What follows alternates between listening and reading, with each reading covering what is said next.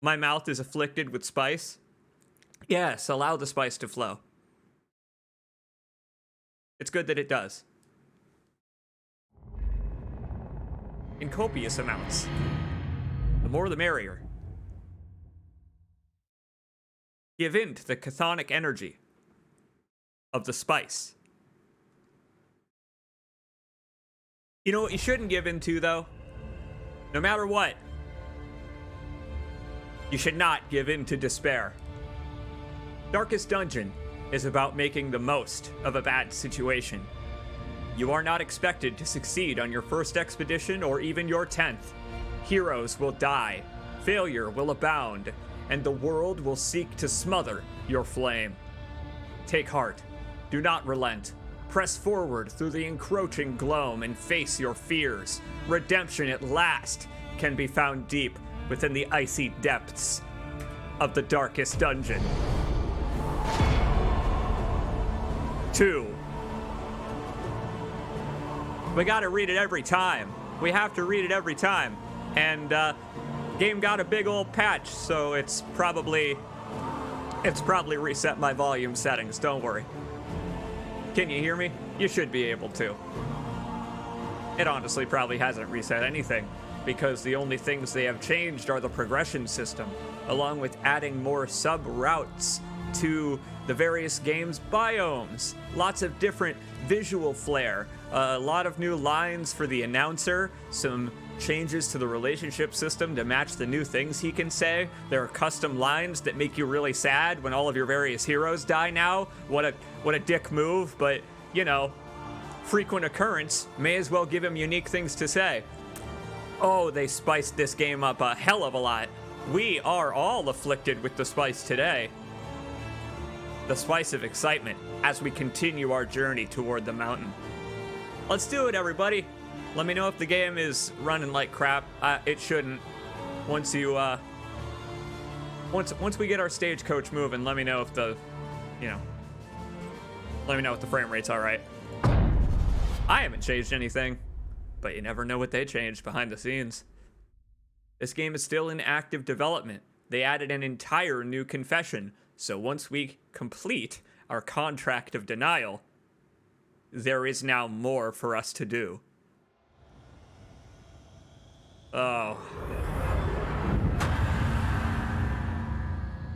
And that is the stage we left our stagecoach in. That's the state we left our stagecoach in. All covered in blood and steel and rusted iron. Hopefully we can run it through a car wash today. Get back on the road. We got candles to spend. While the flame still burns, hope remains. And it ain't dying anytime soon.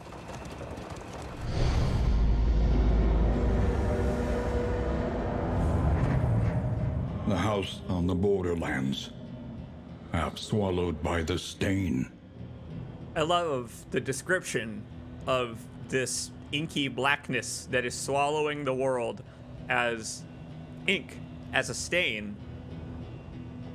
as if it has dripped off of a quill onto, I don't know, the fabric of the world, and it's slowly spreading throughout the little threads of fabric, and we're following those threads in the form of the game's map. I don't know, it makes a fun little metaphor. Again, looking out for the symbols everywhere, looking out for the symbols on everything in front of us. But yes, indeed, after denial, we have another confession to complete. So, this is only the first leg of our journey. And what a long leg it is. The shackles of denial must be destroyed. Is this Bloodborne cart? Yes, essentially. You were my brightest student, my research partner, and my dearest friend. The crossroads, where lost souls hope to find their way. And I do love that you get only a single sentence or two at the start of every run. I have done a few on this save file just to build up hope candles, which you'll see in a second after the crossroads. They have changed that system just a little bit since the last stream. in a good way. But I like that they give you just a single sentence to let you know that these two guys were roommates, if you know what I mean. Colleagues. Collegiates. Speaking of colleagues, we got a whole stable of them nowadays, and we could potentially unlock some more once we reach the ruins of the old manor, what I assume to be. But we've got a lot of new tools in the toolbox to play with as well. Here, first things first, let's jump over to the Hellion. We're going to add a Hellion to our team today, and we'll name folks, don't worry. We'll get around to that in a minute. First things first, I want to mention what's changed, because they've made it even easier to receive these candles with which to juice up our characters permanently for future runs, to unlock new items and, you know, progress further in, I don't know, progress further overall in the game. Easier as well. They've changed the system so that now every character has their own personal goal, and it will give you candles to complete them. And should you happen to lose a hero along the way and have them be replaced, that new one will come with the goal of their own. So no matter what, no matter how your run plays out, you will progress. And you now have options of what way to permanently progress. Whereas before it was still somewhat reliant on only making it far in the game. Now, not only are you rewarded for making it far in the game, you're rewarded for doing what your characters want to do. But let's see, we unlocked some paths as well for the characters that we unlocked last time. We played as the default leper and he kicked ass, but we also have this. The winter storm knows only rage. The tempest path for leper. You won't get a candle for reaching the inn, but boy, he'll chop real hard. Oh, he ain't getting any more diseased. Look at him, let's turn him around real quick. Admire this beautiful 3D model. Look at how gorgeous that is. Some folks in the chat are commenting. Look at the hole in his sword, in the hilt. That little C-shaped hole in the hilt that just about forms the stress symbol. Just about. All it needs are the little spikes. It's worth taking a look at these in depth from time to time because they're gorgeous. Anyway, let's continue. Yes, so if we put him in the absolute front line and chop, chop, chop. Making peace with adversity is the very essence of existence. We may very well meet a lot of adversity on the road for him to make peace with. Hellion also unlocked a path called Ravager, but it requires her to be in rank 1. Well, for it to take effect.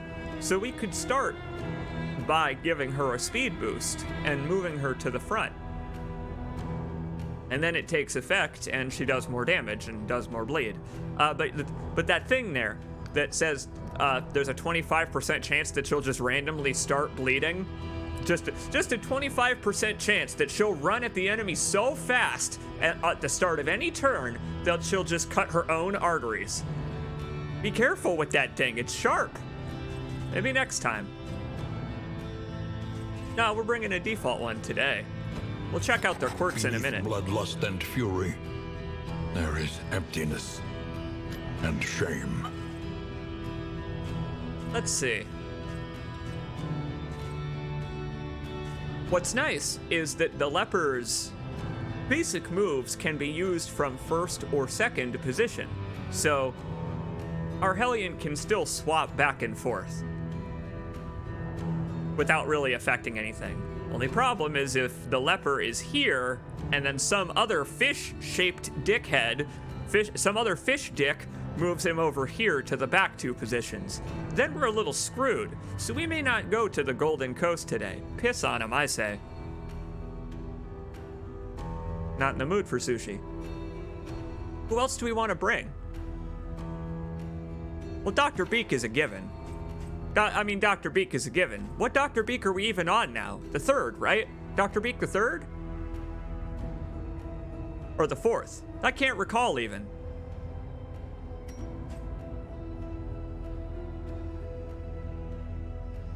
We're gonna pretend it's the fourth. Because, well, I do like V's. I've grown an affinity recently for V's, and I don't quite know why. It may have something to do with the other game I'm streaming. You should check that out. Cyberpunk. It's Cyberpunk, and it's really good. I think I would like to put Dr. Beak perhaps in the third position. Indiscriminate science stains the surgeon's hands. See, we have two characters here who could deal bleed, and if we add in a grave robber, two characters who could do blight. So, we could leave Audrey in the back and have her draw all the attention to herself, where no one will be able to hit her. None of the enemies will be able to hit her because she's in the fourth spot, and I think we'll be good. I think we got our setup here. Audrey can go stealth, and Dr. Beak can assist with blight, you know, because they both have just far too much poison. I don't know where these ladies got their hands on this supply of poison, but they should share it with the other characters. Some guy in a trench coat with just rows and rows of needles like, hey, need some benzodiazepines? Yes. There you go. Avarice slips unseen into the catacombs of the mind. These two are technically in an interchangeable position right now. But we will take that away from the grave robber. And in fact, we'll use her. We'll use her to clear corpses. We can use Dead of Night to delete corpses and heal her, as well as put her in stealth, and then come out of stealth to, that little noisemaker there, that blue icon, draws attention to her so that enemies are forced to attack her if they can. And that'll draw, I don't know, that'll draw the eye. She really draws the eye. Take a look at her. That golden hair. One of the only things really remaining of the nobility. You can't really tell that she's a noble otherwise. Well, you know, maybe the corsage. That's what this is, right? A corsage, a brooch. No, a corsage has a flower on it, doesn't it? I don't see no flowers there. Only thorns. Speaking of thorns, she has a path called Deadeye, which we are going to equip on her, that gives her better ranged skills and worse melee skills. We're not going to be using her melee, so we can put her on Deadeye, which we did last time to great effect. To great effect. Dr. Beak doesn't even have anything.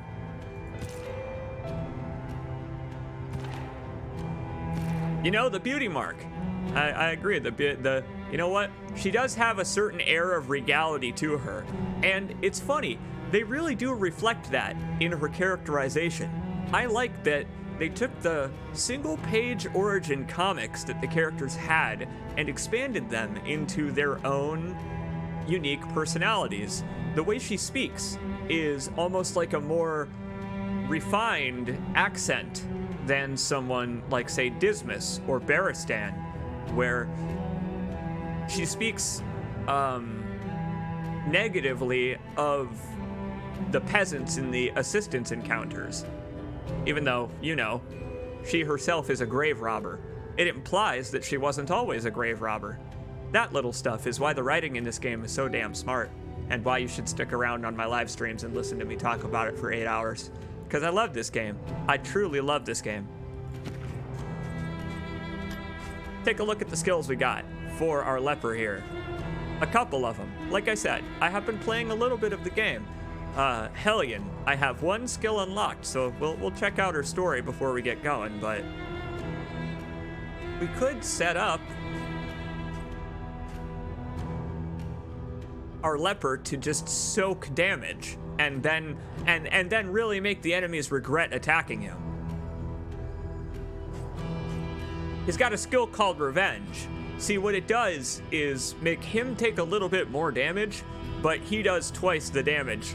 And see, Chop itself does 6 to 12, and a critical hit plus the modifier from Revenge on that is quite alluring. That's boss killing levels of damage, especially with the path we've chosen that makes Chop do more damage. So I like the idea of Revenge.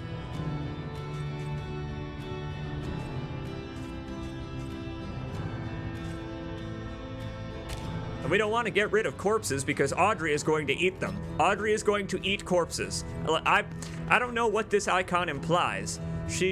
Okay, this clears the corpse, including the gravestone. It implies that she digs up the grave and takes the valuables, but what happens to the corpse? Why does it heal her?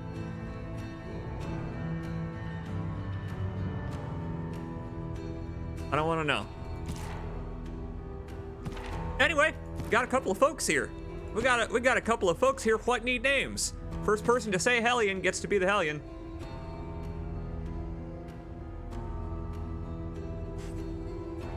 Then we'll check out your quirks and see what a weirdo you are. Hey, it's Squares! Gotta keep the capitals because, I mean, the barbaric yop is also capitalized. You know what? Matter of fact, exclamation point to go with the yopping you're going to do to weaken our enemies. Squares says, I love bleeding and screaming. Leper. First person to say leper. The race is on.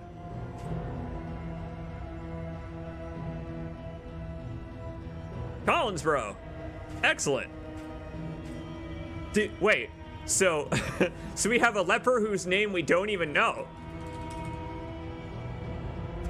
We have a leper named Collinsbro, implying that it's not his name. He has forsaken everything, including his own name. His brother is royalty now and owns and didn't contract leprosy.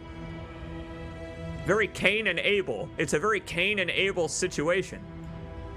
It's fitting. I like it. The grave robber I already have a name for. We're calling her Linnestrad, because Linnestrad is a pretty name that I came up with on an earlier run. Square is my friend. I've got good news and bad news. You're a quirky fella. Or otherwise. You're a tactical thinker is the good news, but the bad news is you get winded easy. Which isn't all that bad news, actually. Winded is fine on Hellion. Winded is fine on tank classes because, well, they're tank classes. They don't move very fast anyway. So, congrats. Congrats, Squares. You do extra crit damage and you have a chance to just dodge anything. You just got a 15% chance to just dodge anything. Forever. You just forever have a 15% chance to dodge. Thanks. Congrats. Collinsbro over here has a fear of the wizard and wizened? You have a fear of the withered and wizened. I guess if we run across any swine kings, we're screwed. Slayer of Fanatics, though. Oh, hell yeah. We're taking you to the burning city. Again, you're gonna chop those fanatics down. They've already replaced their melting limbs with metal. Which again, your sword, heat it on up with revenge and just chop right through them. Linnestrad. Precision. Okay, this one's interesting. This one's kind of contrary to what we've equipped you for. You're a precision. That is the hardest word for me to say with my speech impediment. Precision striker.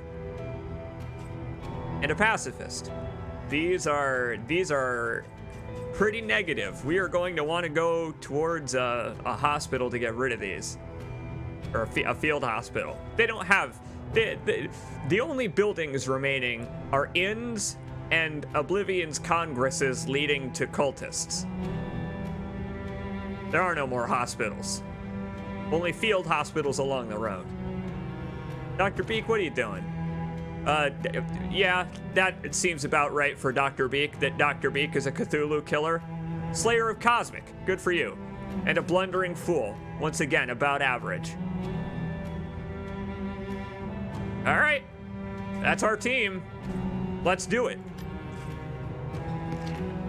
It seems like the only one we may need to change anything about is Linnestrad. Everybody else? Let's check your goals real quick. Well, we'll wait till the end to do that, because then we can actually do something about them.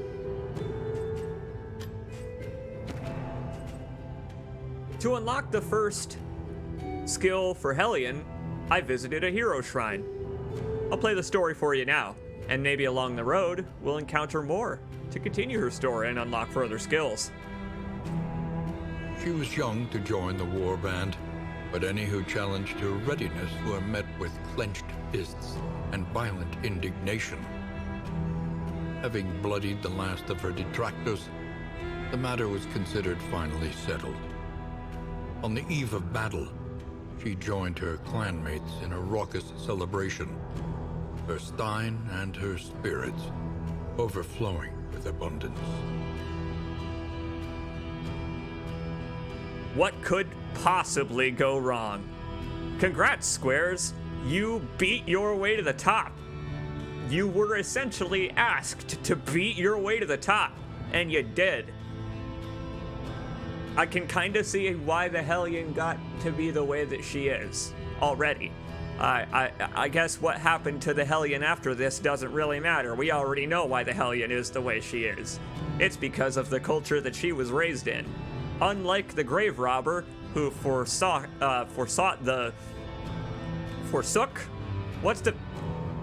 she has forsaken the life of nobility, the life she grew up in. The Hellion, meanwhile, embraced it, to great effect. Like they say, though, opposites attract. You'll end up amorous one way or another. Yea, though I walk through the valley, in the shadow of the mountain. This was a beautiful place once.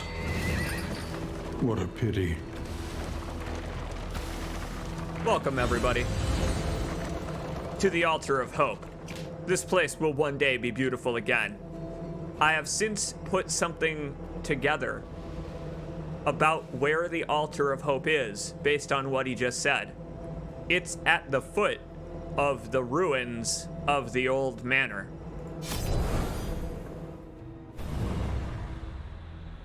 What I said earlier was not actually a joke. We really are going around the ruins of the old manor to reach the mountain. And right now, at the crossroads, we sit at a crossroads. We can either go that way around this entire area to the mountain, or through the ruins of Darkest Dungeon 1, which we don't do. I don't know what the hell happened to this place, but the entire estate is gone. At the end of Darkest Dungeon 1 caused some real problems for this place, is what I assume, but for all we know, it could still be my original working theory that this is a trick of the mind, so to speak. You know, how the Heart of Darkness ended up at the end of all things being the narrator himself trapped down there, influencing it all. Well, what if our fellow is being sapped to destroy the hope of this world? Look at him. Literally look at him. Guy looks like he's fallen apart, desiccated himself and still living. Hearts and minds will carry the day. Damn right they will. Let's see if we can unlock some permanent bonuses for the heroes that we're using right now. We got a Grave Robber. Got a Plague Doctor. Hey, look, a path.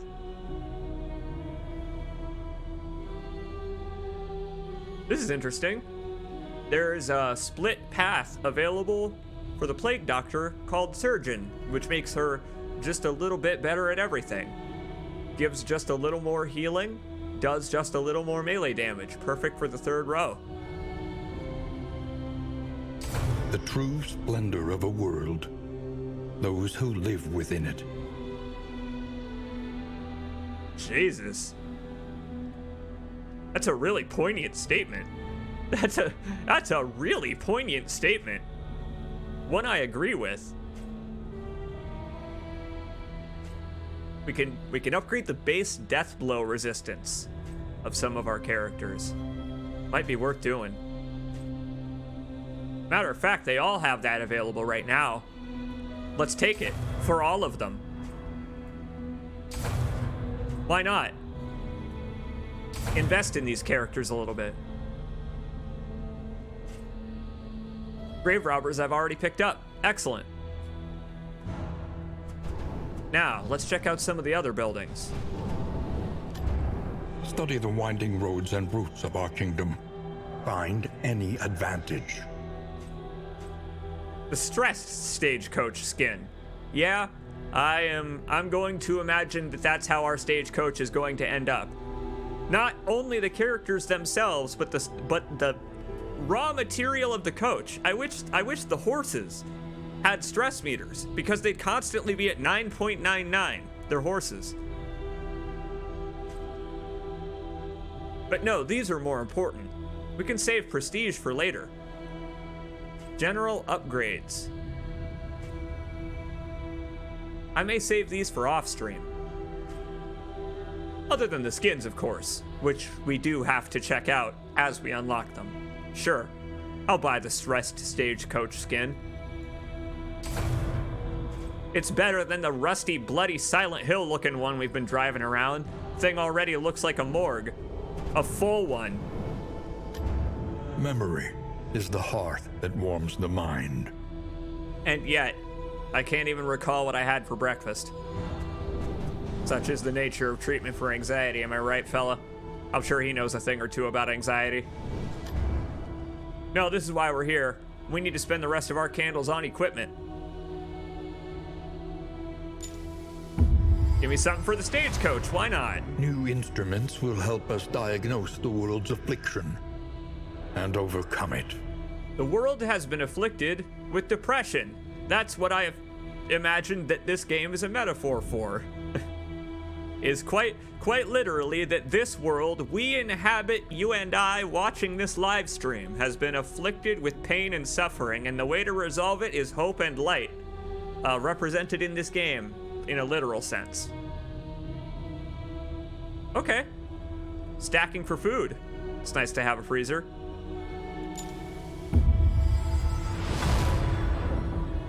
Milk-soaked linen. Now that one's classic. If any of us happen to go blind, I'm not quite sure how that cures blindness. Maybe some sort of divine retribution from above.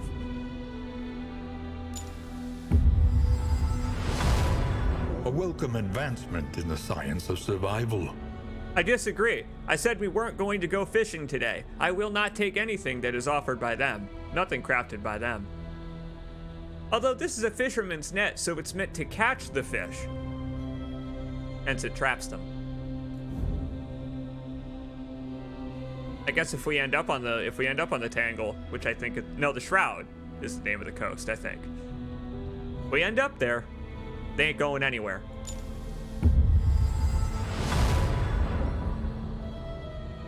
Wow, it actually really wants me to grill some fish today.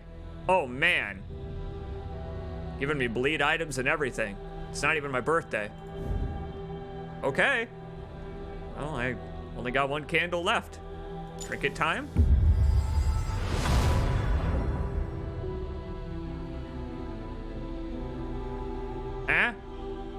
I don't even know what this implies. Gain when hit 2 poison, so that's on the enemy, I assume. So this is just a chance for any attack to deal poison to an enemy, with an increased chance if I have a paired item? Neat.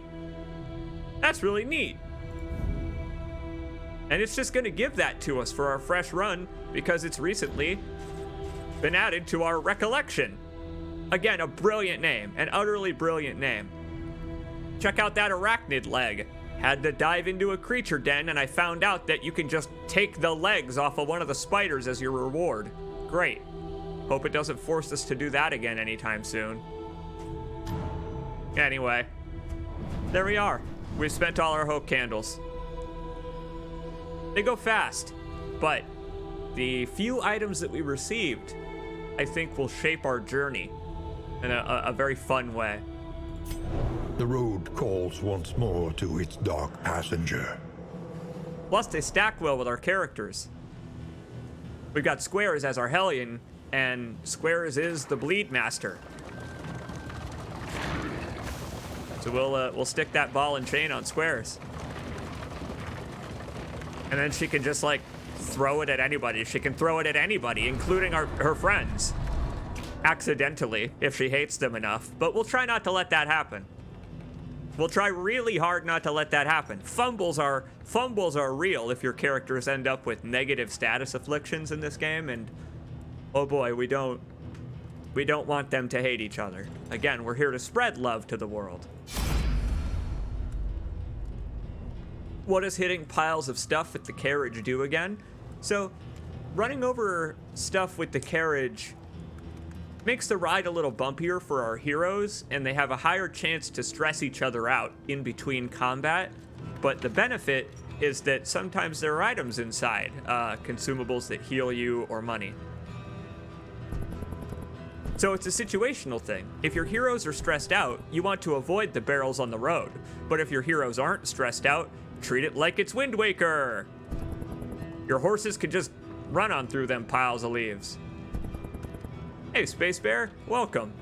And welcome everybody else to Darkest Dungeon 2. As they say, hope is contagious once it catches. Very good, Dr. Beak. Very good. An unexpected find. Spread the love. We have the freezer that we just purchased at the Hope Altar. So, we can now stack food higher once we actually put it on our stagecoach.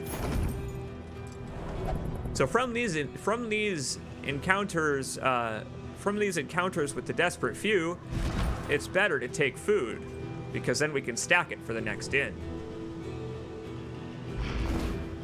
Now, a good old friend. How's it running, everybody? Running well, I assume. Lots of hotkeys and shortcuts that I have now mapped to my mouse so that I can open and close the map with my mouse itself. Oh, it's so wonderful. I don't even need to click on this prompt. I can just hit spacebar to welcome the Hoarder back. Welcome back, my friend. It's always good to see you. Because you sell pipeweed, and the pipeweed is important to building early relationships. That's no joke either. You could buy more stagecoach equipment. We got 2 slots.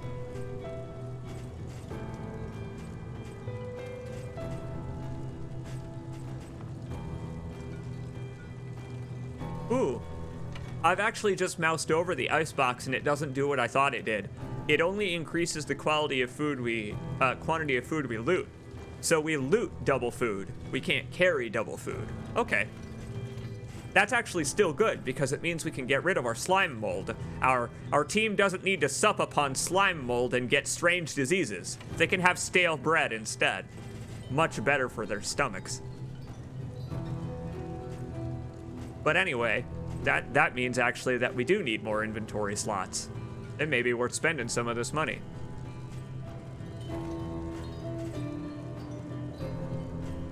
Good to see you again, my friend. I like that he's got some of the old relics from Darkest Dungeon 1 attached to his pouch.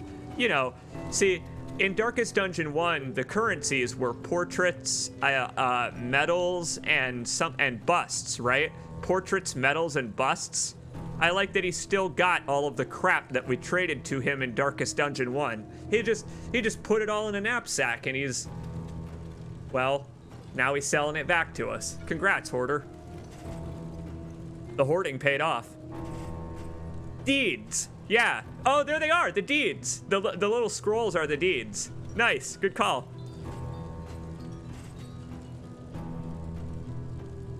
Well, screw it then. Fine. If we're going, I don't remember the name of the fish-based coastal area in this game. I'm still learning. Not good with names, but I'll know it when I see it based on the suction cups. We need to prepare for Bleed and Blight in that case.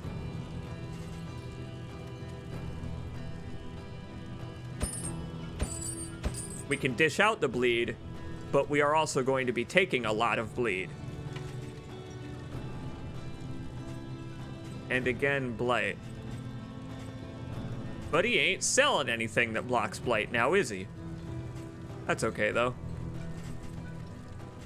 Think I'll save the rest of my money.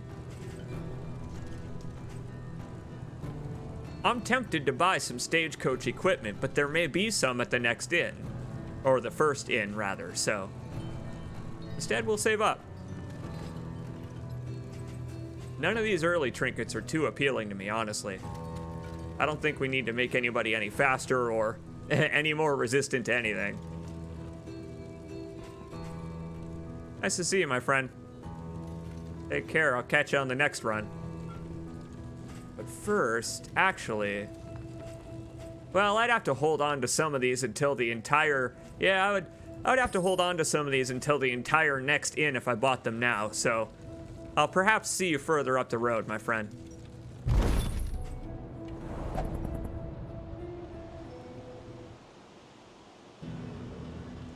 Yes, in fact, we are driving the carriage. We're steering this wagon left, right, and forward. Sadly, can't back up, though. The horses are incapable. Let us equip our heroes. Got a bunch of bandages. We'll just stick those on there early. Try to give someone everything. But it's funny, just like in the original Darkest Dungeon, never found too much use for this milk-soaked linen. But if we're headed towards the coast where the fog rolls in, which very specifically causes blindness and characters miss attacks, we may actually find a use case for it. If we head there, I'll stick it on Dr. Beak. Trinkets. Who do we want to do? Well, okay, hang on. We're sticking this on Lynastrad. Lynastrad has the ability to hit 2 enemies with a non-poison attack. So, a 15% chance for both enemies. Perfect. Fits perfectly with our Deadeye ranged attack build that we've got going on for her. Precision Striker. Gotta get rid of that, though. As we head out on the road. Oh, I'm excited. Oh, I'm so excited. I love the prep work. I love how the prep work allows you to sink into the universe. Comforts are exhausted. Ahead, only trial and tribulation. And I love this bridge so much. We've driven under it 3 or 4 times now, but I've never really admired the detail on it. Specifically how on the side headed toward the mountain, it's got a bunch of wreaths that, you know, symbolize a whole bunch of the game's different motifs. But the detail I like is after you drive underneath it, look at the other side. It's undecorated because no one comes from that side. Nobody comes back from the mountain. You only go towards the mountain. The bull. Why decorate a side no one will see? Giving way. Here we go, baby. Time to see if our build is viable. And already our leper is suffering stress. He is blind and suffering stress. That's very leper of him.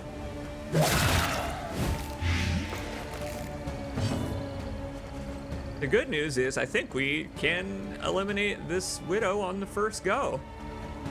We don't even need to... Yeah, we don't even need to wait. Doink. See you later, lady. And we can get started on someone else, too, while we're here. Excellent. I do love to incite a riot in the dead. The more fury with which they attack me, the better. Finish this quickly. I really am dragging a wagon today. We'll try to keep it as full as possible. Real dump truck. All right. So, on Collinsbro, our leper, we have equipped Revenge, which means we can at any point voluntarily weaken ourselves to do double damage to whatever we want. And so if any enemy has been weakened by one of these guys, we can finish them off with Collinsbro. In the meantime, it is time to chop. Haste and carelessness. Hallmarks of the unprepared. Yep, he's a leper, all right. Missed his first attack. Oops. No, there's no oops. That's completely expected behavior. Let's see. The good news is I think you're going to be the one to finish it off. You got a chance here to redeem yourself, my friend.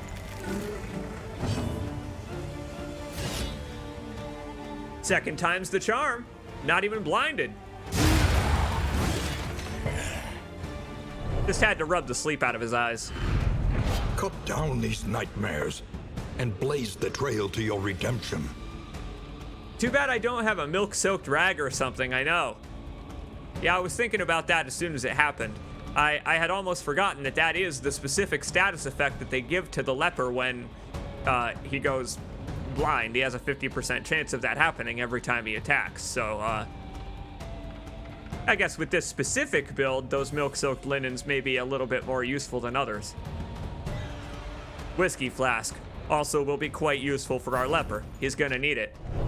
He got gnawed on by the dead. Push on to the inn. Rest and resupply await you. Blaze the trail indeed. Not till our first break. No, it's a long way to the mountain. And it's uphill both ways, funnily enough. The fire is lit.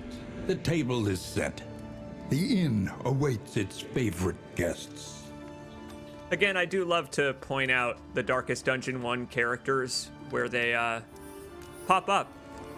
Again, I think on the last stream someone confirmed for me that this was the woman at the relic cart in Darkest Dungeon 1. Just really cool. And one thing I like is the shadow behind her.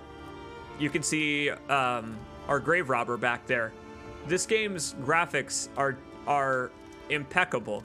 I love the way that this is a 3-dimensional room with a combination of 2-dimensional sprites, as in the woman here in front, and the 3D model around the hearth there and back, so that it can just zoom past her towards our party. It's wonderful. And I love that you can dust off the metal in the corner if you like. You know, polish up the torch and crown every time you visit. I love that it's red. I love the red in the background. The red hook red.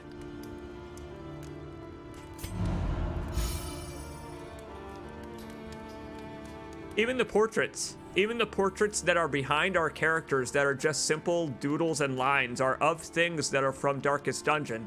This is the clergy from Darkest Dungeon 1, where you would go to, you would go to pray or flagellate, or, you know, that one, I think. It's one of the buildings from the original manor. This one, I don't know what the hell this one is. Magical crystal pyramid. Get me out of this whack-ass crystal pyramid. Before we do anything else, let's check out our available routes, because we may be able to go fishing.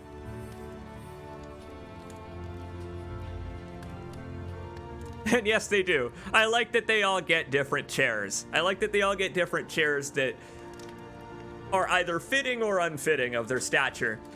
I love Linistraud's giant chair. I love her giant chair and her obstinate posture. Rain, fire, and rot. Is there no sanctuary from this madness? How about that? It is not available right away. But that's okay. We can still make use of all of this bleed resist by going right to the sprawl. Hell yeah, let's go right to the sprawl. Complete this region with no coach upgrades. Interesting. Or an extra mastery point. Fascinating. Whoa, and minus 300% location scouting, so we're gonna be in the dark if we head there. Ha! Versus Defoder, which, you know, just gives us minus 20% bleed resist. Everyone's going to be bleeding all the time. Oh, all the time. Oh, they're gonna be bleeding absolutely all the time. The game is asking me to win road battles, which means going to resistance encounters with that broken glass blue line. Handles of Hope, though. Why, whatever. We can build some of it back up, and we did plan for just this scenario. I guess we'll plan to go to the Fodder instead of the Sprawl. We'll go to the Sprawl perhaps later, when we're more prepared for fire. The tainted crop continues to spread its tendrils of rot and pestilence. Yes, I do love how their postures in the chairs and the way that they lean forward even when you select them to use an item. Their animations when you hover over them to use something. They're like, "Oh, me?" They're like, "Oh, that's for me." The Hellion, meanwhile, is just always at attention. I love the way when you deselect them, they slump back into their relaxed posture in a different way, every one of them.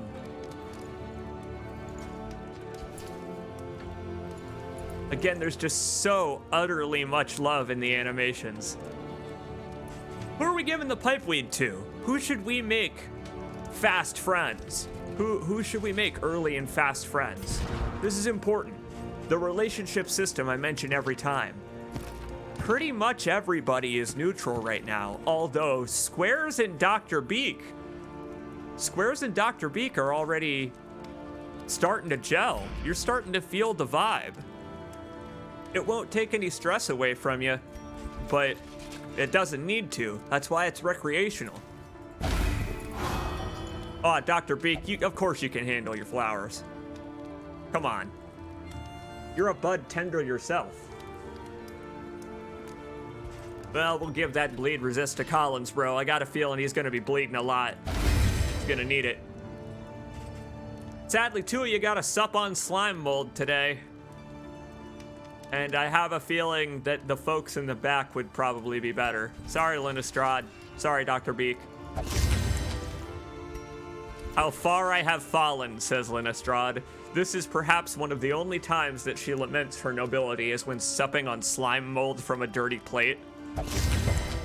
Oh, Dr. Beak resisted the disease there, too. Meanwhile, Squares and Collins, bro. The Feast of Champions. Stale bread. Squares is having hers with wine. Good for you. Collins bro's having his with whiskey. They took it back in the stagecoach all for himself. Nice. All right, so let's see what's for sale. Conventional fare, but fairly priced. Fucking nothing. Wow. Oh boy. Well, I guess this is why she was the relic dealer. Ran out of relics in between games. Sold them to other heroes. Aha! A songbook of touching dirges. Always worth playing a touching dirge to your party to let them get to know each other a little better. Those 2 yellow diamonds mean that everyone in the party earns 2 diamonds towards a positive relationship with each other. At the cost of 1 stress, but it's 1 stress. Nearly all of our characters have a way to heal stress in some way.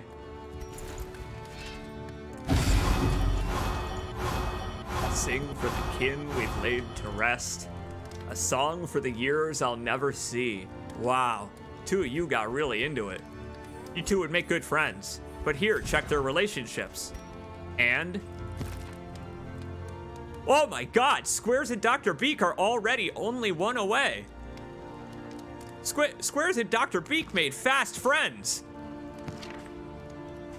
Wowee. What? Apparently Squares didn't like the music, though. Music is the trigger for deep-seated resentment. Apparently it reminded her of bad times. Do we have anything that could... oh boy.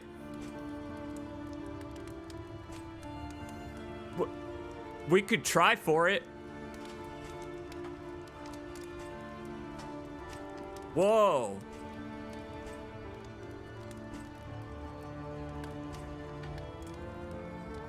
This'll hit them both twice, so let's not do that one. But they could share one more bottle of whiskey and get an early partnership going.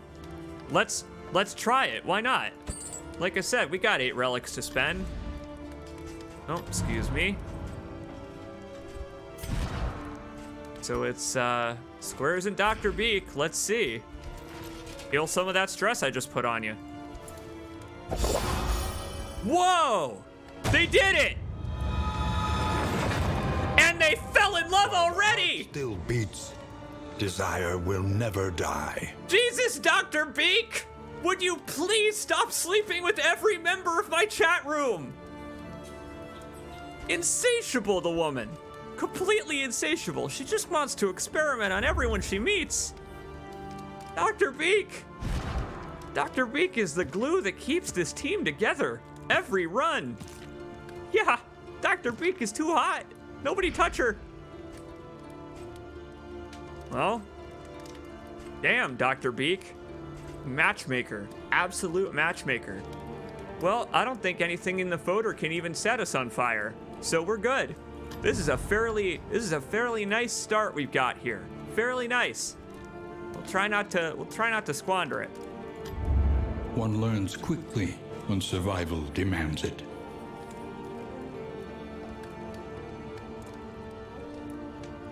This one's interesting. We could upgrade Revenge and remove any weakening that he has done to himself, the leper.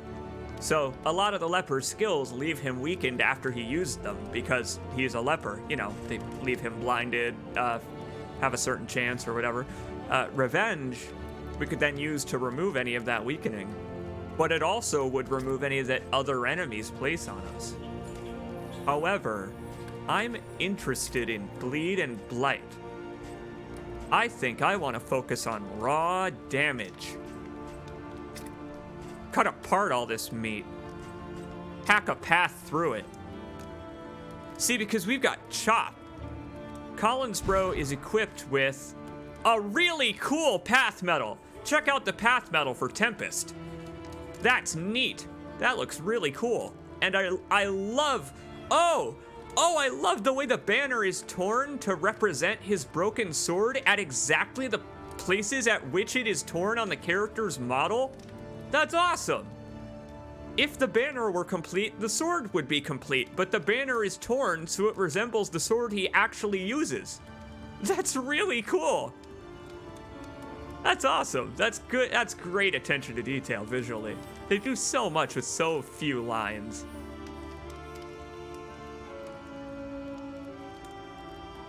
Oh, and it's rain in the background of the banner. Tempest. That's what these little lines are. These teeny tiny little lines are supposed to be droplets of rain. Meanwhile, over here, if we look at Audrey's, a dagger going straight into an eyeball. I mean, that one just tells you straight up what you're supposed to use it for. But check out how the eyeball is kind of shaped like that. It's kind of shaped like the cultist symbol a little bit. It doesn't have the second ring around the edge. But I love it. I love it. That's great. That just makes me smile. Again, that's why these details are worth like slowing down to look at. That's why I love streaming this game. But okay, cool. Just checking his path here. Seeing if Chop is worth upgrading.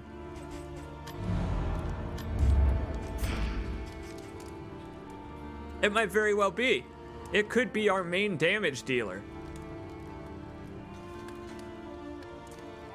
And reducing the chance to blind him would be quite handy. And again, that only increases its max damage, so this would be good for maybe a second region or something like that. We'll wait on that, perhaps. Because right now, he'll kill enemies in 1 or 2 hits anyway. Take a look-see here. I honestly don't think we need to do anything with the leper right now. I think we will, in fact, focus purely on our bleed and our blight. We'll try it. See where it gets us.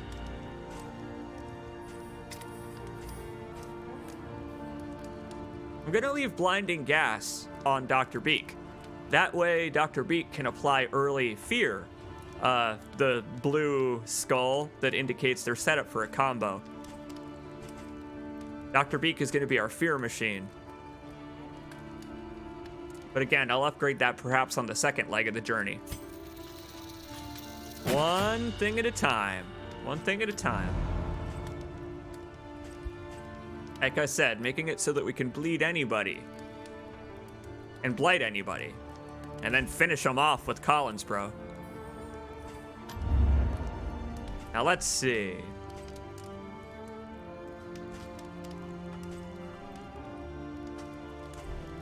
We're not taking the goal Naked and Afraid, which is a wonderful name. That's a wonderful name because it matches exactly how you feel if you don't visit the Wainwright. Planning and mindfulness, as vital to survival as sharpened steel. That means we can, in fact, put on this icebox we just looted. Bolt it on and be off. The mountain will not be denied. And let's change our stagecoach livery. There it is. Steel. Which gives me a perfect you know what? Our new skin. Our new stress-based skin has given me the perfect inspiration for the name of this stagecoach. Welcome everyone to the Steely Damned. If the coach is a rockin', don't come a knockin'. Because Dr. Beak is getting it on in there with squares already. Let's do it. To the photo we go. Wait. Before we go. No, she's not even selling anything for relics. Again, she's all sold out of relics in between games. Decided that she'd rather keep them. Oh, I love that. Behind her. Behind her. Those are the cabinets that you can interact with in the first game that give you weird quirks and shit. Oh, that's awesome. I recognize the skull on the top. I hate those. I hate them. I never touch those bookshelves. Never. That's great. To the photo we go. For better or worse, we're gonna chop some meat. Roast that beef. Ring it in the ears, everybody. A new era of hope. The rancid crop grows unchecked and abhorrent. Oh, we got hit hard by that lack of scouting chance. That's okay. Lots of assistance encounters. And I have set up some buttons on my mouse to open the inventory and the map and open up the character sheet and inventory at the same time. So now whenever we need to change our equipment and stuff, we can just minimize the whole menu. I can just take a look at the map, and in the most recent patch, they made it so you no longer need to click and drag it, like some kind of mobile interface. Now you can use the scroll wheel, finally, to scroll the map. Oh, thank God. Oh, thank God. What are you thinking? Assistance encounters? Everyone's got a goal nowadays. And I love it. I love that they let you see the goals as long as, and as well the plight on the region. Just at one button press. We need road battles, which means heading for these. Blue broken lines in the road, those indicate that there's a battle along the way. We just need to hit a couple of those. And I'm thinking, if we reach this middle fork here, we could set off for the creature den. I don't like the spiders, but that's because I'm arachnophobic. If you're not arachnophobic, they're just weird, gross bugs. So I'm willing to fight them. I've fought a lot of them on my own time. Again, I took one of their legs as a trophy and it helped me almost win one run. Let's set off. A simple choice. At least it should be. Yeah, welcome to the photo, everybody. It's looking Lovecraftian in here. Every area, a very different brand of Lovecraftian. This one very post King in Yellow. And wanting. I believe. Will you rebuff their Ernest, please? Not a chance. All right, my friends. Let's see. What are we parting with?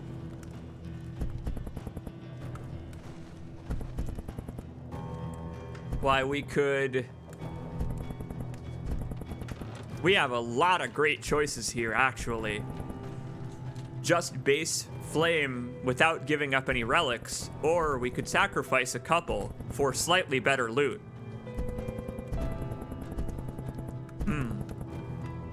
These are all varied choices. Wow, man. Fella, you got a hell of a stockpile here.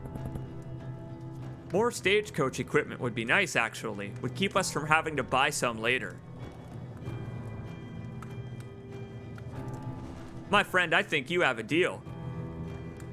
We can in fact trade with what little we have. This will reduce us to one stack of, this will reduce us to one stack of relics. The Wainwright awaits, eager to ply his trade. Holy hell! Yeah, when you were talking about looting double food, you weren't lying. Now we just need to give our characters a second stomach so they can cram all that slime mold in their gullets. We're gonna need to drop a lot of that slime mold. We're gonna have so much. Thanks, fella. And there you go. Free candle. Free candle thanks to Squares. Thank you, Squares. Oh man, look up there. Check out those square crows. Ugh, they ain't square at all. Let's see. Now none of those were trinkets, right? Just making sure. Yeah, okay. So we don't need that much slime mold, thank you. Once we get 4 bread, I can drop all of the food that I encounter from this point onward. Whoa, this is a completely new tile set, and I don't like it at all. Oh, it's terrifying. Look at the corn. The corn itself is one step away from becoming Grimblified. And I've just noticed that some kind of giant monster, tentacle, or harvester has plowed its way through here already. Oh, this isn't even a road. Ah! I found the fella that Cannonball rolled through here. If it bleeds, we can kill it, and it's got no resistance. I love that cartoony stutter step. All right, Linnestrad, you're a Deadeye. Let's do it. God, encountering a lord right away, huh? Typical, real typical of Darkest Dungeon. Yeah, enjoy that baneful breath. Didn't even have time to give us an ounce of prevention against it. But then again, I don't think it matters at this point. Sadly, I can't incise him.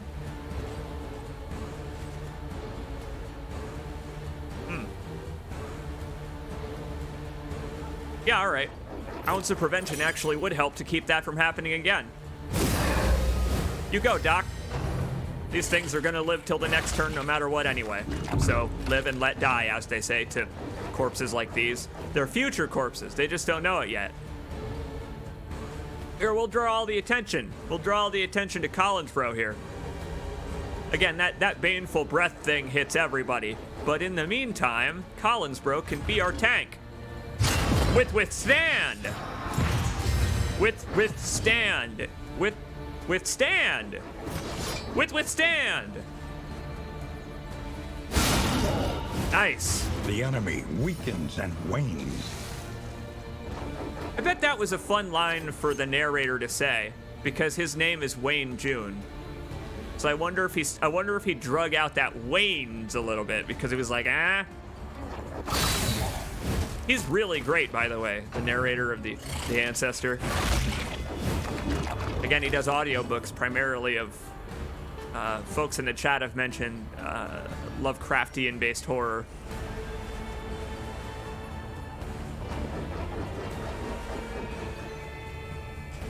You know what? Damn, he's got me. Yep. If I had the damage dealer on Dr. Beak, I could kill him on this turn. Oh, never mind, I couldn't, because he's also got 25 death blow resist, so I guess I'll just go fuck myself. Well, in that case, I guess he also can go fuck himself. I'll ignore him for the time being.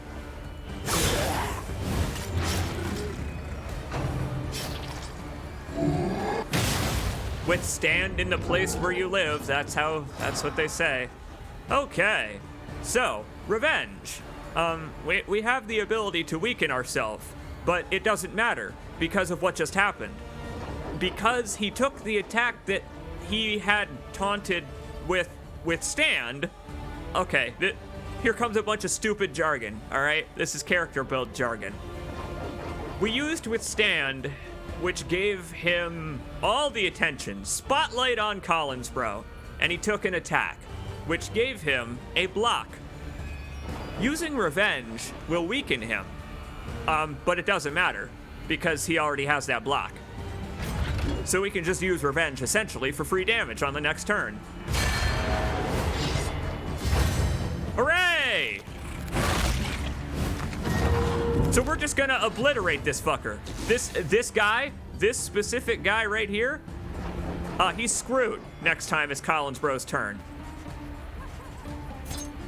Listen to the game, laughing at me because it already knows that he's gonna miss. It's not Collins Bro's fault. It's the fact that his character is a leper. That fella's on the way out on the next turn too.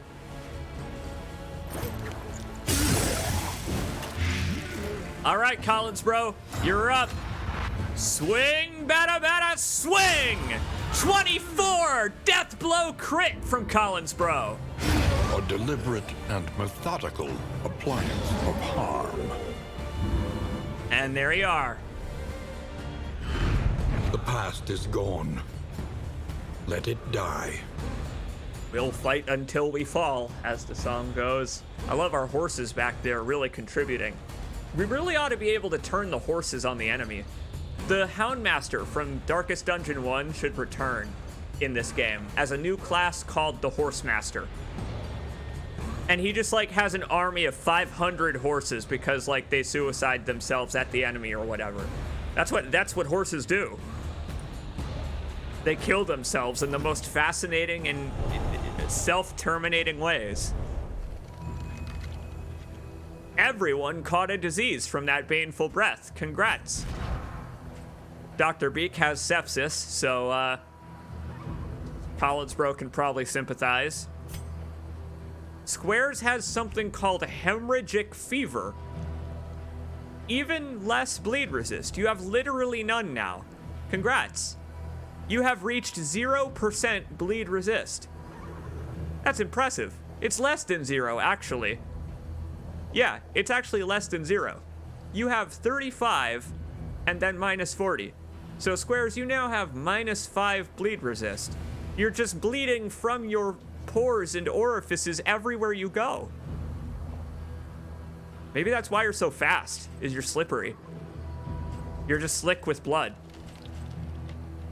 Oh, but I've got good news. Squares, check it out. Because you and Dr. Beak are in love, you have a sunny disposition that is locked. That's a locked quirk. You will now have more positive banter than anyone else in the party. Congrats. That battle was actually pretty important.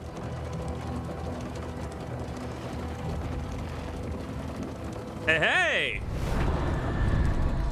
Desperate Few again. Welcome back. Good to see you again. I guess he scurried up the road, Outlast style, through the corn. Oh, Linnestrad says yawn. Linnestrad's fallen asleep, which is good. That's kind of part of the point of this stream. That's why I like streaming Darkest Dungeon 2, is because the commentary itself can be insightful and about the strategy, right? While at the same time being in my usual monotone and explanatory voice that helps people chillax. This game helps me chillax, dark though it is. I hope it helps you chillax too. Yeah, let's check this out. Let's see who Linnestrad could stand to take a relationship hit with.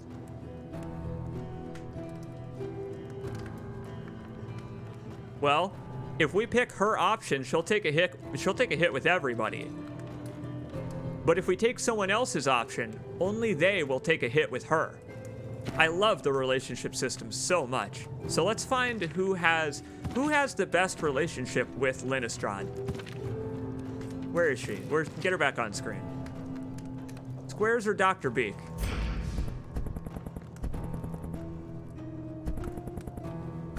Dr. Beak says Humph. Beats another supper of slime mold. I've got bad news for you, Dr. Beak. We're going to need a little more bread for that.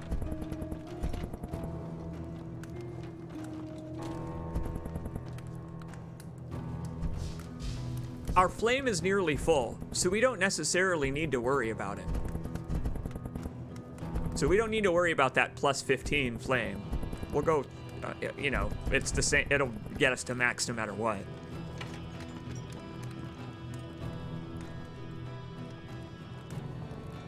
We'll give up our relics, because we're going to get in a bunch of fights, so we'll get them back along the way. We need to for our goals. In crisis, no gain is insignificant. That is a little bit too much bread. I mean, that could go to other desperate few. I should be able to hand that out at assistance encounters and at field hospitals for positive karma or positive flame, because that's gonna feed my entire party for the rest of this run. That actually completely changes my strategy for this run, potentially. It looks so completely silly. It's like my Discord server up in here. Collins bro made this bread himself and posted it in my Discord server. That's what we're looking at here.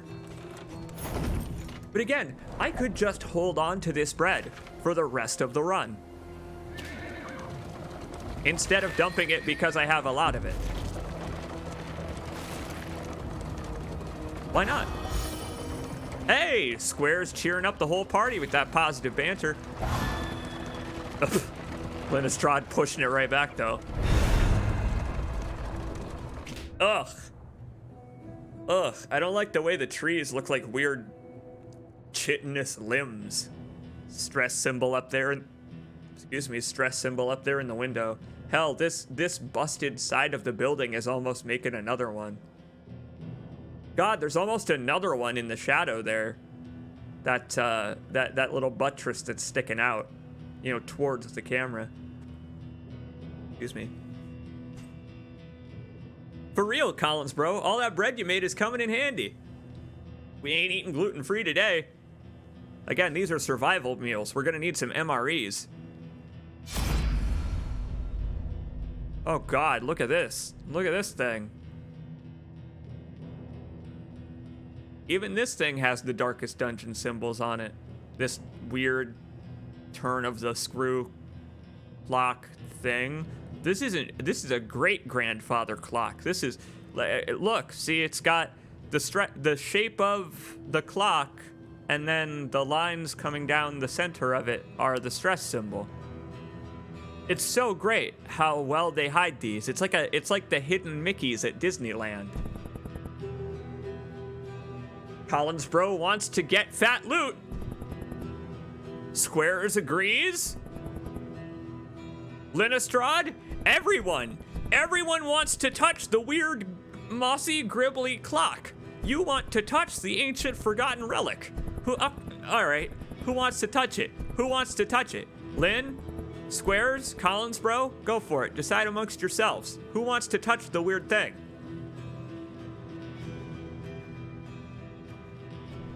Did you know the stress symbol is called the Iron Crown? Oh my God.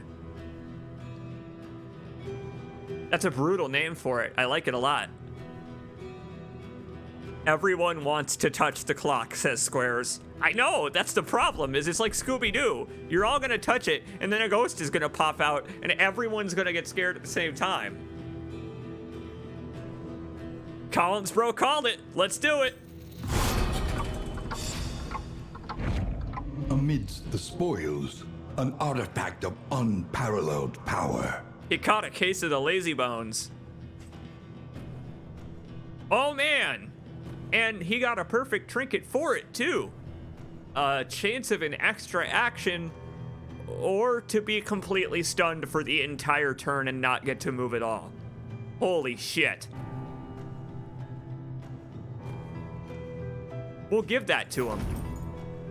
You know what, Collins bro? You earned that. Squares claims it was rubbish and nonsense, but that's because Squares is a Hellion, and Hellions don't know how to read clocks. Look at all that fucking bread in my inventory. Collins bro, you've made this run all about yourself. Congratulations. See, you're our tank, the leper, and the tank can use withstand to soak up damage, and then it doesn't matter anymore. It doesn't matter anymore if he gets stunned on the next turn, because enemies are just going to attack him anyway. Not motivated to do all that much. That's actually fine. Lazy is actually a perfectly fine quirk for Leper, because we don't want him to be fast anyway. We want the Leper to be really, really slow, because of what I mentioned on the previous stream. Check it out. Look at the speed of each of our characters. 6, 3, and 5. And then at Collins, bro, we got a big fat goose egg, which means he goes first. Because if everybody else is faster than him, he goes at the end of the turn, even after all of the enemies. So everyone goes, and then Collins, bro. So he's first. And it's stupid. It's really stupid. It's dumb how backwards that is. But it's brilliant. It's brilliant the way you can make it make sense. Now let's see. We need road battles, and we've only done one. So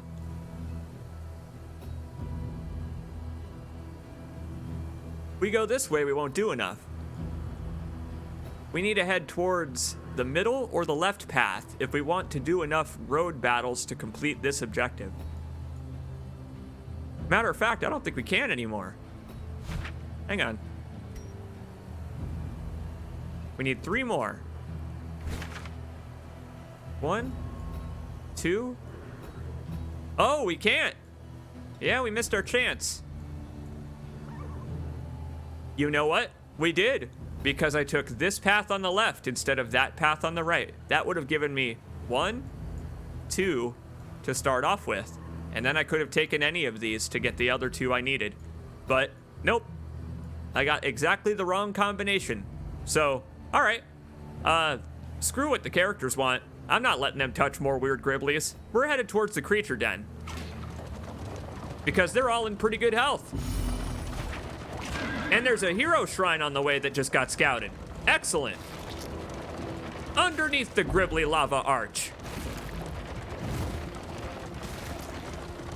Yes, that's right. Arachnophobia warning, my friends. I'm getting a little used to the spiders in this game now, but they do still freak me out. I promise I won't scream and shout at them anymore, but just so you know. Darkest Dungeon 1 adds spiders, as does the second game. And they're a little bit more freaky in 3D.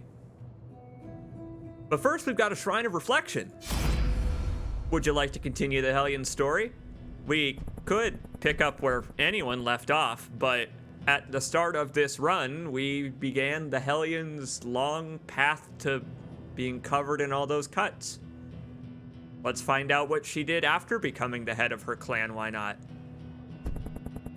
The invaders came, and with them came countless fears, she says.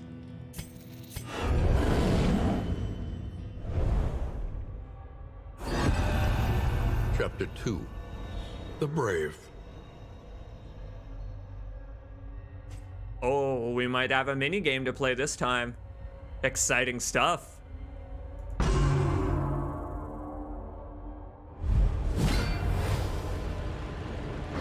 She was the tip of the spear, poised to sunder the enemy line.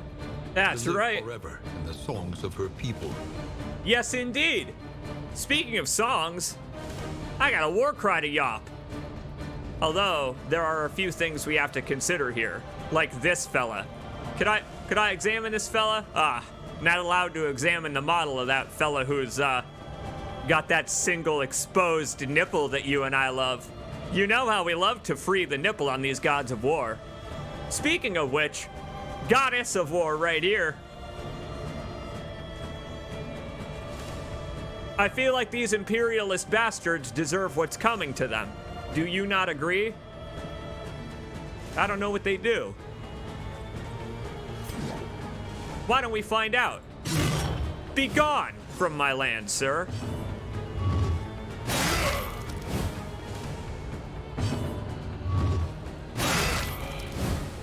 Nice axe. Try throwing it. It'll come back. Oh, boy. Hey, any of you got a next of kin? Wowee.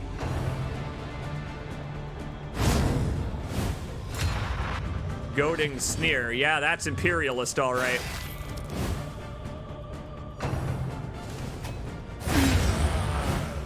Well, this is not what I expected to happen. Either to the Hellion or to this encounter. Right. Not a fan of the death of her clan. Makes perfect sense. I like the background, implying that it happened in the Tangle or thereabouts. So we can summon more of them, but I don't think there's any point. This is unfortunate.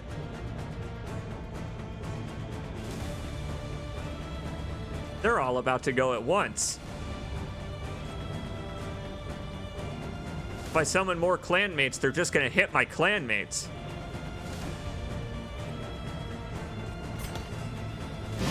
Let's see if we can take it. Get yopping. And they resisted it. You kidding me?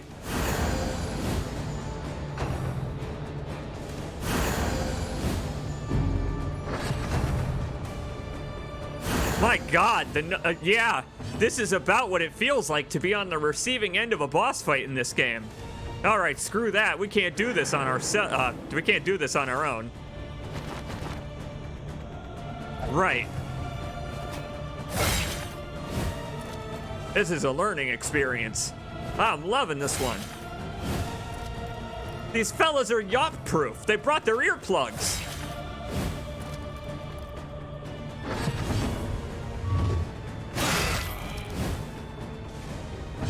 Oh, my fellow clanmates just do so little damage.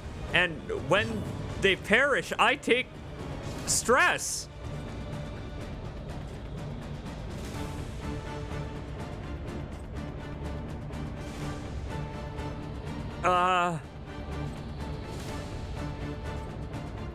I guess I could try stunning them again, but they're resistance. Now hang on. That would just daze them. Isn't that right? Yeah, that just delays the inevitable, if anything.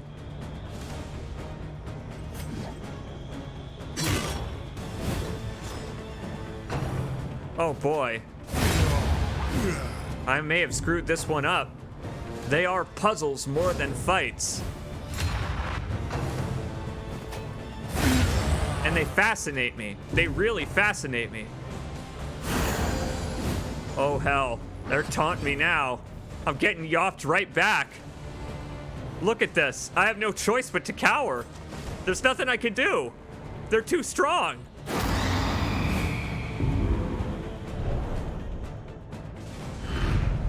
Her entire life spent in preparation.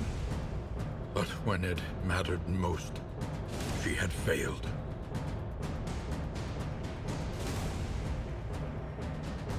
It is funny how they make you feel like you are on the receiving end of a prepared team in that encounter. Victory of a sorts. A life lesson learned, I suppose. Look out for number one, unfortunately. Gonna guess there was no win in that one. Again, they had muskets. We have Bardiche. You think my Bardiche is gonna block bullets? I've seen Dismas sling lead for 17 damage a pop. Speaking of pops, see you later, Kratos. Atreus is gonna be real disappointed. What did we unlock? Ah, a bloodlust against those imperialist bastards. Perfect. Perfectly fitting. Perfectly fitting. But it does explain her mannerisms some. That's tragic. I love that the confusion was real. Huh. True battle was nothing like the training pits. Yeah, you don't say. That's kind of the problem, is when you fight an enemy that has superior arms to your own, you have to adapt and overcome. And when you're wearing bandages and leather and they're wearing metal, one of you has a bit of a natural advantage, let's say.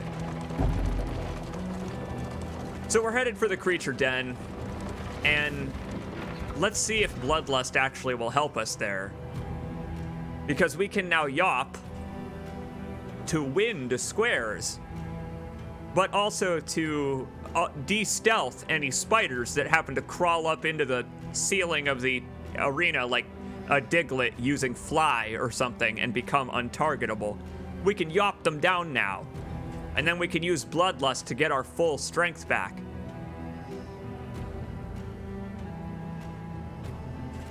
What do you think? She ain't in the front anyway. I think we should take off Iron Swan and put on Bloodlust. Get yopping. That was exactly what we needed, as a matter of fact, for our character build. We upgraded If It Bleeds, and, well, attacks deal 20% damage when the target's bleeding. So, this is what I open with already. Perfect. First, they ate the rotten flesh of their animals. Then, still hungry, they turned upon themselves. Now, by themselves, do you mean their own people, or by themselves, do you mean their own bodies? Because if you start growing extra limbs, that's just food that's going to waste if the limbs aren't vestigial. If you can't use them for anything, they are... Sharpen your blades, that we may properly excise our portion. That, I can't believe it. That's literally what he just said. I can't believe that's what he just said. That's way more eloquent than I could have put it, narrator. Thanks, homie. Check it out. Sideways, there is an iron crown in this tree. Sideways. The little points. And then the circular shape. The mountain. Look. The top of this tree is shaped like the mountain. That little weird pointy tooth nub shape. Eat your extra limbs. See Jacobs 2022. Well, yeah. I mean, you've seen Dead Space. Don't you want to prevent a game like that? All right. I say this every time we enter a creature den. Arachnophobia warning, because they are everywhere in here. And they're big. They're twice as big as our characters, and they get real close to the screen. They scared the hell out of me on the first time I saw them, to the point I had to cower. So if you're arachnophobic, genuinely, maybe like peek through your eyelids. That's what I did, and that really genuinely helped me get used to them. It's exposure therapy. Exposure therapy genuinely helps, especially when the whole point of the game is to beat the ever-loving snot out of them. We outnumber them. 2 arms, says Collins Bro, who is incorrect because we're going to have to fight 8 enemies. Good news, though. Aspiration unites the hopeful. Collins Bro and Squares are confident we're making it out of here with a spider leg or 2. Ain't no spiders.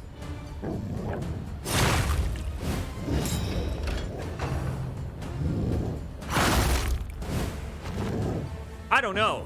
They do have a lot of arms. Hey, I got good news. They knocked me out of position, but it doesn't matter. I can get it right back. I left toe-to-toe on Squares for just this reason.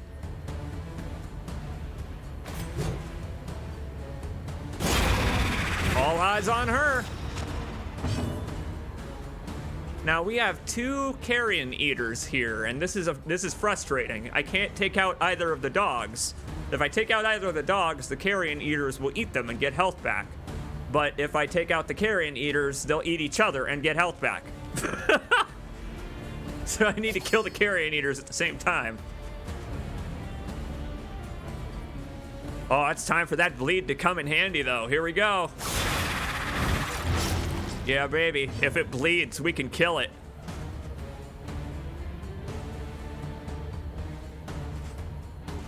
What do you think? I got a single spiked ball. It's a pretty powerful bleed. I could get one going early on this fella too. I'll save it for the next turn, why not? We'll do some regular damage. See, these dogs have the ability to guard the carrion eaters, which means that only Audrey can hit them. And it'll piss me off if they do that. If they do that, it'll just piss me right off, and I'll be real mad and stomp my feet and stuff.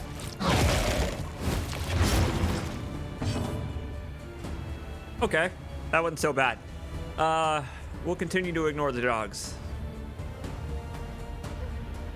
Got it. Collinsbro. Collinsbro will use Withstand, and that'll force the dogs to attack him instead of guarding the carrion eaters. So he's not going to get a hit on them, but that's okay.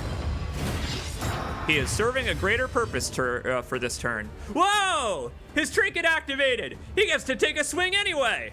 Yeah! Good shit, Collinsbro. It's time to get shopping. I don't necessarily want you to kill this carrion eater, but perhaps I do. Perhaps I do. Because then maybe we could kill the other one before it gets a chance to chow down. A promising development. Interesting change in strategy all of a sudden. Squares is bleeding, but that's okay. She's got 42 health to bleed. We'll let her do it for a while.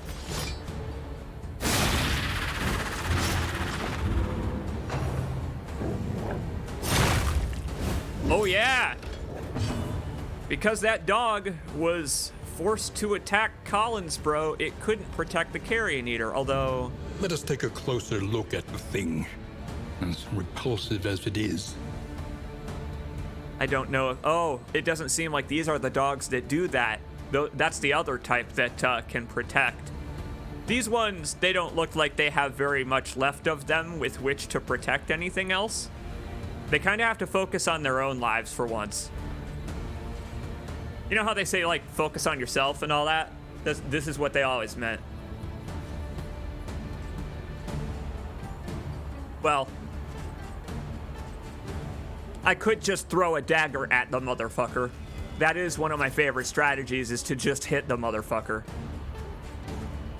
Got 11 health. No matter what I do here, it isn't enough to kill him. That's a shame.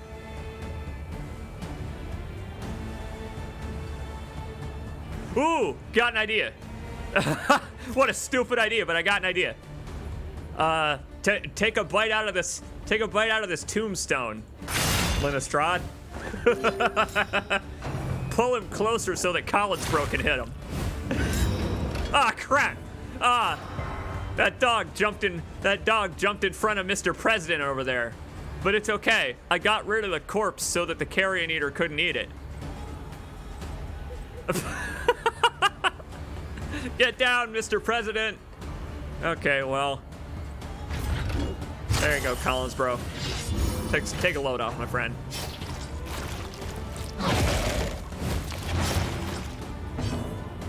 You are really bleeding now. You're really bleeding now, Squares. This road cannot be walked alone. Let's see.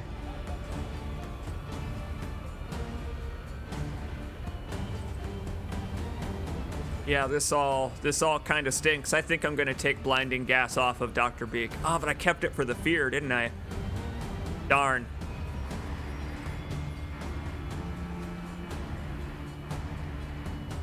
Well, whatever. Maybe he'll miss his next munch. when you can do nothing. Let's see. There we are. Oh my god. One HP left on that Carrion Eater then. Fine. I guess he'll get a chance to. I guess he'll get a chance to try and chow down. Here. Yop these dogs. Or try anyway. I mostly wanted to do that for the bleed skill.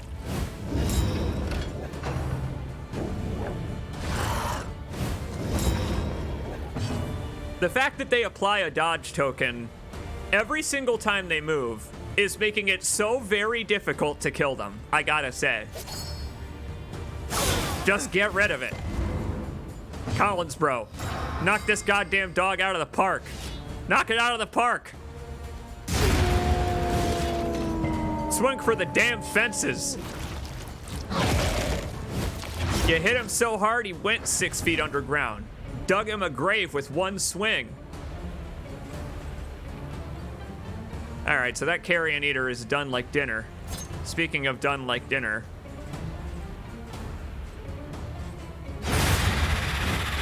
Ah, well. Sometimes you don't have to play as efficiently as your favorite YouTuber.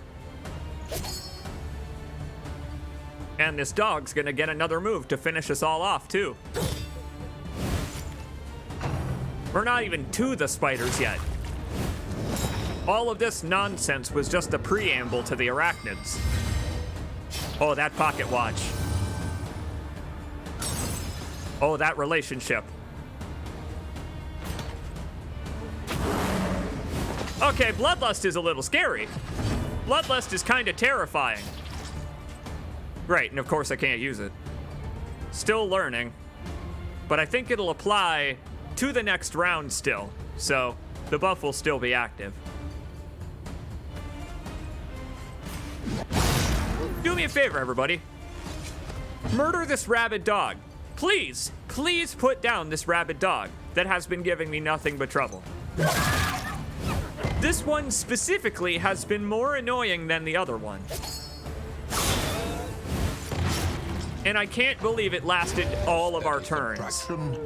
An invariable result. Wow-wee! Carrion Eaters and Carrion Devourers. What the hell is a Carrion Devourer? I almost would have preferred spiders to whatever the hell this is.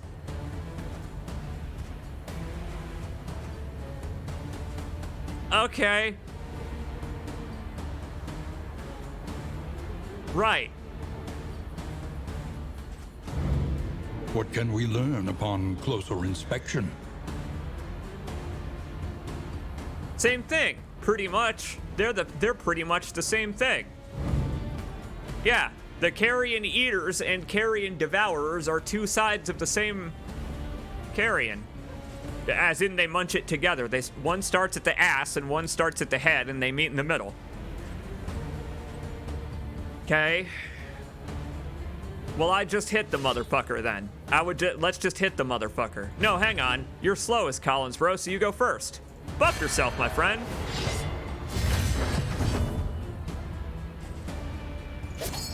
All right, this thing's got damage block, which means we are gonna focus on this guy. This guy's got no bleed resist, so let's pick on him.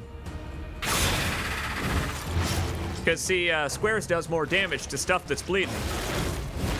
The slow suffering begins. I intended these powders for the bedroom, Dr. Beak says to Squares, healing her bleeding. What powders clot bleeding but can also be used as an aphrodisiac? Let's see. Oh yeah, this is gonna hurt. This is really gonna hurt. I don't even need to make this thing bleed again. I could just hit it. I could hit it with her bleed attack or just her normal damage. Extra 20%. But then again, that would only be like 1. I think I'd prefer to stack. Who doesn't love to stack bleeding? Especially because then I can use flashing daggers. Finish that thing off on this turn. Finish it off on this turn. Oh my god, it survived with 1 HP again. That's actually fine. But I've just considered these are carrion eaters.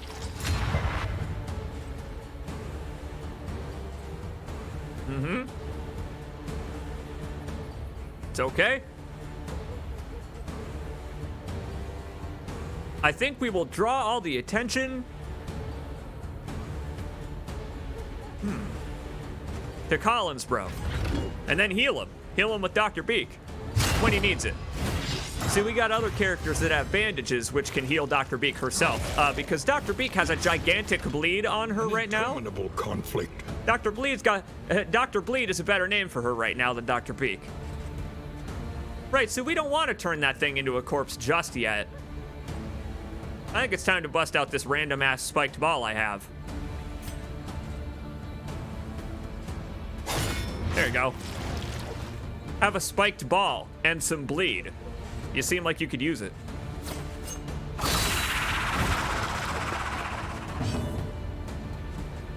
Now, Dr. Bleed. Become Dr. Bandage. Very immortal redneck under the armor. All right, so now this will probably hurt. This will probably hurt a lot.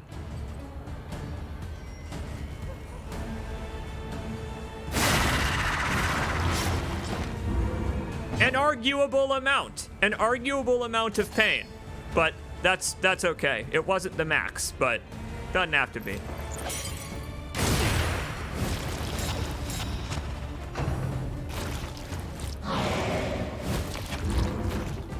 Again, sometimes you just miss lunch.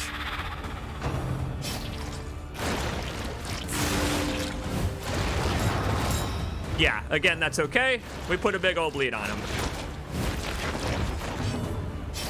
See, what I was doing there, hovering up in the corner, was checking the turn order. See, I was checking which one was going to move before the end of the turn, because that was the one that was going to eat that corpse. And I'm okay with it being this guy, because we already stacked a bunch of bleed on him, so we can just get rid of him soon.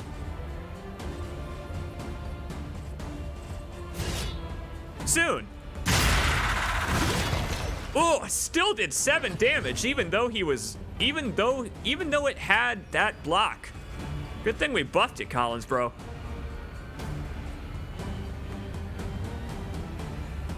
Oh, and looky, Lenistrad's about to just ignore this thing's block entirely.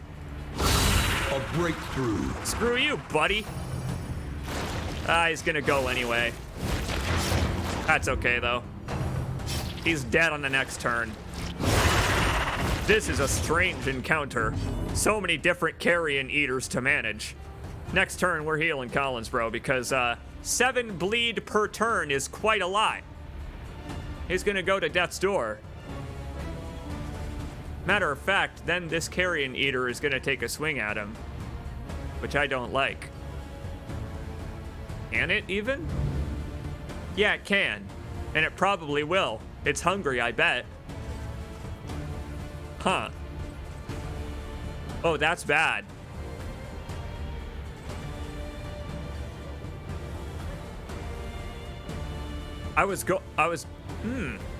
But Dr. Beak is next, so okay. I think we're fine.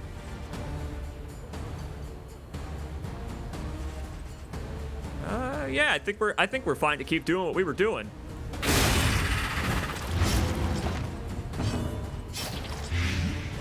All right, Dr. Beak. Please save Collins Bro's skin. In these times, savor it. What little skin he has left, again, as the leper. That pocket watch. Brows, unsteady stances. Exhaustion takes hold. Yeah, this is a brutal one. This is a real brutal one. And this motherfucker up here is gonna cause problems. He's gonna cause so many issues. I don't know what to do. Which one is he? All right, he doesn't get to go until the end of the round. This one's gonna die of damage over time. This one's also on the way out. Well done. thanks, I think. But all I've really done there is feed the carrion devourer at the front. I don't know what to... Okay.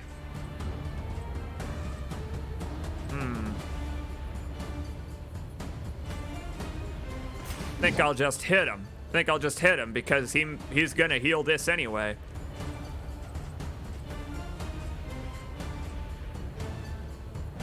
Aha! I'll yop him. There we go. Get yopped, fella. Hadn't counted on them having death blows.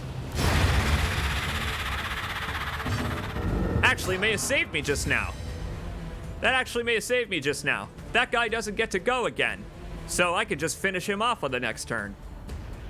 He doesn't get to eat this corpse, and he didn't become a corpse for this one to munch. Okay. Don't screw this up. Hi-ya! 16 damage. Oh, and you fool! Try to bite the guy in golden armor. Dr. Beak, you're not looking so hot. Why don't you take some of your own medicine?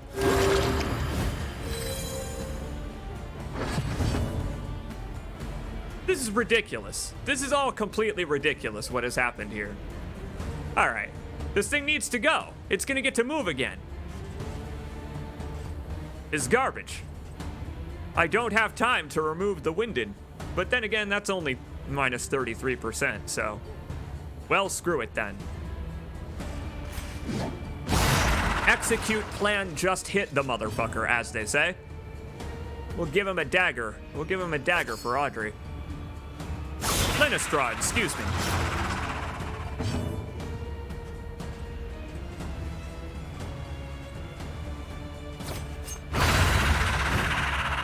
Now, it's probably gonna eat one of these. I bet it's gonna do it. Really? Collinsbro again? He's just so delicious. It's all the bread, I guess.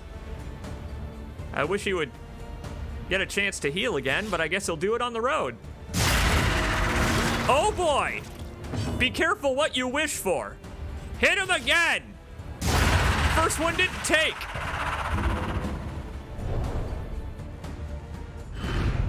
Cut down these nightmares and blaze the trail to your redemption.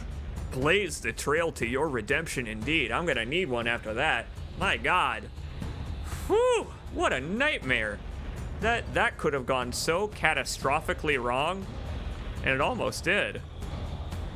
Hey, check it out though. At the end of all this, we get an extra mastery point, and this sticky white stuff is going to heal all of our stress. We're going to get some congealed slime and heal all our stress together.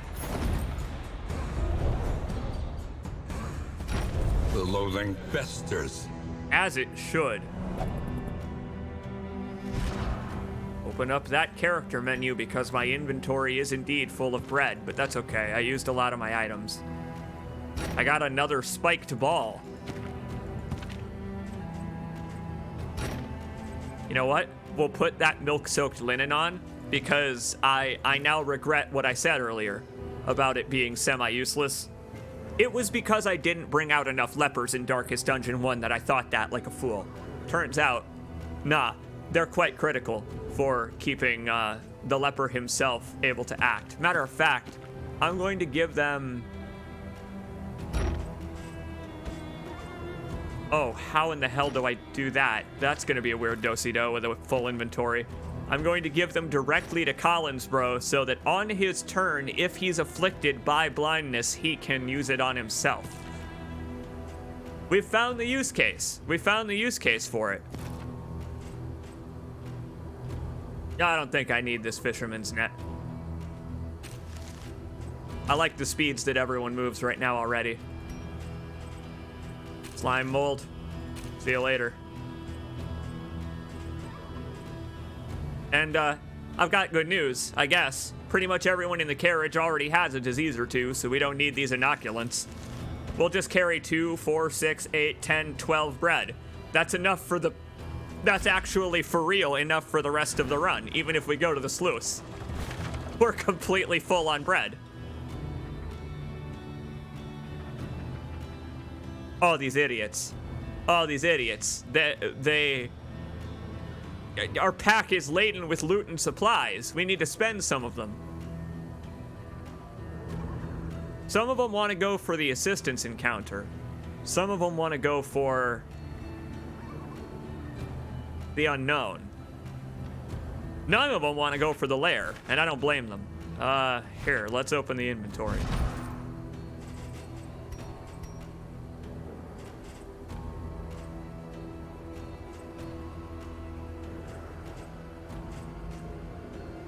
Yeah, all right. There are a couple of in items that I am okay with dropping. I will listen. I will listen to my party on this one. Though Linnestrad could use the stress relief. You know what? I'll forego it. Let's see what we got. Oh, a cache. We're getting supplies anyway. I got lucky. Well, lucky in one sense of the word, unlucky in any other sense of the word. Right, so this fella is gonna have to stick around a while this time. Yeah, because he can just eat these to regain health.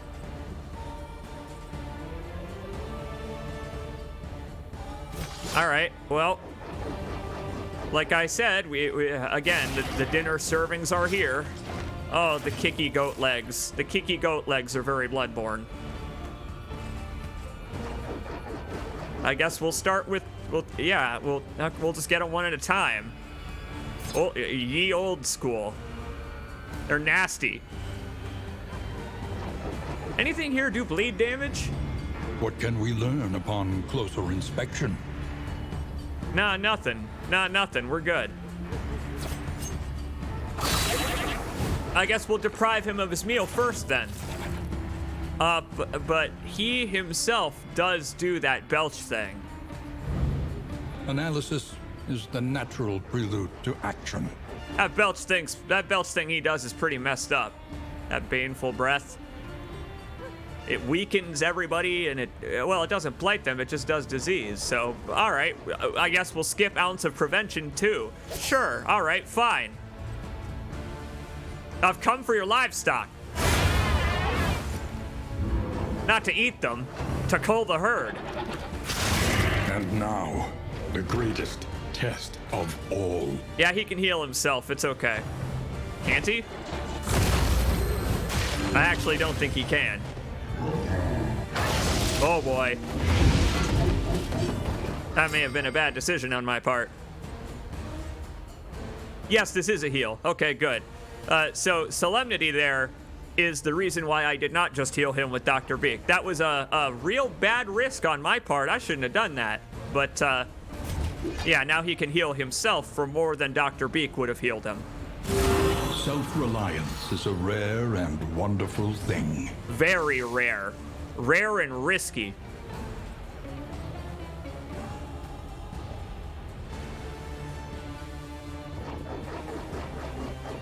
Let's see. This might be a run you call at the inn because the team is looking rough. We're at our first leg on the journey. Why would I stop now? Let's see. Team is looking rough. What do you mean the team is looking rough? Squid, everyone loves each other. Everyone loves each other, and only part of the team is at minor amounts of stress. That's what I love about this game is are we in a bad position? Are we really? That's what I love about it. Are we really though? Get this out of here. Get this out of here so that everybody else can hit them.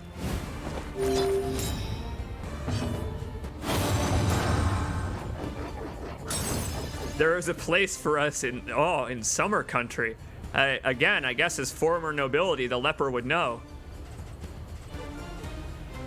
Let's see. If you end the run, they'd keep the relationship though, right? No.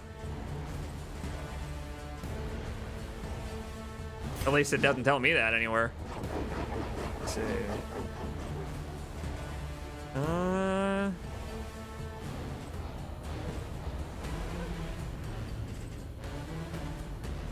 we have a couple of options now because everybody can hit this big old bastard.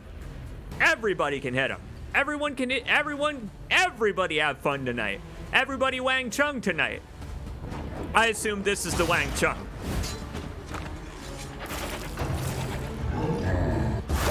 Done like dinner. Yeah, lash it into attacking harder. The Hellion learned that that's how that works. Quite well, actually.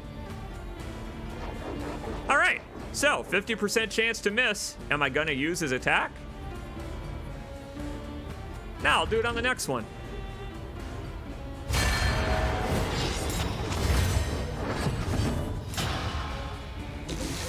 I'd like to think if the characters don't die, they'd keep all their progress on mastery/relationship, but I could be wrong.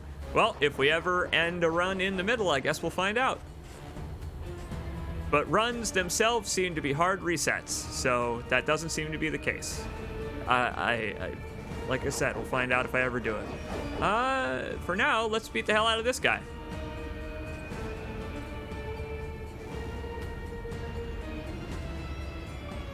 What will this do if I use repartee?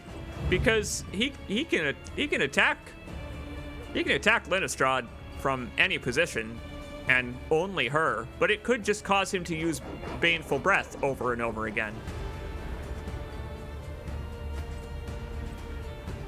Let's find out. Why not? We'll start beating the hell out of him on the next turn, I guess. She's got 3 dodge now anyway. And plus, 0 bleed. This is what we've been waiting for. The enemy weakens and wanes. As he should. Dr. Beak, healing yourself more than you're healing anybody else with that.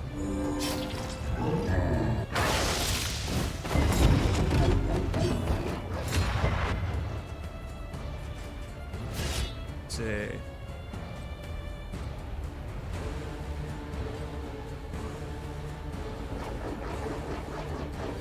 Like I said, I think sometimes the best course of action is to just hit the motherfucker. After all, I did just buff and debuff for a reason. 16 is the number I like to see. Thanks, Collins, bro. And, yeah, he's got death blow resist, doesn't he? 75 blight resistance, too. But that's okay, he ain't going anywhere. Dr. Beak, I've got good news. You don't need to heal. Yeah, you don't need to heal Collins, bro. You can heal yourself. Because he can use his own damn heal. And he is gonna heal, and he's gonna heal our Hellion along the way too. Thanks. Oh boy! And they watch each other's back. Mighty is the blade that does not swing alone. The unrelenting application of violence yields morbid gains. The Hellion is a great take on the barbarian character, I agree. I like her backstory a lot now that we're finding it out. Again, it makes sense why she's so bloodthirsty. Why she's got such a thirst for vengeance thrumming in that red, fiery heart of hers. I couldn't tell you what my favorite class is. I love them all so dearly. Such a lust for revenge. Ooh.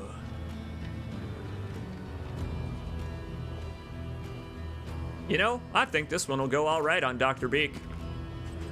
This one will go all right on her. Because we do incision for the bleed. We don't do incision for the damage numbers. So that'll help out Dr. Beak's healing.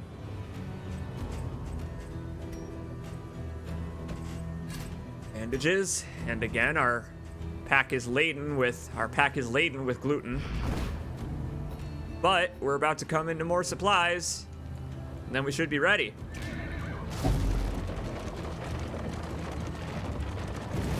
And hey, thankfully we encountered the enemy encounter quite early on this route, this specific path on the map. So now, everybody has time to recover their HP. Check it out, slowly regaining down there as we travel.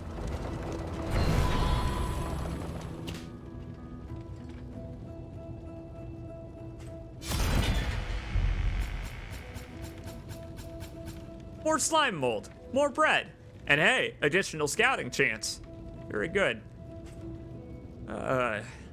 I'm more interested in the money than any of that, though.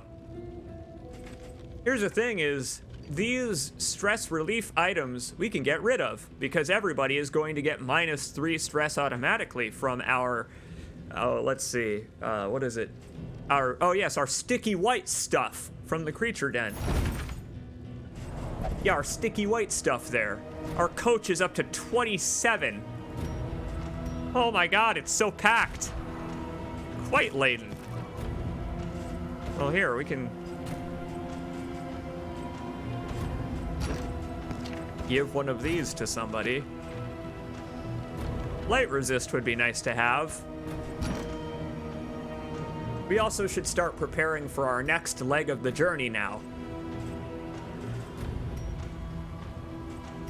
Wow, it really is just in items. This right here, I think we can get rid of because I think I don't actually have smoke bombs and ichor bombs unlocked yet, only incendiaries, so. Free spot. Slime mold can go. Single stale bread can go. Like I said, any time we get stale bread, I suppose I can drop some of it now. Here we are. And back on the road we go.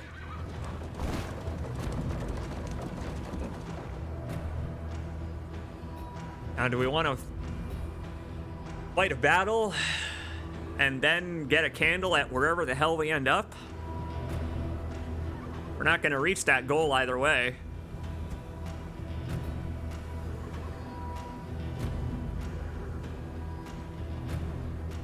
I say screw that.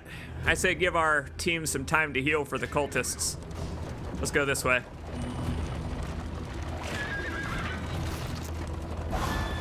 Look ahead. A place to reflect, remember, and reconcile. Why, do we have another hero shrine coming up? Yes, in fact, we do. And I'm glad we didn't take that other path. It was cultists. Did you see it? I saw an Oblivion's Ingress on the other side. Thank God we didn't go up the middle. The game wanted me to. That's why there was a candle there.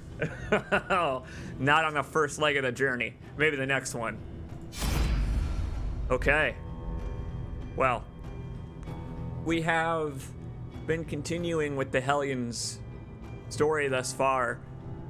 She had no choice but to flee. Again, imperialist bastards came and, well, they did what they did what invaders do. Took the land and forced her to cower. Let's see how she took it back with a thirst for vengeance, let's say. I had no more courage than the buzzards feasting on my failure. Yeah, well, ninjas were the same way, and look at how they went down in history. I do love to talk about how cowardly ninjas were. Chapter 3. Night in the Woods. Never heard of it.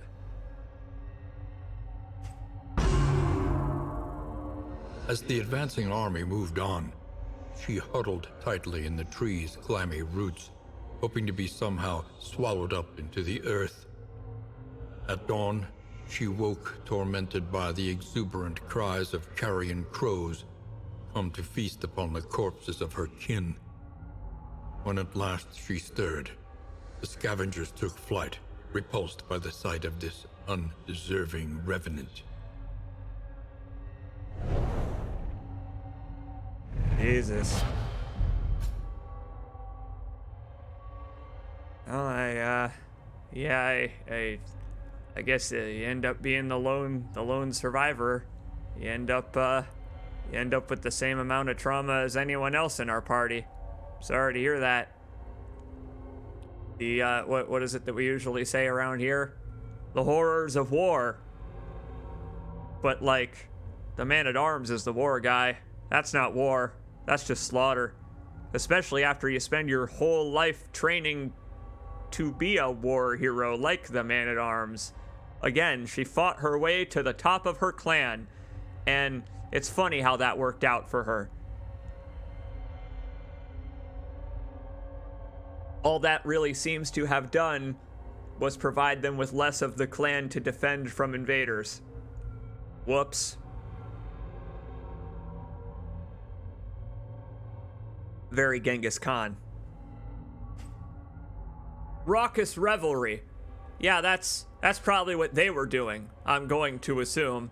I'm going to assume that one doesn't have anything to do with the Hellion herself, other than her hair being the, shape spilling out there.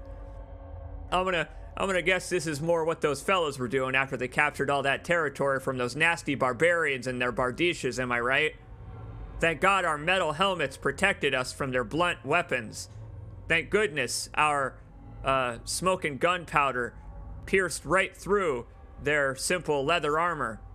They fell like trees to the might of whoever the hell invaded the Tangle way back when. It's just good that they didn't do anything with it and all became skeletons. Good for them.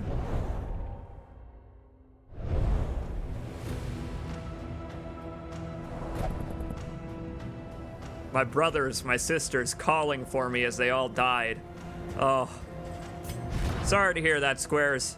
Don't worry. Like I said, we are helping you. This is therapy. This is a stress heal, as a matter of fact. It wins you, but it's a heal. And it'll heal the stress of anybody else as well who's at 5+. That could be useful right the hell now. Linnestrad is at 5. Dr. Beak is almost at 5. We could replace Yopping with that, because, well, it also wins her. But, I mean, Squares could become our stress healer for the moment. Okay. Yeah, sure. We'll take off Yopping. We unlocked Raucous Revelry just in time. It's gonna do the stress heal even if it doesn't do the HP heal. So, if we need it, we'll bust it out. Oh, but we got cultists. We got cultists. And oh man, the light's almost out too. 30% negative banter. Keep it together, everybody. Just a little longer. Avoid that gunk in the road. We don't need to hit it anymore. Oblivion's Rampart. Now, there's good news. Because of all that bread we picked up, we can get real gory with this one. We can come out of this one with everyone on death's door and be perfectly fine as long as we manage their stress. So, let's do our best. Anything to equip real quick? Any combat items? Nope, let's do it. It's cultists!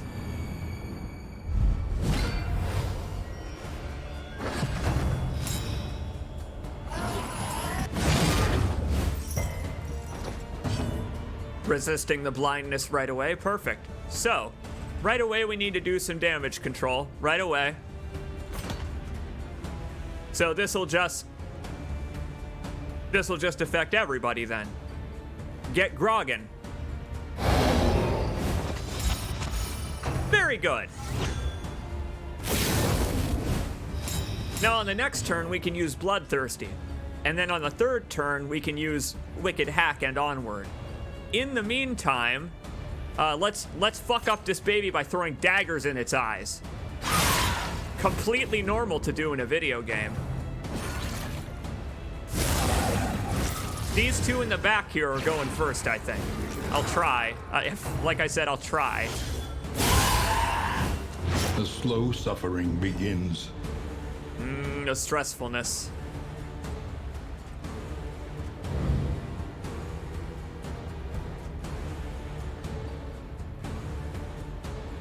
Think we'll have Collinsbro attract their attention for now. While Dr. Beak gets started. Oh, hey! Collinsbro gets to move twice.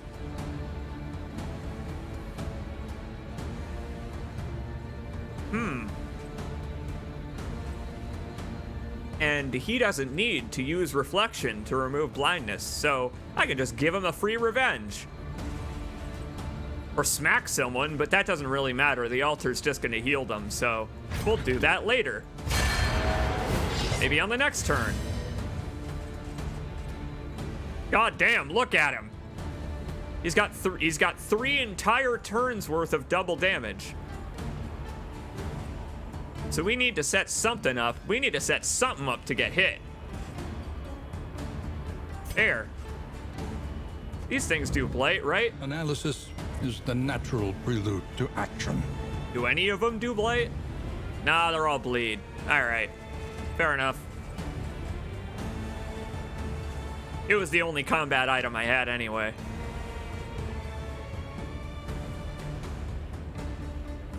All right, alternate strategy. Let's peel away this guy's armor then. He can go first. We'll get him started. Because again, Collinsbro can just hit him for 5 million damage. 5 million damage, Alter, it doesn't matter. I'm gonna override it. Whatever you're about to do, I'm gonna override it. Cooperation is the key. Let's see. He's only got 30 blight resist. Give it a go, Lindestrad. The fiend's strength dwindles. Very good. And there goes his healing.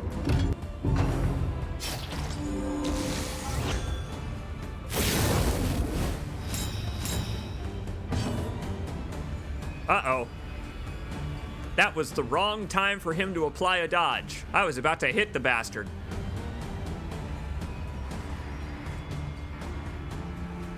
Okay. All right, fucking fine then. All right, fine. If you want to go mano a mano, you and me, buddy. You're going out on this turn then if you so want to. I'll just have everyone pile it on this jackass. Let's see, he's taken 3. Yep. All right, Collinsbro, your time to shine. Now he's just gonna melt. He's not even gonna get a chance to attack next turn. Get owned, loser. Ruckus Revelry we'll use later. Bloodlust. Time to get some blood going. I love when it flows.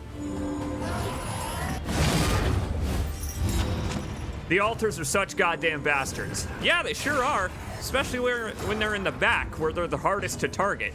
They're in the absolute back. Pretty much the only person that can reliably hit them with damage right now is Lindestrad, because I don't have Blight on Dr. Beak, and I should have changed that. I really should have changed that. Here. Here we go.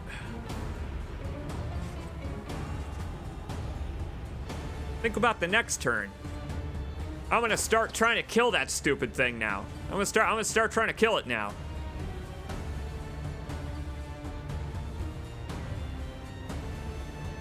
Because it can just buff everybody.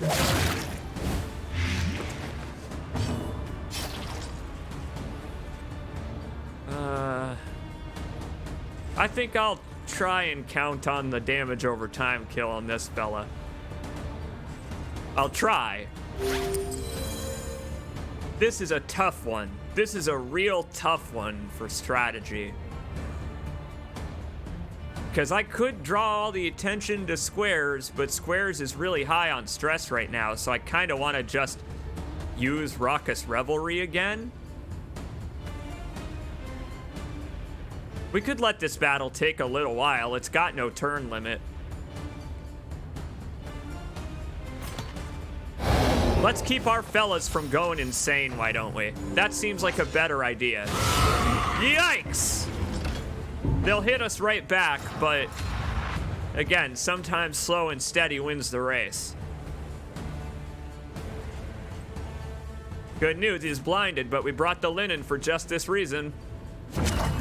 We brought linen for just this reason. All right, chop right through his defense. You know you can do it. I knew you could do it. Hell. And you get to do it again, too. Attack so nice you get to try it twice. Very good, my friend. Yeah, and that's what I like to see. Does Darkest Dungeon 2 not punish you for sandbagging like Darkest Dungeon 1 did? No, it actually doesn't. It punishes you harder for sandbagging, actually. And that's not a joke either. Ah, we could finish this fucker off. Come on, Dr. Beak. You can do it. Ah, close enough. His time is coming.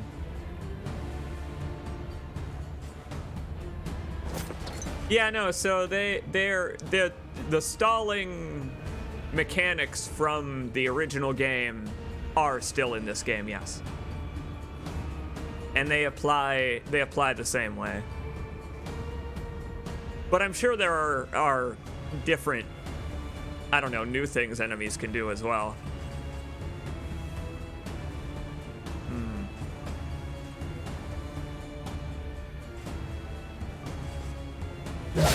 Bravo! Thanks, I think. That was kind of an A to B decision. They're just amorous with each other, I suppose. Good for you two, declaring your love in the middle of battle. Right, so because he just stealthed, he's gonna heal all the damage that he just took. Frustrating.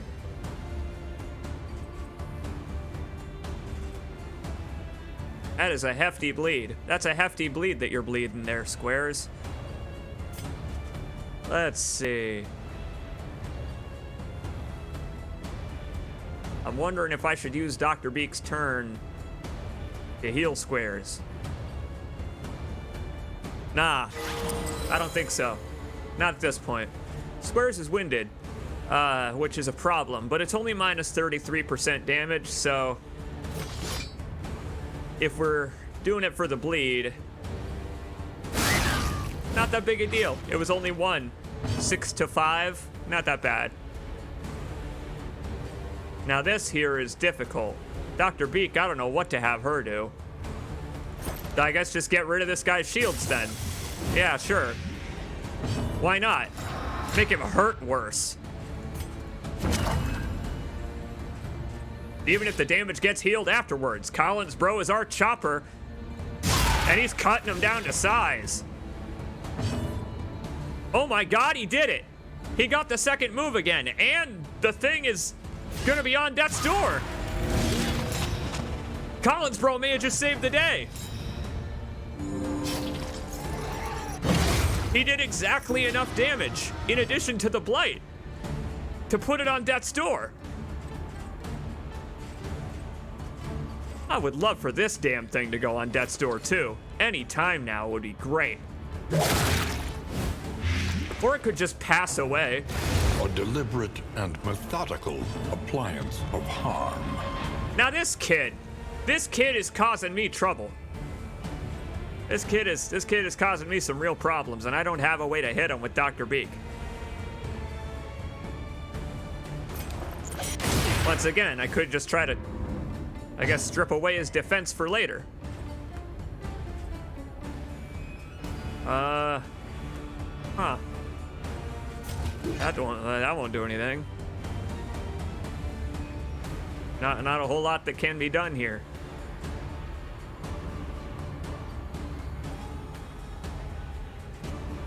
I guess just take the stress heal. Like I said, as soon as we reach the inn, it's going to go back down again, thanks to our sticky white stuff from the creature den.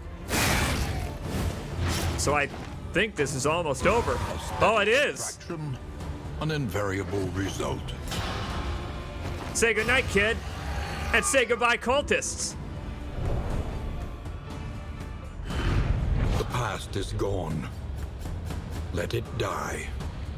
What was that about how this run seemed like it was almost over and so I should call it at the end?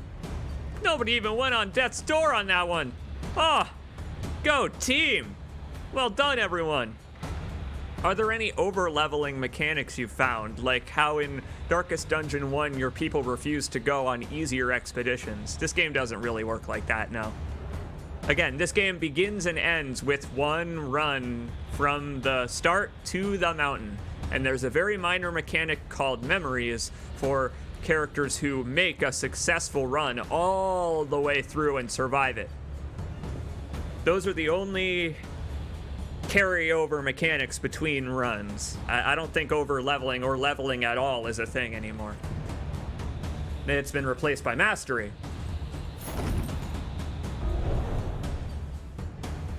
Well, as far as we know.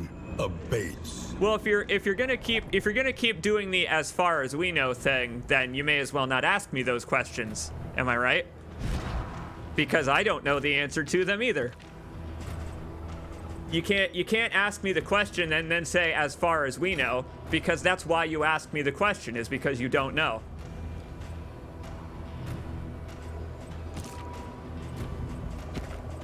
I don't know either, homie. 75% max HP and minus 50% damage.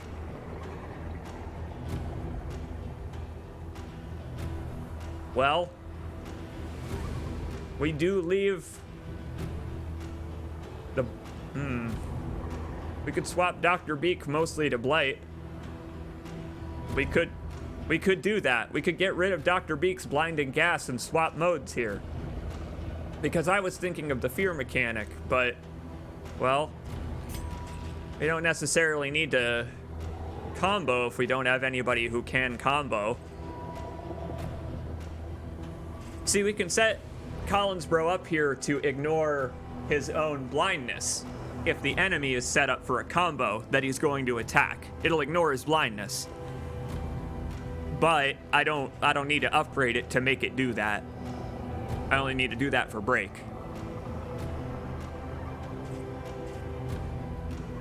What's the difference? What's the difference between chop and break?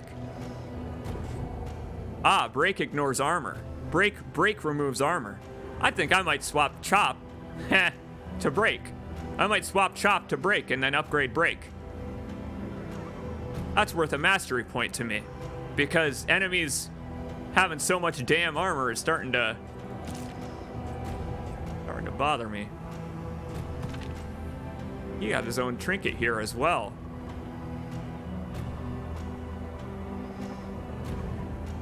Boy, this one's interesting.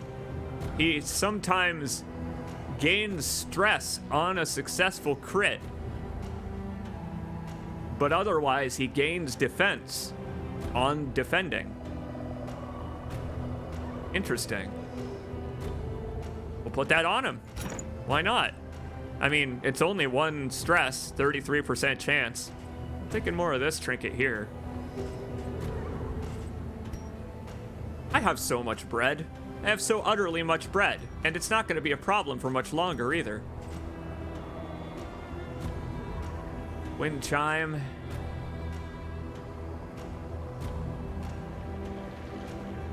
That's damn good. That's really good. Wow. After every location on the map, -1 stress? Damn, man. I think I'll drop this. Well, we may go somewhere that burns me next. Somewhere that burns me horribly. It's difficult deciding what to drop here. Here.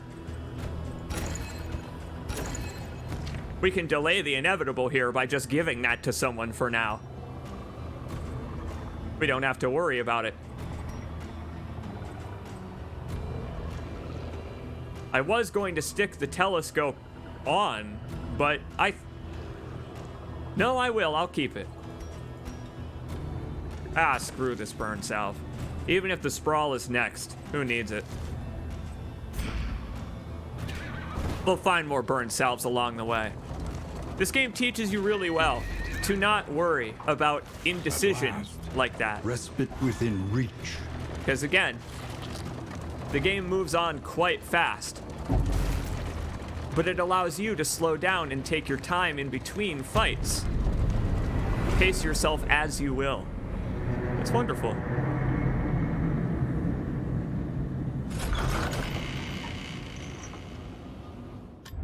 There are yet places such as this, where a little light still gathers. Welcome, everybody, to the Tempting Goblet. Everybody gets a free stress heal and some mastery thanks to, you know, that congealed slime that we decided to bring to the Tempting. Is that the Tempting Goblet? Did we sup from the slime? It was the slime mold. That's what it was all along. We just supped on more slime mold. It's just a very different kind of slime mold. Oh.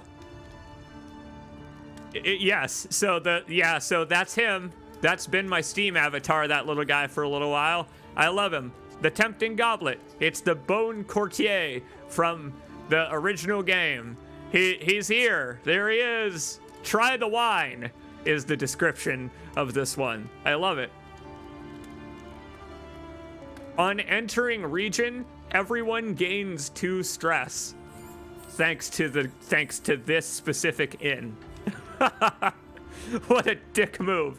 It's exactly what that character does in Darkest Dungeon 1. That's perfect. All right. Hey, congrats, Squares. Free candle for completing your hero objective. Collins Row and Squares are hopeful. We got Squares and Dr. Beak still in love. Everybody caught diseases, including laziness. What's the Tempting Goblet gonna give us? Let's do it. Collins Bro is scatterbrained, which means that he does less crit chance, which is good. That's actually good for him because that pairs with his trinket. We don't want him to do crits anymore because they give him stress. Congrats. It's actually good that you're scatterbrained, Collins, bro. Squares is a curmudgeon. Squares is a I can't even say that word. Squares, you're a I really can't. A curmudgeon. Squares, you do a wonderful impression of Kermit the Frog. Begrudgingly accepts the existence of others. What a great description. I know how to pronounce the word curmudgeon, Grandpa, thanks. I have a speech impediment. Dr. Beak, what's up? Dr. Beak gained a dark curiosity, which is normal. That's normal for Dr. Beak. And Linistrad gains a last gasp. Guess real fast if she gets low on HP. So if anybody ever bothers to target Linistrad, she is gonna act quickly to get out of that. So pretty much everybody gained a negative quirk from the Tempting Goblet. Great. Again, that's just like this little fella. All right. Let's check our relationships first thing. Yep. We still got hopeful and amorous on Squares, Collins Bro, and Dr. Beak. They're buddies. And now we gotta do something with this dark impulse or else we can't leave. 50% bleed resist, but stress if you're bleeding. And then the trinket that goes with it gives you max HP, but reduces your damage by 50%. And that's real brutal. I don't really want to give that to anybody, is the thing. That 75% HP is that's damned good. But who would benefit from that?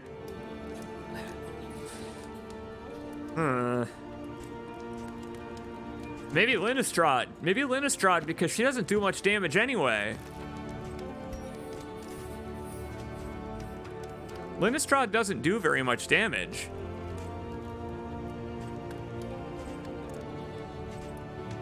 Ah, but that would make her basically useless if I gave her that. I'm not gonna do that. That would make her completely useless if I gave her that. Dr. Beak, maybe? It could be Dr. Beak. That way Dr. Beak wouldn't have to heal herself. Yeah, we'll do that. That way Dr. Beak won't have to heal herself anymore. One thing at a time. We'll switch Dr. Beak to focus on blighting. We're gonna forget about setting enemies up for combos because that is fun. It's fun to do, but there are other ways to do that than Dr. Beak, I believe.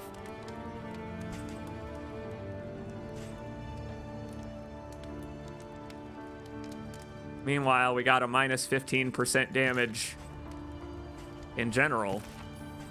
I think we can just get rid of this.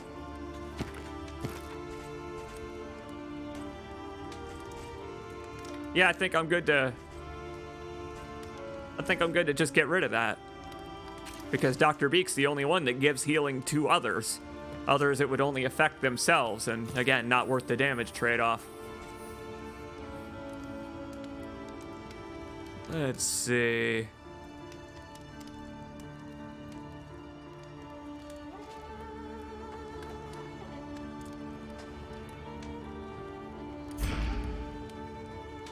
Chow down on some bread, everybody.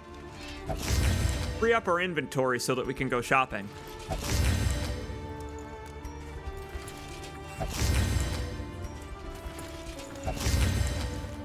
Okay. Now, dartboard. There are two folks we have in our crowd that can't even use this. Linnestrad and Collinsbro are the only ones who can play darts, so go for it. Have a game. So wait, the two of you who are gonna play darts together are the one with shadows blocking her eyes, the brim of her hat is so wide, and the man with narrow slits for vision. You're going to play a game of darts together?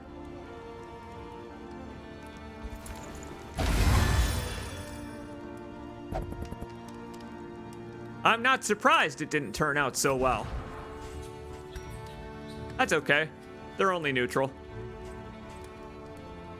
Now, Dr. Beak and Collinsbro, we could make closer friends. Do we have any items that increase affinity? We have just made some space in our inventory, so let's go shopping. Precious relics remind us of a time before the end. Oh my God! It's the collector's head again. You just have that? You just I guess the Darkest Dungeon 1 protagonist just gave that to you. Now that we have found this, now that we've unlocked this, it's just gonna appear everywhere. Great. It's just showing up everywhere. It follows us around. It's a cursed relic. It makes sense. I love that I'm 4 short of being able to afford it. Not that I want it. It's great for runs where you're stacking candles, though. Just for the record, the collector himself is coming back. He's on the roadmap. I saw him on the roadmap. He's listed as a boss fight. Let's see. Anything to increase affinity?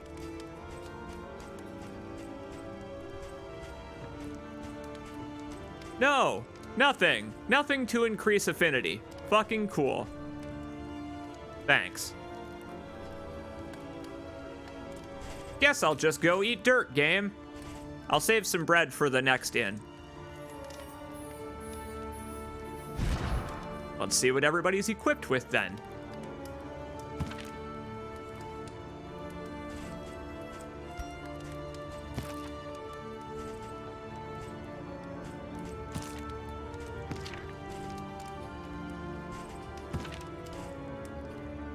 I think we can probably drop these stimulants and give her something else. Let's give her something else, depending on where we're going next. Every road a winding torment. Every turn bent on our destruction. I knew it was called the Shroud. I told you it was called the Shroud. Oh my god. They want us to confront 3 cultists encounters if we go to the Shroud. We're not even going to be fighting fish. We're going to be fighting more cultists if we want to go with the game suggestion. Oh, screw that though. Yeah, absolutely not. I think we're headed for the Tangle today. Anti-commerce. Avoid the hoarder. Well, it's not like we've got much to spend in the way of baubles anyway. Yeah, let's head for the Tangle on this run. Mud and rain. Resignation and death. This land is truly barren. Sorry, Squares. Back to the source of your trauma. It kind of looked like the gentlemen in your flashback, Hellion Squares, were wearing a similar outfit to what we'll see the tatters of on the enemies in the Tangle, and the background, the trees and stuff looked very similar. With the amount of skulls lying around, I guess I wouldn't be surprised. Well, let's spend our money then. Let's spend our money since we're not visiting the Hoarder.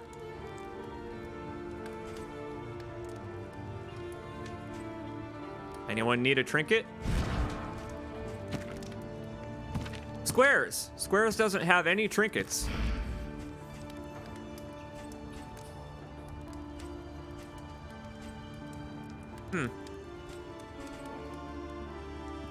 All right. Well, we could give Squares some death blow resist.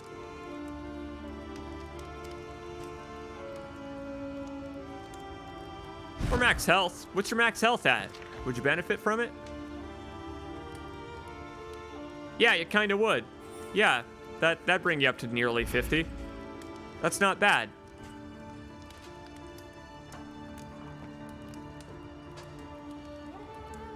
And in fact, we don't want to give stress resist to Squares, because Squares now has this. Squares now has Raucous Revelry. So we actually want Squares to get stress to then remove it from the whole party. So, sorry Squares, you're gonna get real stressed out. Such power in such a little thing.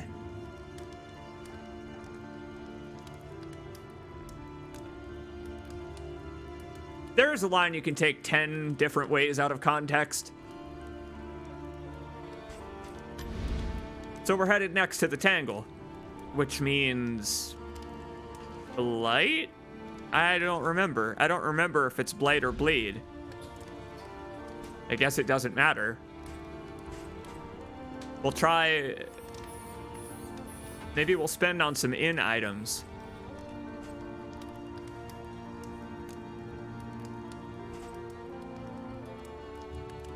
Don't remember which one of us is mellophobic, but I hope it's not Collins, bro. Book of Creative Insults.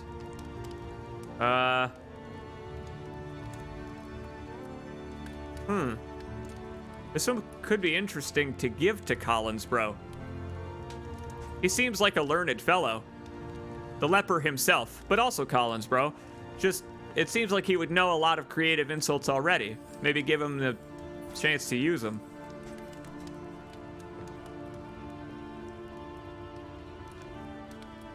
Well, whatever. I guess we could bank on Bleed then. Yeah, why not? There are more Bleed items here than there are Blight items. The thing is, I just don't remember. Hey, you folks who've played this game, answer me this. I'll ask you, if you would be so kind. Is the Tangle more focused on Bleed or Blight? Do you know? While we spend our mastery points, let me, I'll let you figure that out if you like. Bleed or Blight? Listen, practice, improve. We got 5 whole mastery points to spend here, and I have no frickin' idea what to spend them on. I got no clue. We could make Dr. Beak our damage over time machine. Oh man, we could make her a damage over time machine. She's gonna take you back to the past. In the Tangle, after all. We are visiting, you know, ancient war memorials and all that. Grave sites and all that. Unturned, all that.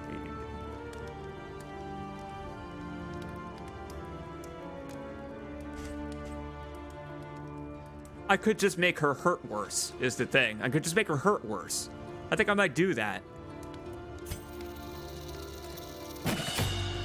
I think it is actually worth spending 2 separate mastery points just to increase her damage over time. Meanwhile, let's look at Collinsbro again, because he has the skill, or excuse me, he has the path, rather, Tempest, which makes Chop do more damage. So we could make Chop do even more. We could make Chop do even more damage.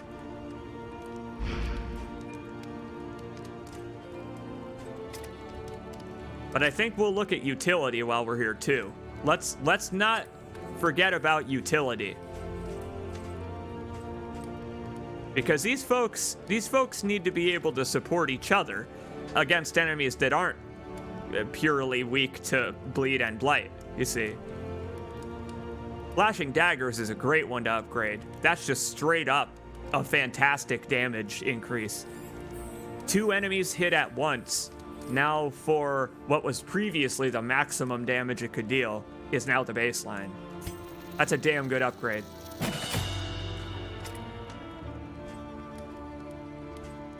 I ought to rewatch Twin Peaks.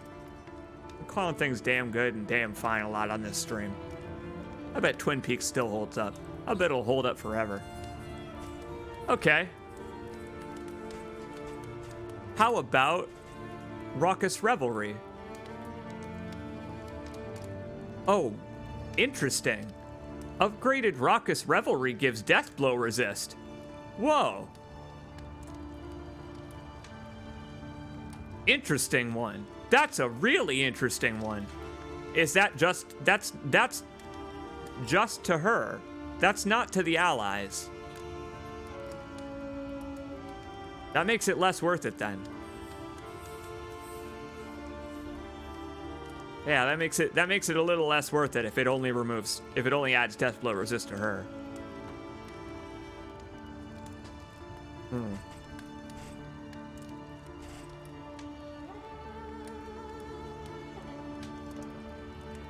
Aha! We can make toe-to-toe. Well, I don't really want to do toe-to-toe, though, because I don't have a way to move her back again.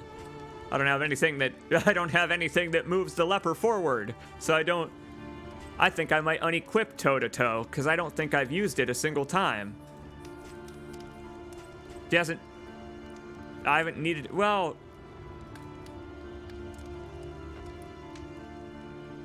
No, I will keep it equipped. For the reason I think I said earlier, in case she gets moved out of position, this could put her back. Keep her from moving again. There. Since she's not gonna be moving, now we can use Bloodlust and then Wicked Hack one after another, and or you know what I mean, Bloodlust and then if it bleeds and then Wicked Hack, and anything will die if we have the focus.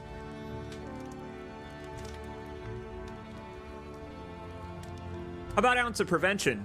That seems like a good one to upgrade for Dr. Beak, because if she's not going to be focusing on hurting enemies, healing and damage over time go hand in hand. To that end, yeah. To that end, let's go with the trinket. Oh, that's just her max HP, right, excuse me. It was the other one. In that case, Ounce of Prevention. Okie doke.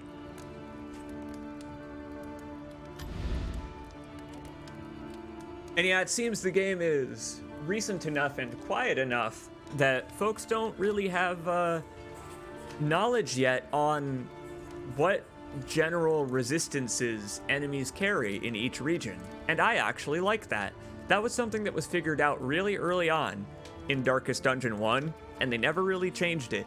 was the core resistances of each area. If you're going to the coast, enemies do blight. If you're going to the dungeon, enemies do bleed, etc. Bring laudanums if you go into the dungeon. That kind of thing. They have switched it up just a little bit, such that enemies do multiple types of status effects now. Nice. It's a nice change. Your coach must be maintained if it is to carry you where you must go. I completely forgot that our carriage was named the Steely Damned. We have had a stagecoach named the Steely Damned this entire time. Put that wind chime on. Good. An improvement. I'm just glad that those are actual bells and not skulls. Although I will say that lantern looks a lot like the collector's lantern minus a glowing skull in it. So maybe the eerie wind chimes will draw him to us.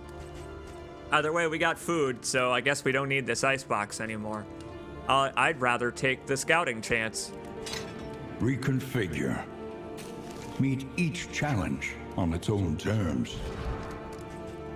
Now, 10% max HP. This pocket watch has been awesome. The oversprung pocket watch has been awesome on Collins Bro, so we're leaving it on him. Does he have any moves unlocked that... Yes, he does. If I use Withstand, he now will heal a little bit. And I don't know what that second one means. Gain on stun resist? So if something tries to stun him and he resists it, he'll get a defense boost. That's weird. That's really weird, but okay, cool. And yeah, we'll just stick that on Audrey, because Linnestrad, rather, because she ain't gonna be doing very many crits anyway. If an enemy is set up for a combo, she has a really high boosted chance to do it automatically. That's just kind of her thing. All right. Now our other in items. Let's take a look what she's selling.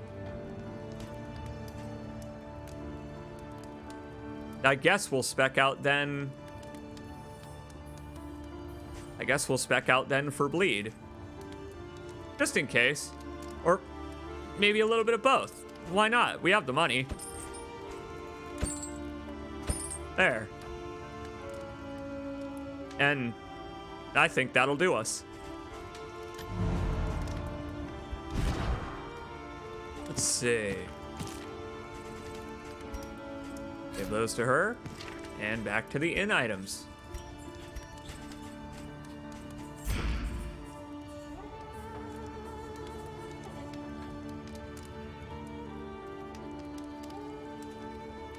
Give that bleed resist to... We'll just give it to... Well... We're headed for the Tangle. But we may want to give it to the folks in the back. That's what we'll do, is we'll hand it to the folk... Yes. Oh, Linnestrad could really use it. The less bleeding, the better. I'm with you, Linnestrad. See, the Tangle is full of enemies that try to pull you out of position. And those attacks do bleed, I believe. That's the one thing I do remember, is they pull you from the back positions to the front. That ought to help her quite a bit. Yes, as a matter of fact, let's keep that from happening at all. Dr. Beak, you are not leaving. Practicing mobility to stand firm. Yeah, I know it doesn't make much sense, but it's war tactics, all right?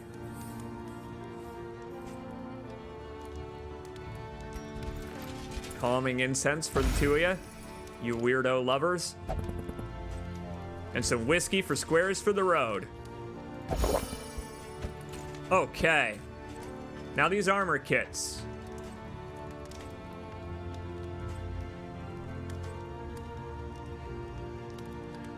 I could dole them out to everybody.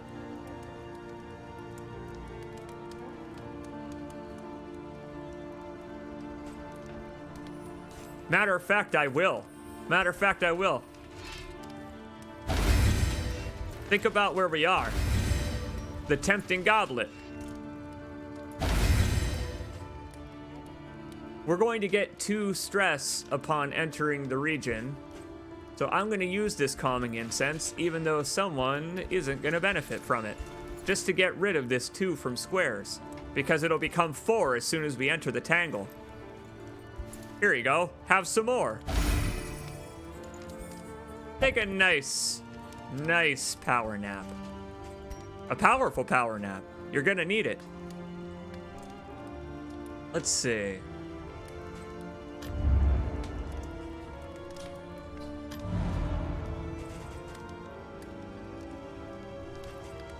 I think we're set to go.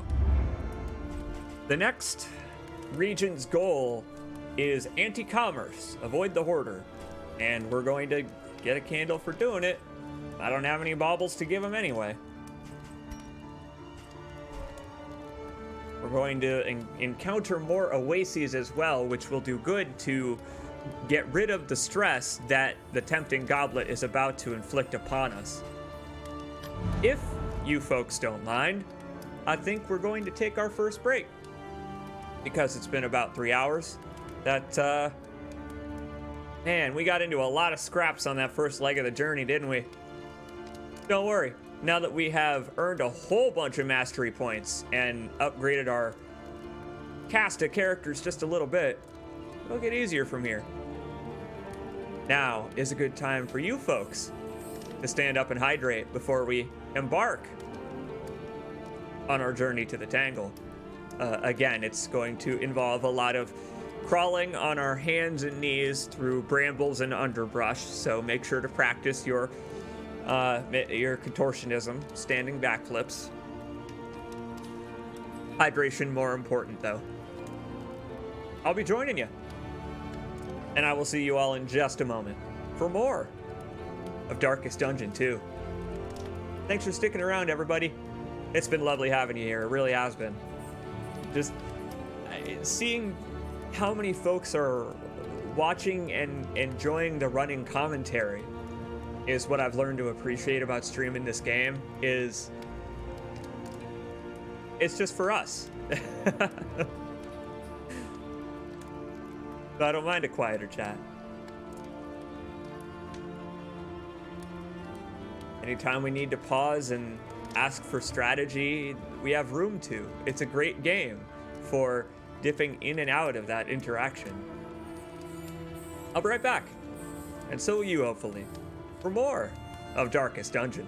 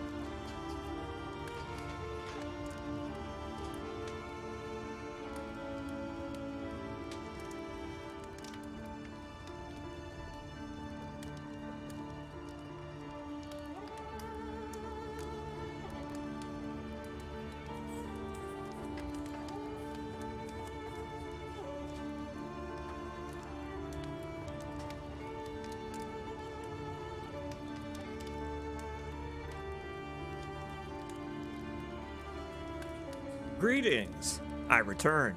I didn't want to send out a third at everyone in one day, but I think I'm actually going to do that because, well, we know how Twitch is about notifying the audience that I've gone live. I did start this stream at, I don't know, relatively early hours of the afternoon. It was only about 1 o'clock.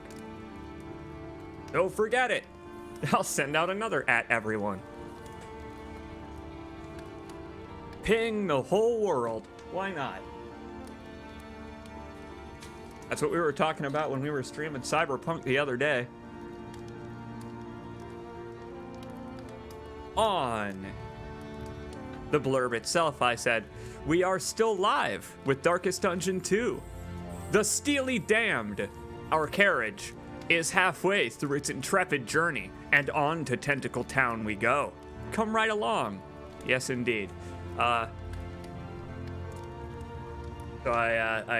Steely Damned is the name of our carriage for those of you just joining us. And I came up with it completely on a whim, and I gotta say, I hope that this is the one that takes us to the end, because you do know how I love puns on the subject of band names and song lyrics.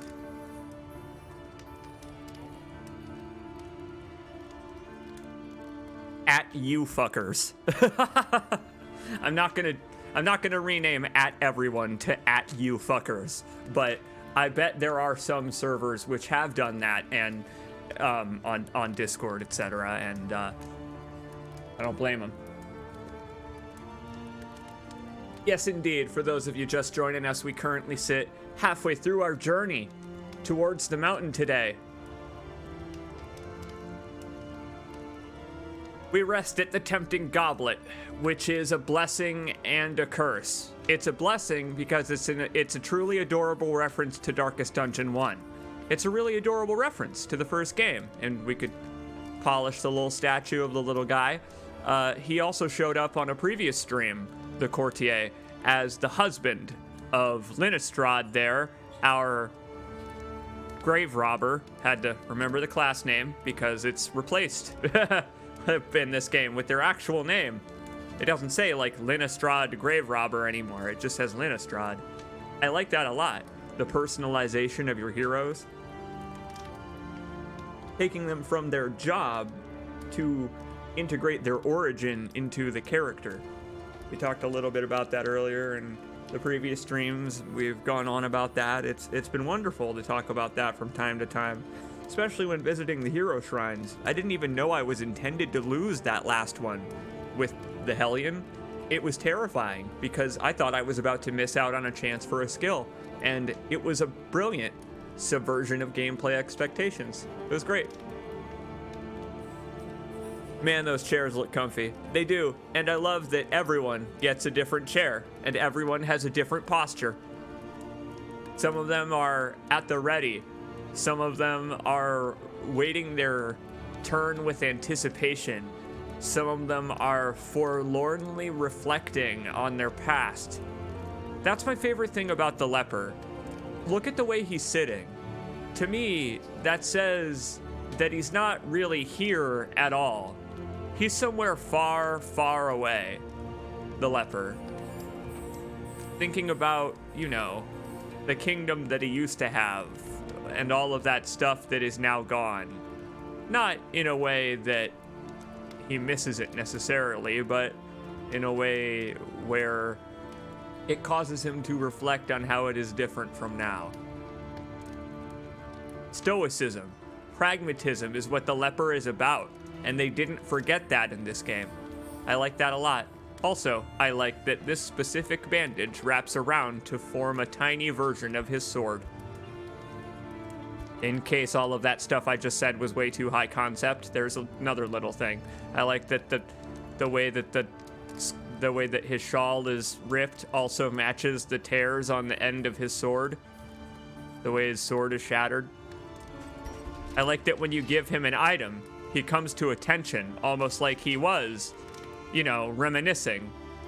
And then he leans forward to say, huh? What? Yeah, right, I'm here. Anyway, what was I thinking about? Right, yes, so the stale bread. They look like they'd be fun to cosplay. Whose outfit do you like the best? Oh, it's gotta be Highwayman for me.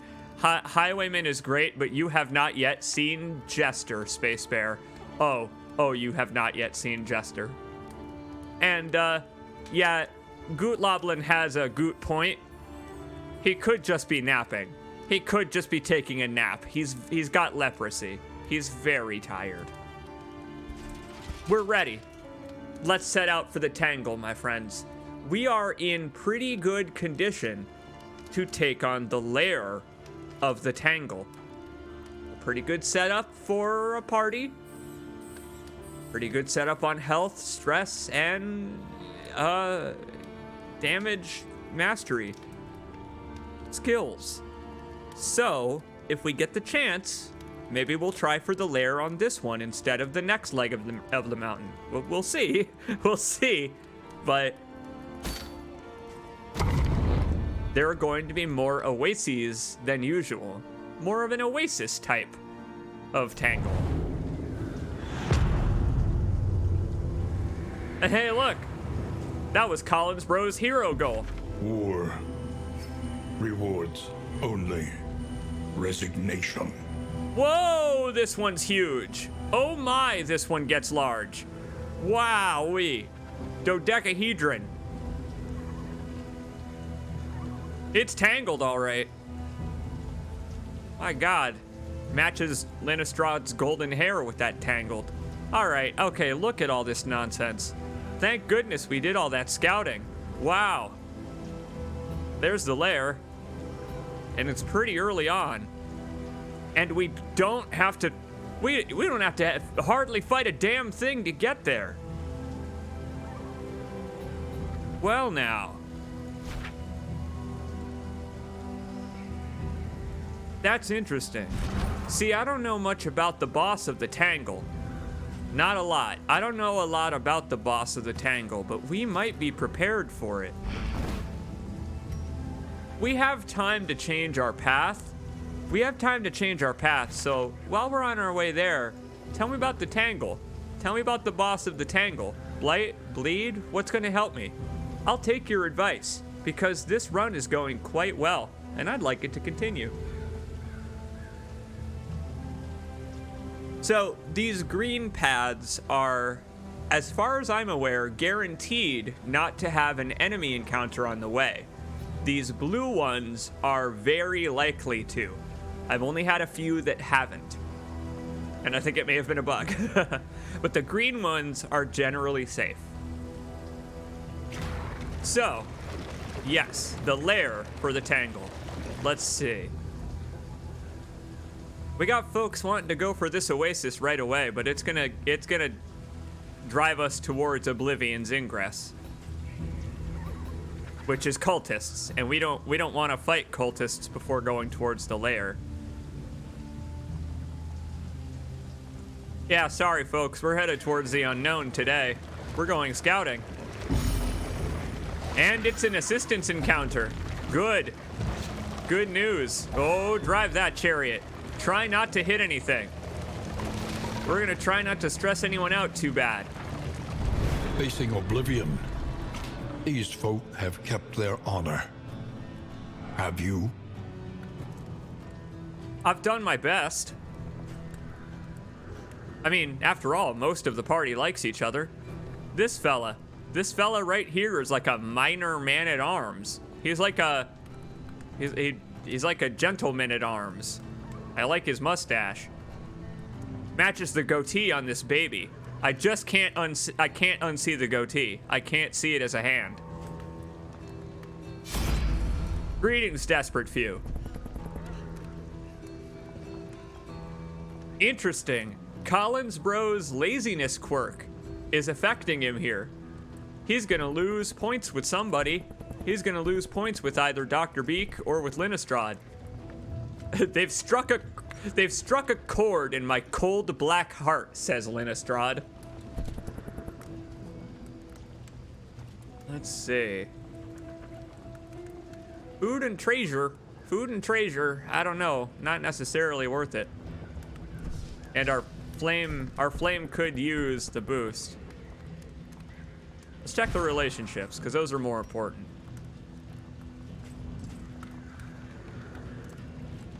Okay. It could actually be either of them then in this case. Hey, sorry Collins, bro. We ain't just leaving these folks behind. In this world, wealth is worthless without purpose. Hope spreads. We gotta give them a pep talk before we leave. It'll help us out at the next inn. Linnestrad would have rather stayed in the carriage. I honestly don't blame her, but that's okay. You gotta do what you gotta do. No, I wanted to head for this watchtower instead of that Oblivion's Ingress, because I don't know what this is standing between us and the lair. A simple choice. At least it should be. Screw you, Dr. Beak. Dr. Beak wanted to send us straight for the cultists. Now, we do need to deal with the loathing, but we've got an entire floor. We've got an entire map after this. Worry about that. In all directions, destruction has claimed dominion. Yes, indeed. And it's something I love to point out every time I spot it. I do so love. Check out the icon of the torch over here by our stagecoach icon on the left side. And then the shape of this building. The shape of the building is the sconce for the torch with those 3 points. And then the building itself would be kindling for the fire. Hence why when you click it, it lights up. Clever. Very clever game. Holy cow. Okay. All right. A field hospital. Excellent. Well, if we get rich on the way, it's excellent. We'll see. Let's head for the lair.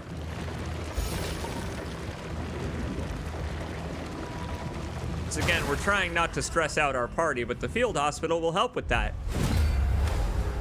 Uh-oh. We got big fellas. We got real big fellas. Resistant fellas. We got frustratingly resistant fellas. Okay.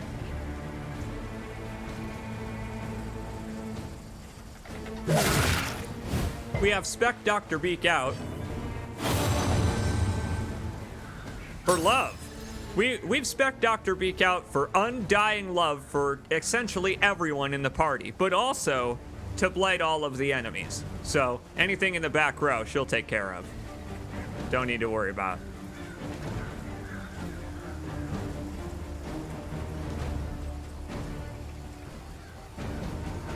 You know, I could get rid of toe-to-toe and put on Yoppin. I don't have anything right now that I think wins her. Oh, Raucous Revelry does, but she doesn't need to be winded to use Bloodlust.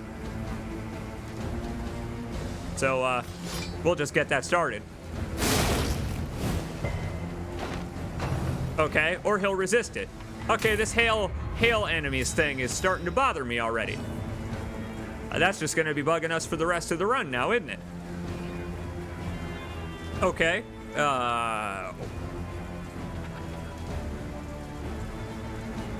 I got a feeling this one's gonna last a little while. Do you not? Something tells me this isn't gonna be as easy as it appears right now.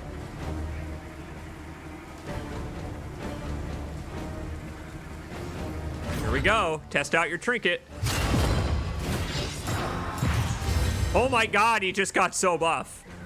Everything's forced to attack him, but it's okay. He'll hit even harder right back. And he got the extra move from the pocket watch.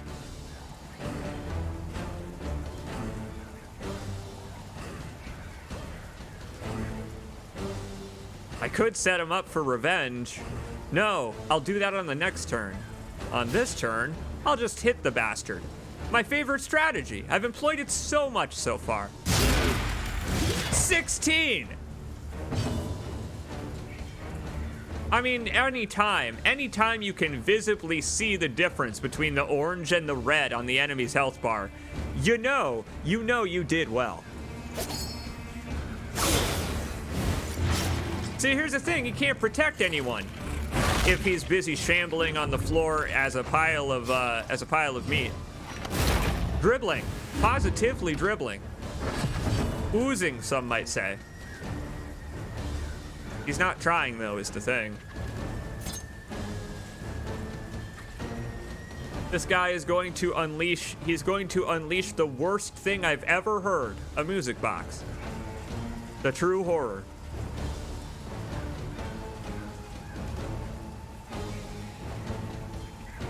I can't stop him. There's no way I can stop him from doing that. So someone's about to get real stressed out. I hope he targets the Hellion.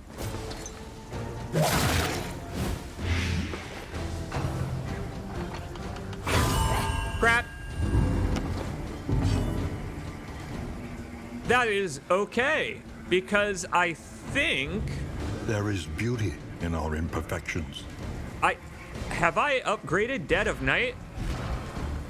Oh, I hope I have. It may be about to come in handy. Crap, I didn't. If you upgrade Dead of Night, check it out. It heals 1 stress. I didn't know that until the most recent run I did, just on my own time. Well, he's about to be dead meat, but he's got death blow resist, so that sucks. Really, everything sort of sucks at the moment. Everything does sort of suck. Never mind. I'm back in control of the situation.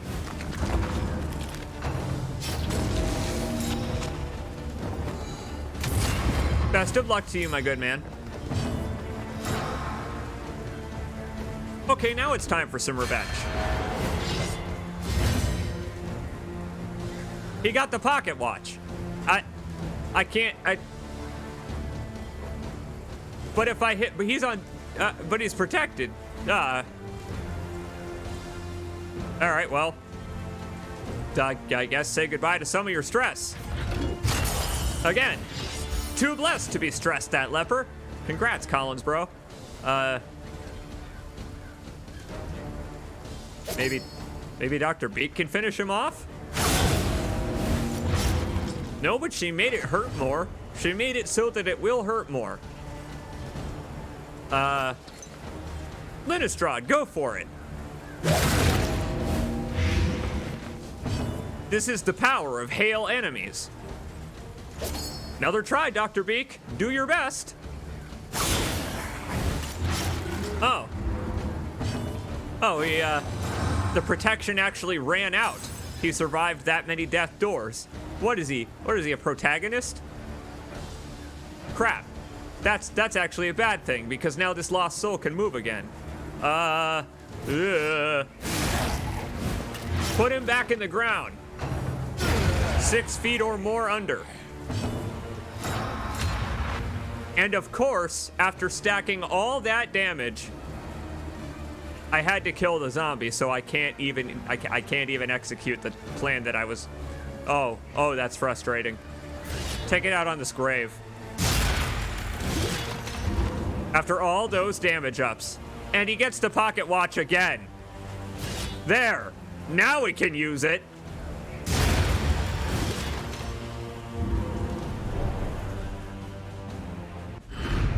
Though unpleasant in the extreme, this work is noble and necessary.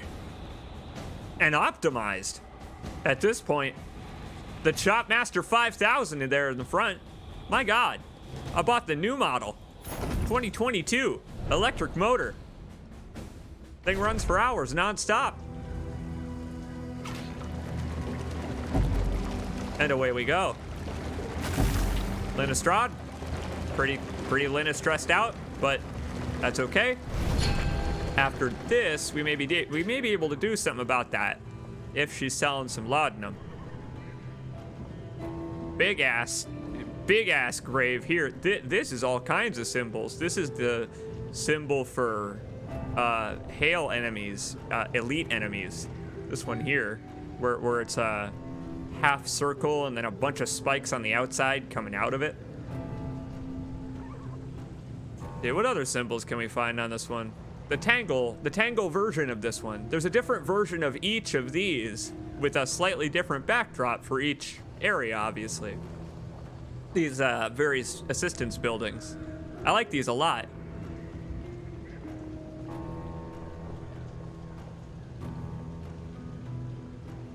I like the way the field hospital's entrance itself looks like the hood of the Flagellant's goddamn whatever he wears over his face, his hood, I guess. It's not really a hood. It's probably flesh. Point is, it's like his spirit is here haunting us. Yeah, so we can't heal stress directly, but we could buy something from her that does. By the way, just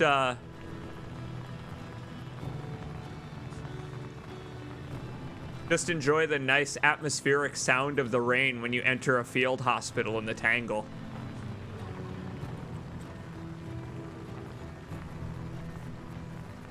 Soothing. Makes me have to go to the bathroom a little bit, though. Let's see. Got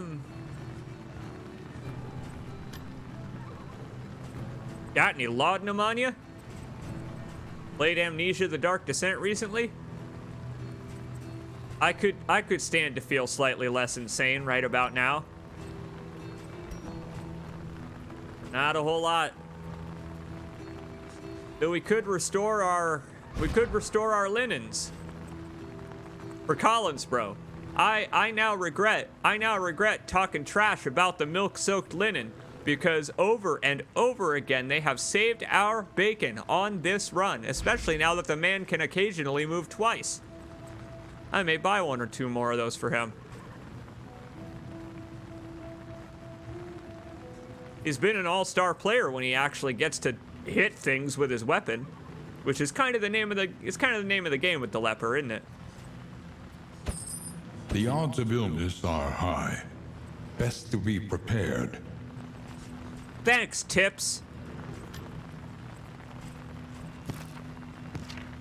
Got any other words of wisdom for me, oh wise elder? I guess not in this game. He's not your ancestor in this game. He's just your buddy in this game. He's just your friend. He's your old collegiate friend in this game. So in this game, it kind of makes sense that he'd just randomly give you advice and you'd be like, come on, dude, I'm trying to play the game. It's like he's looking over your shoulder while you're trying to play PS2 or something. Do you require assistance defeating this accursed enemy? No, I know how to homing attack Dr. Robotnik, dude. The egg-shaped man cracks under the pressure. Yeah, I know, I got him. Let's keep going. I'm putting off what I know is going to be a lot of hurt. See, we have a few options here. After completing the first layer of the layer, see, each layer has 3 layers. And after you complete a layer of the layer, you can then proceed to the layer's next layer, or remove yourself from the layers entirely and just move on with your goddamn life. So, if this doesn't work out after the first battle, we can just leave and head to this oasis. You got it? I hope so, because I really couldn't explain it the first time. I'm not going to do it again. How about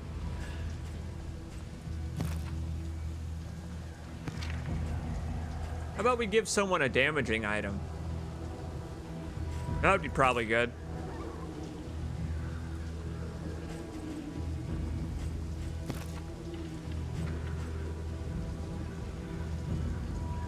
Once again, I don't actually know what the boss of the lair is like.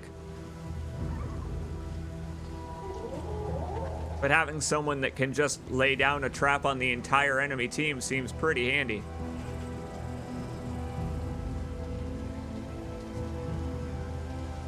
Damn it.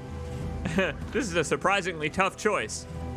keeping my buff items or one damage item, only in this game would it be that difficult of a choice.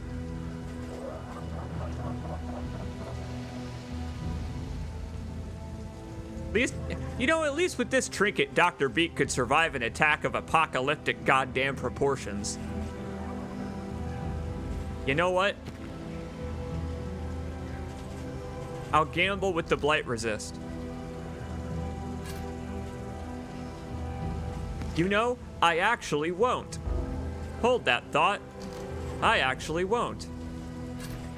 Because I can cure blight with one character, so I may as well increase resistance to bleed and just, let it happen because I don't have any way to cure bleed other than Dr. Beak. So, okay, all right. Yeah, that makes more sense, I think. Oh, that is what I love about this game, is that you can come up with consistent logic that would make sense within the gameplay's rules if you just think about your items for a split second before moving on. I don't have any way to cure bleed, so I would rather just boost the resistance to it entirely. And if it happens, then so be it. Because if they get blighted, I can cure it. So no need to increase the resistance to it. Oh, hell yeah! Goddamn, logic puzzles like that are why I love this. We're lucky to have you, Squares. They stand guard even now, deathless and dreaming. Oh, of course, we got a bunch of skulls in the way to knock over. Scream into the wind with Squares. That sounds lovely. I'd love to scream into the wind with you someday. Let's see. Well, these arbalists. That can't possibly be right. Arbalist. We'll start with them, I guess. Go for it. We got the Queen of Blight. A slow dissection. An unavoidable end. Oh, that's some pretty alright application of science. That's the power of Amor. Jesus Christ, a critical hit for 21! What is wrong with you? Upon closer inspection. Good Lord! You got the tree of life growing out of your head. What are you, the end? Fella's wearing a ghillie suit.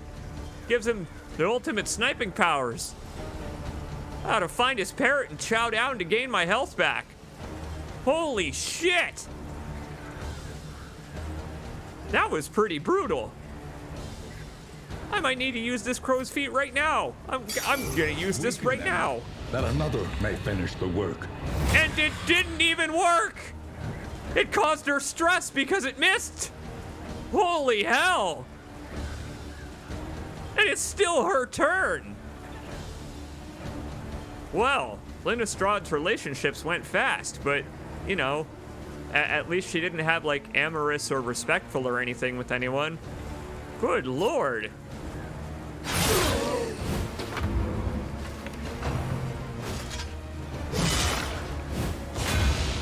Well, that's a minor setback. The good news is, as soon as we make a corpse, Linastraud she can heal herself. We just need to make one. Holy shit! That scared the hell out of me. That took me completely by surprise. When all of a sudden, out of nowhere, a character is on death's door because one jackass in the back row of the enemy line did 21 damage in one hit? Who are you? When you were alive, you must have had the highest KDR of anyone on your team. 1,000 to 1. Only one. It's about to be 2. All right, how the fuck do I fix this? Just withstand. Please, Collins, bro. I don't need to heal her yet. I'll do that on the next turn, I guess, but oh my god. How quickly the tide turns. I love it. That's why I love this game. Holy shit. Again, we're headed for a boss fight where that can just happen. I don't know if I want to do the layer on this anymore. Not with her having just decimated all of her health bar and relationships. Now let's think about this.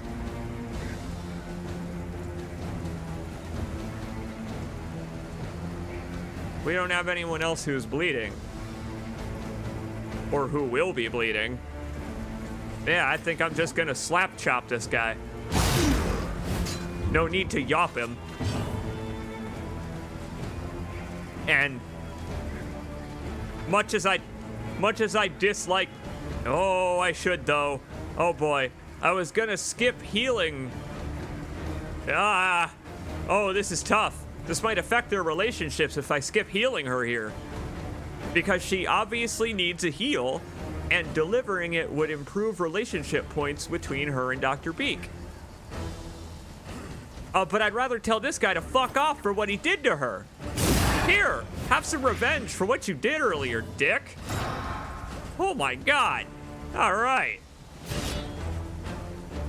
Meanwhile, Collinsboro can take on the front lines. This dickhead has death blow resist. This guy. What a dick. I hope that bleed takes him out. Oh my god, and he got the pocket watch, so he gets to swing again. The man is just unkillable. He can't be stopped. Infinite stamina.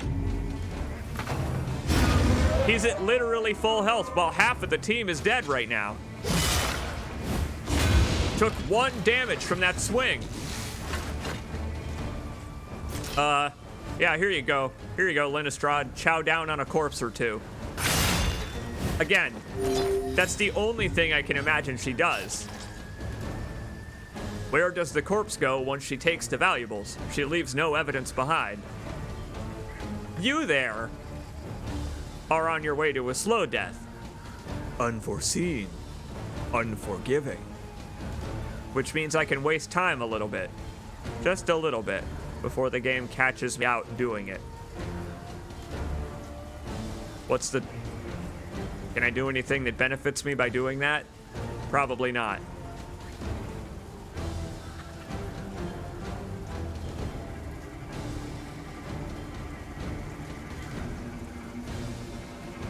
I want it to be Dr. Beak's turn. I want it to be Dr. Beak's turn so that she can heal Linnestrad over there. So I need the fight to last that long, which means not killing this man. Fuck it. I'm not gonna risk it. I'm not some kind of power gamer.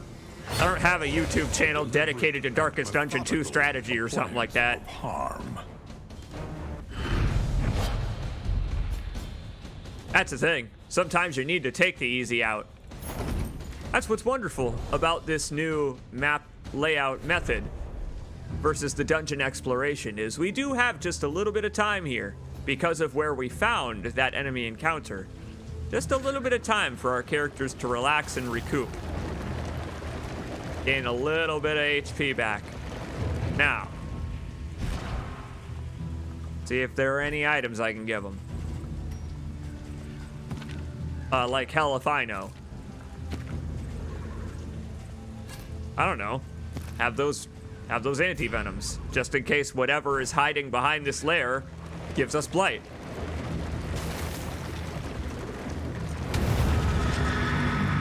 Oh god. The general's keep, eh? If only I had a man-at-arms. He would know what to do. Wow, this place is imposing. I don't know if I've ever even set foot inside. The way that the cobwebs are hanging down in front of the door is terrifying. It looks really excited to see us. Honestly, a very incredibly happy, smiling maw. Welcoming, even. Actually, I'd say. Let's step inside.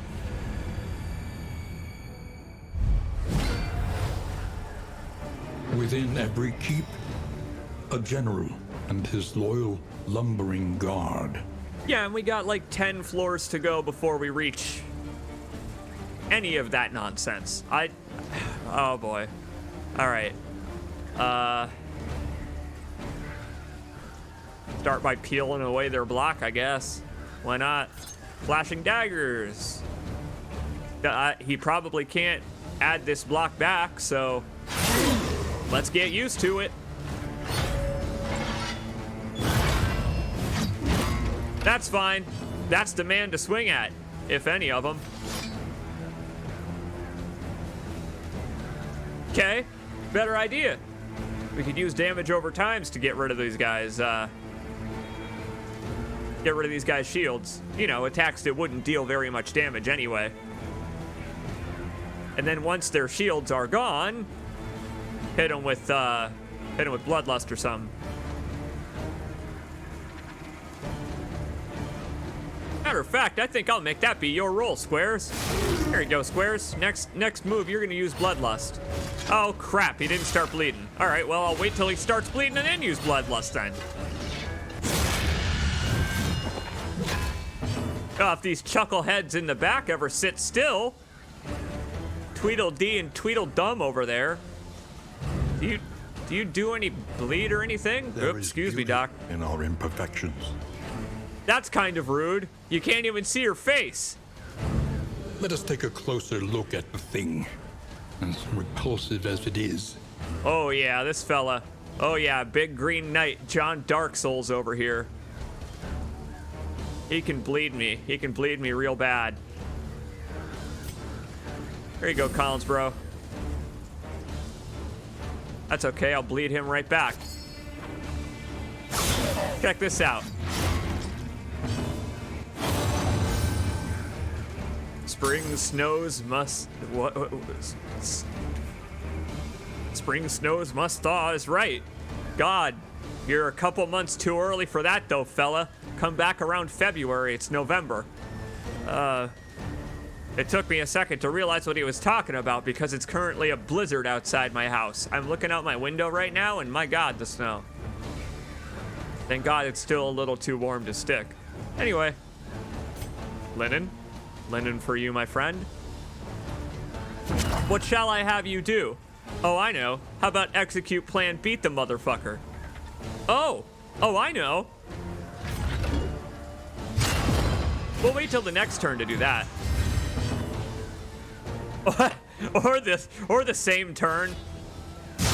You go, leper.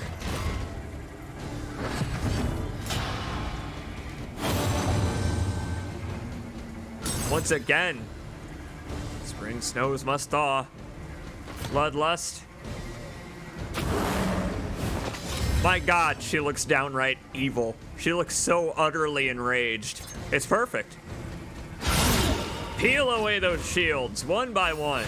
Let these guys rearrange themselves.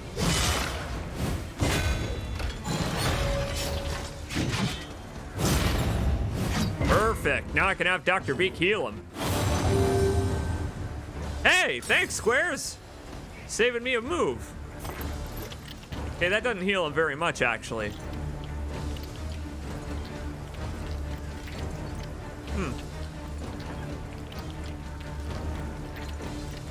His own heal would heal him more. Cool, I'll let him do it. All right. He doesn't need to take a swing. He doesn't have the damage buff on this specific turn. Go for it, Dr. Beak. Chuck a grenade. By the way, love the ASMR on her rummaging for a grenade to throw. Lovely clicky grenade sounds. Very Harry Potter. Hey, nice dodge, Squares. Good work. Let's see. Knee deep in the dead, how do you feel? The dead being your own shins. Stand up. On your feet, soldier. I swear to God, that pocket watch. My God, it's invaluable. Get him to death's door. He deserves to be there. Holy shit! This game's got some powerful trinkets in it if you bother to go for them. Thank God we went for that one. It was worth it. This game does such a great job of making it worth it to go for hard-to-find trinkets from Oblivion's ingresses and other places, going for goals. Let's see.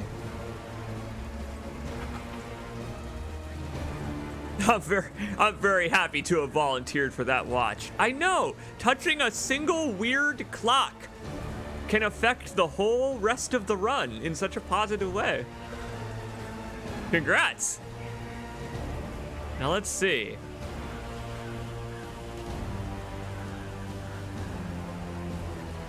I'm gonna have Audrey eat that. Audrey gets a double-sized meal today. We're letting this one take as long as it needs to. If we're fighting the boss, why not? Use withstand again. Have him heal himself again. We're gonna be here a while. In this specific encounter, he got the goddamn pocket watch again. Incredible. He can't be stopped. Fucking use revenge then. All right. Next time he attacks, it's gonna hurt, I guess.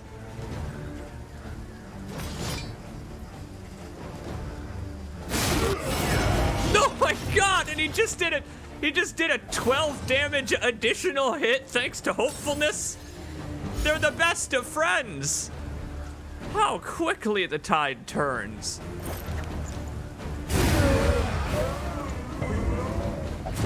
Go. Yes! And look at that, they're complimenting each other. Dr. Beak is making graves, and Linnestrad is going to be consuming them. Munch! For all of her health back.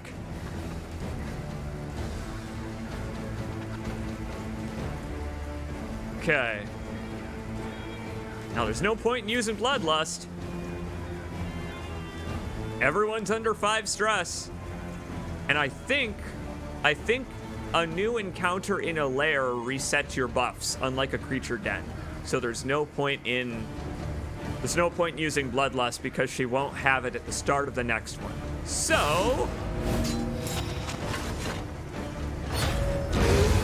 back to the grave. Again, for the second time. He went to the grave, rose from the grave, and then went back to it. It's like Dracula climbing out of his coffin. Like the guy sleeps in a coffin, so when he dies, he's just going back to bed.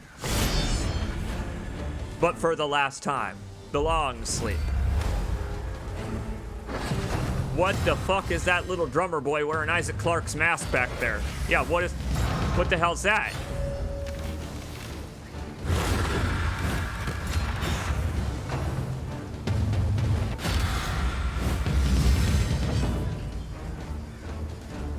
I need to take a second to soak in this man, because what?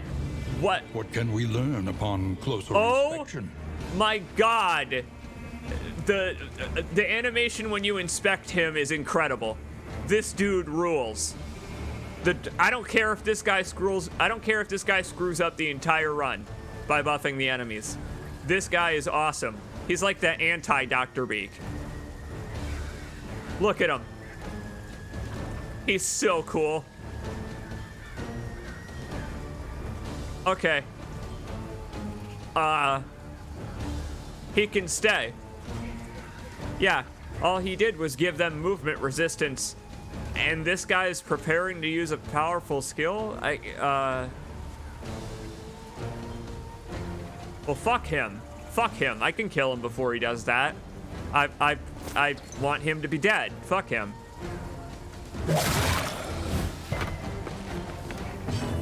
Well, that's bad news. He resisted the blight that was going to do the fucking. 70% chance, huh? And it wasn't enough. Shucks. I actually can't do enough damage to kill him now, I don't think.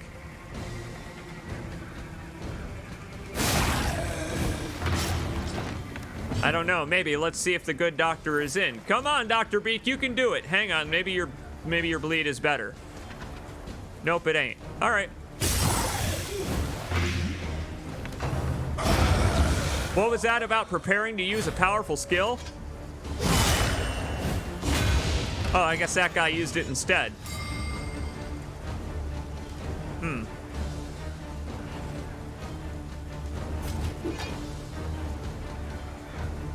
Well, fuck it. I'm stunned anyway. It's not like I can attack.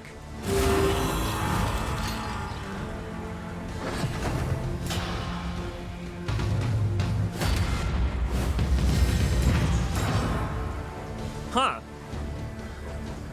Enemies are forced to attack this target applied to an enemy. That is fascinating. That's an interesting one. Yeah, I can't attack the... Yeah, forced to invalid. Otherwise, I absolutely would lay waste to these two jackasses.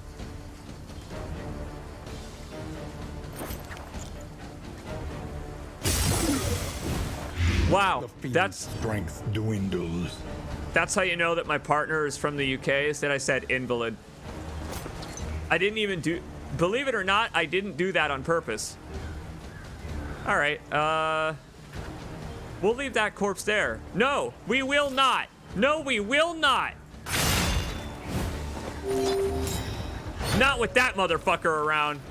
He was gonna raise that into an enemy. I guarantee it. Oh boy. They're going together. Okay, screw this bishop up. Demote him. His sensor's not even lit. It's dangling from his crotch. No respect. Oh, nice block, Collins, bro.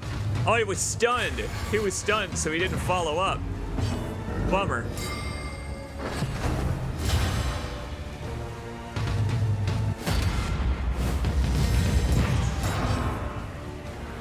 Look at his dangle. Look at the angle on his dangle. Analysis is the natural prelude to action. It's the fact that he's got tree roots growing out of the eye sockets that bothers me the most about the bishop. The tree roots are what are keeping the helmet on. Look at how when his head wiggles, the helmet nearly falls off. Those two tree roots are the only thing that are keeping the helmet from... Like, he would be as tall as this jackass if he didn't have his big, tall, stupid hat. Oh, crap. Huh.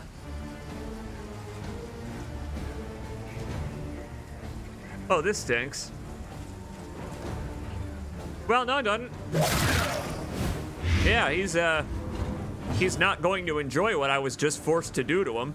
I didn't want to do it to him, but I was forced to by circumstance.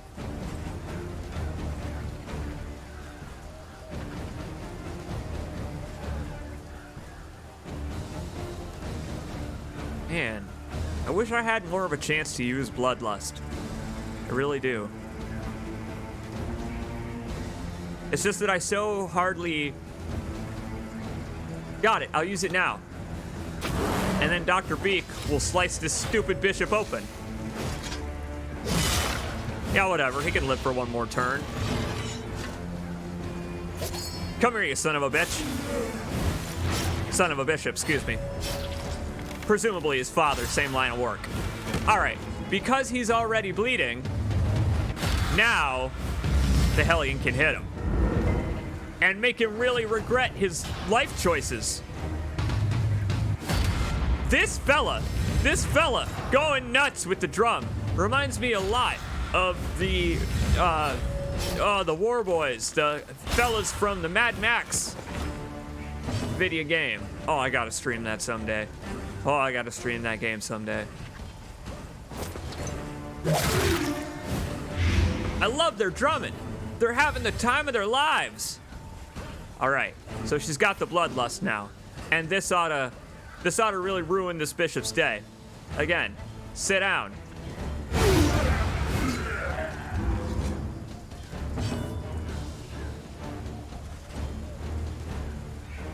I don't know what he's the bishop up, so I can't. I was going to specify a type of church and then say that it was in session, but then I hadn't considered that I don't actually know what he does. I don't know what he does. Let's see. Do you have any way to heal yourself, Squares? Yes, you do. Yes, as a matter of fact, Raucous Revelry will heal you.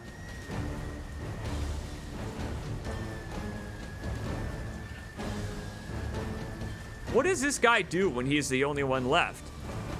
I haven't bothered him at all. Does he use something like Azoic End and explode into a million pieces of shrapnel that damage my entire party? Does he have any attacks he hasn't used yet? Fuck yeah, he does. He does have an attack that he will absolutely use when he's the only one remaining. Hey, you, get out of here. Stupendous. I don't know who you are, but you're going away before that guy does.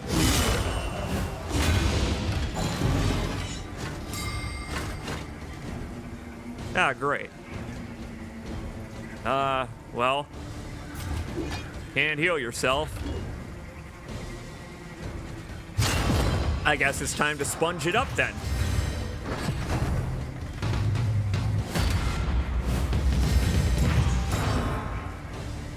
Again, we don't need to touch that fella anymore. Oh, although I'm forced to. Right. I got a feeling that this gentleman with the drums is about to unleash a 20 to 25 minute improv solo that will kill my entire party by stressing them to death, wondering when it is going to end. A petty hindrance.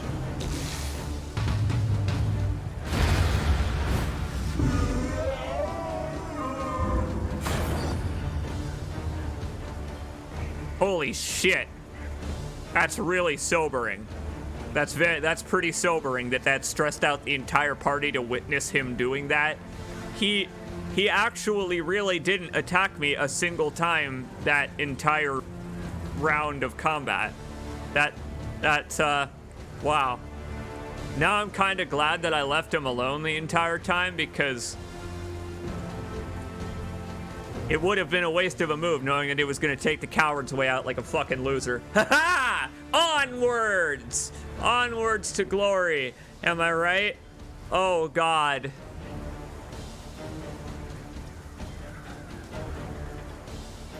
Let's think about this. Let's think hard, very hard.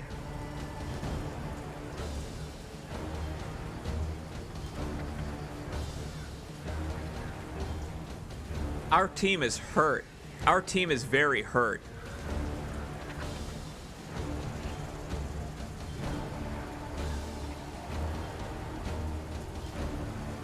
And I don't know what the boss of this area is like.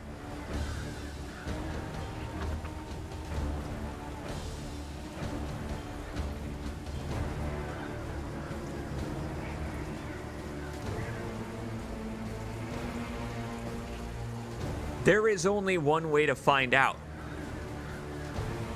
We could leave now, but I don't think the lair preserves its progress. We would need the Tangle to show up again as our final leg of the race, of the journey.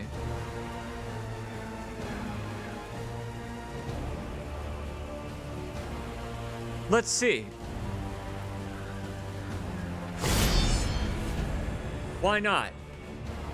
Be curious. Be careful. Locked in a nightmare slumber, he is tortured by failures both real and imagined. Jesus. So, yeah, the tree roots, I assume, are then confirmed to be why this place cannot rest in any way. Makes sense, then. We'll have to cut down nature in this one specific case. I'll bring the fucking bulldozers. Got it. All right. Ominous vines encroach from above. Yeah, I see them up there. I see the ominous vines encroaching from above. I'm gonna guess I hit that thing to make them fuck off. But I can't do that.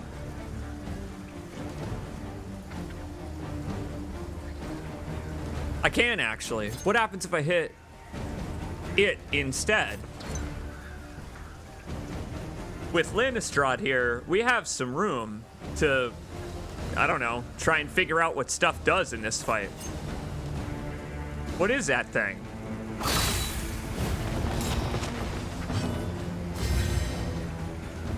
It is reacting to attacks. Okay. All right. Got it. We'll put someone on taproot duty. I guess. I suppose.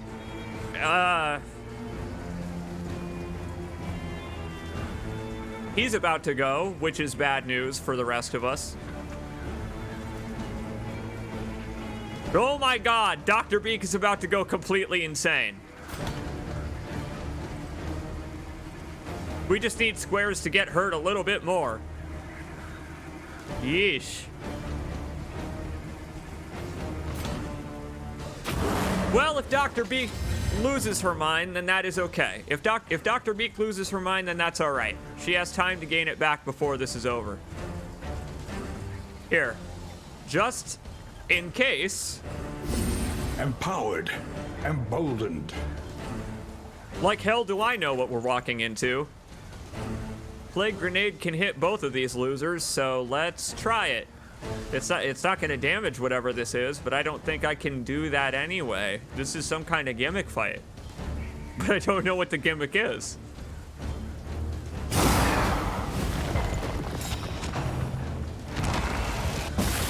Ah, the soil stirs. Go! There goes Dr. Beak. That's okay. Her relationships have dwindled anyway. Yeah, let's see. Let's check them real quick, because I don't think anybody... Oh, okay. Yes, Squares and Collinsbro are still hopeful, but yeah, that was to be expected. Okay, so note to self, just beat on this guy. Okay.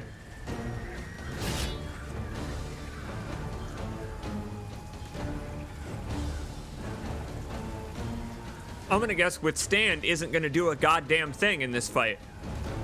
Probably. I'm gonna guess everything. Everyone is being attacked at once here, so Withstand probably won't do anything. The music is neat. I agree. The music is terrifying.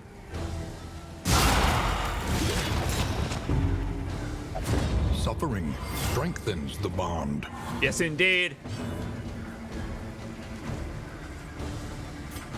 Went in. Oh. Could buff him for revenge for next time. After all, there's only really one target to attack, but I don't know what's coming after this. So I don't want to really weaken him first. We have other people to heal right now for some strange reason unrelated to Dr. Beak's mental state. Shit, dude. He's got a lot of health. Oh boy. Ah! Up above us! Whoa! Oh, we gotta have someone keep hitting that. I think, maybe, I assume? I assume we gotta keep hitting it. Well done. Yes! Okay. If I hit it with someone, it'll recede, but not that person. It seems like it's whoever it's closest to. Okay, got it. Okay. Yes. Okay. Ah, whoa, my God! Holy shit, what was that? What the fuck? Why did everyone just randomly die? Analysis is the natural prelude to action. Well, you say that, but I couldn't quite analyze the guy until he used that move on me that just randomly killed half my team. Holy shit! Note to self, don't recede his growth. He doesn't like when you do that.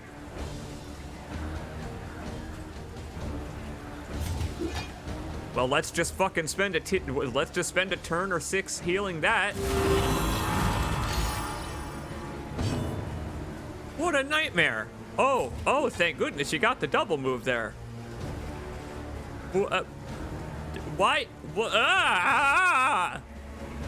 My healer is potentially about to bite the Zedesto. Okay. Well, Dr. Beak, you're gonna have to use some of that healing on yourself in a moment. Right. Well, this is fucked. This is all fucked. No, not necessarily. We're not necessarily fucked. 9 entire damage. This is boss fights in Darkest Dungeon. Oh, here we go. Right.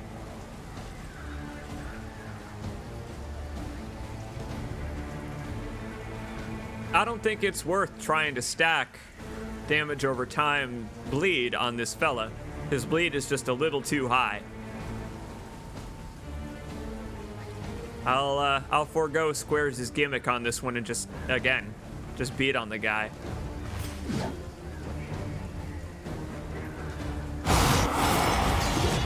Woo! Thank goodness they're still hopeful. Mighty is the blade that does not swing alone. Meanwhile, Dr. Beak back there like, help!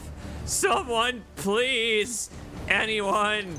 A bandage to cover the bandages I already wear.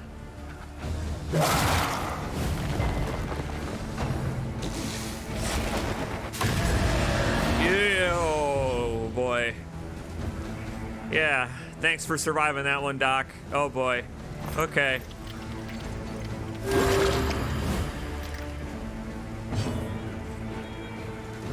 We got vines growing. But no one left to hit them with. Huh. Weird one. This is a real weird one. I'm not gonna count on the pocket watch, I don't think. It'll probably activate after this and I'll feel like a real dumbass for not using revenge, but I'm not gonna weaken my character before the vines grow over his head. See? Told you. Sometimes it just ain't worth it.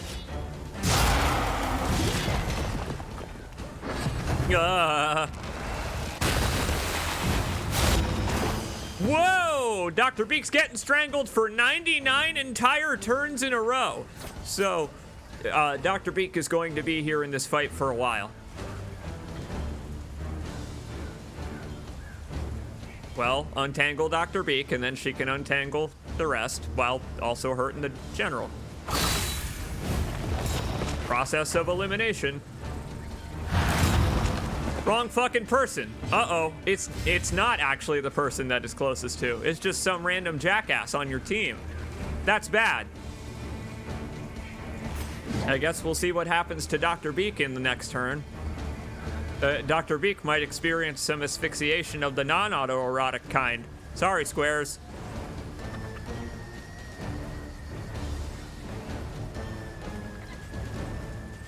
Dr. Beak may be about to go completely insane again. That's bad. That's real bad. Because Dr. Beak is going to start building up negative relationships in that case.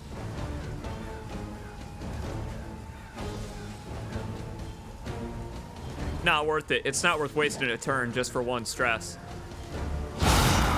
Whoa, especially not if she was going to do a 19 damage crit.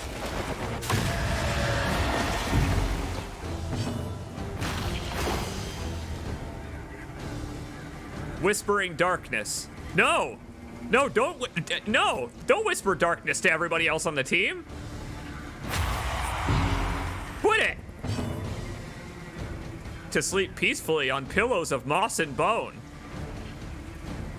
You know, actually right about now that does seem kind of comfortable. This has been kind of a long fight. How much health does he have left? 62? That's not so nice.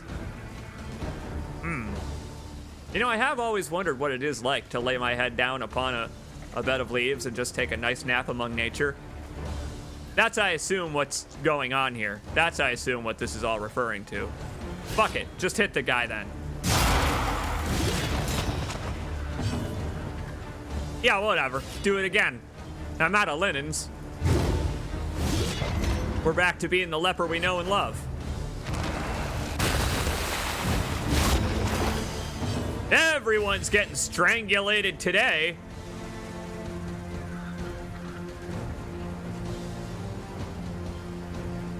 Again, Audrey is the one who can free these folks, so we just kind of have to let Audrey do her thing. I wonder what'll happen if I use toe-to-toe right now.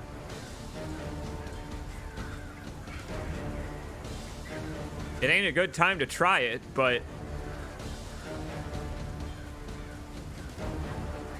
it says vines hamper movement, reducing speed, but I don't know if that reduces the amount we can actually physically move. Let's take a look real quick at the skills that Collinsbro has, because he can use everything from the second row. Thing is, if this puts squares in the place of the vines, that's actually a good thing, because squares can't really help out in this fight. A master stroke. Nope, can't move them. Can't move them when they're being strangulated. Makes sense. Makes sense the devs thought of that. All right, let's just finish this guy off then. Release someone, please. Ugh. That's not who I was hoping you'd release.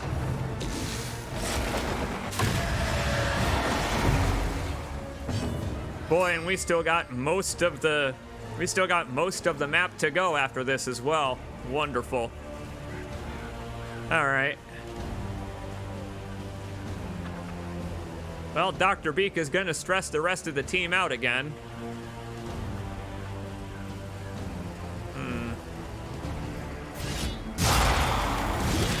Keep chopping. Again, that's what we're here for, to chop the trees down.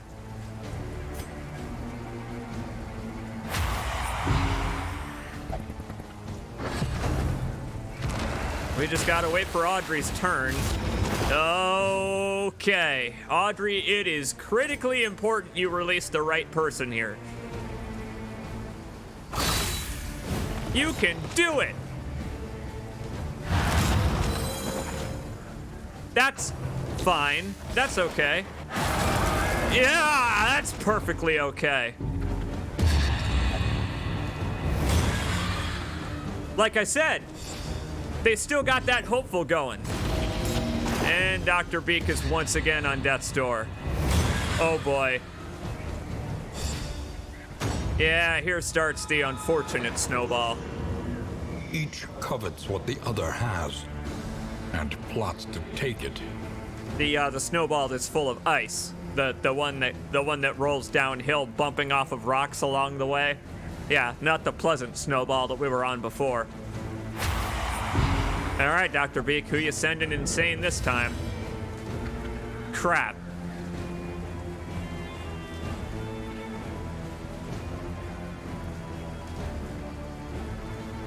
Let's think about this.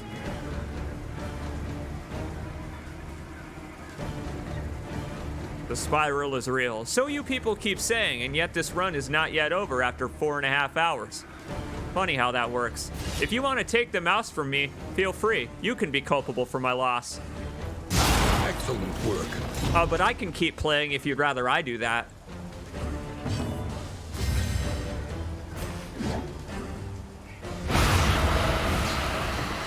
No, go ahead. Take the mouse from me, if you think you can.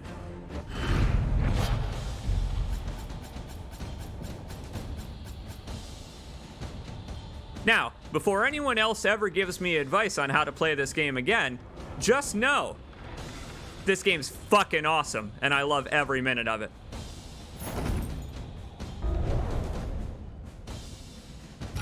The loathing festers. Oh, it does more than fester. It quivers in fear of your pal CJ and his slime mold, his stacks of bread, his many, many stacks of only slightly stale bread. It's only a few days out of date, and hey, guess what? I kept it in the wrapper and everything. It'll last another week entirely. And look, we got another Oasis on the way. There is a fight in between now and then, so this could all go terribly, terribly wrong. This could all immediately go terribly wrong after all of the hubris. I just wanted to shove it in the chat's face that I did something right for once in my life. Blind on the first try. It hardly ever happens.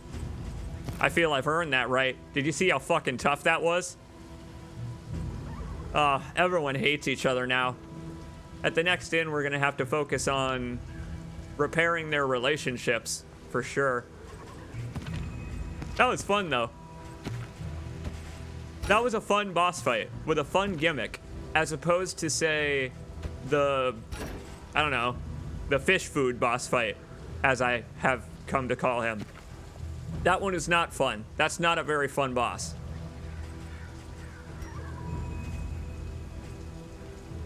Success so sweet. Yes, it is. It feels good.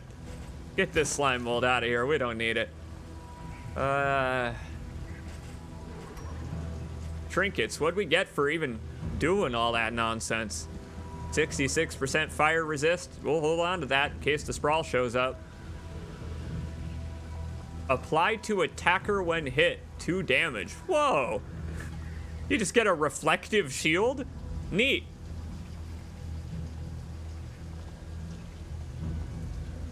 Whoa. And if your speed is low, you gain an extra action. Let's put this on Collins, bro. Yeah, let's put both of these on Collins, bro. So, all right. Collins, bro, has a 20% chance of gaining an extra action and also automatically does 2 damage to an enemy that hits him. All right, enjoy it. You earned it. You really earned it. Holy shit, a 24 damage crit to finish it off.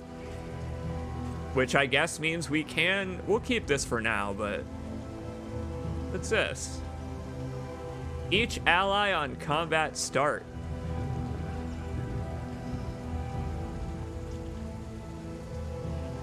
Not bad. I mean, with Deadeye, she doesn't really miss. So, yeah, we could put that on. We could put that on Linnestrad to give to everybody else. Oh, well, hang on. That wouldn't leave her with very much health at all. Before I do that. Maybe later. Maybe later we'll do that. Oh, God. Oh! Well, we just have the head of the man. We just took the man's entire head. The man's entire head is one of the game's motifs.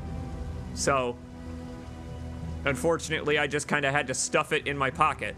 All right, well, I'll put it on the back of the stagecoach later, I guess. Quantity of looted relics? Yeah, no thanks.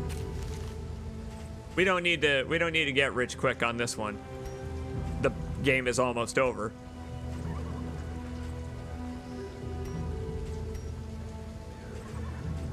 After this one, we only got one more region to go, and we don't have to visit the lair in it because we have this. We just need to take this to the end of all of this nonsense successfully, which is easier said than done, but let's do it.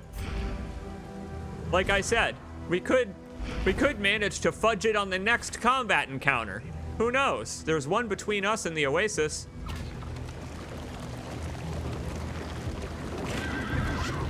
Oh, this is terrifying. Whoa. What a terrifying tile set that is. Claustrophobic as hell. Why the hell did she start with horror? What? Oh God. She's just got a 10% chance to start all combat with horror now? Squares, I don't blame you after what you've been through. All right, well, big guy is going first. What does the forest boss do? Back up about, I don't know, however long we were fighting it. We were probably fighting it for probably 15 so minutes. Let's see. You could watch the live stream that I'm putting on. Let's see. We'll just let him attack then, I suppose. This road cannot be walked alone. We are going to have to focus on healing our party after all that nonsense for a little while, which is good because there are only 2 opponents here, and I don't think the game is gonna count it against me. I don't think it's gonna count it as stalling. I don't think.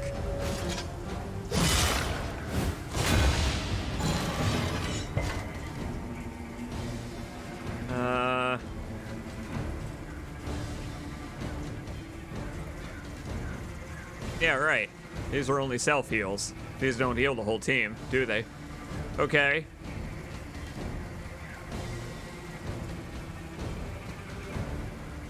That will also be fine. That also is fine. Well, let's use Withstand first. That way everybody else can heal themselves while this nonsense happens in the background. Yeah, here we go. Hooray! This too shall pass, friends. Hopefully. One blow at a time.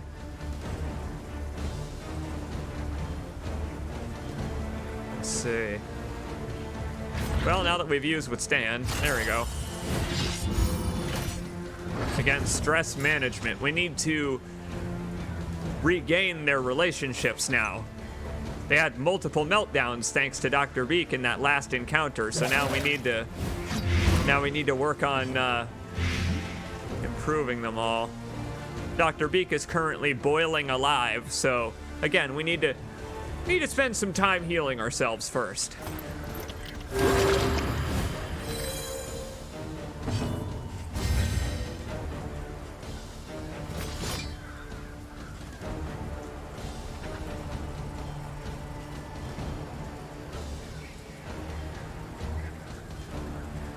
I mean, she can't use Raucous Revelry again.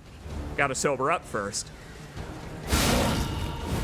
Which is fine, because by that point, everyone else will be damaged and stressed enough again that it'll be worth using.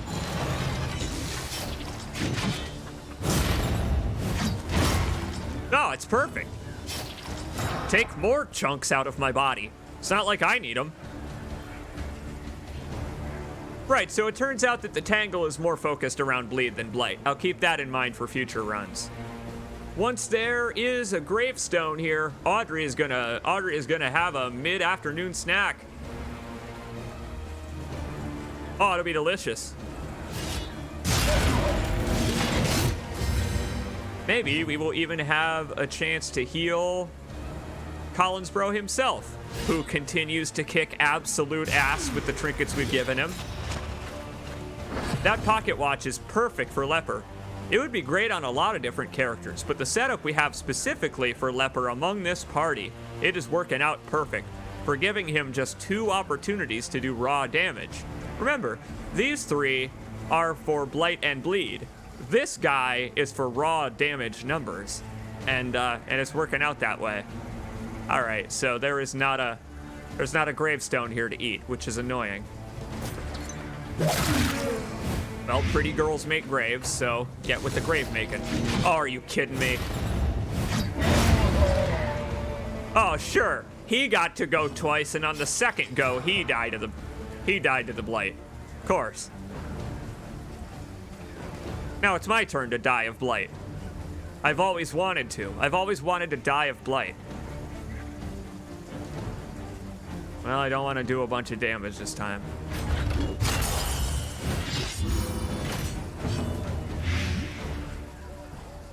How about, how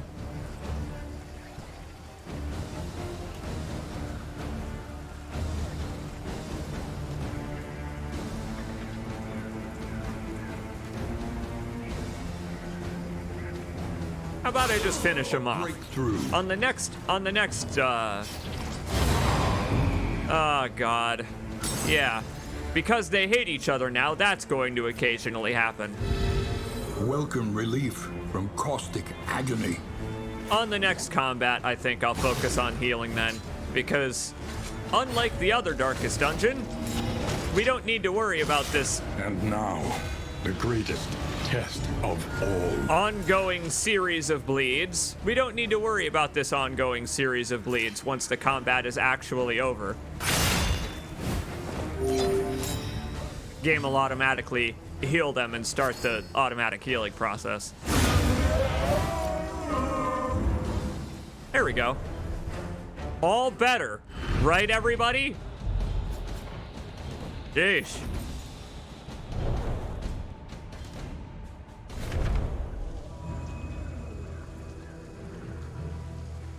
Oh, are we ready to go now? Oh, great. Yeah, this looks homely. Hang on. See what we got in terms of combat items. Not a lot. Again, more focused on blight than bleed. Other way around. More focused on bleed than blight this place. Oh, Lord. You kind of have no choice but to run over the debris in there. Oh, but thank God, an oasis. An oasis for our mind, body, and soul.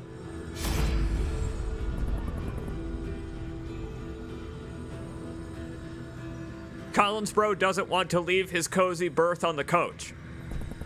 He can stay in the coach while everyone else bathes their stress away then. Fair enough. Lynn Estrade does not want to wash her hair in this gunge. What a word. Well, that's fair enough then. I guess the ladies can have it. Cleanliness balances the humors.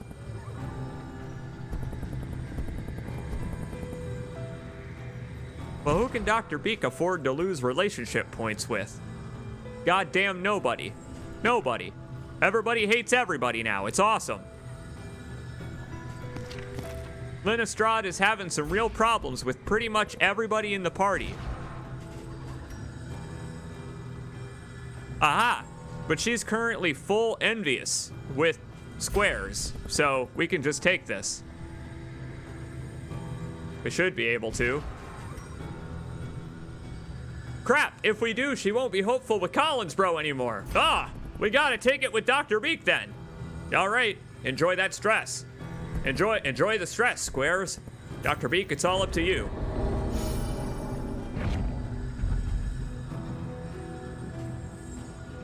No one has ever seen her without the beak is the thing.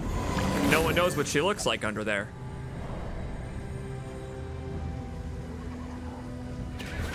All right. Assistance encounter ahead. This is no place for decent folk.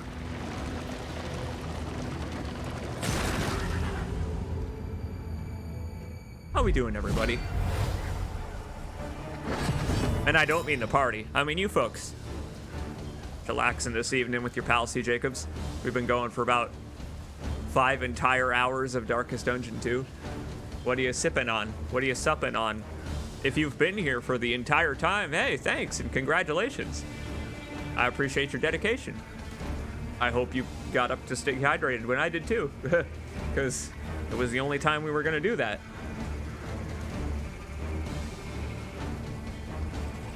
Not that I've chained you here. You can hydrate at any time.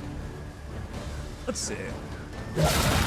This fella first. I've learned how dangerous these arbalists are in my time in the Tangle.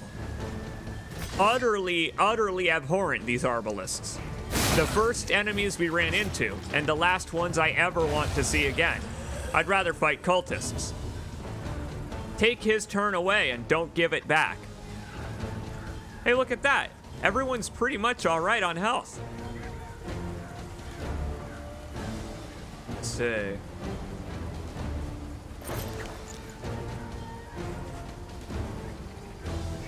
Enjoying the atmosphere. Happy for you. As am I. This game is wonderful because it has so much strategy to talk yourself through that also is, you know, talkable through with the chat. It's a great game for streaming. Now, we could focus on stress still.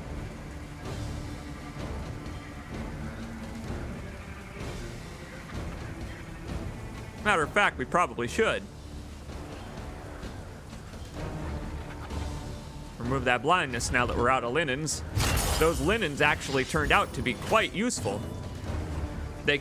But because we have the pocket watch, essentially we have a permanent linen. That's kind of funny. If he ever gets blinded, we can use reflection and hope that we get the pocket watch. Well, in this case, we did. All right, we'll try out with Stan then. And if they bring up his stress, we can bring it back down with our Hellion over there.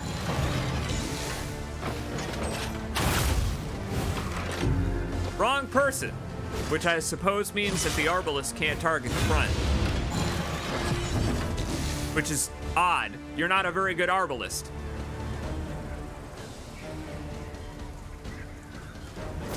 Well, all right.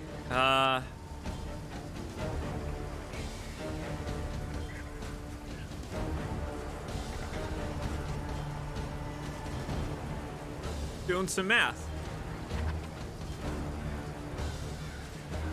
There we go. Get him out of here. Perfect. Hey.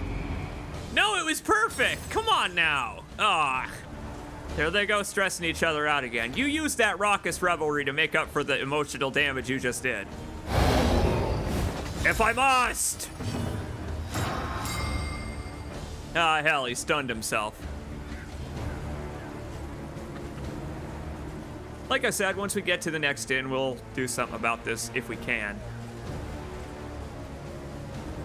We'll wait for him to get damaged a little more before we use Solemnity. Thank goodness they are still hopeful after all this. Oh, thank goodness.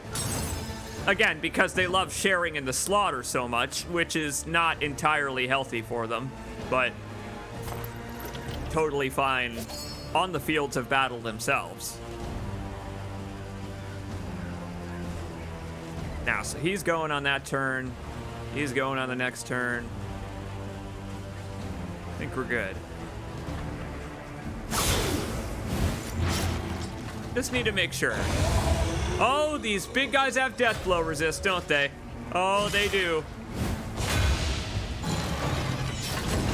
God damn it, I always forget. They're just slightly tall enough. Ah, well. Once again, Collinsbro has that trinket, so anything that decides to attack him immediately gets 2 damage. Remember, anything that attacks Collinsbro gets an automatic 2 damage riposte. So that thing just killed itself trying to attack him. That was what just happened and why it had a death blow, even though it had already attacked. It's not the first time that's happened. This game really rules.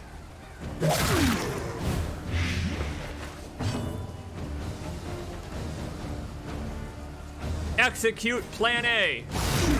Just hit the bastard. Or I guess it would be Plan J, wouldn't it?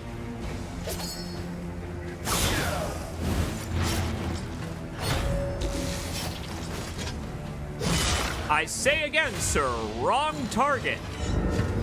Collinsbro. Collinsbro is the one we need to take just a little bit more damage. There you go. Thank you. I think that's literally all he needed. Yeah. Perfecto. As they say in Deutsch. And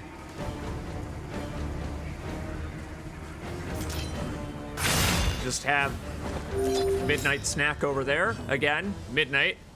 Hidden with stealth, all that stuff. And one more Raucous Revelry for the road. Why not? This technically counts as stalling. But good news, everyone has a turn left. Thanks to me actually taking action on this turn, it doesn't count as stalling. Quit stressing her out. You just cured it. Look at the good work she's doing for this team, Linnestrad. Everyone. Scavenge what you can, and be off once more. Everyone here is carrying their own weight. Good for them. 41 folks here. I'm happy to have you folks here. I really am. I'm glad you find me soothing to listen to, even while I'm shouting my head off about how enemies are doing 46 damage crits to me near the end of this run. The closer we get to the end, oh my god, look at this actual tangle. What in the world? Right, this is the dodecahedron that I was talking about earlier. All right, so this is garbage. We got resistance encounters everywhere.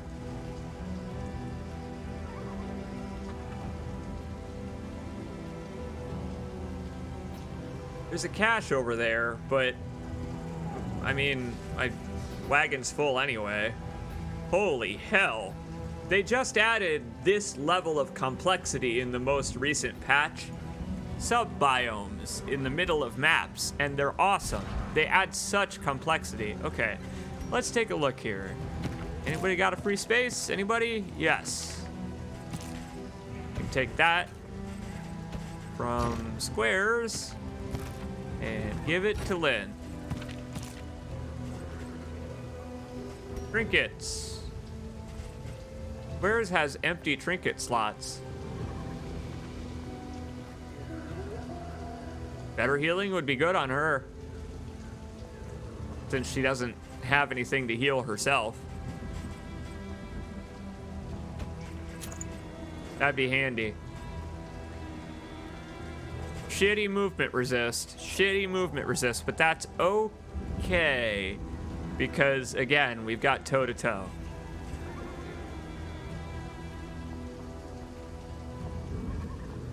Oh, shit. That's right. I didn't actually put this unwavering standard on Lynastrad after talking so much about it. Whoops. I forgot to do that. Oh, that's right. I actually changed my mind about that. Yeah. Okay, good. It's actually better served then on Squares. Who's not gonna go first? Squares isn't gonna go first. Audrey is. Lynn. So...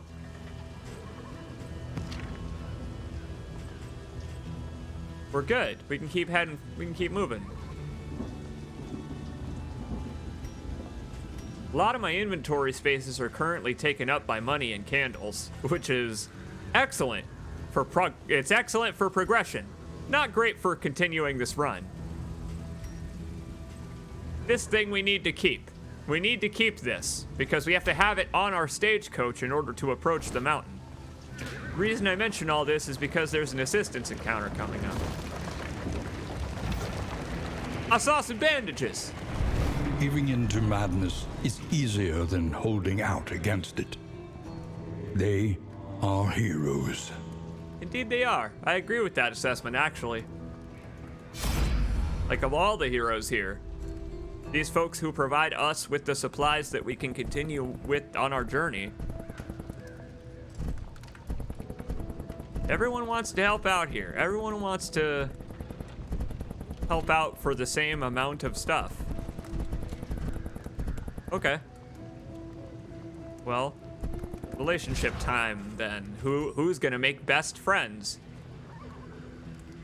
This will keep Squares and Collinsbro in good standing. So let's do that. We're parting with 6 whole relics. The game is forcing me to, which I'm okay with. Yep, better something useful than a handful of relics. But our wagon's almost full, so... you're half right on that one, bud.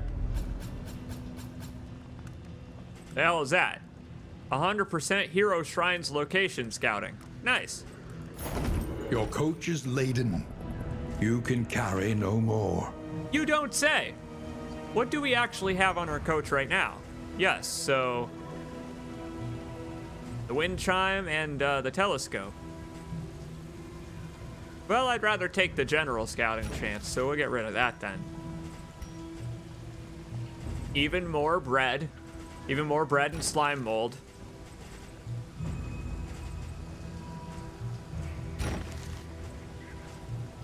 Now this whiskey bottle I'm probably not going to give to anybody because it has a chance of, again, harming the relationships. We don't want to do that at that point. These bandages though, these are important. in this specific area. Here we go. We're gonna run into cultists eventually. Eventually it'll be cultists. Cultist town. Population us. And I'm okay with that. The Steely Damned is still the name of our stagecoach. That's still one of the best decisions we've made on this stream. Stuff yourself with more bread. If only we could on the road. I wish they would stop to take a break on the road with their bread, but they won't.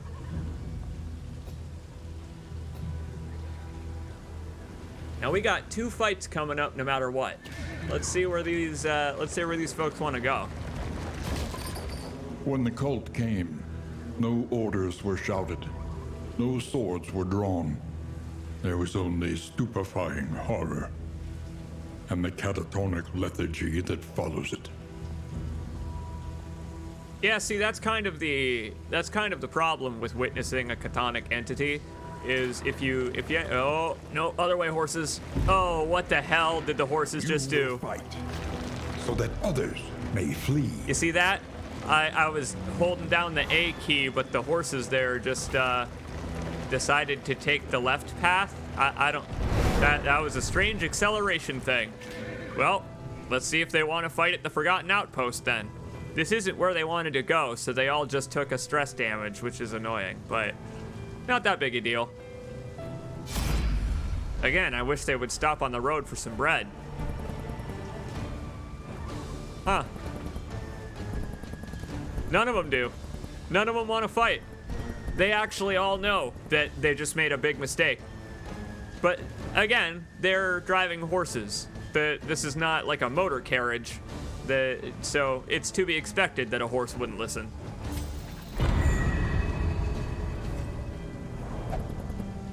Horses are what I would call situational. That's a shame. But our pack is laden with loot and supplies, so we wouldn't have been able to take whatever's at that cache anyway, even though our heroes wanted to go to it. Meanwhile, they're all just going insane. They're all just slowly going insane because of these crazy tangles. What a map. Look at this nonsense. Oh, I love it.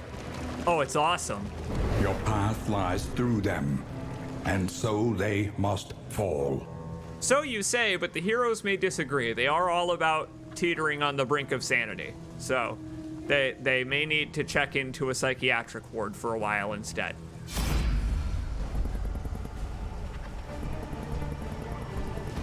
Yep, Dr. Beak wants to shed some loot and run. It will make everybody dislike Dr. Beak, but, well. How fragile they appear before our solidarity, says Collinsbro. Collinsbro, let me take a look at the map here. Do we have solidarity?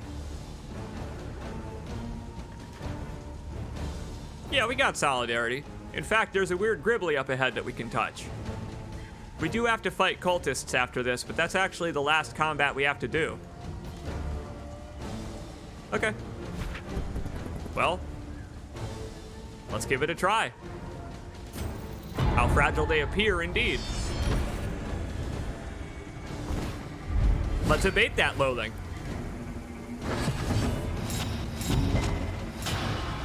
Well, that was a whole lot of buffs at once. Debuffs and all kinds of different colors. What in the hell just happened?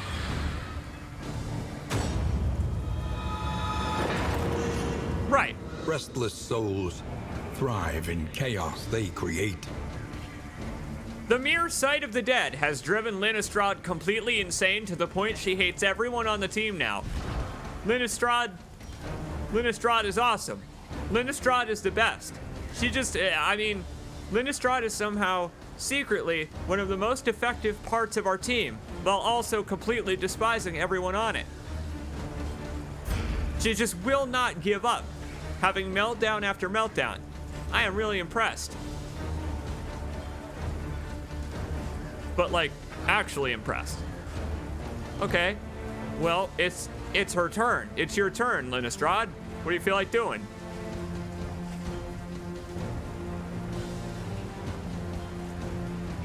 Well, this guy sucks. This guy sucks. He's an upgraded elite enemy. He's a denial enemy. So he has better resistance than normal to everything that I could do to him because this game hates me. Okay. I'll just hit him with a normal one then. Sometimes Blight isn't the answer. Very rarely. This is no time to falter. Maybe it's time you didn't have it so easy, Squares says to Linistrad, who has got 4 out of 38 HP. You know what? You're right. You're right. I agree. Here, because you just did that, you're using your healing salve on her. Because I actually don't have time to wait for there to be a corpse for her to eat. Repair your relationship, damn it. Like each other again. Let's see. Hey, good news. In the meantime, we can focus on the other enemies. Let's see.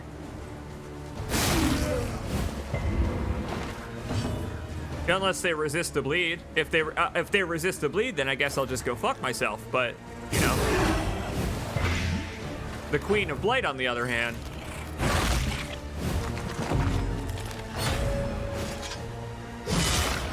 She's the one doing the fucking in this case.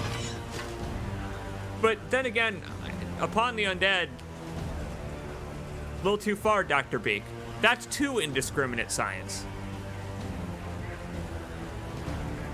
So it would be pointless to use Withstand, because the Arbalest can't hit him anyway.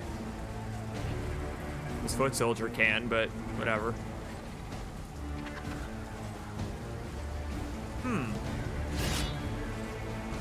I'm at the fuck if I know phase of this fight. That's where I am.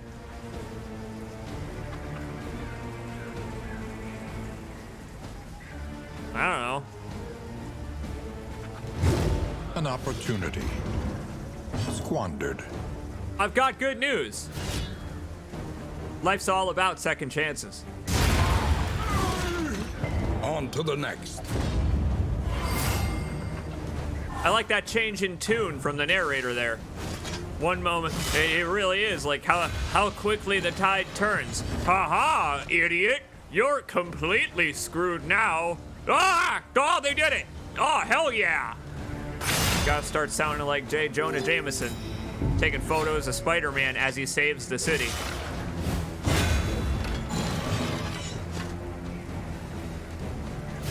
Spider-Man, that bastard! How dare he succeed at bringing hope to the world? I love it. I love the tone that the narrator takes on in this game. Unironically. That's genuine. That's genuine adoration that you're hearing there. There is no irony in that statement. All right.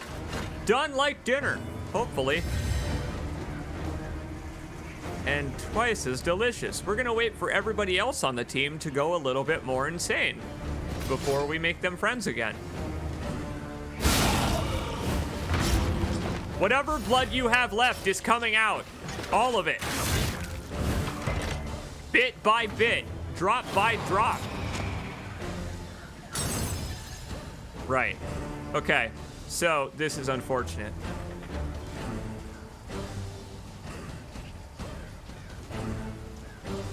Well, not really.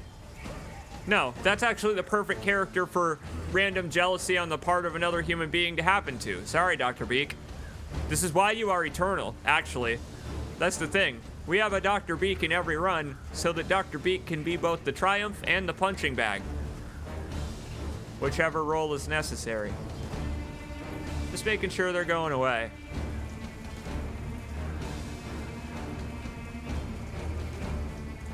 And coughing up a lung. Okay. I don't need my lungs anyway. 0 damage. Secretly 6, though.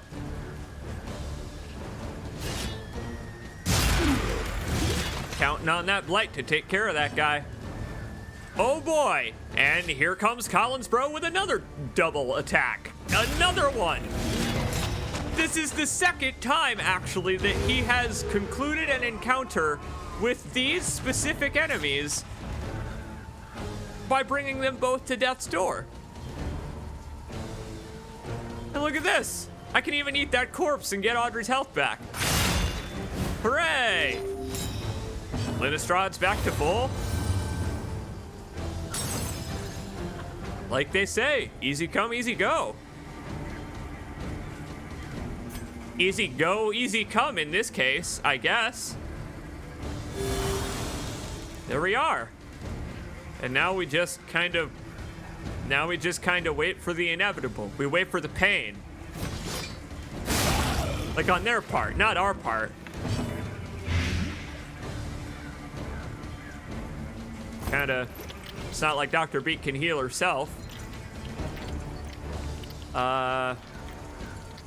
Seeing if there's anything else I can do to take advantage of this, but there isn't. Just gonna kind of let them do their thing and expire naturally. They've reached the end of their lifespan. I've just got so much wiggle room. I've got so much wiggle room to, I don't know, randomly take 2 stress off of myself. You hardly ever get that amount of wiggle room in Darkest Dungeon without it punishing you immediately. Cut down these nightmares and blaze the trail to your redemption. What is that on the right? What is that bleeding branch? Is that just the eyeball? Skull? Hole? The protrusion of one of the enemies? You know, how the branches have just kind of become integral to their beings. This is the story of a girl who cried a river and bled the whole world. Holy shit, that's great. On crit, she gets a boost to her melee skills by 66% damage. Holy crap. And then, if it bleeds, just gets additional bonus bleed dealt. Okay. Rad. And hey, it's great how the trinket recalls past trauma. Abates.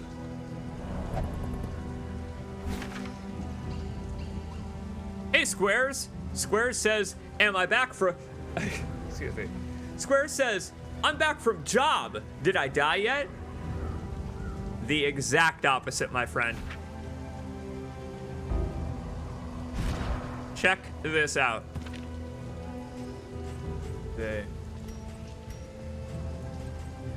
You are living the life only a Hellion can live. Let's see what you got here.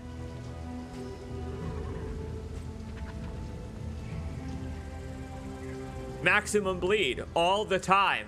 Crit on melee skills all the time. If you get moved out of place, you'll get stressed out. I love that it recalls your origin story.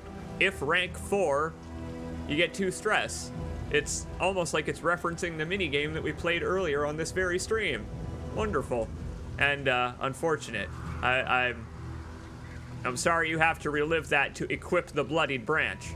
But again, remember, she did hide in a tree for several days and then come down to find her entire clan had been massacred and all that. So, yeah, it fits both the enemies of this area and the woman herself. It makes sense we found it here. Yes, indeed, it is fun. That is one thing I liked about Darkest Dungeon the first, that I like about this game just as much, is that everyone...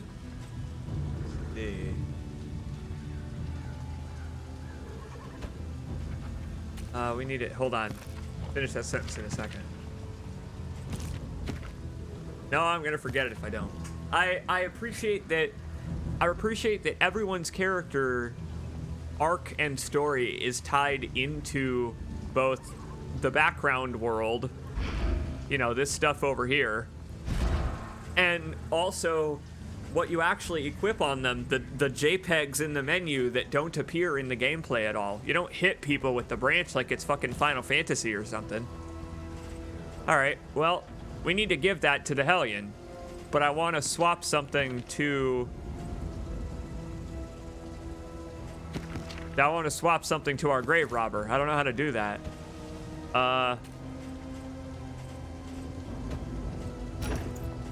We'll just do a little Texas swap here. little bit of a do-si-do. That's okay for her to have slightly lower max HP if eating corpses... I mean, breaking apart graves and engaging in her hobbies is how she regains health. That's how she regains health. And I think we could just get rid of this. Meanwhile, on the Hellion, we'll put that trinket on. Because we use If It Bleeds primarily on her. Because, you know, I like to bleed my enemies. Again, absolutely filling up on bread. Not that we need it at this point.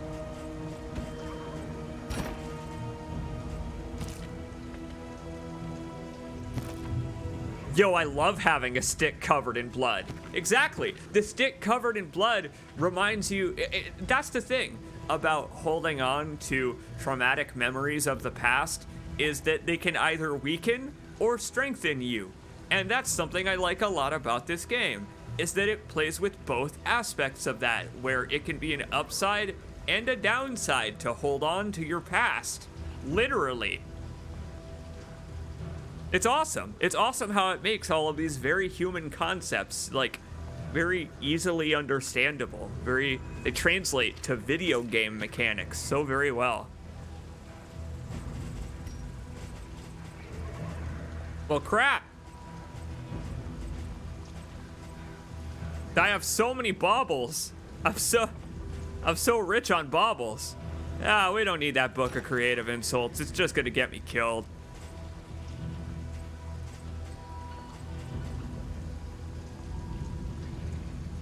I'm gonna regret dropping this anti-venom if I do.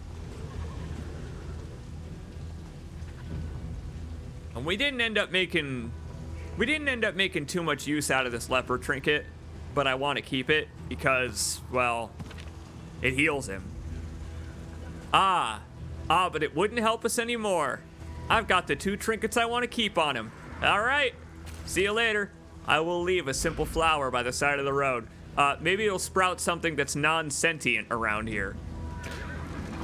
You know, something that doesn't take over the locals. Where are you headed?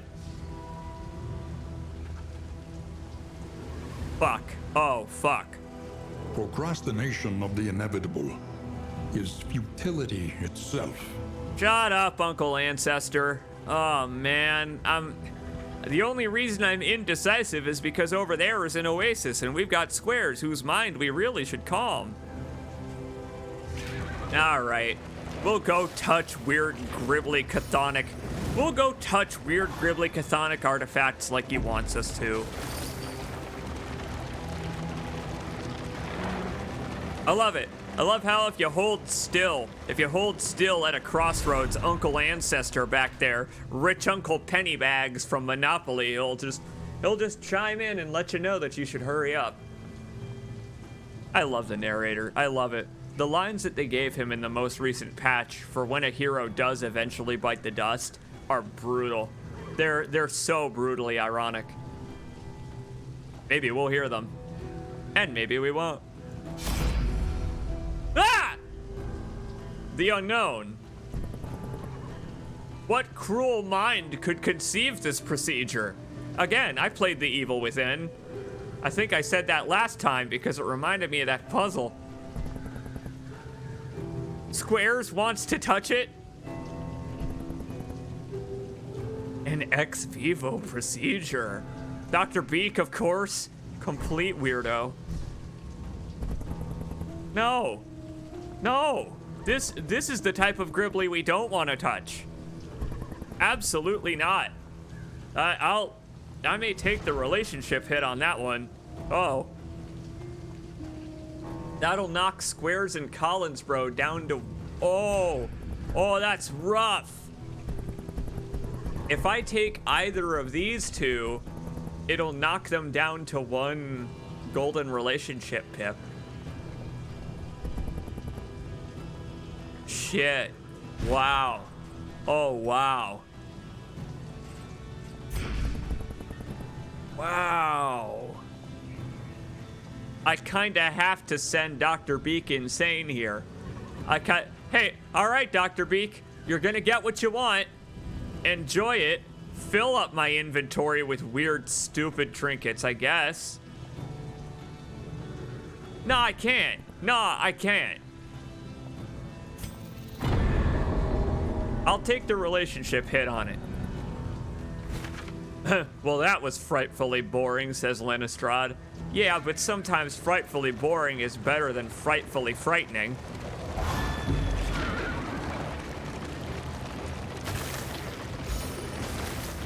What, would you rather the real article around here? Okay. If you'd rather, we could pick you for the hero shrine and we could all sit by while you re-experience the life after luxury. Go ahead. Go ahead, Miss Grave Robber. So far, we've been experiencing the tragic tale of the Hellion. We could give Grave Robber a try. Or we could stick with what we know. What? You know, actually, why not? What did she end up doing after wandering endless fields of her dead comrades? I'm gonna guess that's where the face paint came from. Remember, in the previous flashback, the mini game, where we saw what she looked like beforehand, she only had the one lightning bolt, and her fellow barbarians, her fellow clansmen, but you know, with a C, not a K, they had the two. All right, let's see what she got up to. Chapter 4. Shame and Exile. Yeah, I'm gonna guess you weren't allowed back into the club after a failure like that. That's kind of harsh on the part of your clan.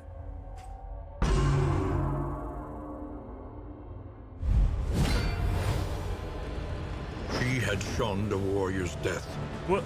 and her cowardice would be impugned. Hey, you look familiar too.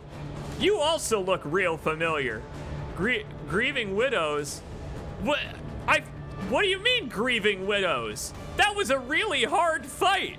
I literally couldn't win. You should have trained your goddamn warriors better. I was the only one there with more than 10 HP. Oh shit. Oh my god, that's all I can do.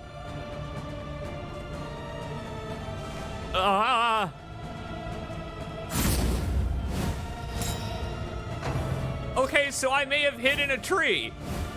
What if I did?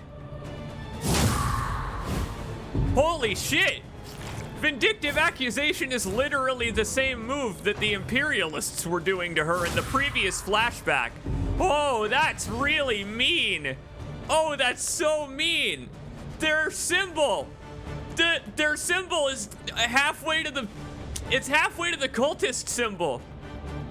Ah! It's good that you left these people behind. They seem like a bunch of jerks.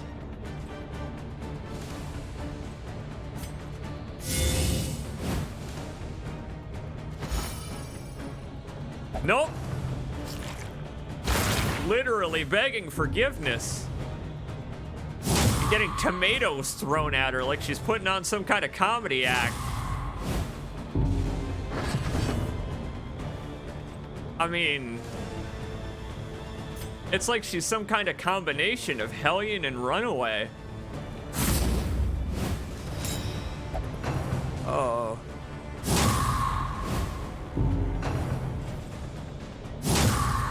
Yeah. Once again, I'll take the words, but I'm not going to take the tomatoes. Not hungry. Kinda lost my appetite after seeing the spilled guts of your husband. Sorry, my bad. A little bit traumatized by all that war that happened because of our local culture and all of that. Ah, God. Yeah, my bad. I really know, like I got nothing for you.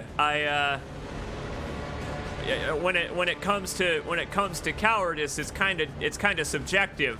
what counts as being cowardly or not. Because here's the thing, right? There's only one of me, and there's about 5,000 grieving widows. So, like...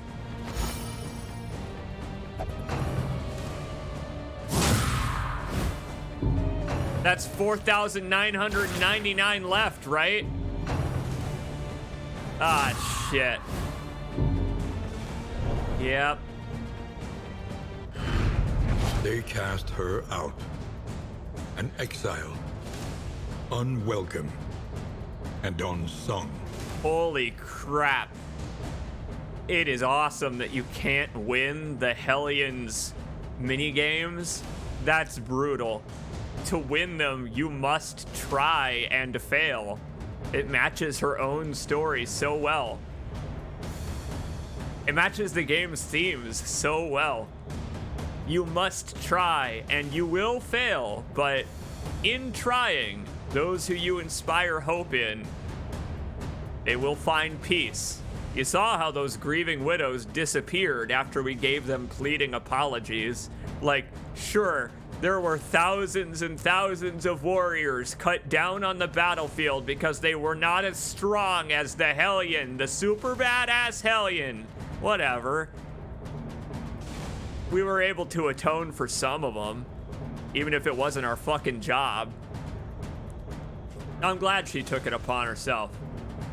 Like I said, life is all about making breakthroughs. I just said it in different ways than the game. The game said it with a bardiche through the fucking stomach.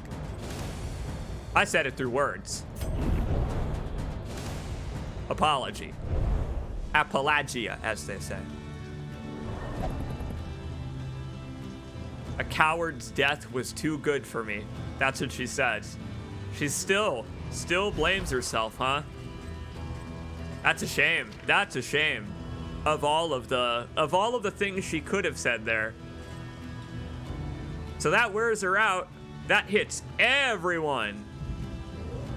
But it also gives her winded.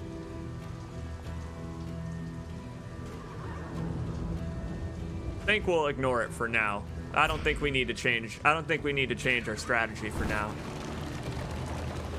What a tragic story. I like that one a lot. That's the one comic that I don't recall very well of all of them. That one's been it's been a real fun story to experience. You see that up there? We're 6 leagues to the end. I didn't even check the map. Okay. This is it. It's Oblivion Zingris. It's time for cultists. But this is different, right? Is this gonna be the big man? Or is that the next one? I can't recall.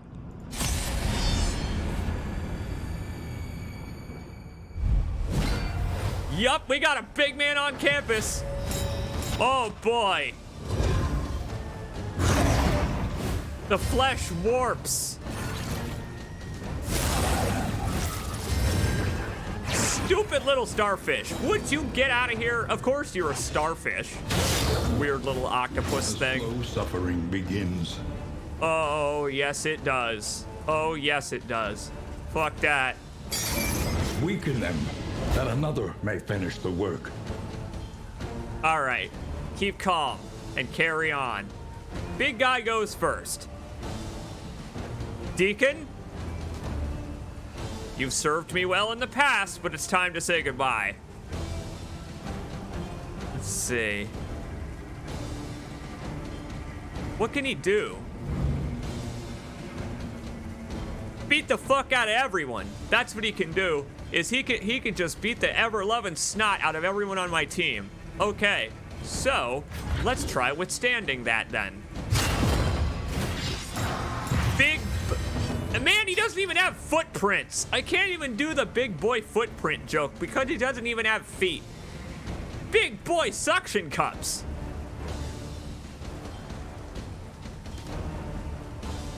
Big boy weakness to bleed.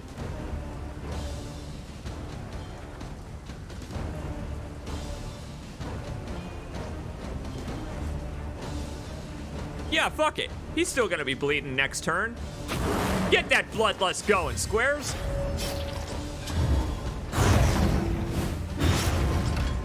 Ugh. Flesh from bone is a weird one. My God, that's a hell of a bleed. 7 bleed for 4 turns. I think we may need to cure that. You know, because he's gonna fucking die if we don't. He'll just keel over. He's a leper. He doesn't have very much blood left in his body. I guess we'll get rid of his resistances. It's not like he needs them anymore. He's not gonna be alive for very much longer. If he was ever alive in the first place. That's what you gotta wonder with these cultists, is if they count as living beings. They shouldn't. Do any of them do blight? Analysis is the natural prelude to action. Yes, sir, it is in this case.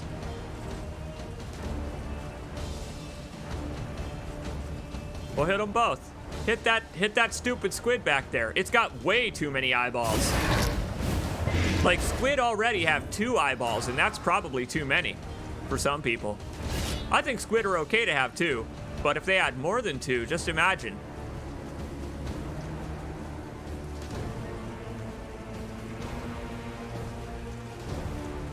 We're good to slap chop, I think.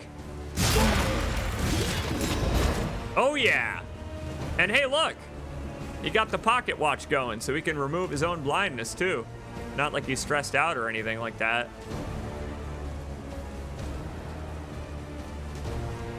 But I'll do it anyway. May as well.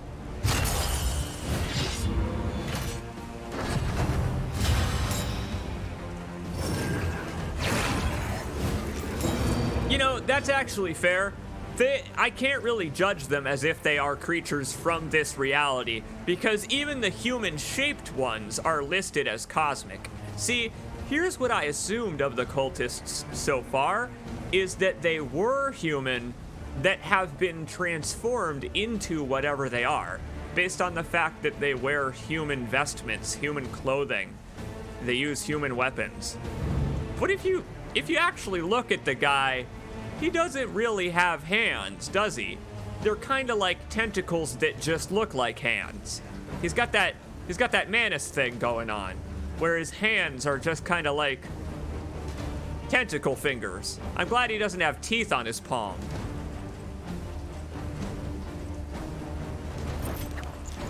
Well, let's try that again. He's stealthed, but I can hit him anyway. Measured and steady. Yes, sir. And of course he got stealthed by the little bastard. Now that's fatiguing. That wastes time. It's okay. Could have been worse. Perhaps the flesh too is a vestment. Are you a cultist? Are you secretly a cultist? Maybe not so secretly. I think I'm gonna let him bleed this time. No, actually, I should still heal him. I was gonna let him bleed and then heal him with Dr. Beak, but we need Dr. Beak right now to deal blight to these fellas. I will keep healing him through other means. This altar needs to go before it starts healing everybody else, which it's gonna do. It's gonna do once it stops buffing. Holy shit, but thankfully he's taken 10 blight per turn, thanks to these ladies in the back. Good for them.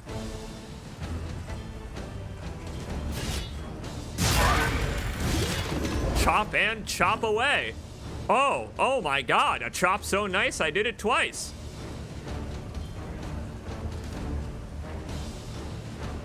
Nah, life is about temperance.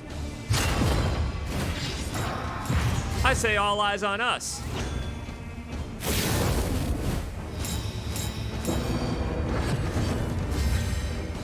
I got a feeling You can't call Dr. Beak boring. What is wrong with you, Linistrad? Dr. Beak is the glue that keeps this team together. Hence why she somehow manages to appear on every run. I don't know how she does it. Ah! 4 more! 4 more is all you need. Damn! I was almost there, too. I bet it's gonna start healing. That's okay. We can stack damage over time on these enemies to counteract the healing. This fella over here, the evangelist, as he has decided to call himself, I'm sure, he's gonna do some real bad shit to us on the next turn, but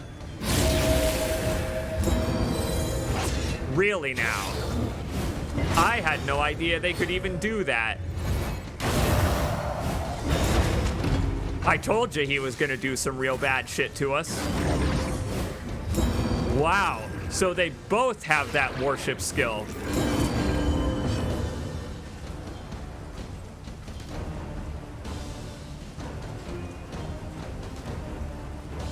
All right, dickheads, that doesn't change my tune any. Fuck you. If you want to delay your death by a few more turns, then go ahead. See if I care.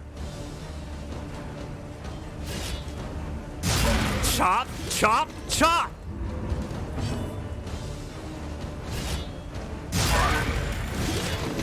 We just got to get that altar out of the way. The smallest variable Like that. can make all the difference. In the world.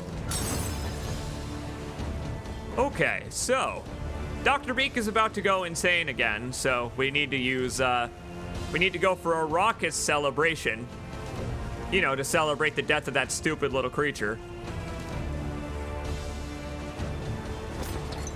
And we can't target much else right now, can we?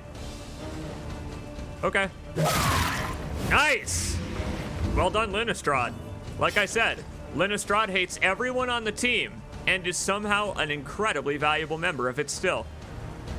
One of the things I love the most about this game. Alright, well, we don't want anybody going insane during this fight, so I guess we'll just party on down. We'll just party on down here in the Nether Realm. This is no time to falter. Didn't plan on it. Check it out, 2 moves in a row. All right, fuck these guys. I don't care. That was just to get the dodge off of you.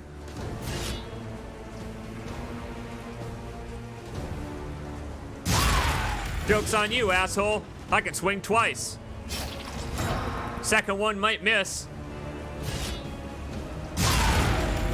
But it might not. Oh my god, and he got to go a 3rd time. Gets to use his own heal for once. Stress be gone with autumn leaves. I can't believe he just healed himself on. Okay. Can we just pause for a second to appreciate the amount of insane bullshit that's built up over the course of this run that just happened in half a second? I put that enemy on death's door. And due to the blight, it took damage and survived to death's door. It attacked Collinsbro, which it was forced to do, and Collinsbro's trinket retaliated with 2 damage that put it back on death's door after attacking Collinsbro, healed it from death's door.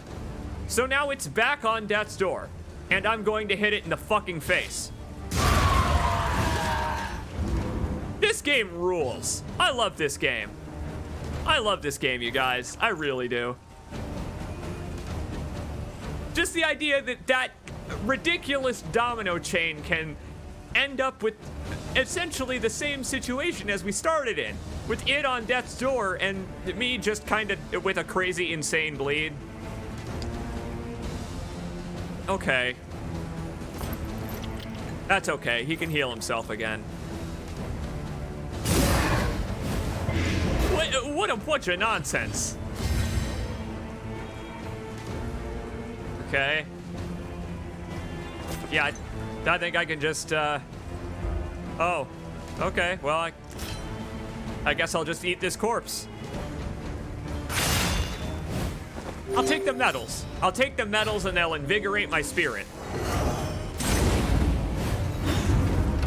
That's what I'll pretend is happening there. There you go.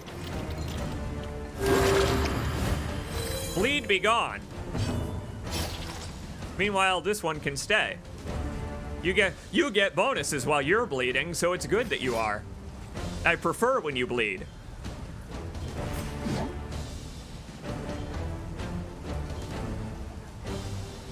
Everyone on the team is about to go insane, but Raucous Revelry is still on cooldown, so we get to wait.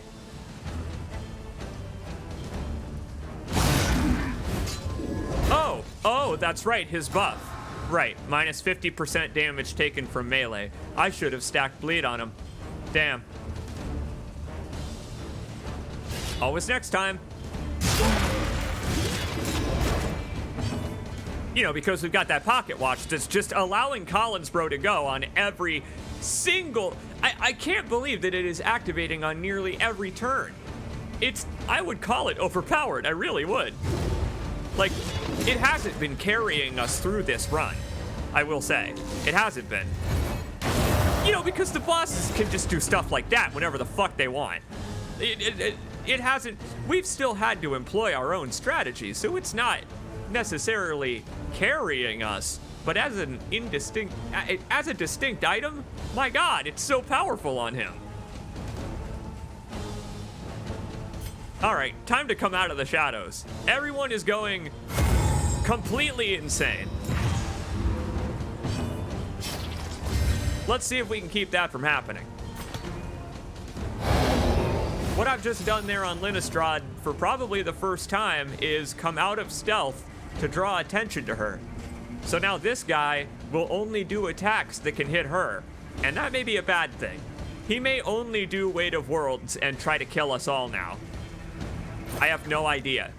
Let's find out. Of course, he resisted the bleed. He had to.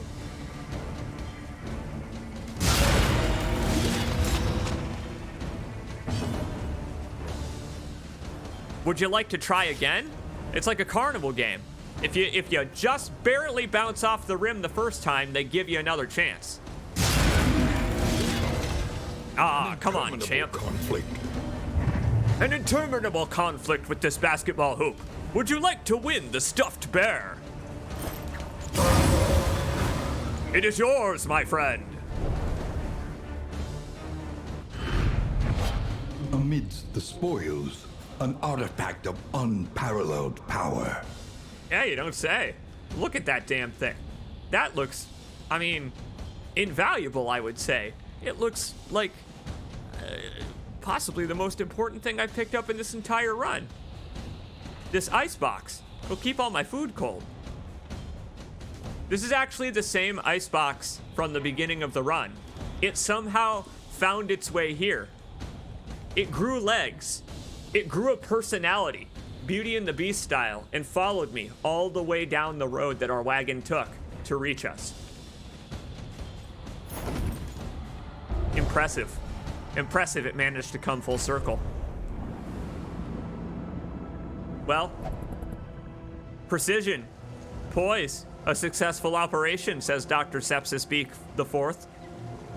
I can't believe we did it. The loathing has completely abated. The cultists have been defeated.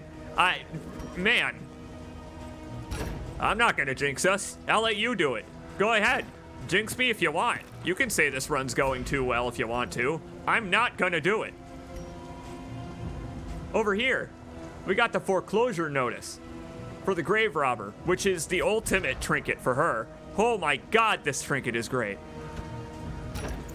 It is perfect. In rank 4, on any hit, for any attack, she will now just have a 33% chance of inflicting combo. And if we use flashing daggers, she'll just go to stealth. Now, she will receive a lot less healing from skills if she's not in stealth. but she's not going to get hit. We can destroy gravestones to go into stealth, for example, whenever we want. So, I mean,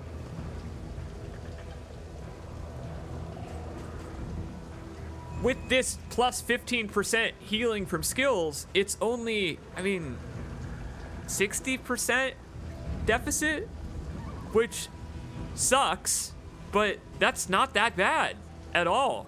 She already heals nearly 20 when she busts a gravestone. So, I don't know. I think that could work out.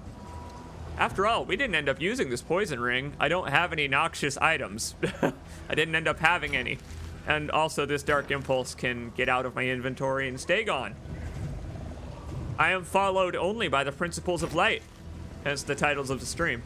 The paths of glory and all that stuff. Ignore the severed head that's hanging off the back of my wagon. Ignore the severed head. We don't need that icebox. Nearly the final leg of the journey.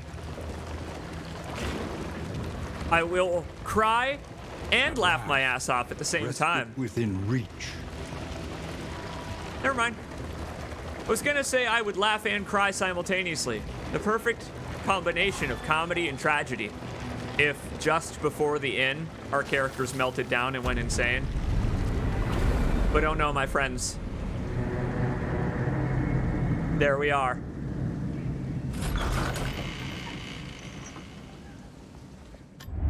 The place is a little worse for wear, but familiar nonetheless. Welcome to the Greased Swine, which is a hell of a name. I'm gonna hope that that's the Swine King up there, with his ears pinned up like he deserves. Ugh, screw that place and screw that enemy and Wilbur and all that stuff. Ugh, what a nightmare. You wanna kill a party in 3 turns? Fight the Swine King. Nope.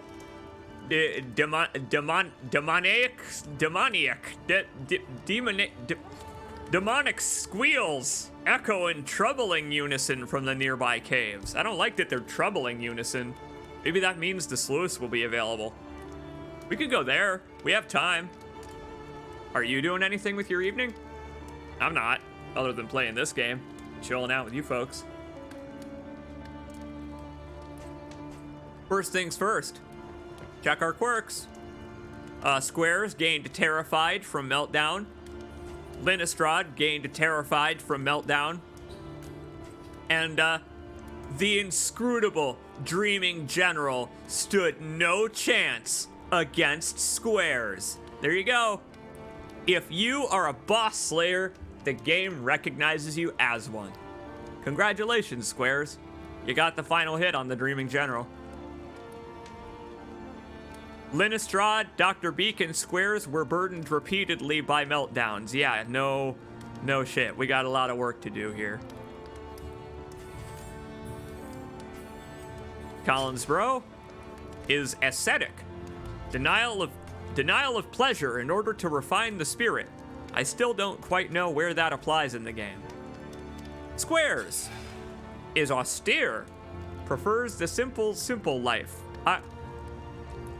Again, you've given up playing video games to go make ships in bottles, like we talk about sometimes. Good for you. Someday I too will become a monk in the mountains. Dr. Beak is a hydrophobe. No greater terror than cool, refreshing water. I feel like the game is making fun of actual hydrophobes there. Listen, some people are afraid of swimming. Some people don't like flying because they're over the water, not because they're in an airplane. Believe it or not.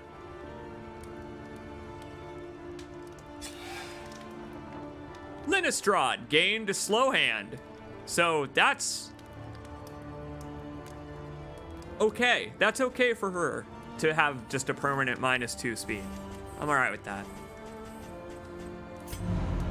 And hey, look, we've managed to avoid the Hoarder, so hooray, we got a candle out of this. Your coach is laden. You can carry no more. Yes, indeed it is, and we have some problems to solve with our baubles and our relics. Before we do anything else, we have stress and we have relationships to repair, because everyone on our team hates each other right now. Everybody on our fucking team just completely despises being in one another's presence. Collins Bro and Dr. Beak are almost there, and it's because of the negative party banter that we experienced, you see.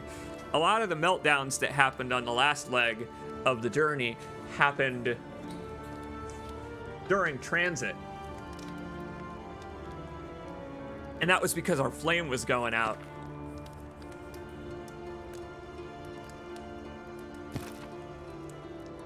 So Linistrad needs a lot of help here with Squares and Dr. Beak. Dr. Beak and Collins Bro as well. Well, let's give them the playing cards. Can't get any worse, right?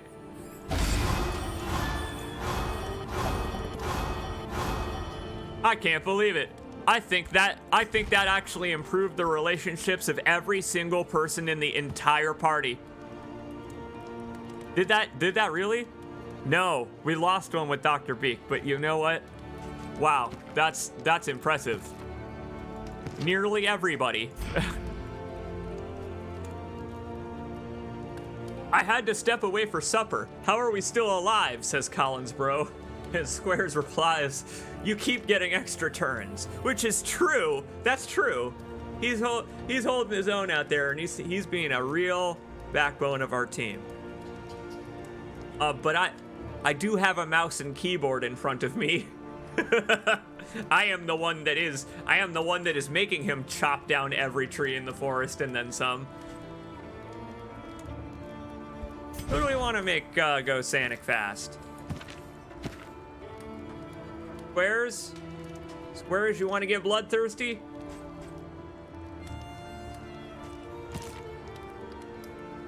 We could give it to Dr. Beak. Get Dr. Beak's speed back up. That way she can heal anyone who needs it.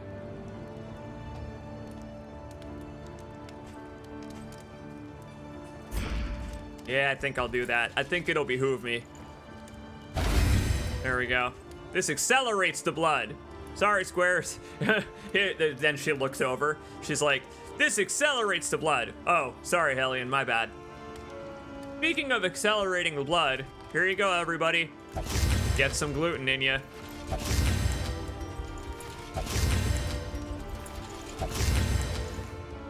It's the wetness of the munching sound.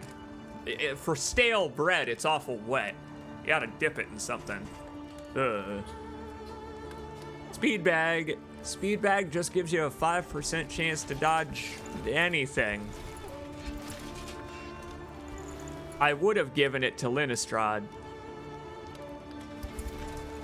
But I don't know. Collins Bro. Collins Bro is fitting enough, honestly. Because he's in the front lines. And he's got Withstand. So, yeah, if Withstand and this... I'm already wrapped, thanks. Yeah, but you could always use a little more, my friend.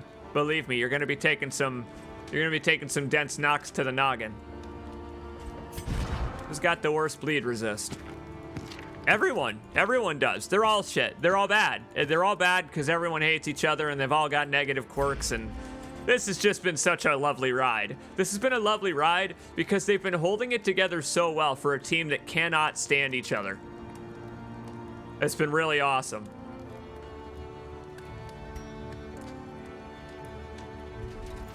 Let's see.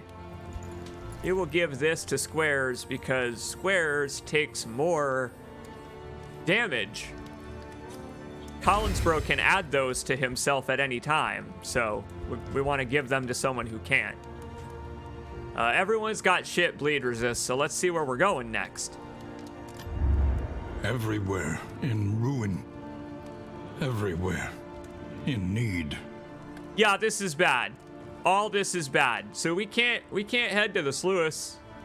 We may be able to head to sluice on the final leg of the mountain, but not this one. We got 3 choices and they all kind of suck. 33% flame drain. Although That's minus 33%, actually, so never mind. That means it will drain 33% slower, right? I assume?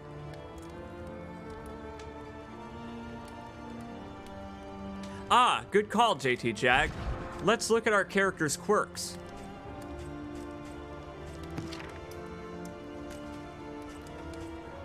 We may have one who's strong in one of these areas. Slayer of Fanatics. Collinsbro is a Slayer of Fanatics. Meaning, a Slayer is actually an important title to have in this one, because check out the second line of it. Yeah, you get a bonus crit chance against Fanatics, but also you can ignore their death blow completely, and that includes bosses. So, the Sprawl may be a good choice.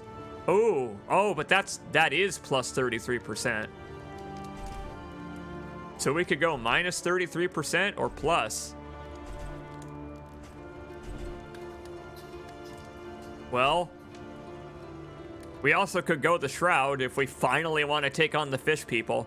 I did say we were gonna do that.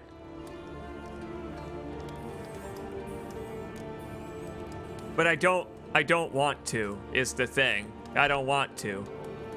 I'd rather visit the assistance encounters to prepare for the final leg of the journey and spend some of our baubles and trinkets and stuff. Hey, while we're here, this ought to help. Your coach must be maintained if it is to carry you where you must go. The nightmare's end indeed. The Dreaming General. We took the guillotine to him, and the nightmare is now over. In the Tangle, at least. That's just gonna be there. Slowly wreathed in falling leaves on the back of our stagecoach now. But it also reduces trinket prices.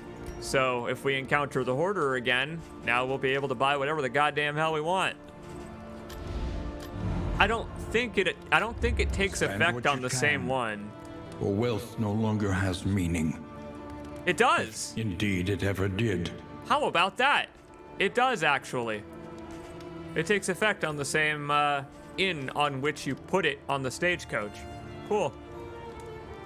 Well, we have quite the supplies to work with here. First off, let's focus on getting our heroes sane and healthy again, why don't we? We'll give this to whoever has the least. Yeah, it's gotta be Hellion. Okay?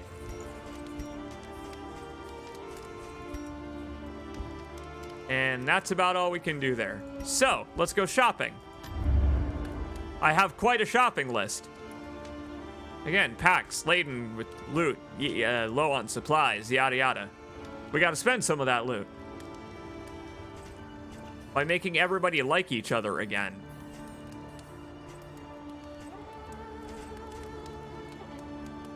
Dress.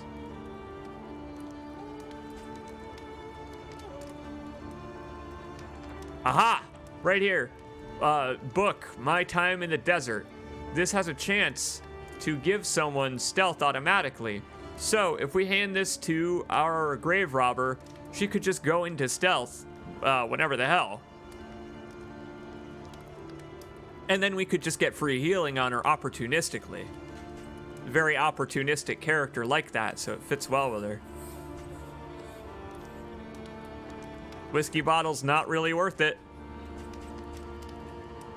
I know, right? Yeah, the Shieldbreaker made it as a left-handed author. Look at that. It's a good thing she was ambidextrous. I'm happy for her. At least someone found their way out of this miserable world. We don't have much in terms of reducing stress. This is brutal. This is kind of brutal. But it's okay. Any money we don't spend can go to assistance encounters or the Hoarder, the nurse, anyone we find along the way. This one we're playing a little by ear. A little by ear. Something to ease the rigors of the road. Yeah, you don't say.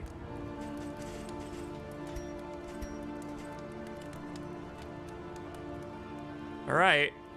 So, 2/3 chance of improvement. Who could use it? I mean... Oh, Christ. Do I want to risk it with Dr. Beak? Could have Linnestrad share it with someone.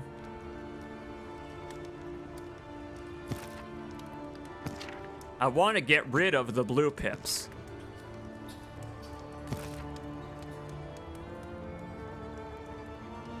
All right. Lynn. Pop a bottle with Beak. Ah, they took a hit. And they both hated it too. Firewater. Firewater in their veins. We'll keep Collinsbro at relatively high stress. And that may sound like a bad idea, but remember, he's the one that's got the skills to heal his own stress. So if I use Withstand and he takes damage, then I can just heal his own stress.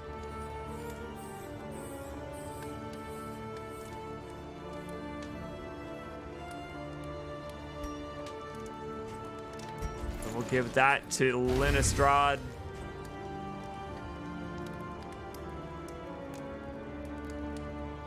Oh, God. Who's the best target for the whittling tools?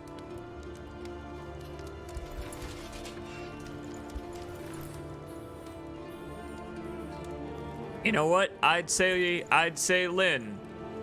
Because these three up front get stressed a lot, at which point the Hellion can then use Raucous Revelry. Collinsbro can then use his own heals for stress, and we're good. And again, if we find any relic spots in the meantime, I'll take them. This sucks. Oh, this sucks. Oh boy, this sucks. But let's not give in just yet. This chalk dust we probably don't really need. If we can replace this chalk dust with something better, I'll take it. Like a general heal. There we go. That's a good way to spend some money. Just a general healing salve. I don't think it cures any status effects if there are any on that person, but it will just restore 1/3 of their health. Healing salve. There.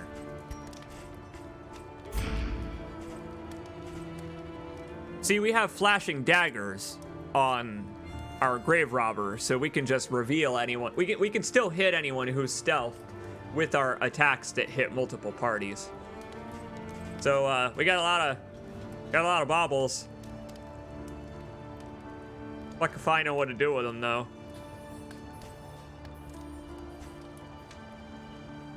Who could even take another trinket? I don't know.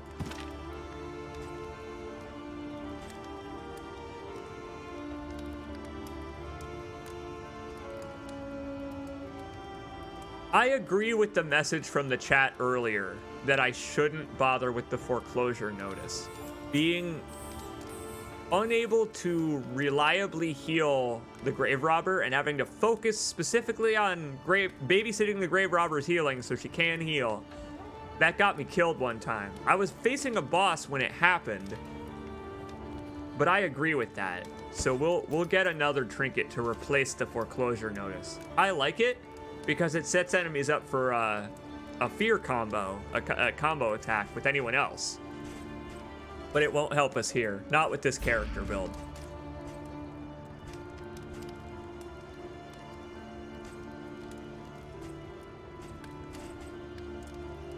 That ought to be better. Something that just makes her take less damage, honestly. If something targets her, it won't hurt as much. Oh, that's damn good stress resist. 20% stress resist on any stress proc.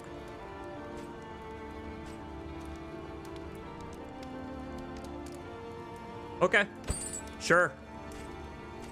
Lenestrad holds on for dear life.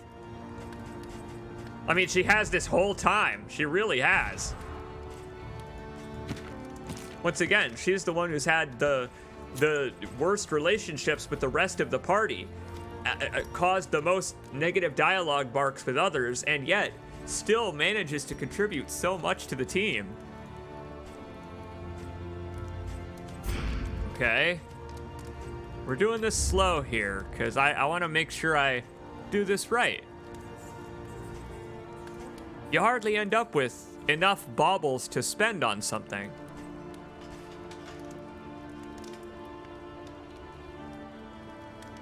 Considering this guarding gauntlet.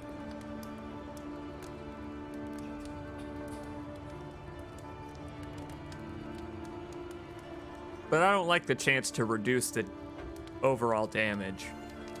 Ah, but it'd be real good on... It'd be real good on the Grave Robber.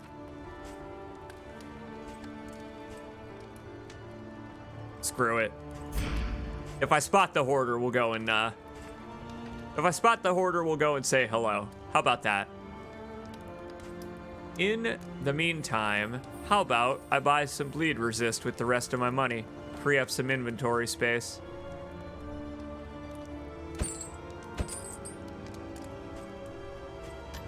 Save me from having to waste turns on using Ounce of Prevention. Who's got shit bleed resist? Everyone, that's right. There we are. I can give him even more. Blood is life, ours and our kin. Jesus, Squares. Squares is feeling the energy today. The means of mastery. And we got 4 whole mastery points to spend too.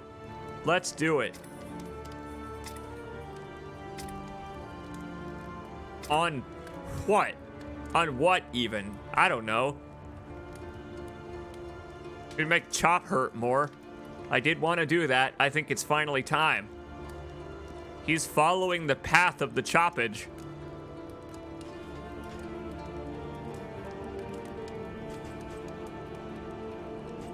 I got 4 points to spend.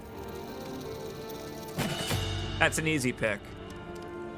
I was going to swap to Break at some point because it ignores enemies' shields, but the damage that it does itself is pretty much halved of Chop, so it doesn't fit with the path we chose.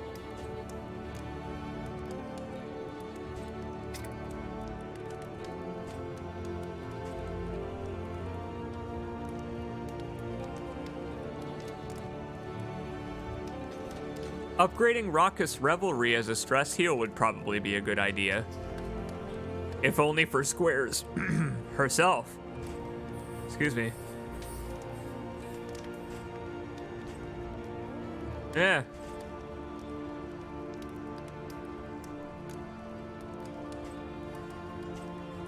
I could give someone the ability to add fear to the front row and then yop them.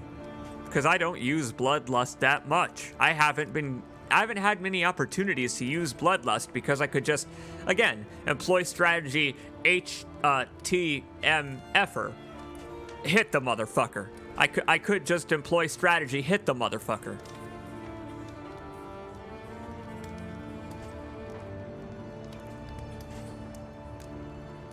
Had to think of my own acronym there. I like yopping. I think we might finally get some yopping going. Let me think about it for a second. Look at our other skills. There we go. This is perfect. Audrey's self-heal. Go from 33% to 50%, but more importantly, it puts her in stealth for 2 and reduces her stress. So, self-stress management. That's good. Upgraded Thrown Dagger kind of sucks.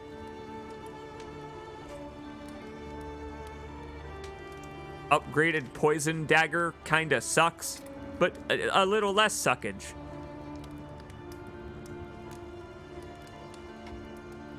There, Withstand.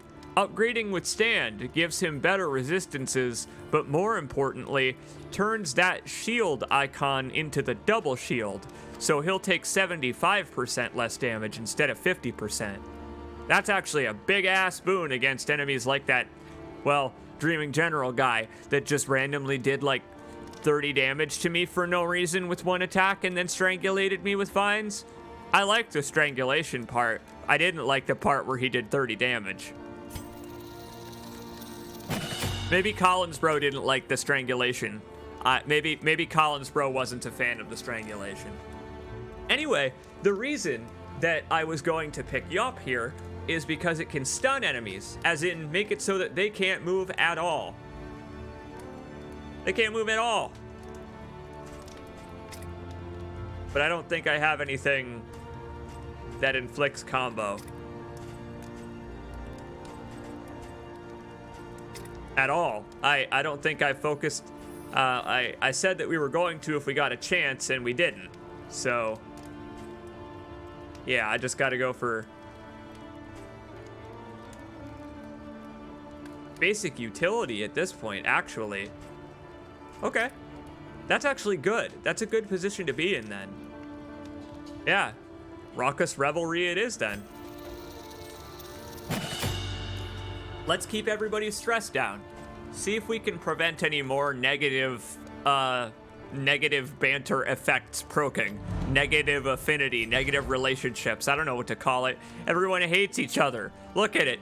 They hate each other and it's getting worse all the time. Let's get this show on the road.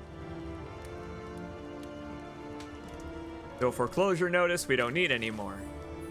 And this heat shield can go on somebody if I have an empty slot. I don't. Okay. We're not going to the Sprawl anyway. Because the Sprawl, again, as it lists here, is true evil. Now we're either headed for booty at the Shroud, or we're hoping to stay untouched at the Fodor.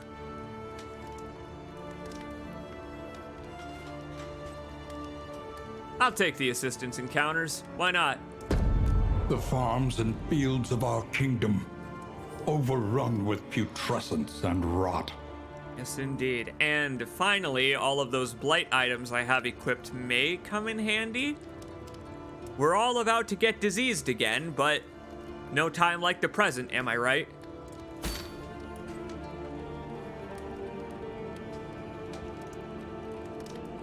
Before I leave, let me make sure.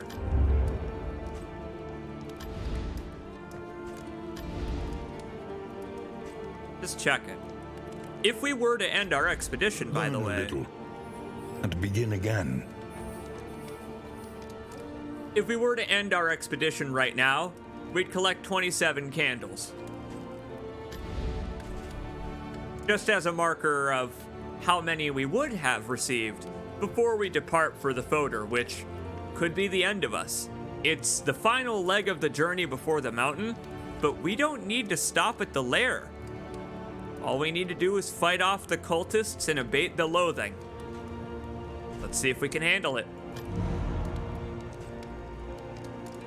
Good luck, everybody.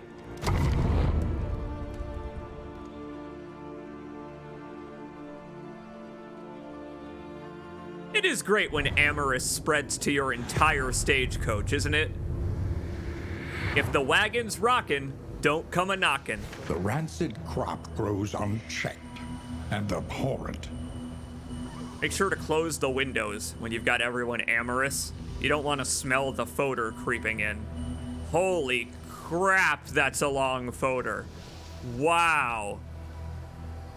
And we got a hero shrine right away. So I think we actually managed to see the entirety. We managed to see the entirety of the Hellion story in one playthrough. That's actually how well improved Hero Shrines have been since the first time I streamed this game when it had just released into early access. It was a long time ago, but I did do one stream of this game that I recall now. I don't think it's archived, but the game was very different then. And it's better now. Much better now. I love this game so much. Hang on. Let me make sure I got my route planned here. Our goal for Candles is to visit assistance encounters.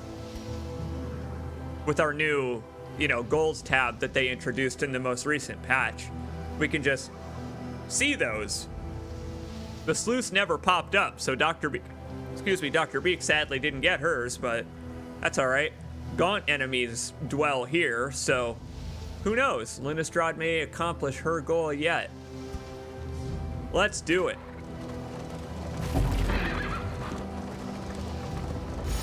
First things first, we got a hero shrine coming up.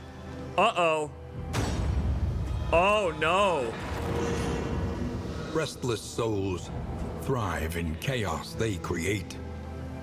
Dr. Beak makes more enemies on this run. What a shame. I guess love is over. Love is over between our party members, but it is okay. They are still competent adventurers. Once again, we just need to get them back down the path of friendlyhood. Their friendship will reignite before this is over. Let's do it then. So, she tried to beg for forgiveness, and it didn't quite work out for her. Because they just didn't understand. It is said even death shuns cowards and fools. Yeah, I'm guessing after all of that, she ended up blaming herself.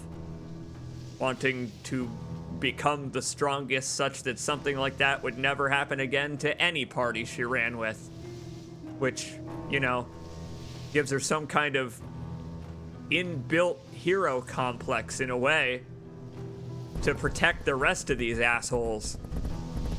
I mean, what are we if not another clan of hers going on a journey to, I don't know, some heart of darkness in the middle of a mountain, but still.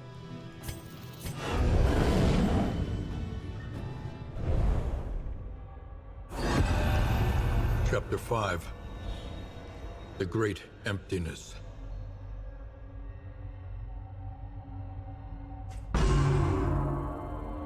Alone and untethered, she wandered the countryside, fighting for sport and soaking her wounds in wine. She sought death at every turn, desperate for a second chance to prove her mettle. But it seemed even that terrible wraith had forsaken her. Her isolation was absolute. Her shame barely concealed by a fragile facade of fearlessness.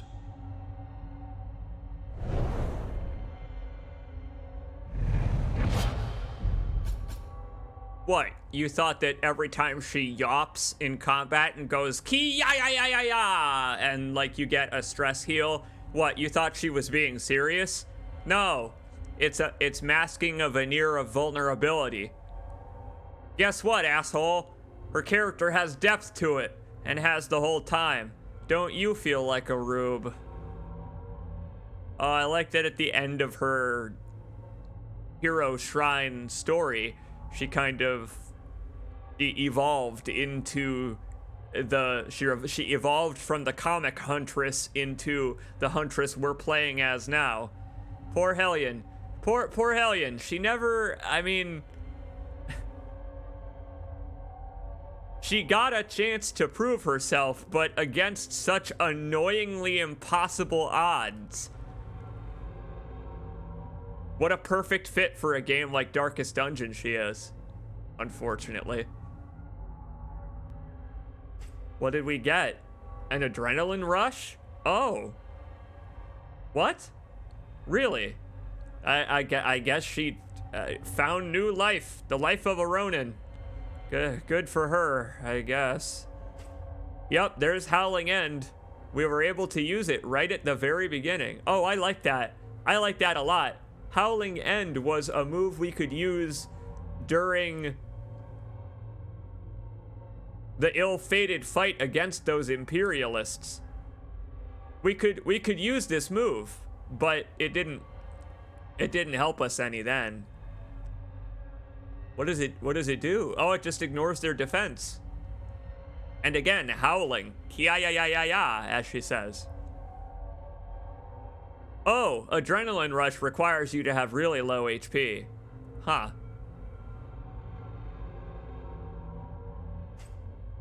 Well, I gotta say, Hellion, your story ended up being not quite what I expected.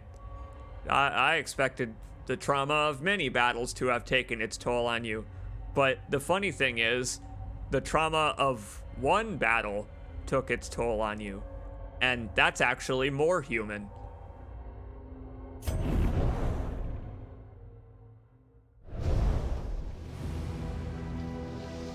Yes!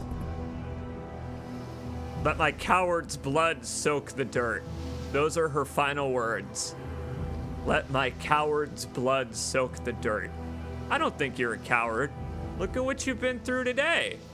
This has been a hell of a journey, even if you don't make it to the end of it. It went a lot better than your first one. No offense. Like, I don't mean to bring up bad memories for you, but that's kind of been the theme of this whole playthrough for you. Squares the Hellion. Like some kind of twisted Sonic the Hedgehog. Well, let's take a look at her moves then. We've just unlocked Howling End. Wow, Howling End actually does better damage unupgraded than Wicked Hack upgraded, but it leaves her winded. Adrenaline Rush cures winded. I will get rid of Toe to Toe. No, I will get rid of Bloodlust. Put on Adrenaline Rush. Now I can wind her more.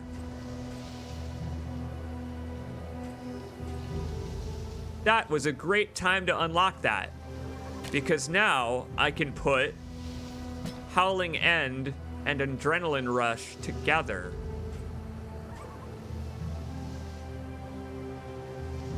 See, now I don't need Dr. Beak to heal her anymore. The entire time, Dr. Beak has needed to heal our Hellion, because she hasn't had any self-heals. But Adrenaline Rush is a self-heal. So, now she can heal herself. See, Raucous Revelry only applied like really low, and it only heals her a very, very small amount. Ah, crap. This one heals her less, though.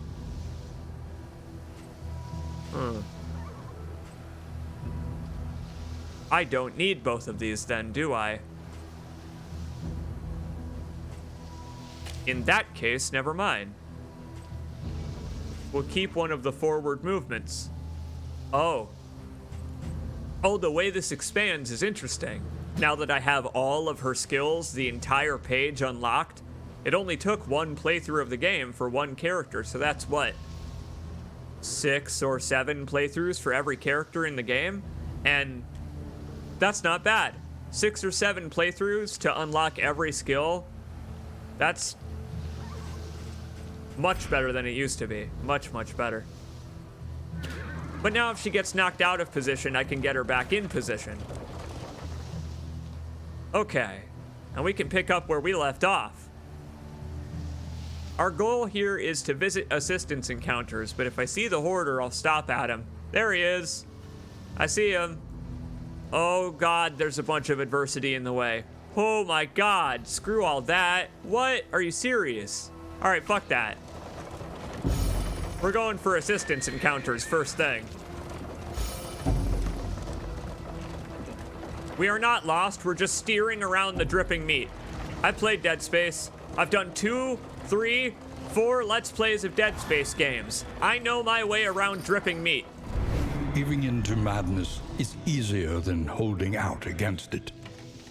They are heroes. Oh, you don't say.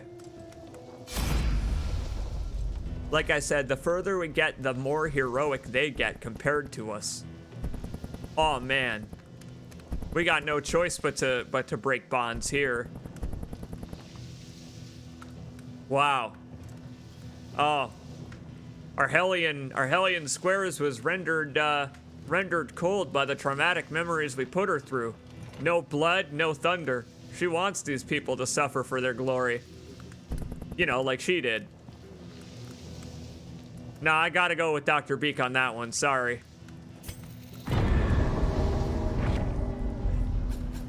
We need the supplies more. Light resist, I think, will do us well here. I think.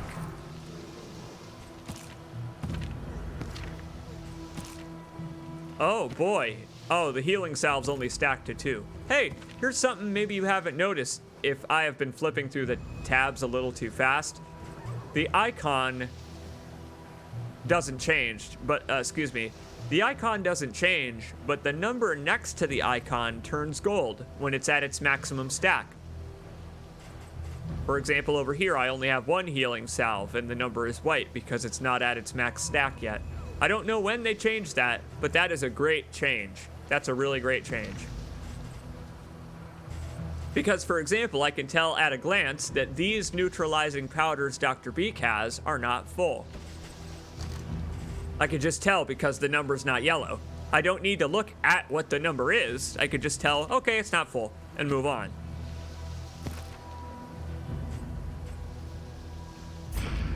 And speaking of moving on, let's do it. Where to now?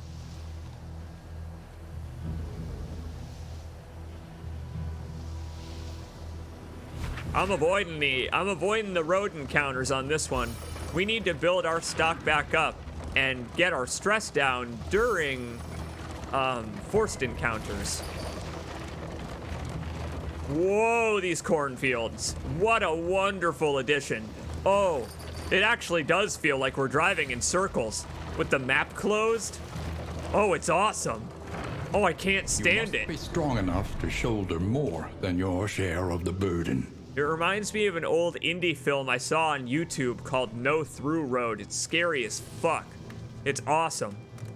Wonderful amateur video editing. Great usage of the camera itself as an object in the scene. Okay.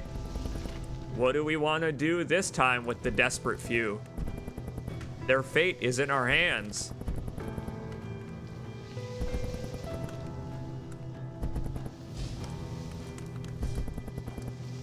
Relics have no scientific value. I agree with that. And you know what? These two really need to fix things between one another. They really do. How close are they to not being tumultuous anymore? Ah, they're just all the way tumultuous. They're just the ultimate amount of they're just the amount of tumultuous that you could possibly get. A mound of tumultuous.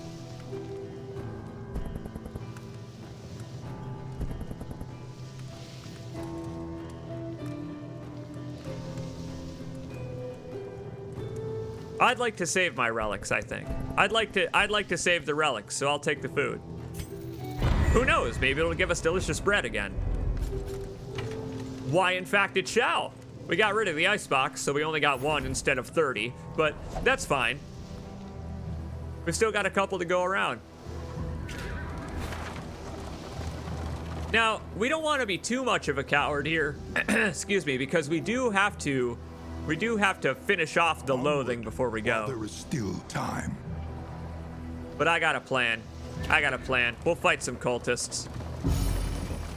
Because I think we may finally be ready for it. We may finally be ready to take on some cultists.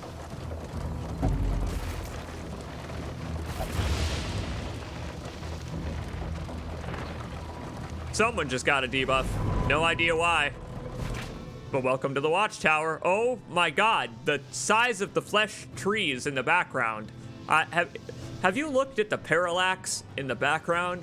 The flesh trees are blocking out the sun. I liked the tangle better because at least the trees that took over people were made out of wood. What's there even to scout? We got basically everything. But they wanted to do it, so saved us the trouble of fighting along the way. All right, we got this. Come on. We got cultists coming up that I don't think we'll be able to avoid unless our heroes feel like a bunch of cowards. They're telling each other to piss off, so they're all in a bad mood today. Maybe they're not in the mood to fight cultists. The infinite emptiness of the void. Yeah, we were just talking about emptiness. We were just talking about how the Hellion feels infinite emptiness forever. I don't want to feel any more infinite emptiness.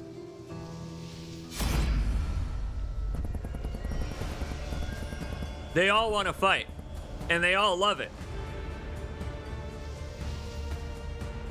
Well, maybe they don't love fighting. Maybe they just hate cultists.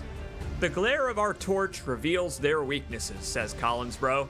Agreed. I don't know how you can see it through the slits in that mask, but how the hell does Isaac Clarke see through his mask? Frenzied enemies. What does that mean? Why is the background a horrible, sickly orange? 20% extra damage. That's not the worst. These aren't enemies that do that much. They don't do that much. This guy does. Observe the subject carefully, and you will discover its weaknesses. Right.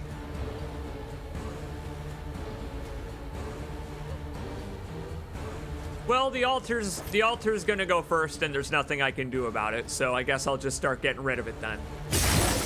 If it wants to put itself in the front, fine, so be it.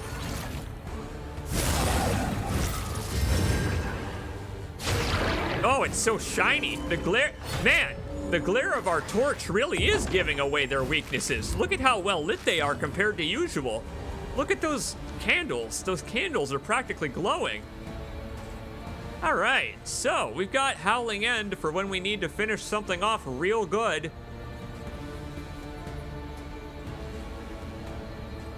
In the meantime, just override that healing, I guess. Why not? Rev up those friars. The fiend's strength dwindles. As it should. The fuck does inversion mean? Oh. Stumbling and stupefied. Oh, what? What? Whoa, what a weird move. It just took their blinds and added it to itself. I mean, I didn't inflict those, so I don't mind you taking them, but you can have them, I guess. Let's see, it's got 10, 7. All right, I need to do 10 damage. You got this, Collins, bro. He missed. Oh, tumultuous. Daze is okay. Daze isn't that bad. But yeah, that's about normal. That's about normal for a leper. And he also ended up stunned, so he's not going to get to use the pocket watch on this round. That's okay. The healing is still overridden. So we're making progress.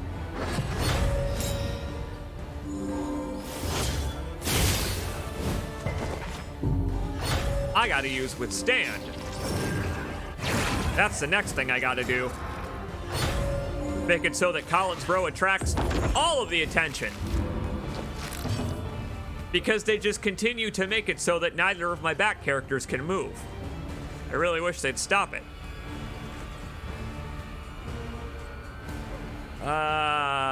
Hell.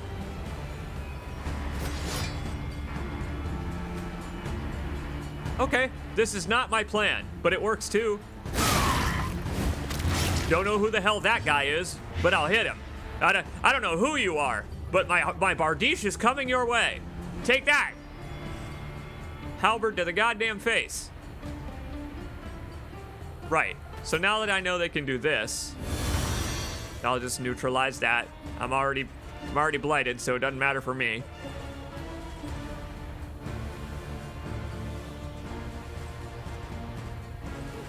And I think we're good. I think we're good to continue hating on these suckers, as I love to do. So this is 6.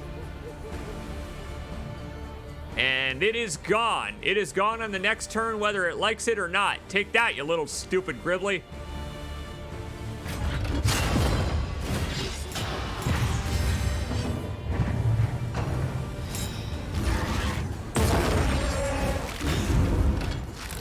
Go ahead. We're throwing a party. We're throwing a party after this that'll render us all sane again.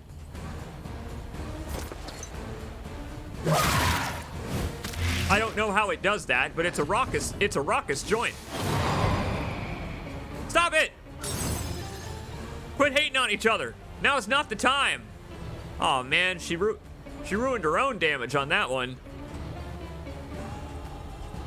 It's okay. It's not your point anyway, Dr. Beak. It's not your point as a character this time around. Tumultuous is an okay one to end up with on Dr. Beak because she applies, I don't know, daze to others and debuffs to herself. Hardly ever really debuffs to others or preventing them from using skills. That could have been worse. Really, he resisted it twice in a row. And methodical appliance of harm. Okay.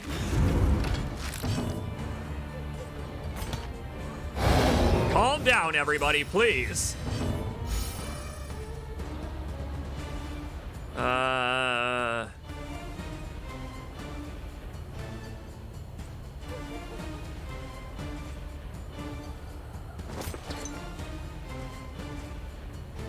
Well, we can just finish off that guy, I guess.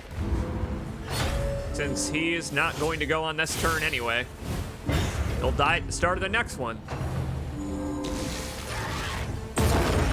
Yeah, and with Collins Bro taking all the attention, there it is. All of his positive relationships back to neutral. It's okay. They're going to be giving each other negative callouts for a while now, possibly for the rest of this, honestly. But the good news is they can now all heal themselves, so we don't need them to do the thing where they combo attack with each other or combo heal each other or say positive, nice things to one another. That part was nice at the very least, but unnecessary is all I was saying.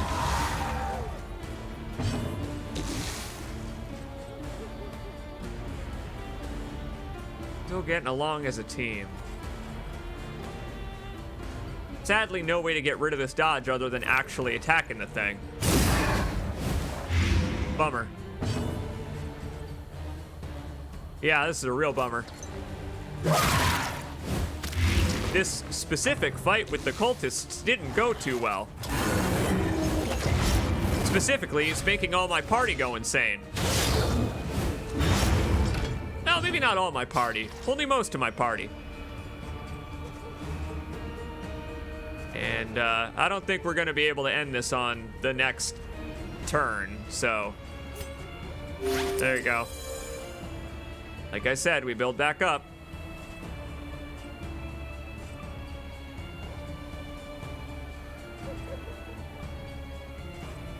Yeah, that was the wrong time to use Raucous Revelry, but I kind of needed to lower Collins Bro's stress.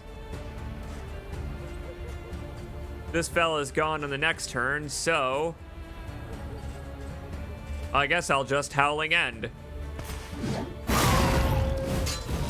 Most damage dealing, it's the most damage dealing move I have.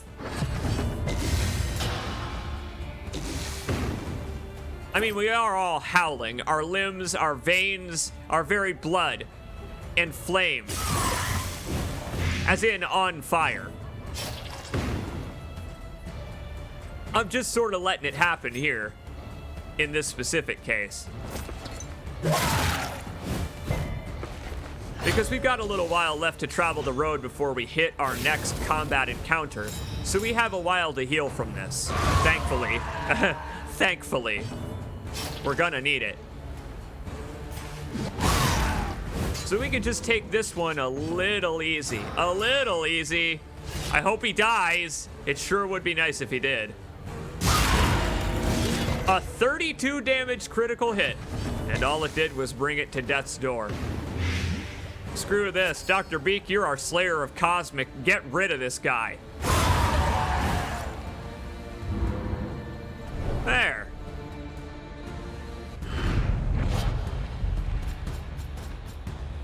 Ancestor had nothing to say on that one. That one took so long, the Ancestor had nothing to say. That one was brutal.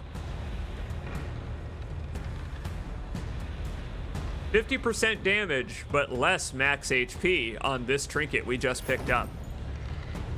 That could be worth equipping. The loathing festers. On squares. Let's take a look.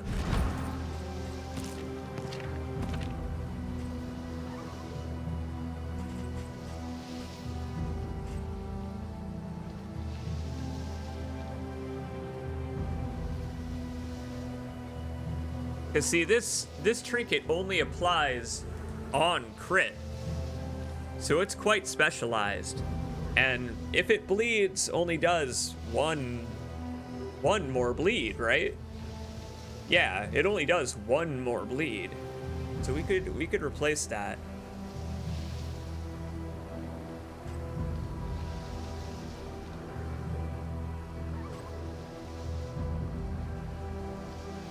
Damn that max HP penalty.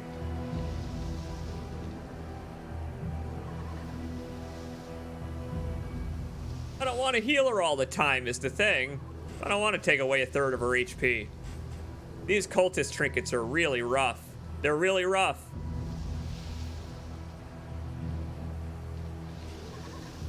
Yeah, the other trinkets are stained, all right. I have to equip the Dark Impulse. I do have another one, but it's on Dr. Beak. It's the HP one. This is a tough decision. This is genuinely a tough decision. What do you folks think I should do? Do you think I should try for this Dark Impulse thing? 33% max HP penalty. She's only got 42. So 33% of that would be like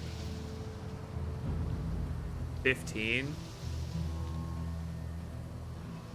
It'd be like 13 less HP.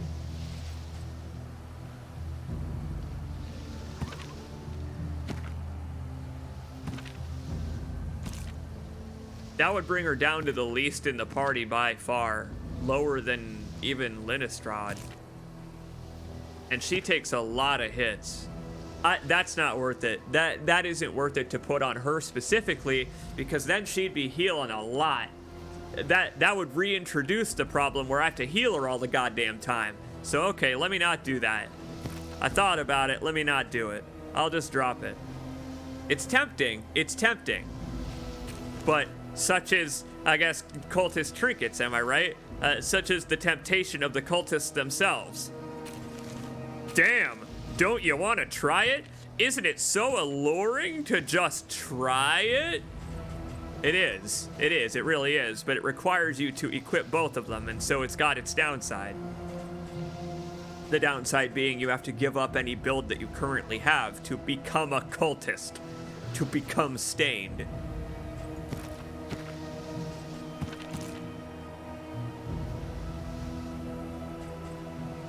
All right, let's keep going. We'll live with our decisions. Myriad options require careful deliberation. Wrong button. There we are. Let's plan. Push forward. Lamentably, there is no other choice. These absolute imbeciles want to go for the lair. Why in the world? Why do you want to do that? What? You're fools. You're fools. We are not doing that. I'm going with Linnestrad. We are not touching any weird, goofy bookshelves that are full of spooky, creepy books that spin you around to hidden rooms. We are not going to a lair to fight a boss that is a weird cornucopia baby that belches fire. We're not doing any of that. We're going to the watchtower to get a look around. We've already scouted this area. This one is not about danger, hence why the Lord and the Lady are both here. Oh my God, it's Black Phillip. I said this one wasn't about danger. What are you doing here? You're in this game too? Oh shit. So we got a shackled Black Phillip.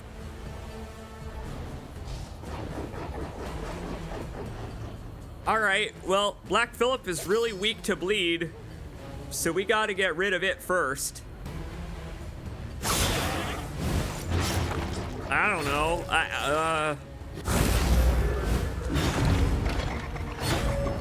This is a group of these I haven't encountered yet. This is bad. This is very bad. Well,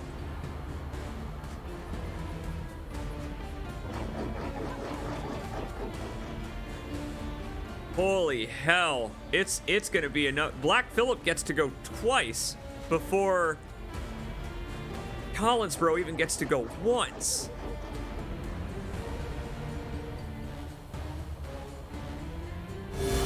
I got no choice but to healing salve him. Man, wow, whoa. All right, and he's pretty strong to blight because he's got that denial modifier. But I gotta get rid of him first, or else these other two will eat him for health and it'll just waste turns.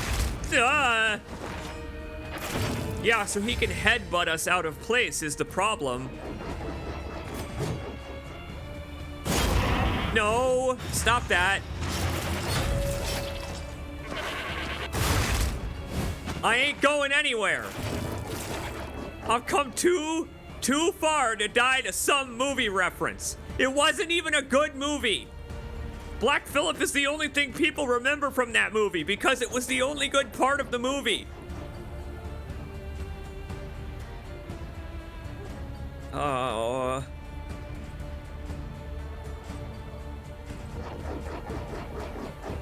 Well, it ain't going down on this turn unless I nail this. Phew.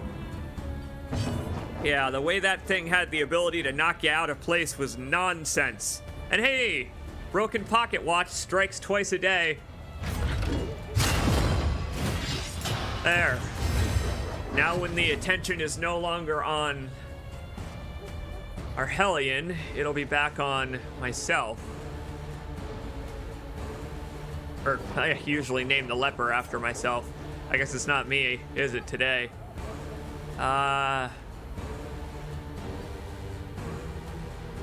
These two I don't mind. These two I don't mind if they get blighted. These two I don't want them to. We'll keep our neutralizing powders on the back row. Now the real fight begins. Finally using Ounce of Prevention. Again, she can heal herself. I just need to wait for her turn.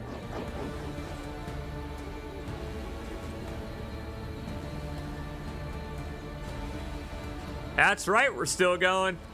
Oh, we're still going. To the bitter, bitter end. And they're trying to make it bitter. This is a bit of Crimson Court we're getting here with lords and ladies. My lord, my lady. Sorry, just gotta reference Max Payne whenever I can.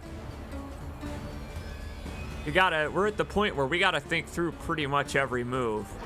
I could hit Revenge.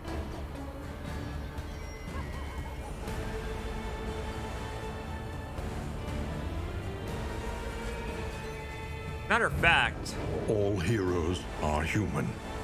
look at him getting ready to strike.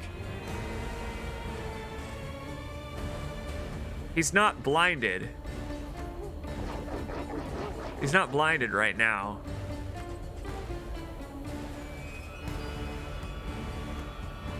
All right, cool. Yeah. Wait, hang on. There's only 5 rounds, so I don't know if I want to waste a round doing that. This isn't an unlimited round fight. Otherwise, I would have spent a round buffing him. All right, so this sucks. This sucks bad. I gotta heal her off death's door with this healing salve. Which means she can't use her own heal. See, if it becomes her turn... Whoa! Oh, it won't! She will avoid death's door by 1 health point. Oh my goodness. Sometimes you just get lucky. Lestrade, chow down. You're healing. Okay.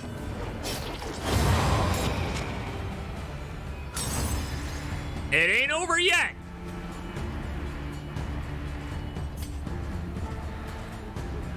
So this will heal her for 4 and cure the bleed.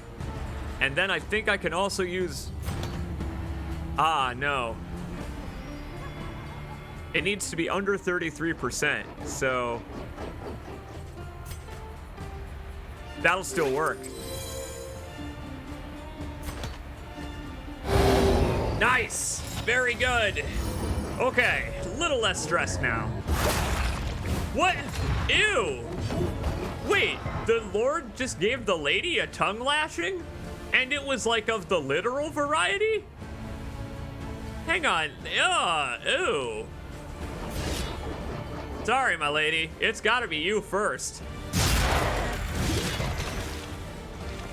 Fella keeps buffing you because he's too scared to fight for himself. Oh, God. This is what I get. And that's what you get for attacking the guy who riposts automatically now.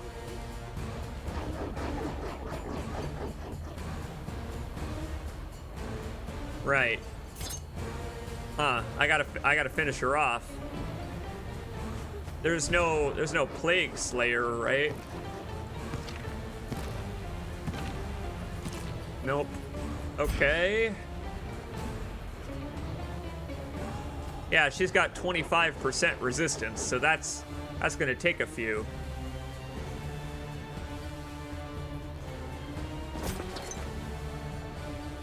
Huh.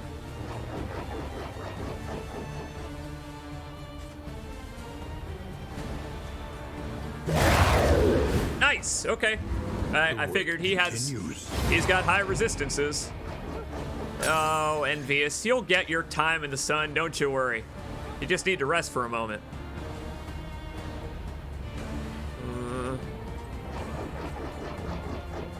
Or I could just bleed him. He's still really weak to bleed.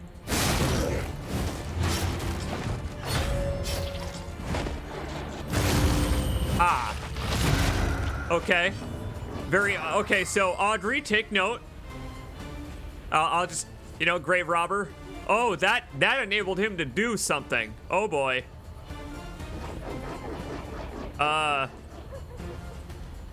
Withstand is on cooldown, so I can't take the heat from whatever the hell it is he's about to do.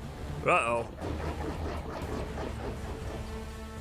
He's laughing it up.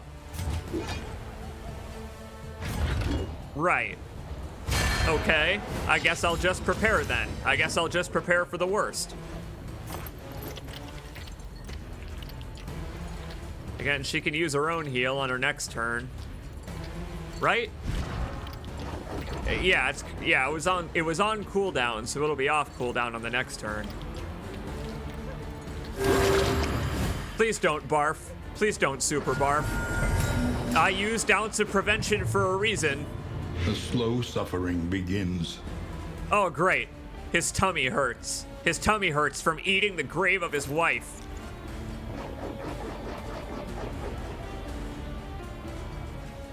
Again, I don't know what the hell he's gonna do, but okay.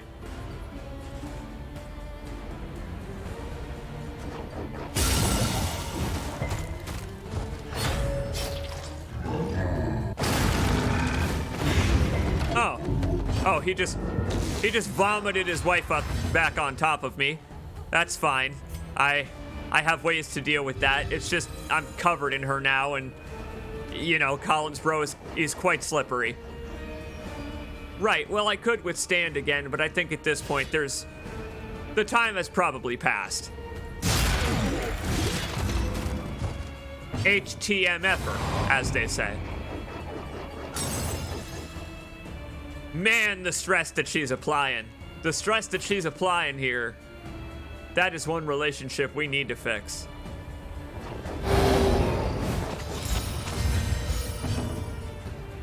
This fight is actually going on so long because I'm spending so much time restoring their stress. It may end before I can kill this guy, and that's unacceptable. That's not acceptable at all.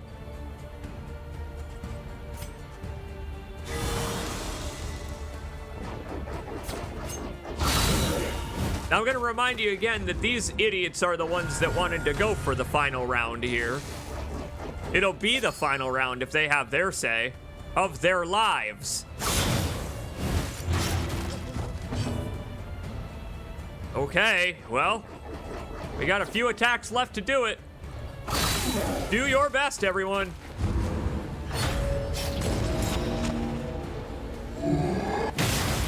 You know, of all the mouths... Problems have their solutions, even the big ones.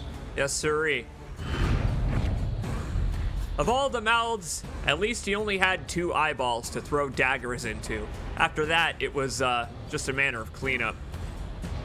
Lovely reward, too, for all the effort we went to. Fucking thanks, game. Stellar. I'll put it to good use at the Hoarder. I can't believe that was just a road battle.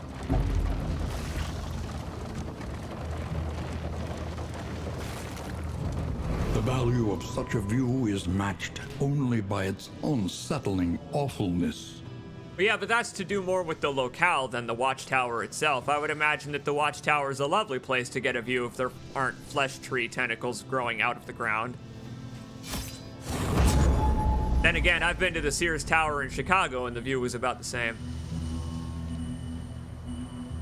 St. Louis? Wherever the hell it is. I haven't been there since I was actually a child, so I don't remember which city in Illinois or on the border it's in. It is funny how everyone says St. Louis is in Illinois if you live in Illinois.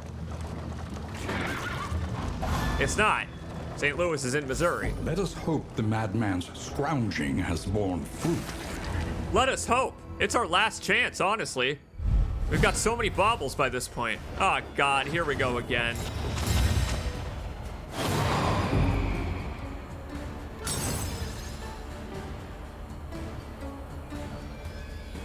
Right.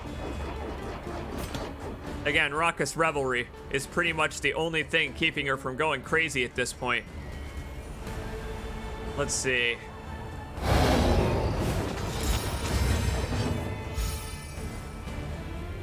Okay. This one's all about the bleed again. This one's all about the bleed again. These road battles on the Fodor are really not nice. They're really not nice. Steady yourself. So, alright. The fella can eat... So he can eat the goat while it's alive, and in addition to that, he can eat its corpse while it's dead. Right. I mean, neither of those are good things, but like, I don't... it's a problem I don't quite know how to start solving.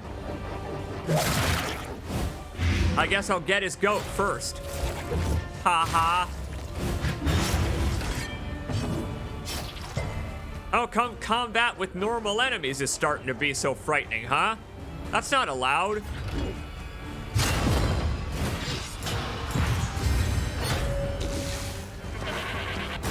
I ain't moving. You can't do it. I'm the class that doesn't do that. Okay. That's a pretty bad bleed. That's a pretty rough bleed. I'll just kind of start off the neutralizing powders in case he does the bad breath again. Maybe he has to eat first before he unleashes the bad breath, I guess.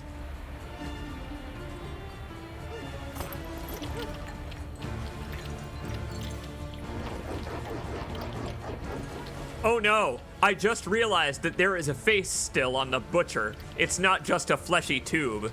Yeah, he has eyes and a nose and ears still. Oh, he's become a fleshy tube. It's just the prehensile neck part. Man after my own heart. You know how I've always wanted to have a longer neck.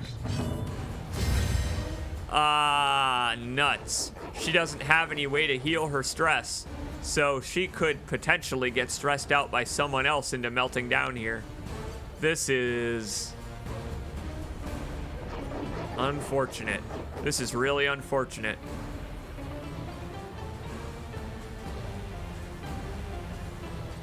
I don't have any way to... See, I thought Raucous Revelry got rid of Winded, but it doesn't. It adds Winded.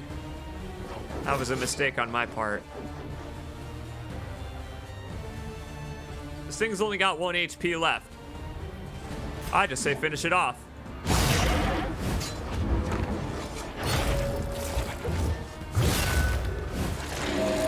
Or you could help me finish it off, I suppose.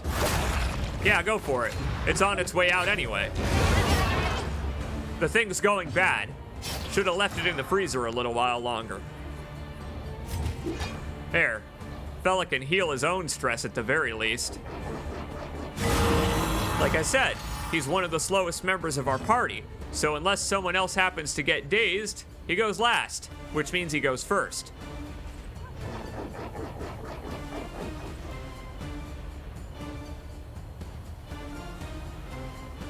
%50 chance to miss.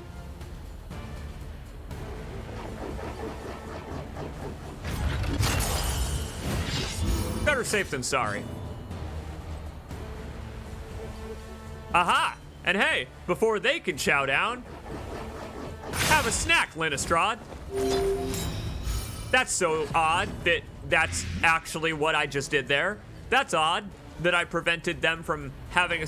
Wait, whoa, that basically just confirmed that she eats the corpses, because now they can't eat the corpse to heal, which is legitimately one of their moves.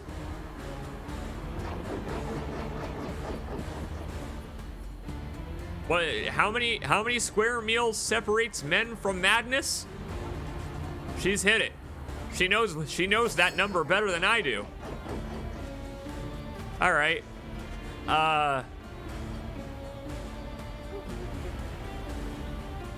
Right. We want to start with the fella who can pull. What can we learn upon closer inspection? Nah, screw it. I'm taking out the Lord first, actually. I think that would better behoove me. Everyone can target him, and he's the bigger target. So I think it would probably be better to handle him first.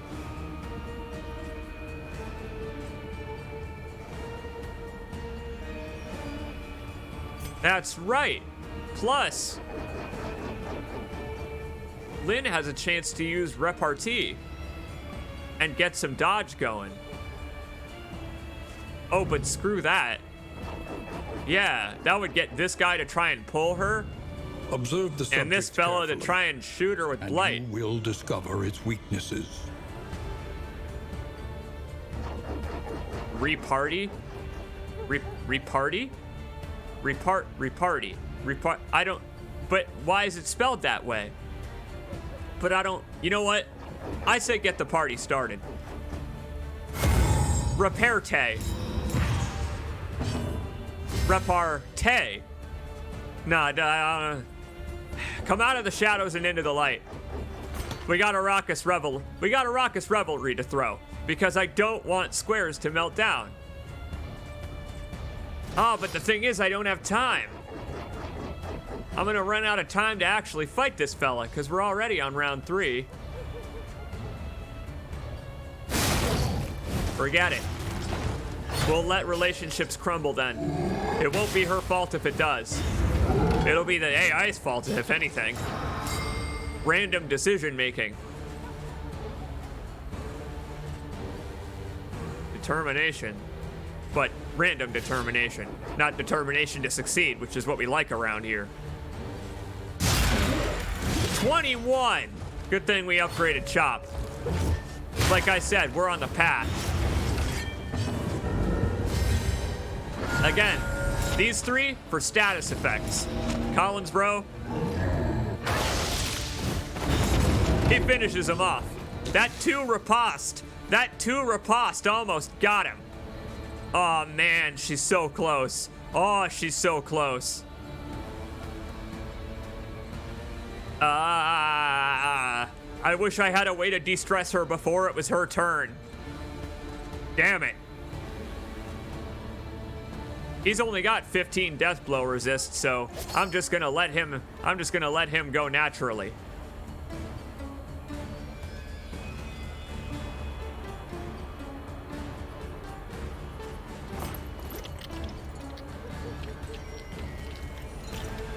I don't think I'll be able to finish it unless I completely attack him.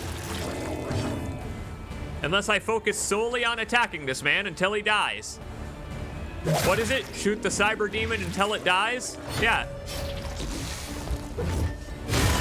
Swing at the neck tube until it punctures. Oh boy, here we go. Heal that stress. Self-reliance is a rare and wonderful thing. Oh, and a crit heal. So an extra stress came off too. Oh, that is just in time. Yeah! Collins bro with the death blow. And he's got another hit too. Perfecto. Well, I mean, it was a huge fucking mess. It was a complete mess, absolute trash fire. Complete mess. But we're getting heals out of it. Relief comes rarely in these times. Savor it. And there we have The it. unrelenting application of violence yields morbid gains. And small gains though they are, is the thing. Look at the size of those gains. Our characters have bigger gains than that at this point, and they're natty too. They're natty after all the effort we've been through.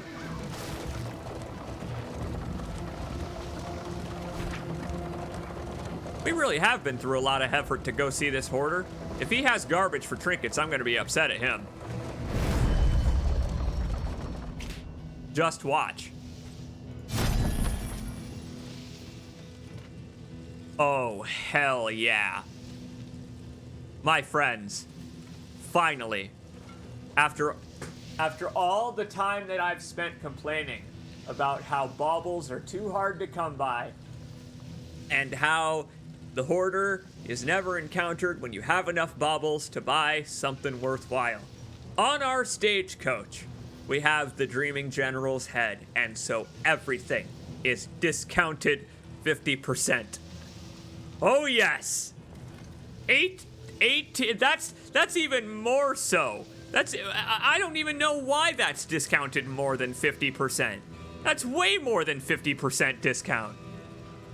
Maybe it's like maybe it's a bigger discount than that. I don't actually know how to check my stagecoach from this menu. Maybe it's an even bigger discount.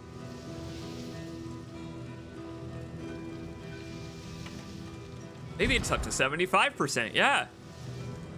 Okay, well, let's see if anyone's got a trinket worth replacing. Collins, bro, yours are kicking ass, so we don't need to change those over. Lynn, you could use new trinkets. Some shiny baubles. Now this trinket is keeping Dr. Beak alive. I have hardly had to heal her because her health's been so high. Squares could use a new trinket. Okay.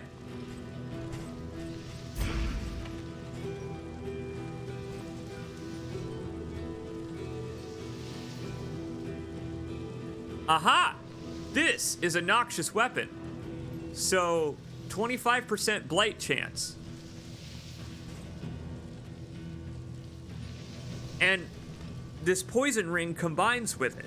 The poison ring we had earlier that I ditched, I've found it again and I have to rebuy it if I want it, but interesting.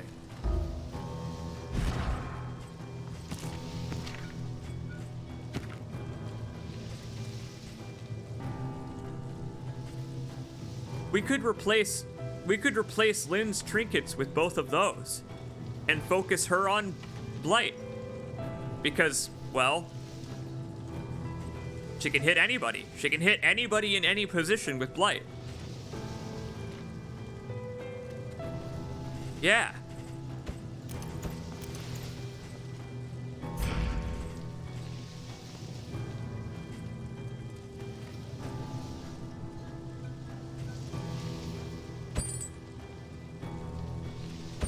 Such power in such a little thing. Again, heck of a line to take out of context. Get on there, poison ring. And the corrupting cleaver. I hope it corrupts my enemies. And I mean, it's perfect for her. Look at it, it's a cleaver. I mean, what are you supposed to do with the damn thing? Hurl it right in your enemies' faces. And the design of the trinkets is really clever, actually. Given how they sort of imply the character they are best for based on what they look like. This one looks like, I don't know, it looks like a poison thorn. So it would be perfect on a character that throws poison darts. You know, it perfectly fits the cap on her poison dart. So you can kind of almost, if you're looking, you can almost kind of tell, make visual connections. It's great. That type of shit is just all over the place. It is just on every single surface, every asset. Okay, so we can replace our neutralizing powders. There we go.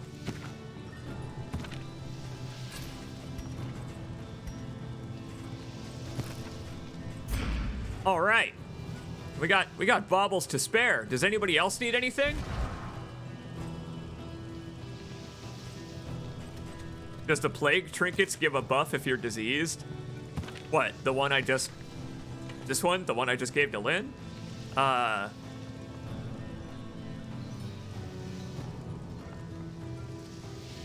It does. Huh. If you're diseased, you have stun resist. Interesting. All right, Lynn. Time to get that toxoplasmosis. Excellent. You gotta go hug a cat for a while. All right, let's see. I'll send you pictures of mine. If you're diseased, you have negative stun resist, no? Man, I wish these prompts were a little easier to read in plain English. Yes.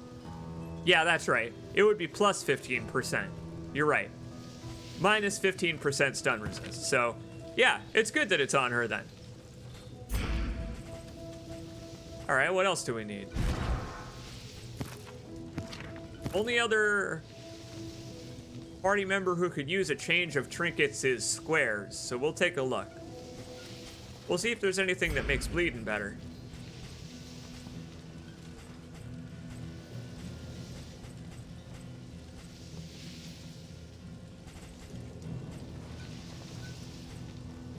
I like that simple flower is back. Wait, does that mean the hoarder has been following us? He's been following us and just picking everything up that we drop, reselling it to us later as if it's all new items. Thanks, dickhead. But actually, thanks, dickhead. Genuinely. Okay, I think we'll give this mortal ward to Squares. Trinkets and baubles, paid for in blood. Yes!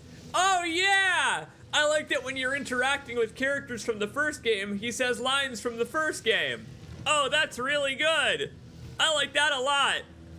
He said the line. Yay! Oh, that's good stuff. Say it again, Bart. All right, well, yeah, we can get rid of that then. I got a feeling she's gonna go on death's door before this is over. Well, fuck all these then. Who needs them? We don't need the rest of them. That fire trinket I want to keep, because cultists have a tendency to do that.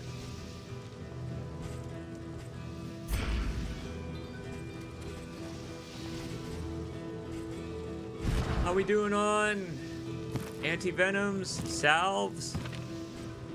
Use more of both. And he doesn't sell either. Thanks, dude. I appreciate it. Oh, hey, he does have a salve.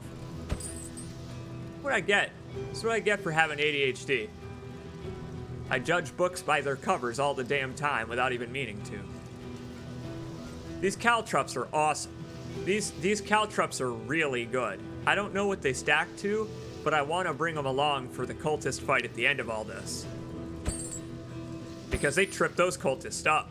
They trip them up good.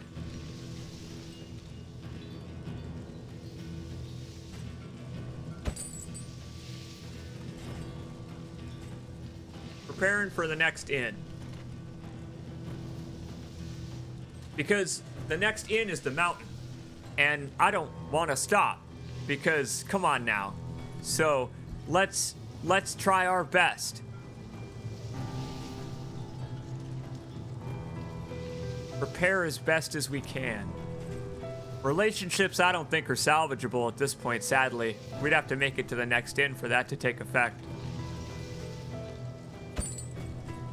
We'll let them do it on their own, if they feel mature enough. Our characters.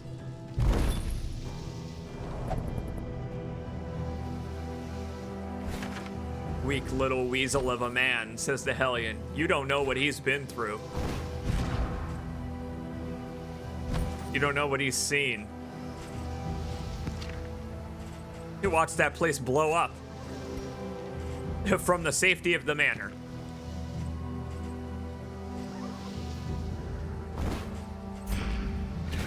Keep heading on. We got another cultist battle coming up. Oh, God. The avatars of oblivion. Clergy of the spreading stain. And I'm willing to tackle them. Voracious and decadent, the landowners and peasants alike descended into an orgy of consumption. Sounds familiar, an orgy of consumption. You would know.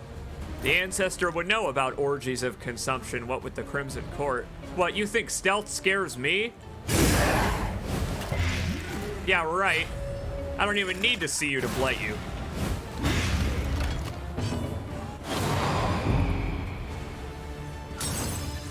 Man, their relationship is tumultuous as all hell. I have not seen such tumult. Don't get distracted by the tumult. Just keep bleeding. A slow dissection, Ah, an unavoidable end. no, we're good. Flashing daggers. Flashing daggers will finish them. Get that out of my inventory. Perfect time for it, too. Come at him. Come at him instead of anyone else.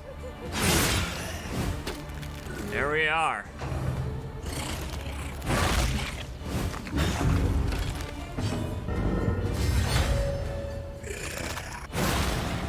Ah, he's going down on the next turn anyway. And hey, he's in the perfect position too. Excellent. Means I can take out a chop on this fella. Or try, I can try. Whoa, our first natural miss in a while. With no pocket watch to save us.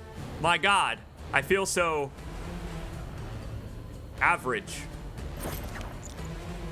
I feel so standard. A promising development. Again, light that guy twice.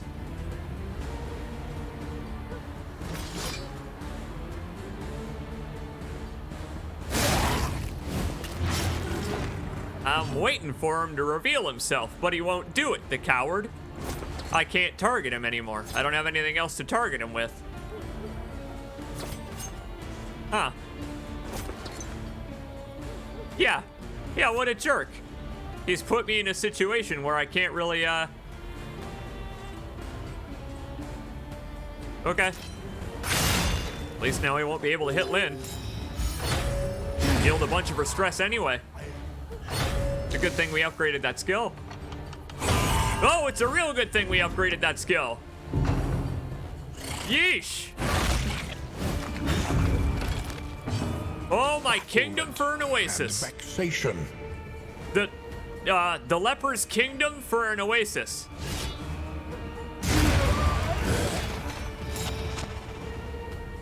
We're gonna have to boogie on down. Bust out the wine. Forget the troubles. They're plenty. Like I said, this is starting to go on for quite a while. They keep weakening each other. It's wonderful in a way. It's wonderful. The way the game completely transforms. The way your characters start to fall apart as the run goes on if you let that steamroller begin, where they don't protect each other. This was technically my fault. I let them break down, and it began again, that snowball effect full of rocks. I wouldn't heal him. But that fella's dying on the next turn, so might as well.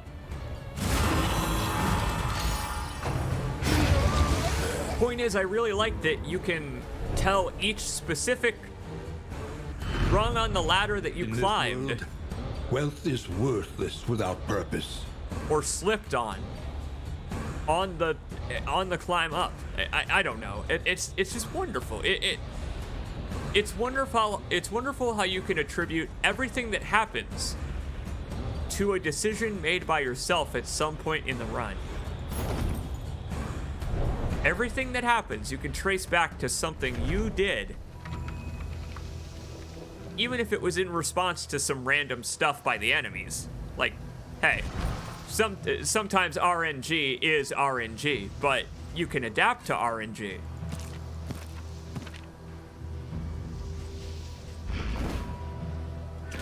And this game gives you so many wonderful ways to adapt by changing your skills or changing your position, or if you lose a hero, completely changing up your loadout entirely. Emptiness and dissolution have wormed their way into the world. Yes, they have indeed. And I don't know if my heroes are excited about this one. I'm not. Maybe they're pumped.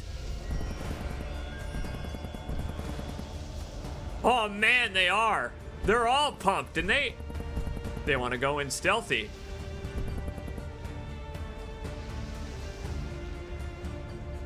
Interesting. How would a stealthy approach help us? I could start with stand early. Yup. All right, Lynn, let's do it. I'll apply my buffs early.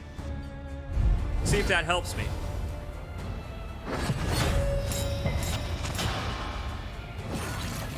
I mean, after all, it's what they usually do. Might as well give them a taste of their own medicine.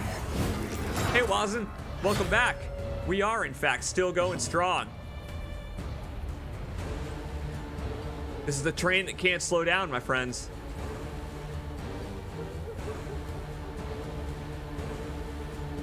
Now.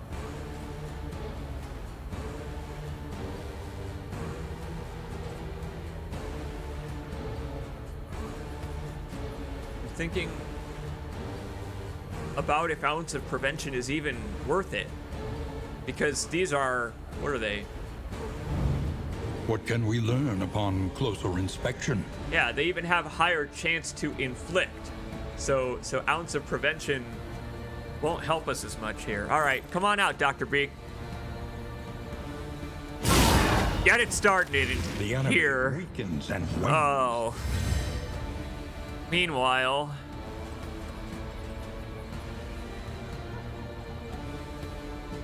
yeah, screw it. We're gonna have almost everybody come out of stealth right away. These are all denial enemies. Look at them. They've all got the little crown. Even the altar. Must the altar have 28 HP? Holy hell. Ah! Yay! You know how I like these caltrops. It gets rid of their dodge right away. Alright, I was gonna withstand, but I don't have time to withstand.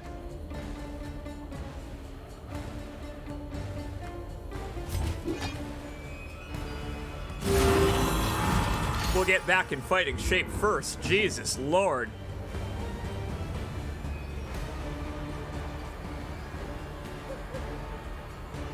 Could use our equipment again.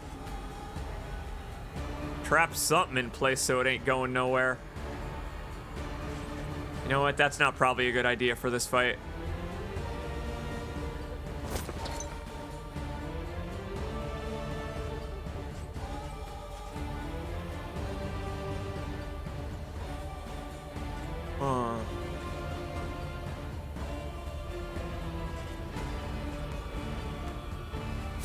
I'll just throw a dagger at the goddamn thing. It's got so many eyes, I'll have to hit one of them.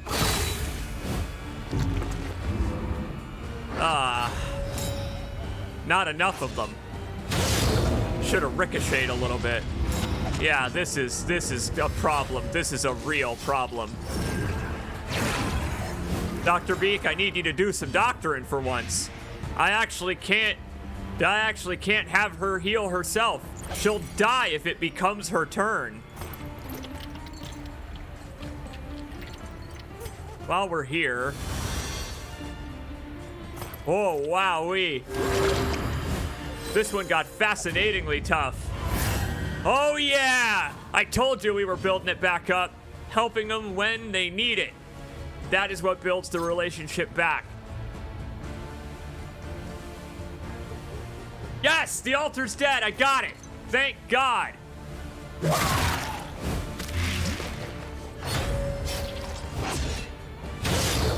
Woo! No! Anxiety foments Here it is. Spears. Oh, she's so close. Her stress is 9 out of 10.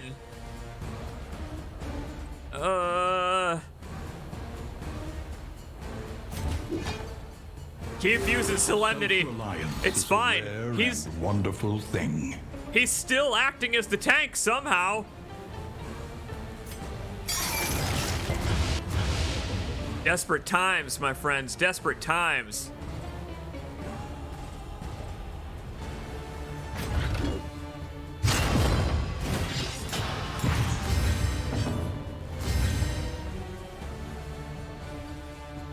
Again, it is worth using Raucous Revelry to keep her stress down as much as we can.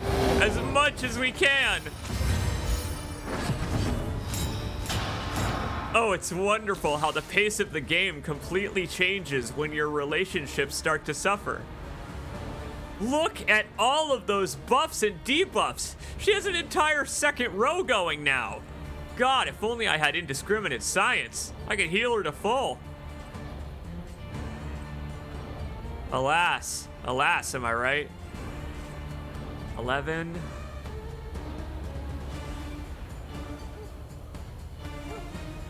Close but no cigar. I'm gonna I'll have our grave robber hit him. Sorry, it's getting a little late. Been streaming this game for 7.5 hours, and what a fun 7.5 it's been. Oh, but it has been 7.5. Just get it started. Steady yourself. Oh, a critical for 3. I'm so scared. Try a crit for like 40.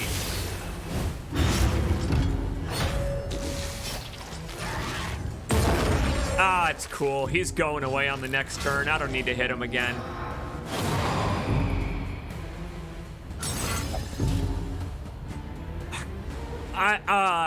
He can't heal himself again.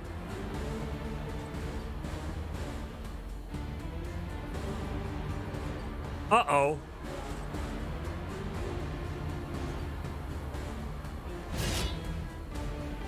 Chop away, my friend.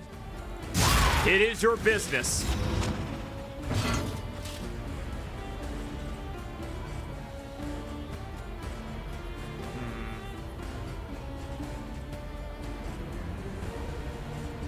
What a fascinating one.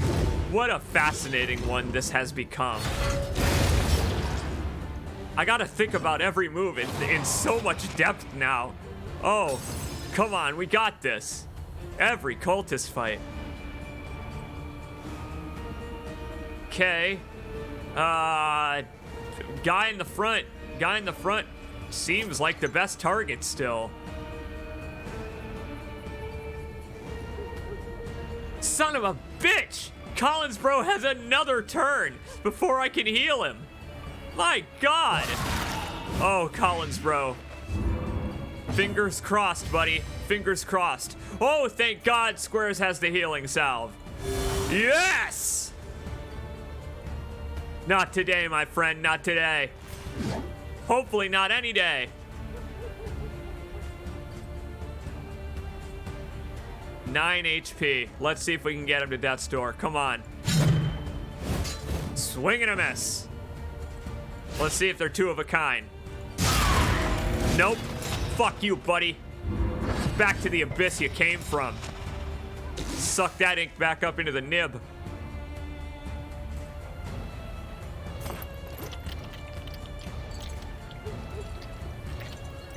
$14 bleed per turn. Not if I have anything to say about it. Of trust. Woo, baby. Woo. Now that's crisis management right there. That is crisis management.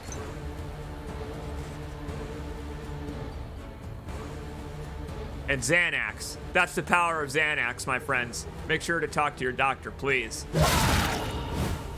Gives you time to slow down and think instead of letting anxiety overwhelm your mind.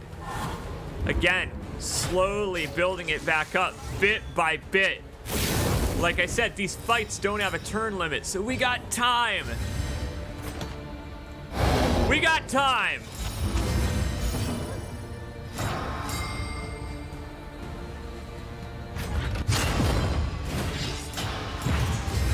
You just gotta recognize when you can take it. And that is so wonderful about this game, is that it does punish you for stalling, but it acknowledges when it is okay for you to stall.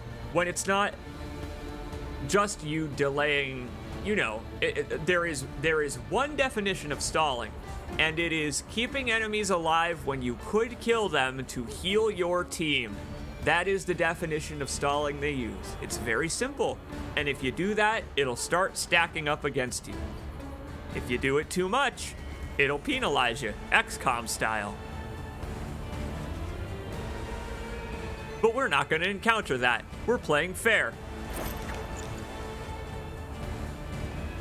He's got 16 goddamn health left, and he's about to move too.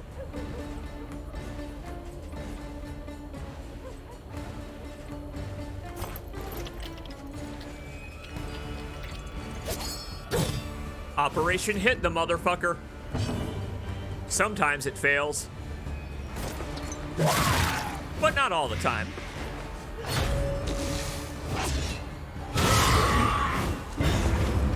Again, a critical for 3. Utterly frightening. Petrifying. Petrifying, in fact, if you're him. Saving this healing salve, because this fight is almost over. It's almost over. With a howling end. Screaming into the abyss. And hey, look, we had time to heal her anyway. That, for example, didn't count as stalling. See, I could have done a damaging move there to finish him off since he's on death's door, but instead I chose to heal. So what happened there was the game likely in the background said, hey, that was stalling a little bit. I'm watching you, Buster. But then all you need to do to thwart it is try. And then it's like, okay, I see, you're still trying to play. Abandoned or forgotten. It is ours now. And that's another one down. Ahem. I'll beat him to the punch. The loathing abates.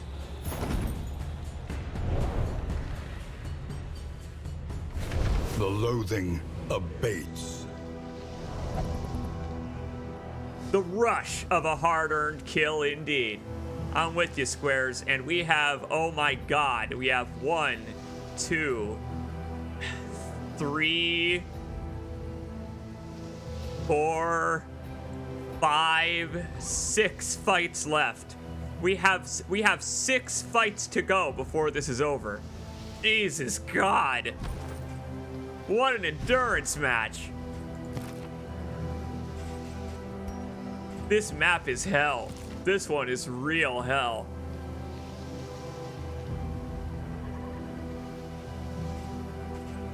Linseed oil flask is an interesting one. Now we can make it so we don't have anything really that can move enemies, but now we can daze them to prevent their turn if they're about to do something real screwy.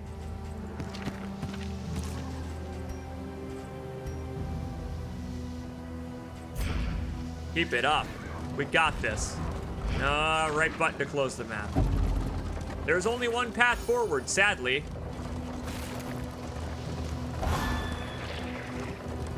Thanks, Brewski. I appreciate it, bud. I have been practicing my clutch saves, and Desperate and wanting. Will you rebuff their earnest pleas? it is one of the things I love about this game, that when things are clutch, you can slow down and think through your moves as much as you need to. Examine every part of an encounter to find out, like it's a puzzle game, the right solution. Ah, man.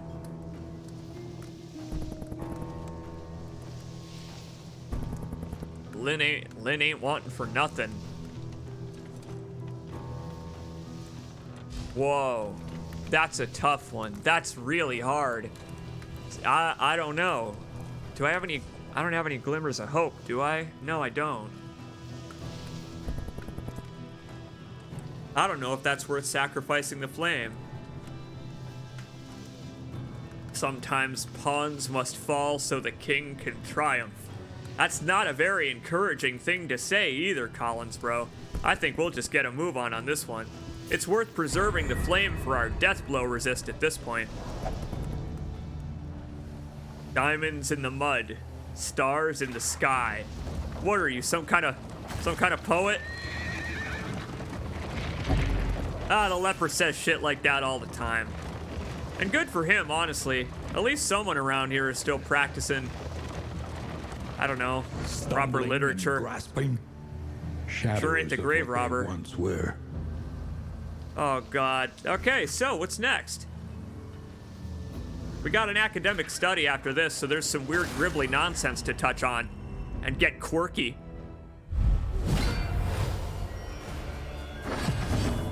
Ah, great. Elite dead. Dr. Beak is about to lose it. Oh, no. That's bad. Let's check her relationships. Yeah, she's just about to become friendly with Squares.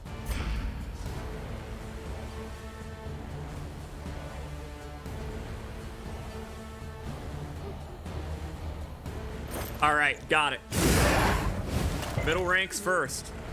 Oh, you and your resistances.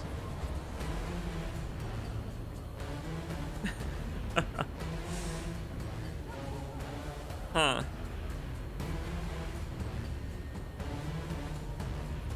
How do I get these two to earn a single affinity point? Let's think.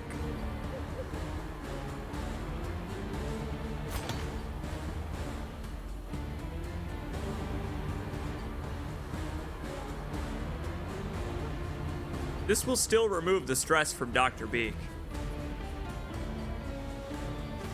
See, these enemies do stress when they attack, but I don't know if they can hit her. They can't. They can only hit the front two. Subject carefully, Huh. and you will discover its weaknesses. All right, well, Dr. Beak may be all right then. She may be all right, and she may be about to suffer another breakdown. I'll take the risk on it. Never worth saying in this game. Never worth saying in this game, but I'll take the risk on it. Malaise, measured and steady. I just gotta count on her not earning a stress herself on her own natural turn, because that can sometimes happen. And again, everyone hates each other now, so someone could just give her some stress.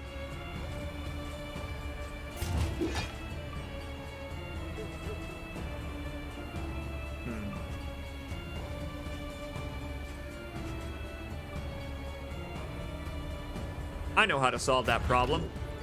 Come at me, bros.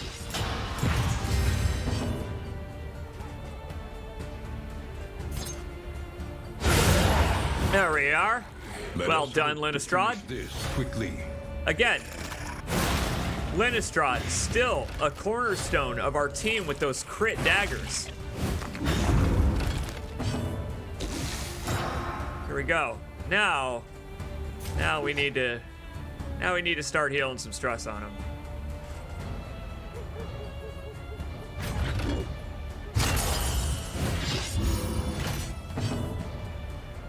Hey, pocket watch. Right, twice a fight. Heh, I could heal even more stress, but I ain't gonna. Let's not get greedy. Not when we can simply chop.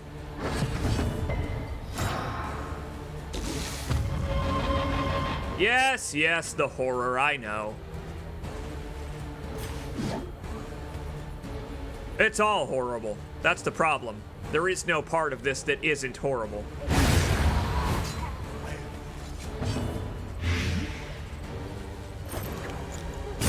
You next, sir. Really, he resisted the blight? Are you kidding me?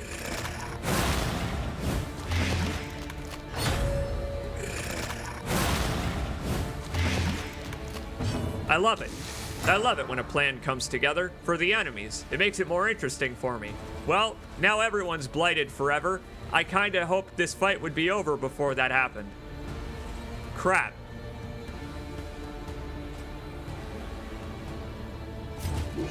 Still waiting for him to be low enough on health to use his own damn stress heal. It's cool, maybe soon he will be. Huh. When he gets a double turn due to the pocket watch, it doesn't trigger the blight again. That's kind of you. That's surprisingly kind of you, game.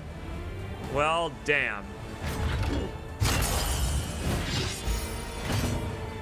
He could finish it, but I'll have Audrey do it.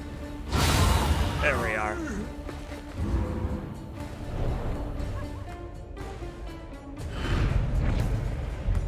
Now, everyone is a little tense right now. Everyone's a little tense right now, so I'd love an Oasis, an assistance encounter, anything like that. Hooray! Linistrad finally encountered her hero goal. What was it even to do? Oh, she just wanted to be a zombie killer this whole time. Congrats!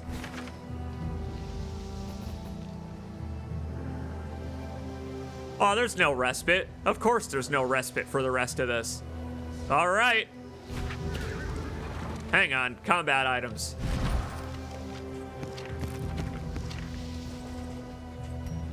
Nothing. Let's go.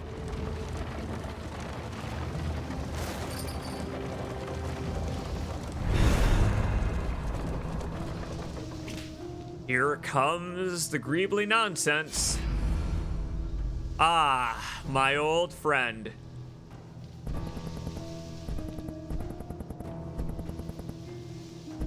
Everyone wants to touch it. Again. Let's check their relationships. It's worth it to have Beak or Linistrad. All right, Beak. All right, Beak, you get another chance. Let's see what it replaces your quirk with.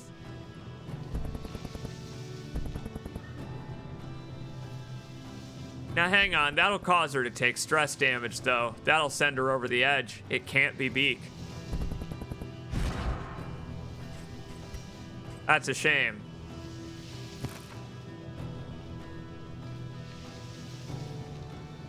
Ah. If it's squares, then she and Beak will form a positive bond. I think. Let's try it out. Yes! While the heart still beats, desire will never die. Love is reignited! Love is reignited, my friends. Beak and squares are back together.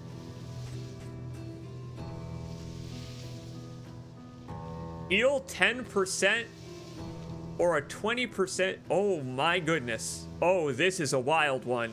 Whoa. 80% chance to heal, 20% chance to take stress. Whoa.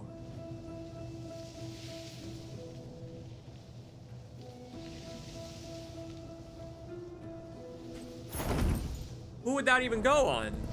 What? Who? That is befuddling. I don't have anyone that could go on.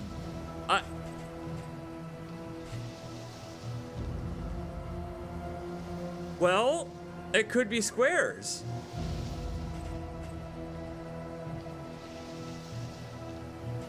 I could get rid of Squares' trinket.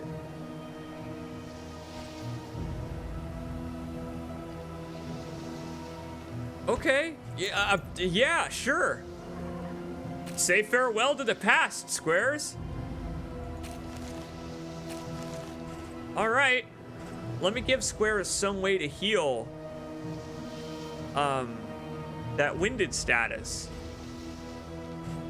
Bloodlust removes winded. Adrenaline rush removes winded. All kinds of Russian. Okay.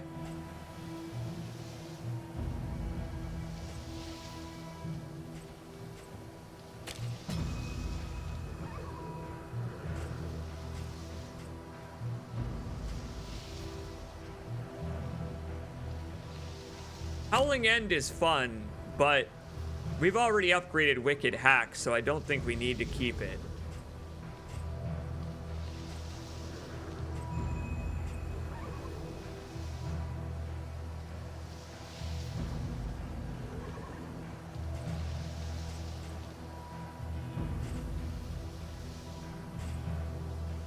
Keep toe to toe. Oh, great. Now she's lazy too. Everybody's getting lazy, and I honestly don't blame them. With the length of this adventure, my God. Look at us go. Look at us go. We're still doing well. Well, Dr. Beak is a moment from a breakdown, but we'll see. If she takes... Ooh. There we go, there it is. Let us temper this world's cruelty. Just a little. Let's see what happened. Good news, didn't ruin her amorous nature with Squares, so there's still an inroads to fix this. But it did take a hit. Honestly, it's not that bad, because it healed her stress. It was all the way at 10, and now it's back to 2. Her health ain't in the best of shape, but, well, we've got a fella who can take all the damage anyway. I will say fuck these guys, though. Absolutely fuck these guys. Here's the thing. Only one who can heal Dr. Beak is Dr. Beak. Unless Audrey still has those healing salves. Squares has one. Alright. I suppose I have my plan then. Because I have a feeling that this gentleman with a gun is about to shoot us all in the face. And or mask. Some of us are wearing masks. A couple of us brought protection. Uh-huh.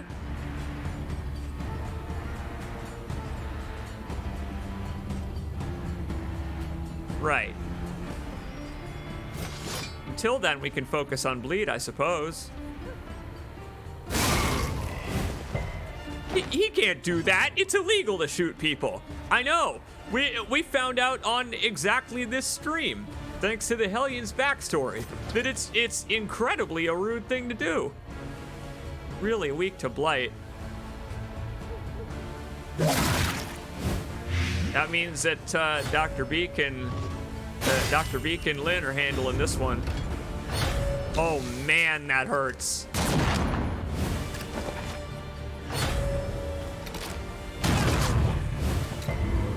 Not so bad. Not so bad, but it has a chance to stun.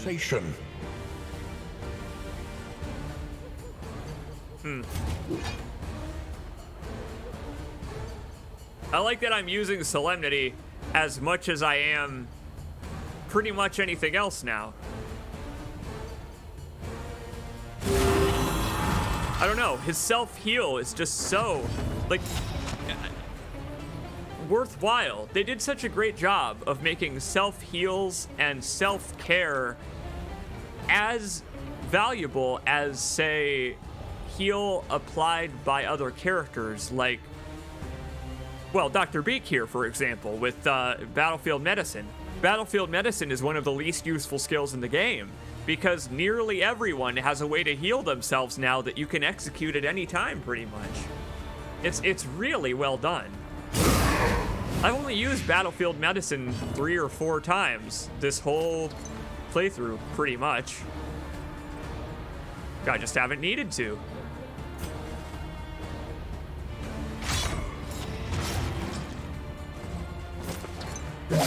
There we are.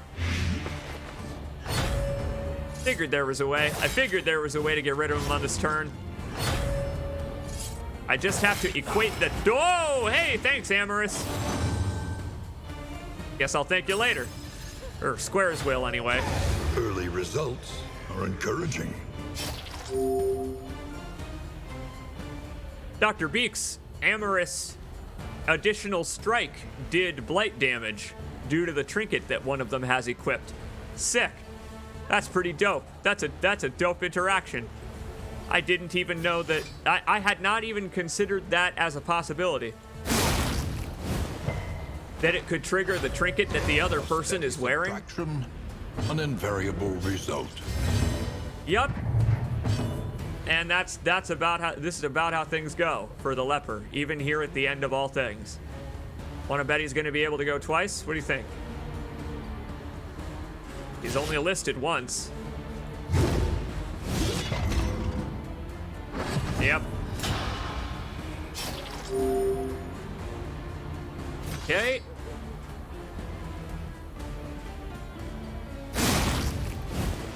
The enemy weakens and wanes. You know, I do keep forgetting to use that healing salve on Dr. Beak. I really should do that.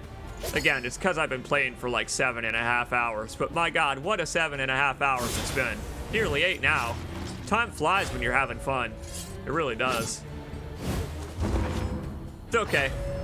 We'll get it on the next go-around. Methodical appliance of harm. Again, Dr. Beak being in the back means that she doesn't get targeted very often.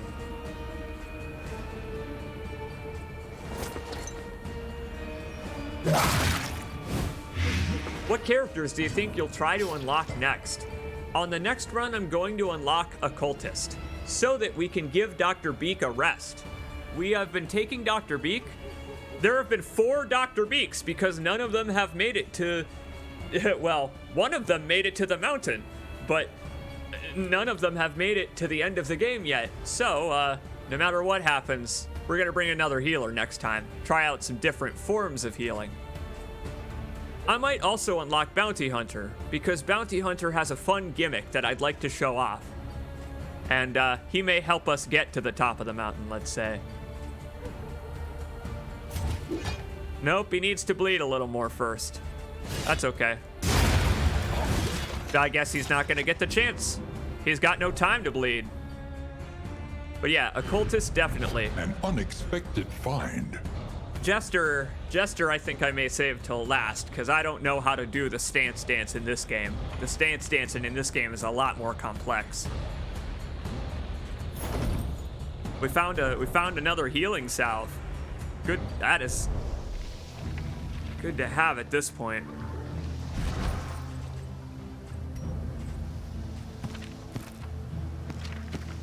The more we can stack of generic healing, the better.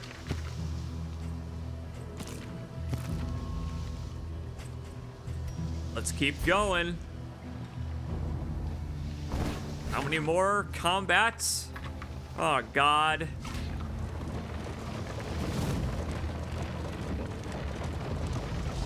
We're gonna get some flame back here from this assistance encounter. And plus, our characters have some time to heal. You know, thanks to the cart traveling down the road. How's it going, Desperate Few? You're getting desperately fewer as we go towards the mountain, I've noticed.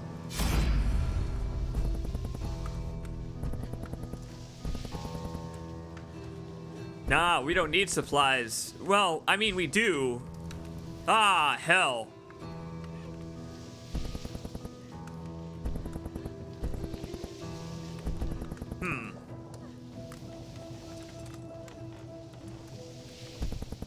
We need supplies, but taking any supplies at this point will drain our flame, and we're gonna have to fight a crap ton more cultists. Well...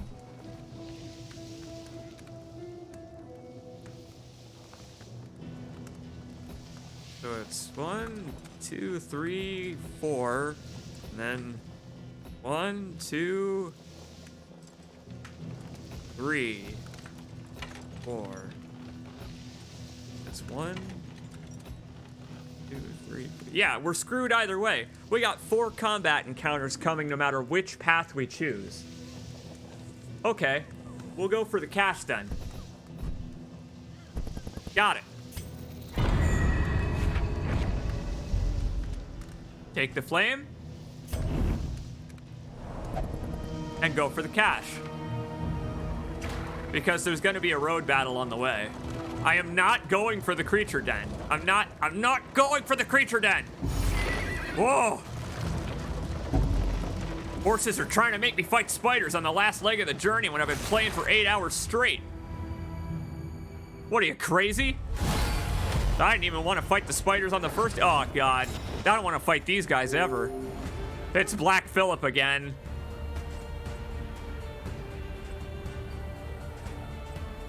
That's alright. We can just bleed Black Phillip.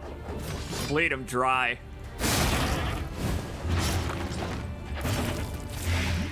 Again, let them sup on him. That's fine. Dr. Beak is already blighted. Didn't even wait this time for anybody else to attack. Just decided to be blighted already.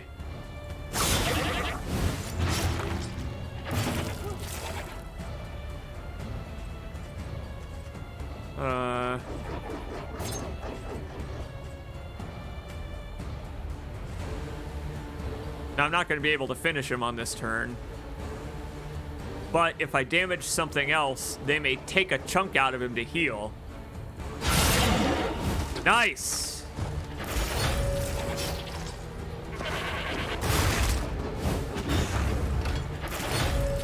Uh-oh. Oh, they're out of position. Oh, boy. And Lynn just caught sepsis. Holy hell, she's motoring.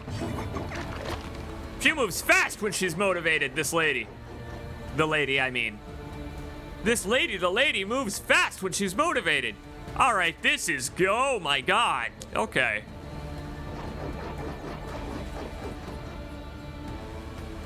Right, so, all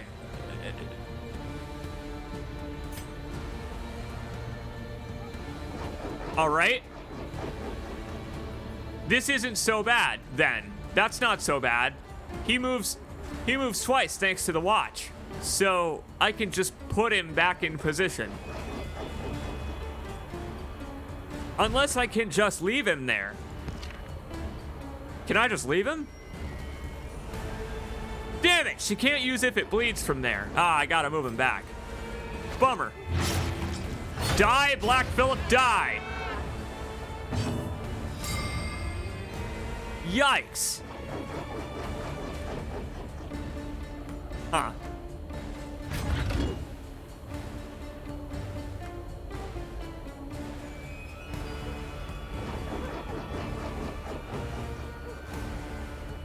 I was thinking withstand and then heal him.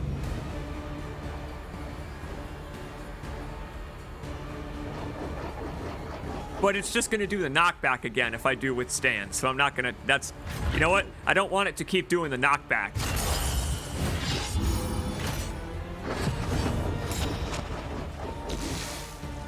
Right. Well, start with the lady, I suppose. And hey, Lynn's been damaged, so Lynn can eat this, Lynn can eat this gravestone and all of the tentacles therein before they get a chance, hopefully. I hope they don't decide to do that on this turn. I got that healing salve. Let's use it on Doc. Finally. Ah, come on. Ah, come on, Collins, bro. I got a plan. I just told you about it. In-game Collins, bro, is irritable.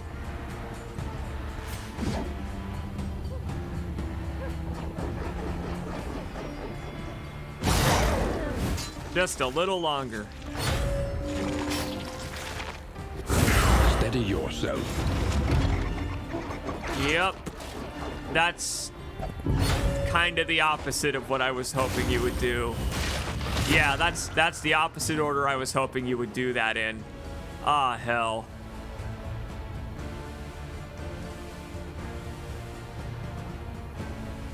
Alright, well, he's on death's door, but the good news is he's not gonna die. He doesn't have a damage over time effect, so he's okay. I mean, life sucks for him now. I mean, he's not having any fun. Don't get me wrong.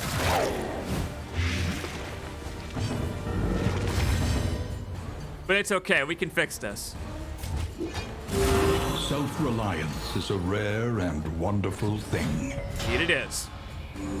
This one always comes down to the wire, doesn't it? It always comes down to the wire, doesn't it?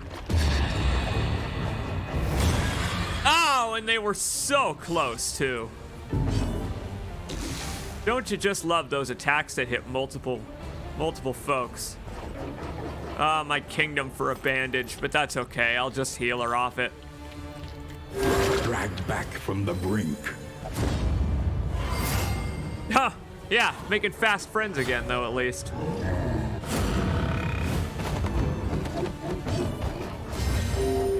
That was disgusting. That was a disgusting sound. I very much approve of it. Well, she ain't winded, so no point using that yet.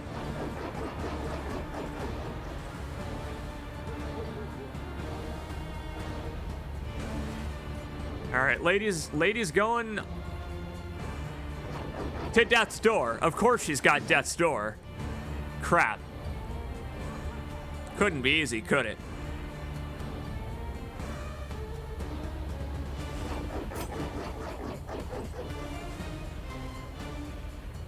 Yeah, once again, self-reliance. It's a wonderful thing. And rare.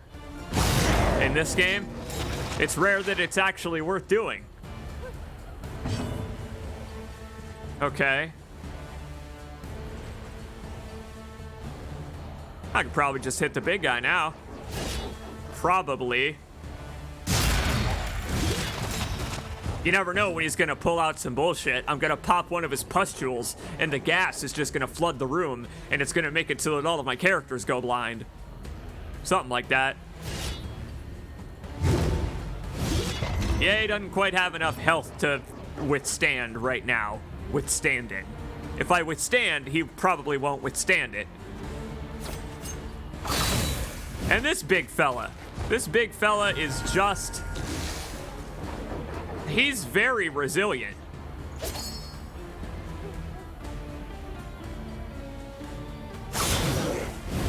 You just gotta not act without thinking. That's something that's real easy to do in this game, is acting without thinking because the fight is nearly over. So you're just gonna click until it ends. But you have to be careful not to do that. Not just because you may misclick, but because you may mis-strategize. Everyone is over 5... For example, everyone is over 5 stress right now, but are Hellion. So I could still use her stress reduction because the fight's almost over. If I were just clicking through this, I would waste that opportunity. See, now I can use Raucous Revelry and take some stress away from everyone else on the team. Because it's not like I can kill him anyway right now. So even though it doesn't help her, saves everybody else. Once again, are you kidding me? on that terrible precipice. Wow. Survived her death's door just to get him back on once more. Amazing. I love it. But again, this is what the leper is good at. Self-reliance. Always with this guy. Always drawing it out. Like a lord always does. We gotta kill him on this turn. I mean, He's gonna get to death's door from what I just did, so...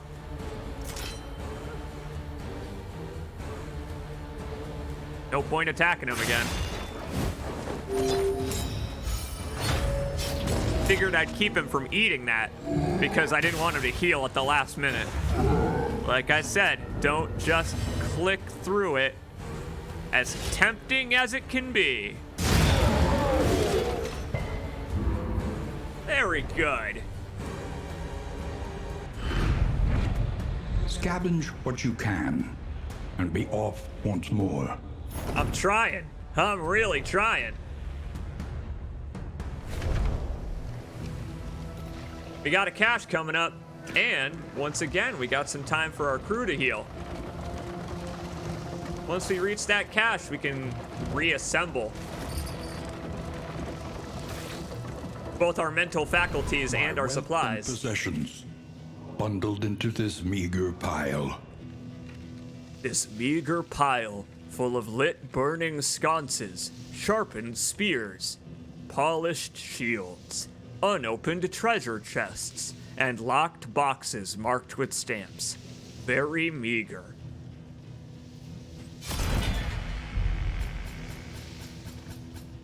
That ain't meager. That ain't meager at all. Shuffle the whole enemy party? That's a cultist fucker right there. I will keep that. I will keep that for Oblivion's Rampart. A lovely little turn of events, I'd say, says Linnestrad. Always positive, that Linnestrad. Historically so.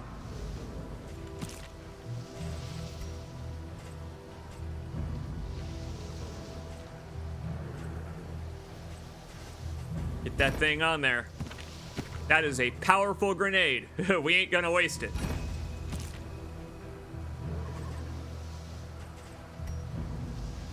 Slime mold as usual. The slime mold can go.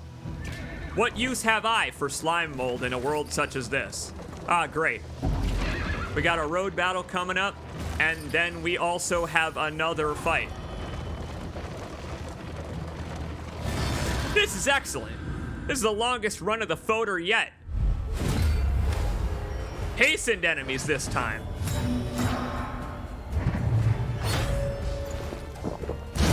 Yeah! Oh my god, she is hastened. They all are. They're animating like twice as fast. That's pretty cool. I hope that's... oh, that's pretty cool. I hope that's an intended effect.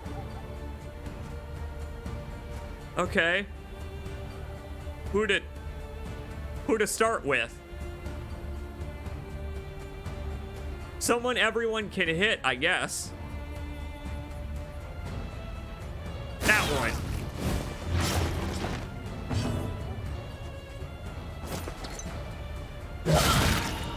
Oh my god! It's somehow harder to look at. It's somehow harder to look at when the needles land in their bare flesh. Steady yourself. Yeah, he's hella on fire now. That's like way crazy on fire. That's far more on fire than a man should be.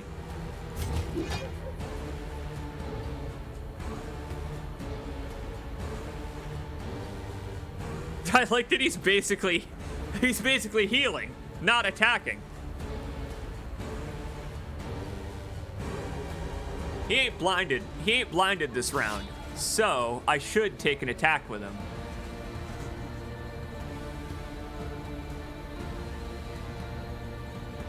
Here you go, big guy. Oh, yeah. Let us Say, I hope like to that finish one. this quickly. Hey! Thanks, Pocket Watch. Nice pun, narrator. I appreciated it. You get it? Let us finish this quickly. Get it? Huh? Dr. Beak's about to go insane again, but that seems to be a nightly occurrence in the carriage these days. Okay. There we go. She ain't coming back from that one. I do like the name of the attack, Breath of Fire. I have to wonder how intentional of a reference it is. It's like the one time in this area that you encounter enemies that deal fire damage as well, and my god, they just deal so utterly much.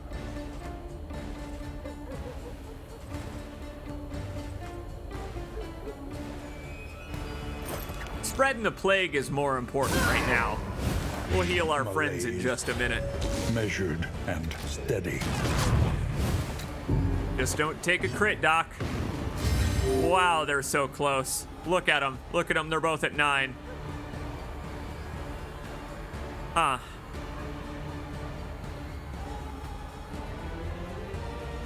Okay. Self-care time, perhaps. Ah, her health isn't low enough for it to heal herself. Piece of piss.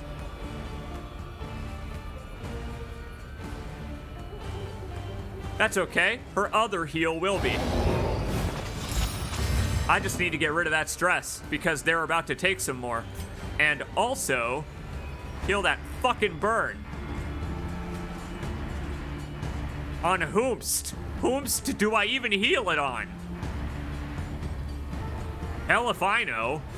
Extinguished at last.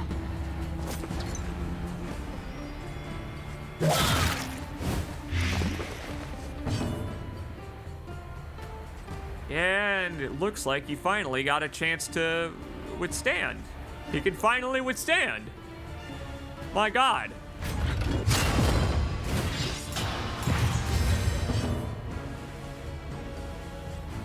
Collins bro still, even now, going twice in a row just for the hell of it. He can't even hit anything. All that's left in his way are corpses.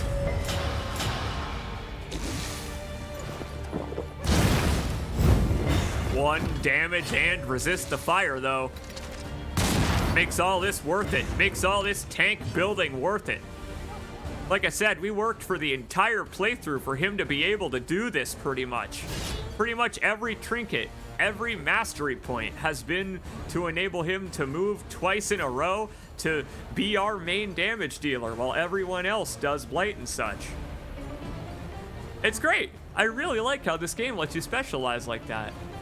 And he can move back too. Thanks, Pocket Watch. Ah, man. It's okay. Oh boy. Don't hit her with any stress. Thank you. Whew. That was close. Just need to bring him a little closer. And now Collinsbro can reach him. Oh, he can reach him real good now.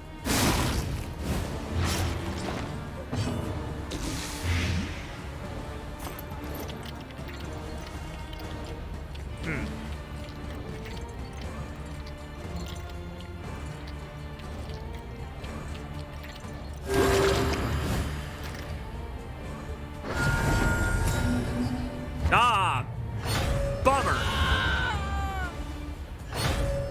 A steady Although not that subtraction, much of one. An invariable result. Was hoping I'd get to heal everyone's stress one more time. Scavenge what you can, and be off once more. All right. Keep going, team. You're almost there. Almost there. Tooth and fucking nail.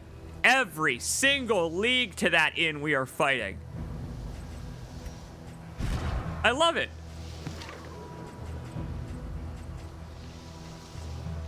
You never give up. That's what it is you can never give up. That's one thing this game teaches you, is that it's always worth trying.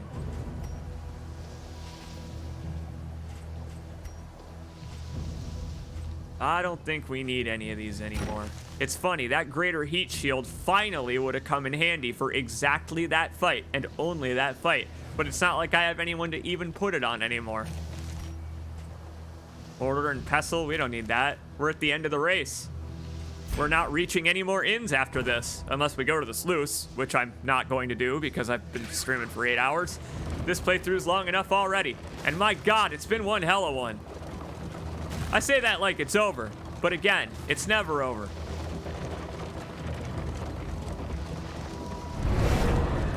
Oh, God. Oh, the towering feast. Every time I look at it and the teeth that are sticking out at random angles. I don't like the tryptophobia that it's triggering. The fact that it looks kind of like the stress symbol like that. I don't like any of it. I'm trying to find the game's various motifs, but all I'm finding are pustules and veins. Look at how it's all veiny. The meat cutlets themselves, I guess, look like the stress symbol. Oh, this place is rotten.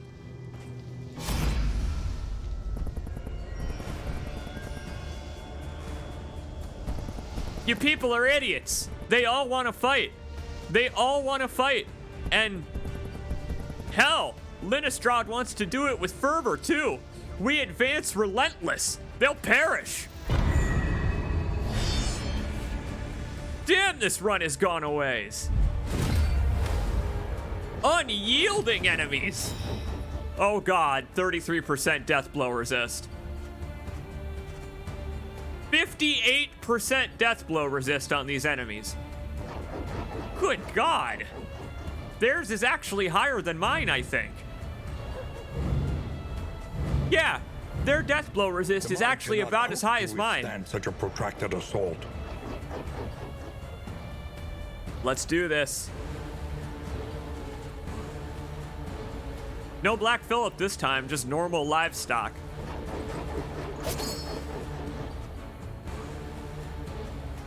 Which is better. It's better that it's not Black Phillip, because they can eat from Black Phillip twice to buff themselves. Meanwhile, this one can only, or excuse me, they can eat from Black Phillip 3 times.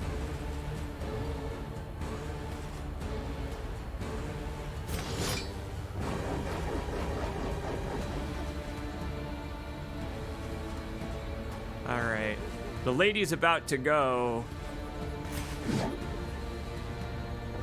If I can do 10 damage, 10 damage would be nice. 10 total. That's a little more than 10. Takes care of the problem though now, doesn't it? Oh, the couple that feasts together. The couple that feasts together, beasts together. Right, okay. That's nasty. One of the nastiest things I've ever seen. Just the fact that it went in the wrong mouth, and then she wiped off the wrong mouth. Like it went into this one, and then she wiped off this one. Ugh, all of that is just wrong.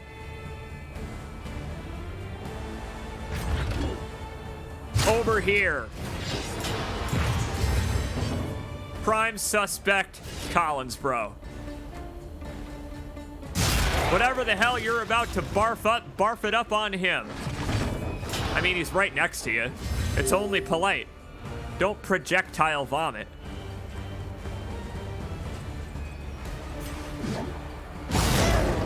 All right. Resist this. I can't believe they're still amorous after all this. Wow. They broke up and got back together.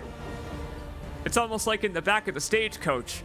Squares was sharing her Hero Shrine story with Dr. Beak, and it touched Dr. Beak's cold, experienced, weather-worn heart.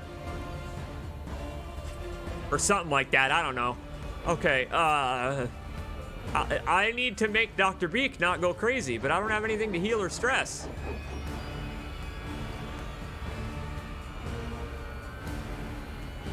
Actually, she could maybe be able to stand it.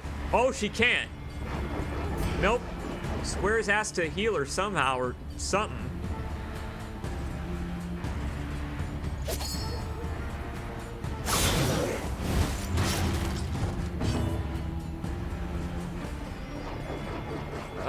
He's got hella blight resist. I would just, once again, just throw a dagger in a soft spot. It'll probably pop. Right here. Look at his gunt. Look at his, yeah, look at how when he laughs, his gunt jiggles. I did a critical hint on it.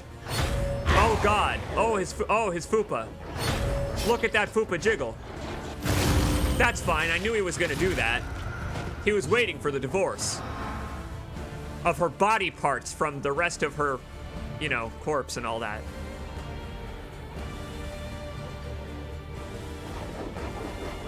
Fuck.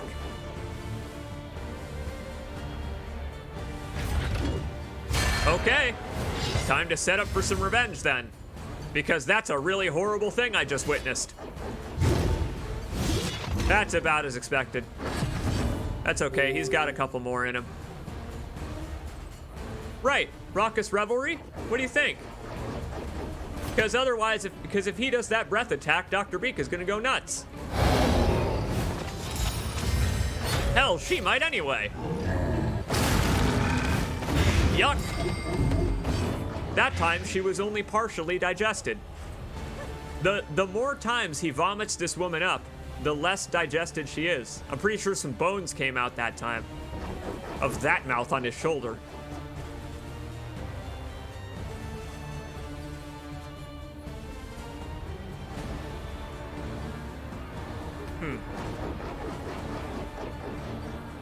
That's a pretty tough blight. That's okay, he can heal it himself.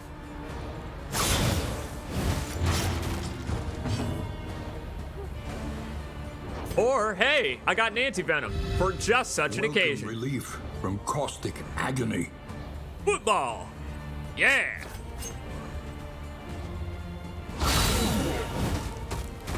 Sometimes you don't need to stack the blade. Sometimes you just need to engage plan HTMFer. I really learned that acronym fast after saying it a few times.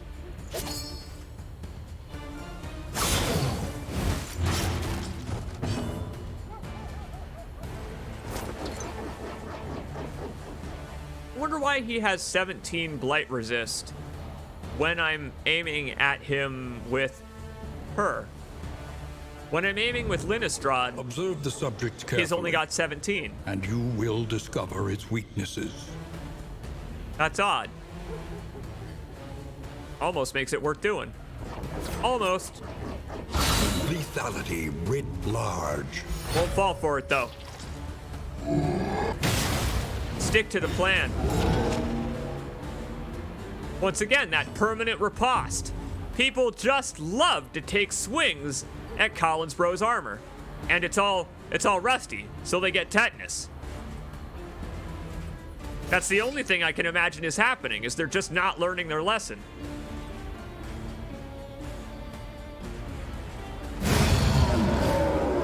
Very good. The unrelenting application of violence yields morbid gains.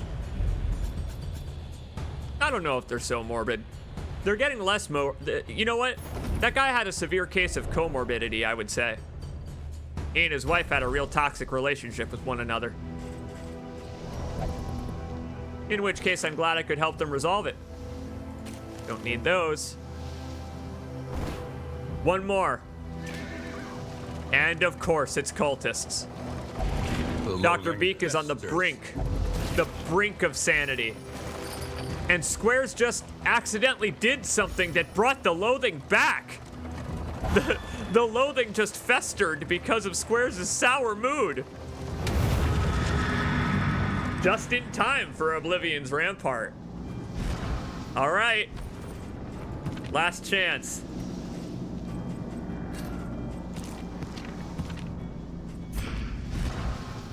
Oh, this is it. Here we go. Final battle before the mountain.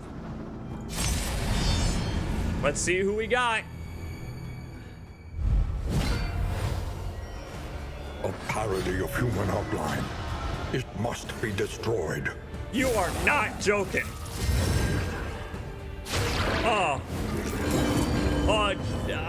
Just the way that the spreading stain has coalesced into a vibrating mark on top of this thing's head. I gotta look at it closer again now that we're seeing it for the second time. Look at this thing. Oh God. Oh God, what a monster.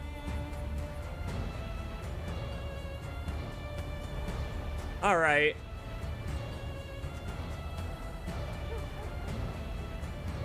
So, we just need to make sure we kill the altar at about the same time as we kill it. But I think I'm gonna focus on the altar first if I can. We need to start off with Raucous Revelry. Everyone went mildly insane just from witnessing this insane. It's an insane creature. It makes sense. Yeah, scream into the wind. What wind? Where are we?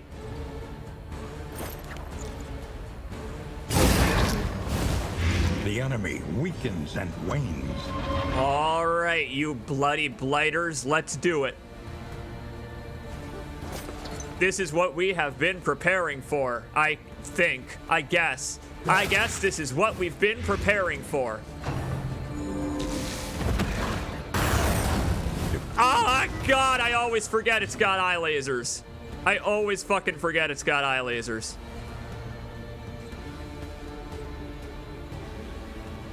All right. Well.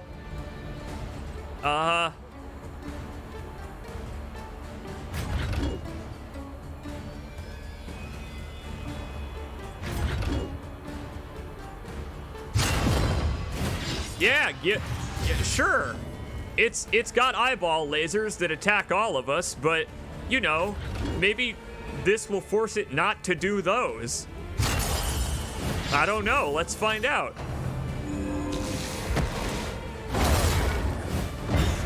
Yeah, as a matter of fact, all it can do is the warm-up act for something else.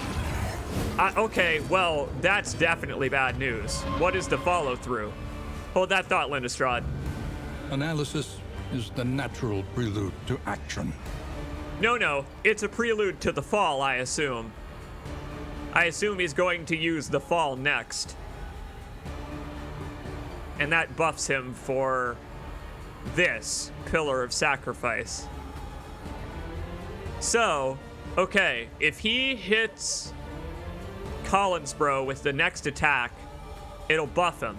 And then he can use Pillar of Sacrifice to heal and gain riposte. It's okay. I'm not gunning for him anyway.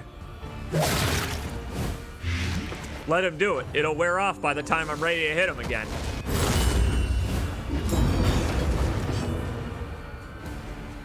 You know what they say about pride? Comes before a dizzying fall. I believe the ancestor himself was the one to say such things.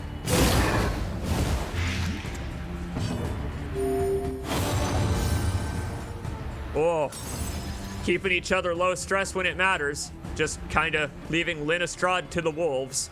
But it's okay. It's okay. Once I make a corpse out of this altar, she'll be able to munch it. Sadly, my Thunderclap grenade I don't think is gonna work. This thing's got really high move resist and all that. Like, it shuffles the party, but putting this thing in front won't help me.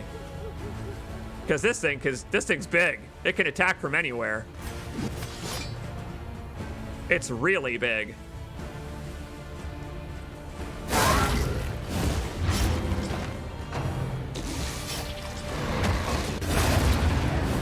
What? Oh, right. Okay. I guess Pillar of Sacrifice gets rid of the altar. I guess that makes sense. Altar, pillar, fair enough. What? Oh. Okay. Observe the subject carefully, and you will discover its weaknesses. Yeah, I really would like for it to stop exulting unspeakable cosmic forces. It's a real mouthpiece for that right now.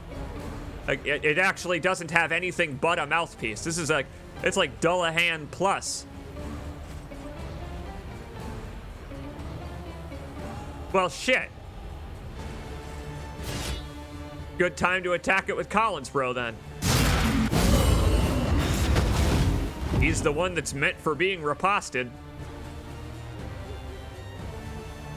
Ah, yikes, though.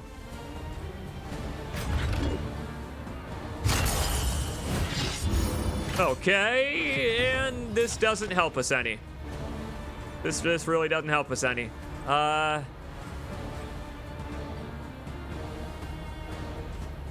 He could heal himself, but that's one hell of a gamble, considering it is going to attack twice before he does anything. Why did? Okay, well, maybe I hope that it can't resurrect the altar that it just killed. What? Uh-oh. We've got a case of jealousy, Squares. Squares is jealous of Dr. Beak, and now Dr. Beak can't heal. Dr. Beak can't heal Collinsbro. These two like each other too much. That's a bad thing. That's a really bad thing. That puts Collinsbro in real danger. Huh. Alright, well, Dr. Beak, you're gonna get riposted, but that's okay. Had to happen sometime, Doc. You can't always keep your hands clean. Oh my god! And the game doesn't want you to. Ah. Right. Okay. So it can just sacrifice enemies to heal and then just spawn new ones. I don't think I let it do that last time. I think I killed it too fast.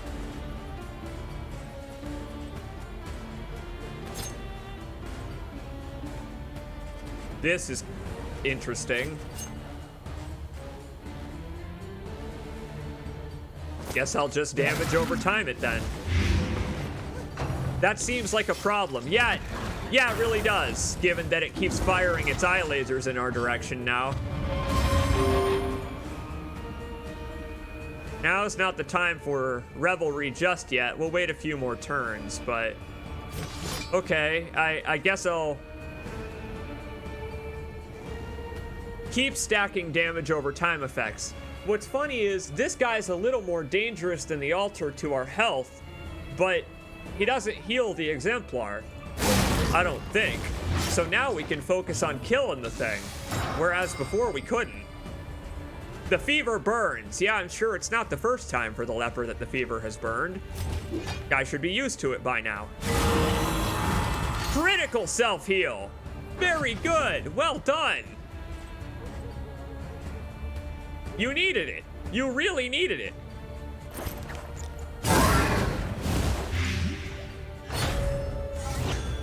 Finally overriding his heal.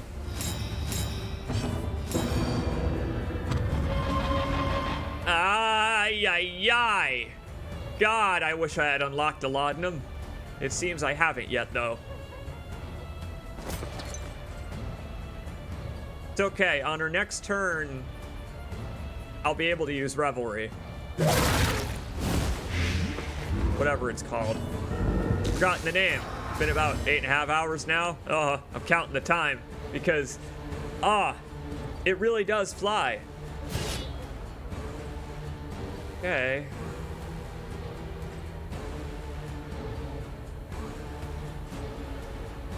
Just hit him.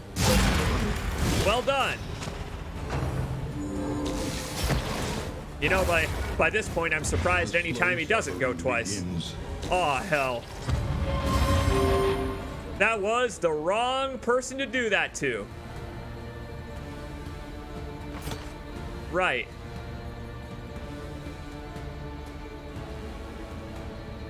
I guess let's try Adrenaline Rush.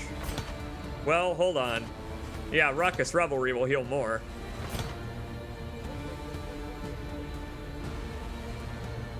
Got it. Ruckus Revelry this turn.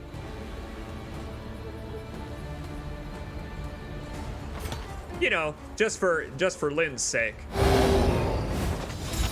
There we go. Take away her horror. Anxiety foments insidious fears. And now Dr. Beak can do her own medicine. There we go, finally. Finally a reason to use battlefield medicine. Oh my god!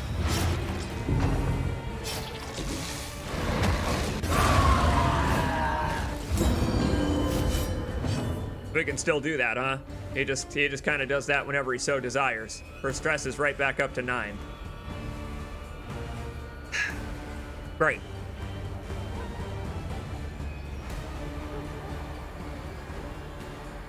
Wonder what happens if I take this gravestone away from him. Do you think he needs a gravestone in order to resurrect an enemy? Needed to heal some stress anyway.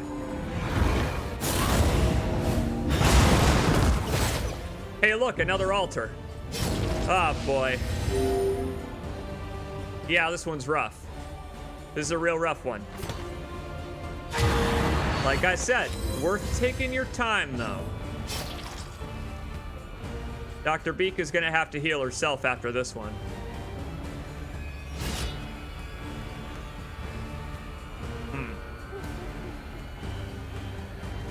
That would not necessarily be a smart idea. But I don't want him to start regaining all of his HP again.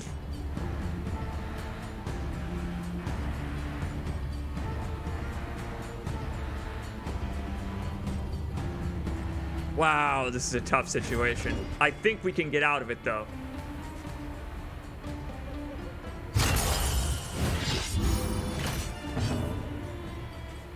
I was hoping.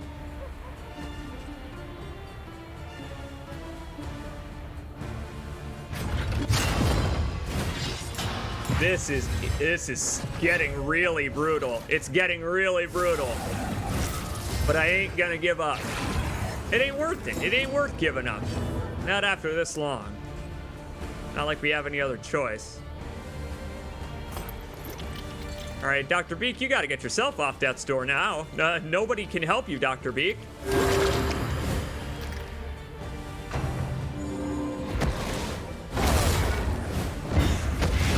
Here he goes with Prelude again. He really has it out for Collins, bro. Probably because I keep using Taunt.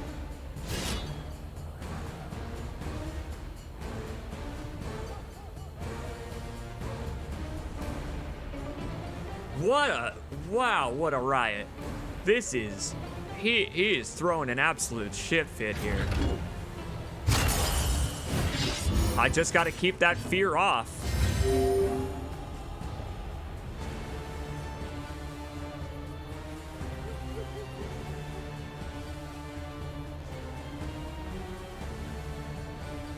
Thinking about using the Revelry, but I gotta end this goddamn fight at some point. Excellent work. Blow for blow. See? Even the characters recognize it at this point. We gotta get this over with somehow.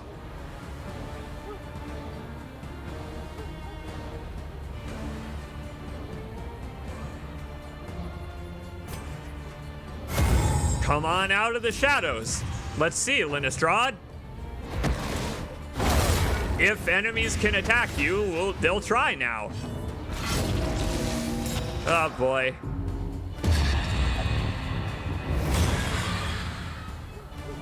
Kind of expected. Right.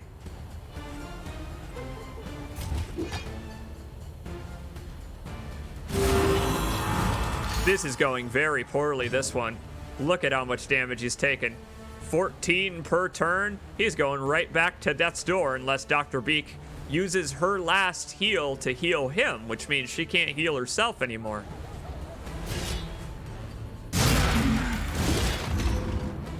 Sweat-soaked brows, unsteady stances. Exhaustion takes hold. You ain't joking. This is a hell of a fight to run into after 9 hours.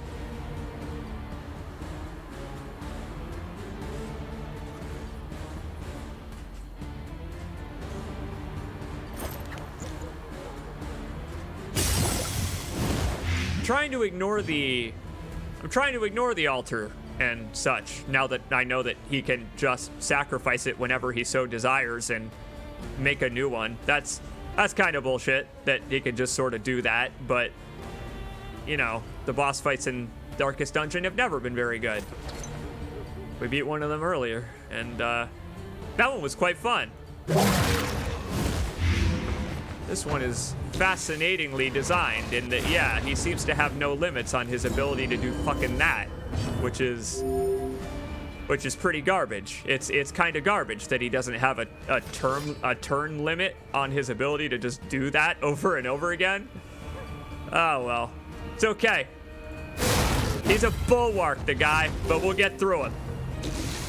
We'll override his healing.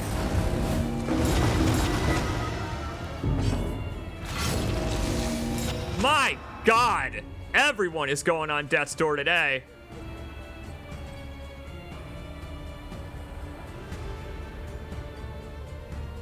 I wonder what this will do if I use it at the end of a turn. Yeah, sure. Next time it's his turn, it'll be delayed until the end.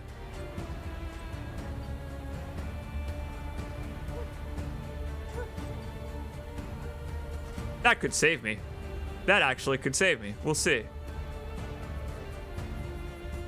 There is nothing I can do about Collinsbro right now. He just kind of has to stay here on death's door for another turn. Yep. Holy shit. He actually survived that. Wow. That was pretty much the only thing I could do there. Wow. Since Reflection has a cooldown. Holy shit. Well done, Collinsbro. Dr. Beak, now is not the time to insult him. The man just performed a miracle. Speaking of miracles, medical miracles. Now, please. Please, medical miracles. What? He won't accept her heal? Oh boy. This is the power of negative relationship statuses, my friends. All right. He has decided. He has decided he wants to play it dangerous. Live life on the edge. Okay. If you're so sure. I can't even use it to heal Lynn.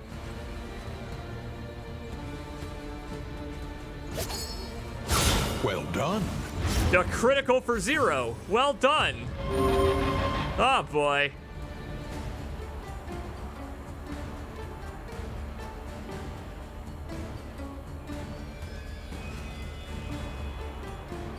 What are we thinking? Stacking more bleed or just hit the damn guy? He's only got 6 HP. Let's see if this does the trick. Here, just in case it doesn't, I'll just steal that.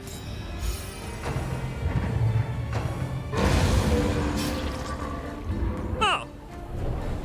Is it really that easy to defeat a chthonic entity? Huh. We didn't even lose anybody. I ought to try and do that more often. Does anybody know where to find ancient chthonic ruins in the heart of Illinois? Because I kind of feel strong enough to go take on a couple of them now. At least one. Hot damn. Well, that was a complete nightmare. That was an absolute nightmare. I had no idea that it could just infinitely summon reinforcements that also heal it when it destroys the previous one, and again when it summons a new one in the same turn. That's real broken. In the same turn, it can destroy the other enemy, and then at the end of the turn create a new one, and it heals both times it does this? It's wild. That's wild. That is just wild. At least it attacks sometimes instead of doing that. Wow, what a nightmare.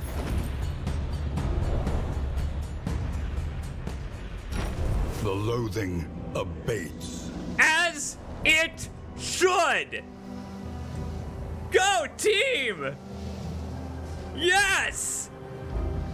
We made it to the mountain again, my friends.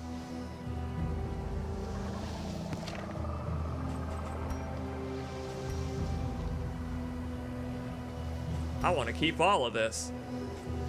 Well, except for this dark impulse. I guess we don't need this.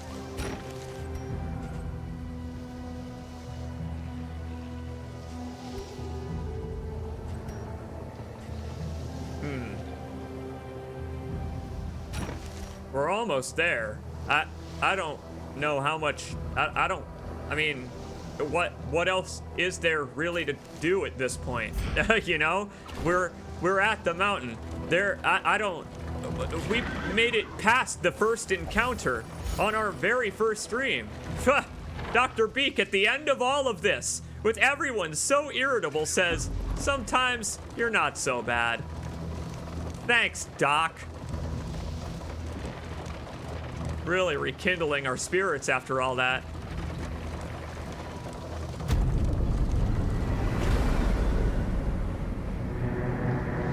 And there it is.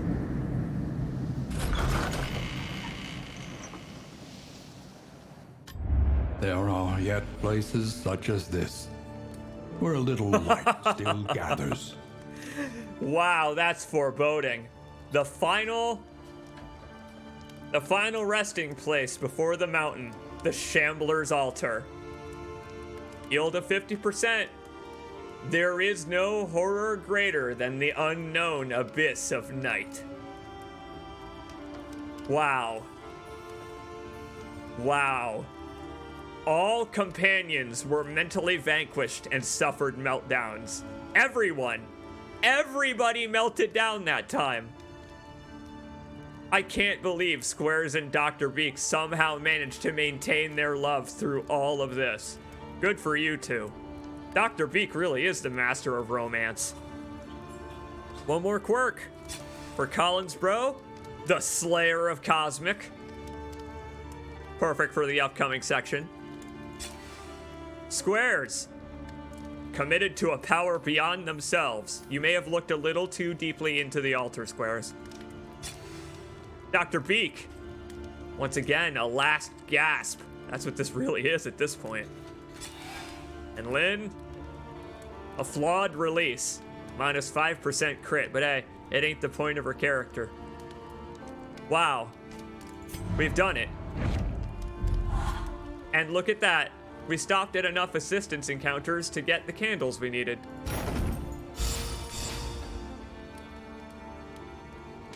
Well, if we were to end our expedition right now... Press on into uncertainty, or claim what you can. If we were to end our expedition right now, we would collect 48 candles, and we would not proceed to the mountain. But I think that we can get everybody in ship enough shape that we can try for it one more time. 48 is probably double what you've collected total in all your past runs. And it's impressive, isn't it? How, with just one patch, the game has improved so very much. It's increased the speed of the progression to levels that I feel finally are fair. They expect you to finish this game sometime. It takes over 1,500 candles. I believe the total number is 1,350 to upgrade everything at the Altar of Hope. And obviously you're gonna beat the game a long time before doing that, before upgrading absolutely everything. But the point was, the game wasn't developed with that in mind at first, the number of candles it would take, and now it is. Now, just by playing well and by visiting combat encounters and by doing our goals that they have added in the most recent patch, we've got so many. We could end our run right now and have a bevy to start off with next time. However, I think after I take a real quick pee break, it'll be like a minute, we'll go for the mountain one more time. For real, it'll be like 1 minute. I'm excited. I'll be right back.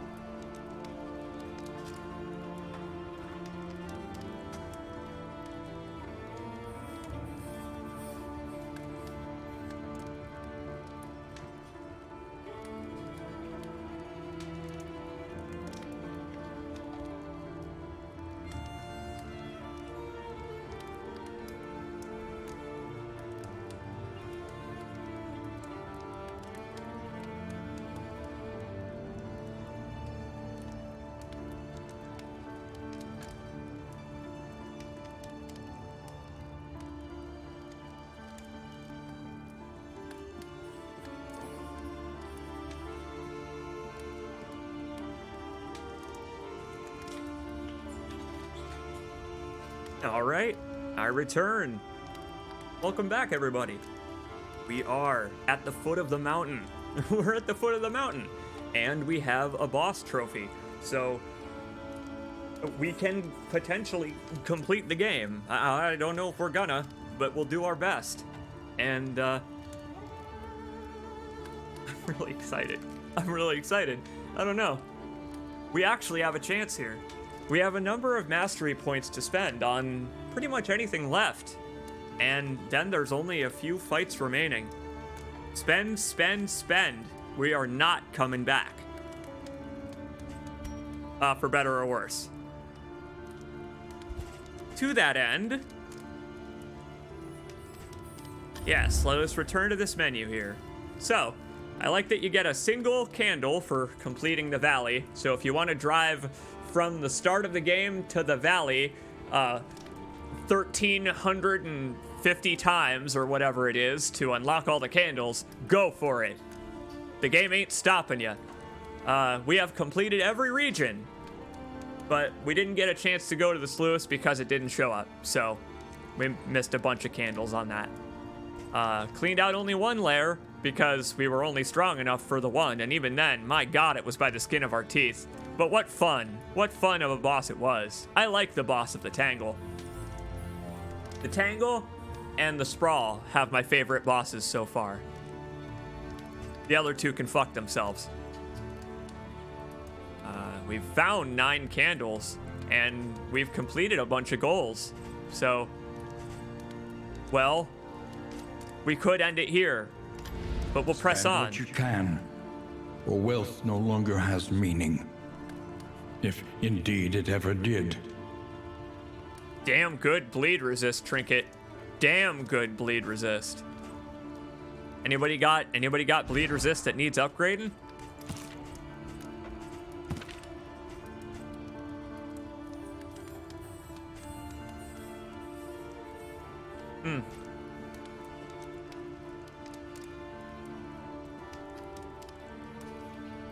Ah, that dark impulse was what was making Dr. Beak go insane. I see. Yes, Dr. Beak was bleeding for most of that. During the latter half of the photo, I believe Dr. Beak was bleeding for a lot of it, so she was just gaining ambient stress near to the brink of insanity the whole time. Oops. Sorry, Dr. Beak. We're gonna leave that on you though, because again, the max HP actually did keep you alive. And it stacks too with the stale bread.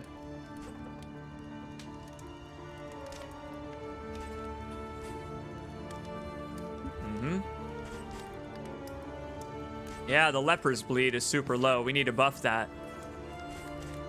Look at that. 5% bleed resist.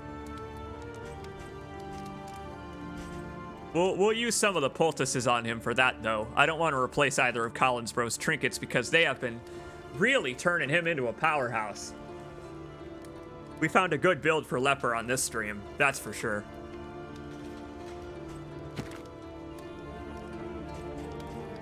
Just taking a look at which in items I feel like purchasing.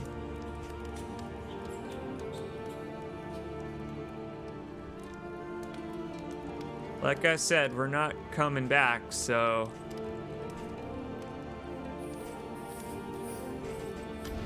Each improvement, a new variable in the equation of your fate.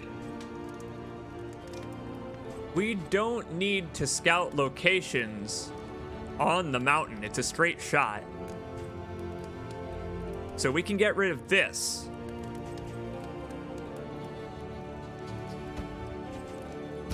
Experimentation.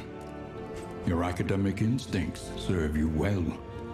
We don't need location scouting anymore, so we'll see if we can also replace the wind chime, but I don't know if this is worth it compared to just general supplies.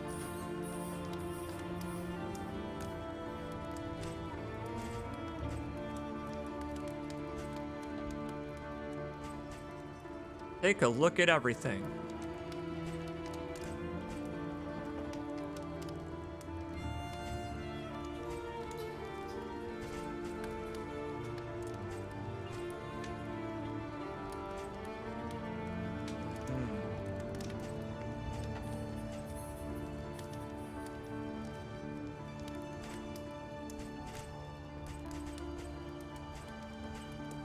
Not a whole lot to buy. That's surprising. There is not a lot to buy here.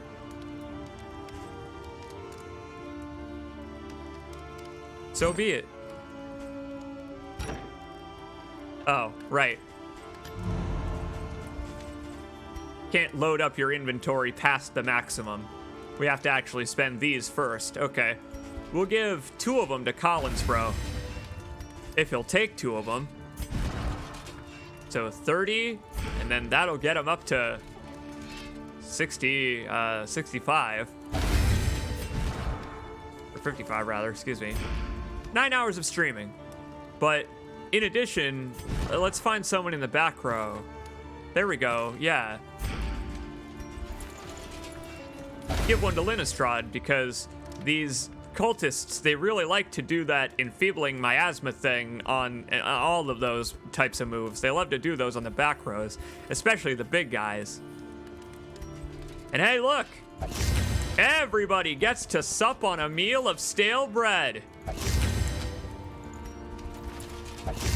No slime mold for you today. None of ya. You're eating like, well, royalty when you can't pay the mortgage. Squares. A whiskey flask. Or 2. Dr. Beak. Let's see.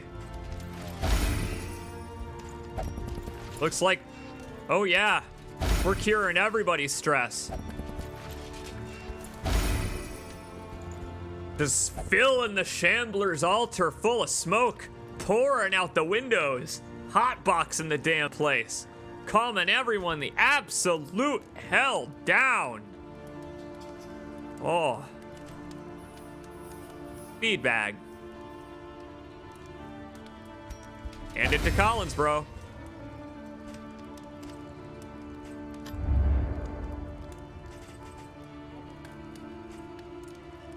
I'll take this my time in the desert.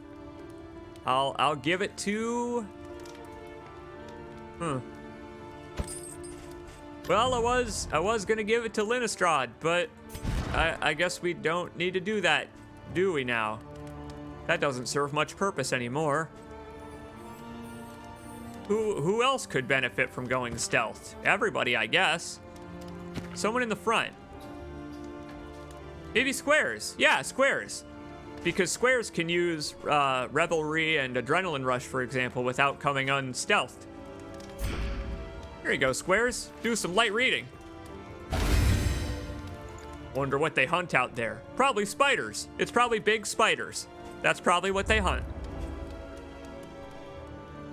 I'm not happy about it. I'm just saying that's how it is. Selling a stitching kit here that we could buy.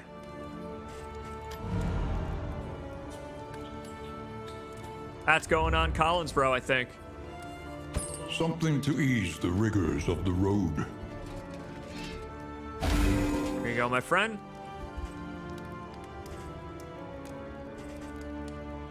Once again, Dr. Beak can heal herself. But we'll get her a little bit too. Ah, she won't. Okay. Yeah, she must be the one with Blundering Fool. In that case, all right.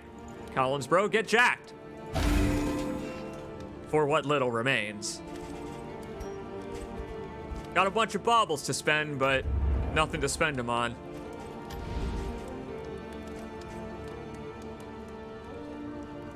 For once, my pack's overflowing with baubles. I guess I'm taking those to the end of the mountain with me. I got crap for usage items. For combat items. Oh boy, I got crap. We ain't doing much better than this, though. Mastery Trainer. One more time. Experience, however painful, is the greatest teacher of all. Yeah, however painful. However painful, you say. Good lord. Now that we have unlocked all of the Hellion skills, the pure red sticks out. I mean, just Just compared to the leper, which has that mixture of purple and gold, a little orange, the Hellion is just all red all the time. Shit, man, it's cultists from here on out. Let's think about that. And how much I hate them. Let's think about how much I hate cultists. I fucking hate them.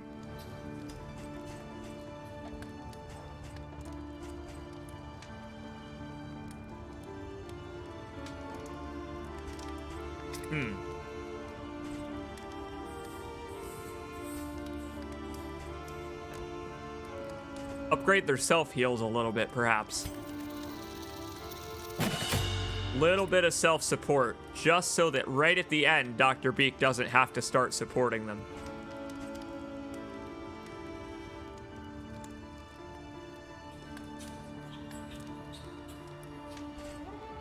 Might swap up. I might bring back the Yoppin, honestly. At the very, very end here. Everyone just got cured of all of their stress. And with Collinsbro able to go twice most of the time, he can just move people back into position. So I don't really need toe-to-toe, do I? Huh.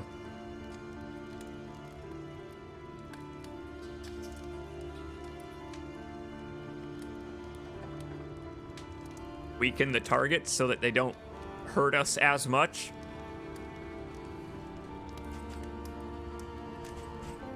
Again, I could just hit the motherfucker.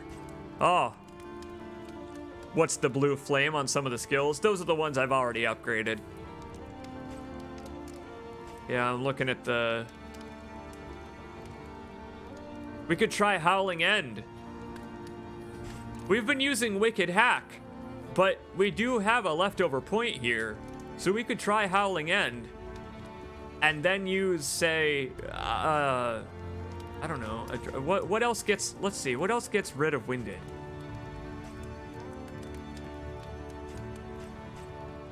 Bloodlust.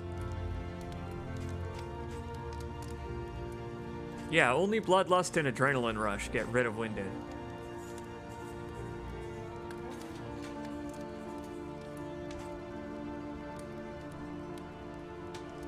Alright. Howling End looks like a lot of fun.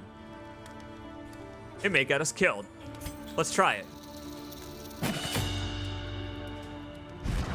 10 to 12 damage per.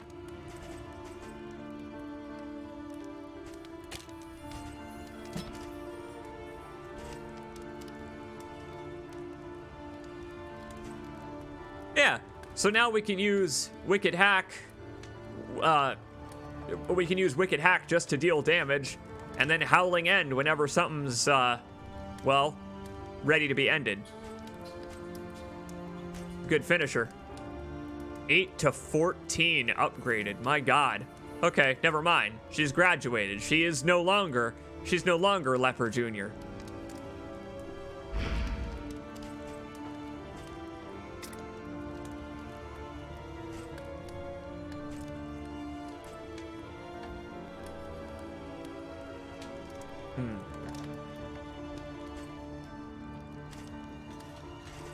I think we'll just stick with what we have.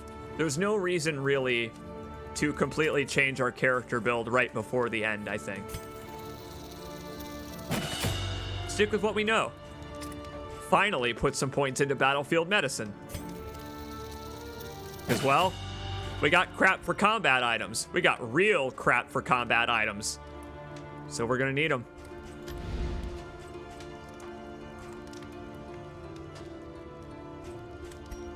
And I think that's it. All roads lead to the mountain, but only one leads beyond it. All right, my friends. For the second time, let us embark. The summit awaits. Let us submit to it.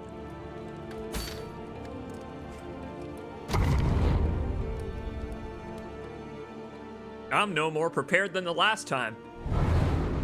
And I couldn't be more excited.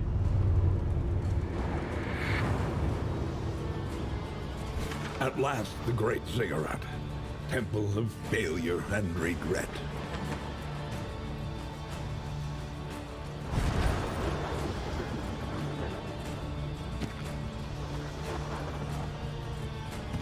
Making sure I got everything set up here. Let's do it.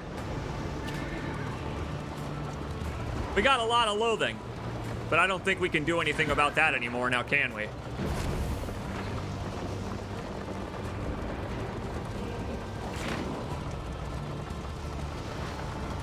Boy, the new visuals on this are awesome. They enhanced this a heck of a lot. Oh, the new snow effects look great. The depth of field and the motion blur on the snow is awesome. Again, really taking advantage of the 3D space. All right, Oblivion's Ingress, let's do it.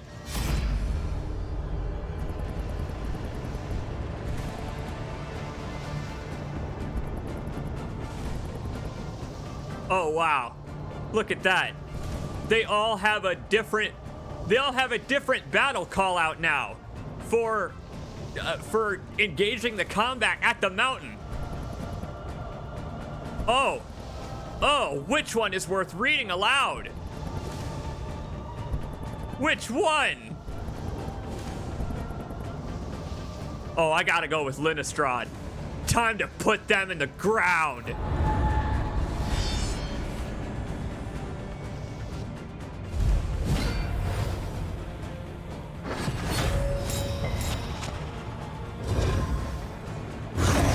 We meet again. Hey, big guy.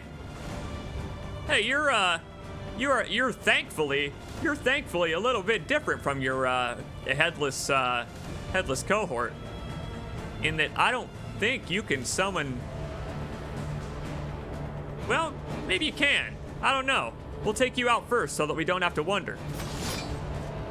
I was gonna say, I don't know if he can summon more allies. Let's not find out.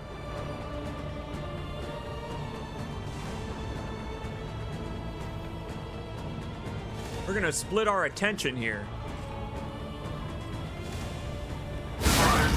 Nice!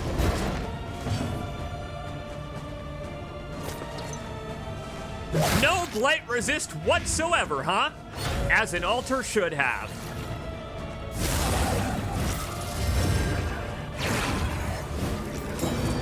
Good, that's a good point. I'll check his move list. Anxiety foments insidious spears. Whiff the dodge. What can we learn upon closer inspection?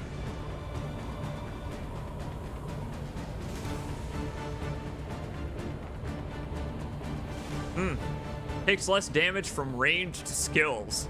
Well, if Dismas were here, he would be having a pretty dismal time. Okay.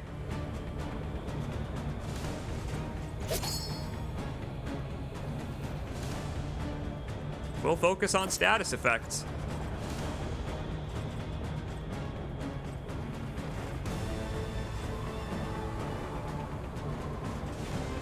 Yeah, I guess big guy first. I guess we'll deal with the big guy first. Why not? We'll multitask. Ah, that's right. Of course, their goddamn bagpipe has a flame sack in it, like they're a dragon or something.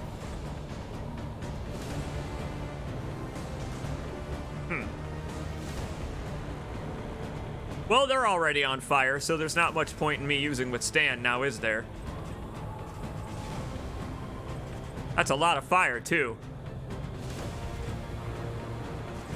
That's okay. She can munch on the altar. I'm sure it's got some calamari bits that she can, you know. I mean, they're not going to be tasty, but you can clamp down on them with your jaw afterwards, probably. Really just rip away. Really just rip away at the altar. There we go. On the next turn, my friend, I'm going to fuck you up.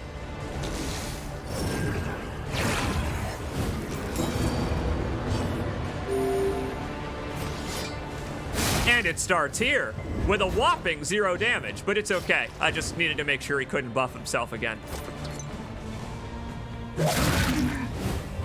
Malay measured and steady. Pretty heavy. Pretty hefty blow, my friend. Again, think through every move. I'm gonna save this because the fucker that's next can do that thing where he afflicted 12 bleed on Collins, bro, in one move. I'm gonna wait for the next fight. Okay. I say just keep stacking it. Why not?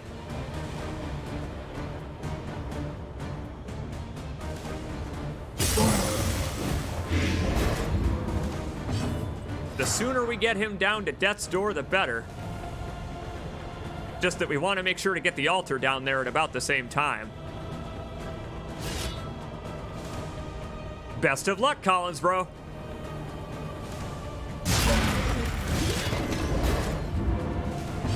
Okay. Not bad.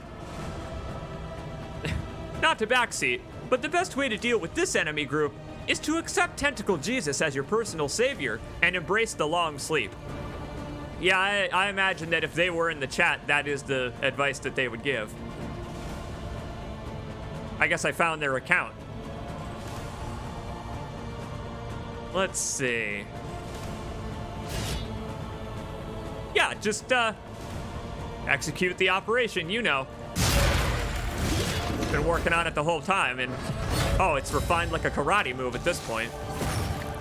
Just hit him in the fucking face with your sword.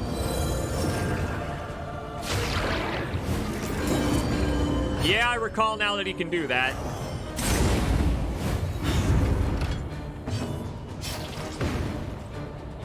It's okay.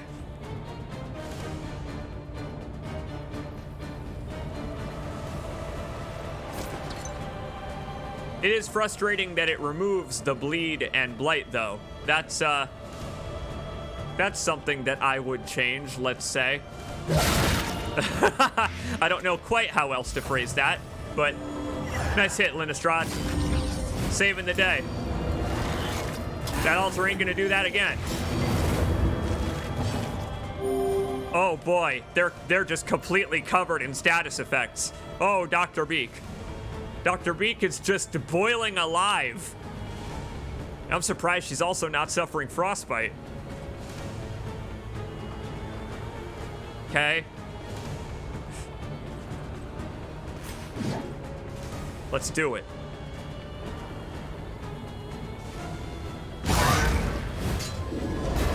Just outpace his healing, I suppose. Now's not the time to be tumultuous, Dr. Beak. I know tensions are high at the moment, but there are more important matters. We'll deal with this later. Your pettiness, I mean. I said we'll deal with your pettiness later, the both of you. Quit it. Don't make me come down there.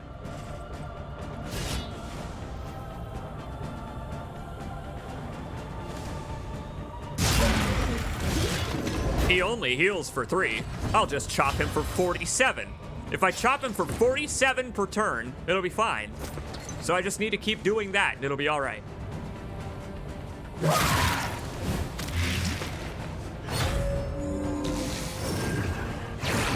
I can't believe it. I can't believe it survived that. Its own healing move. Oh, that's not great. That's real not great. Love is over, my friends.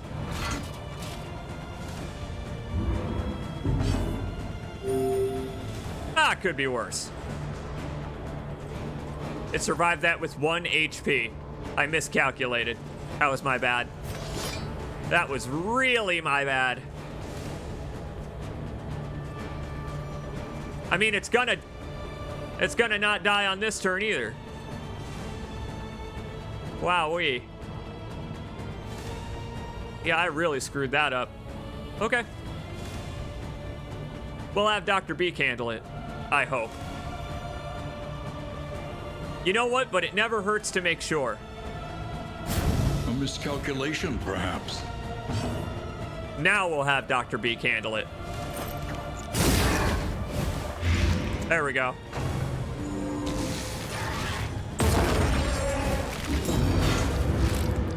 Yeah, he's still on death's door, but it's okay. He'll get himself off it.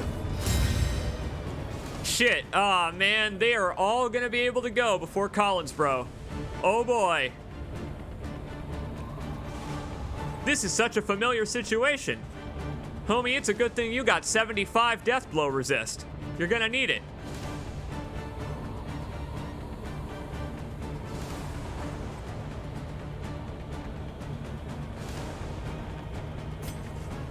Well, get rid of his stun so that at least he can heal himself when he eventually makes it to that point. Right. The Herald is the one that's going next, but I don't think I can hit him at all. Damn, I can't. Oh well. What will be, as they say.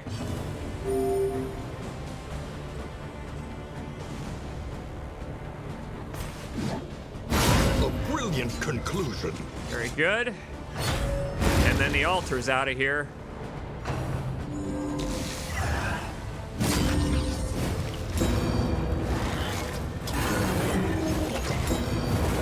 Well, I was kind of hoping that it wouldn't be able to move twice in a row just randomly, whereas normally it can't. But that's just kind of how this game works, is that sometimes enemies can just randomly decide to go twice in a row. The good news is there's a corpse for you to eat.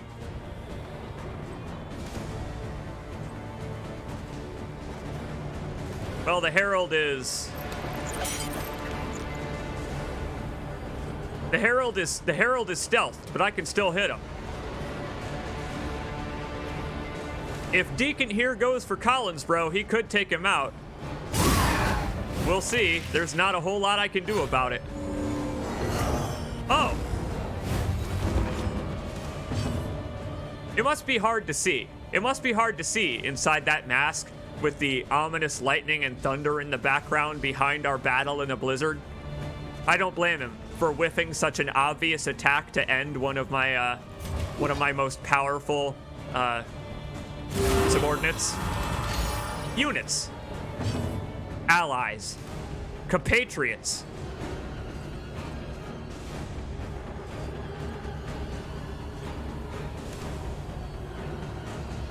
Again, Operation just hit the bastard.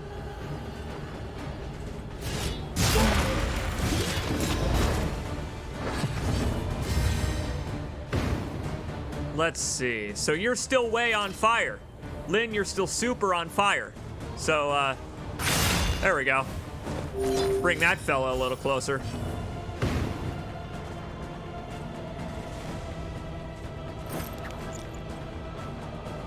Ah, crap. Because I just did that, Dr. Beat can't hit him anymore. That's pretty funny. That's a stupid knock-on effect. Oh, well. If only their turns had been in the reverse order. He's probably gonna heal this jerk again. What do you want to bet? At least he won't be attacking me when he does it.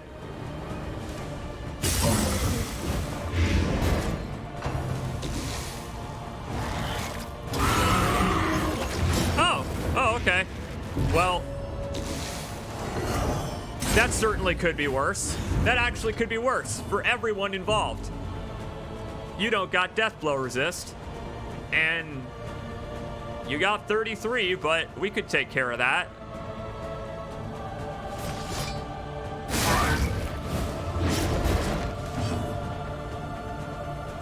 And just in time for Collinsbro to heal a little stress. Although, now he may just keel over. This... Okay, and it's time for Collinsbro to heal a little stress, I guess. The number of times I've had to self-correct whenever he gets a second move.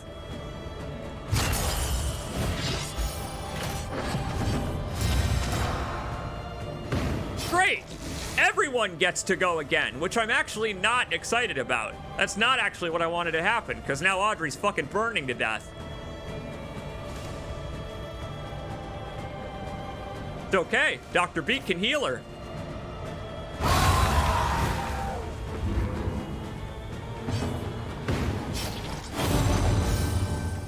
Love is the purest chemistry. They somehow, after all this, are still in love. A calculated generosity, but a welcome one nonetheless. Thoroughly impressed. Now, do me a favor, Squares. Finish Deacon off, please. He's a pretty attractive character. I can't wait to get back to streaming Days Gone. What, no mastery points? You act like we're at the end of the game. Whispers.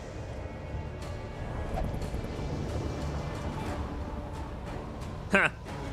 She said savvy. Okay. Not a combat item to our name. Well, we do have some fire resist powders. Anybody to give them to? Yep. All right.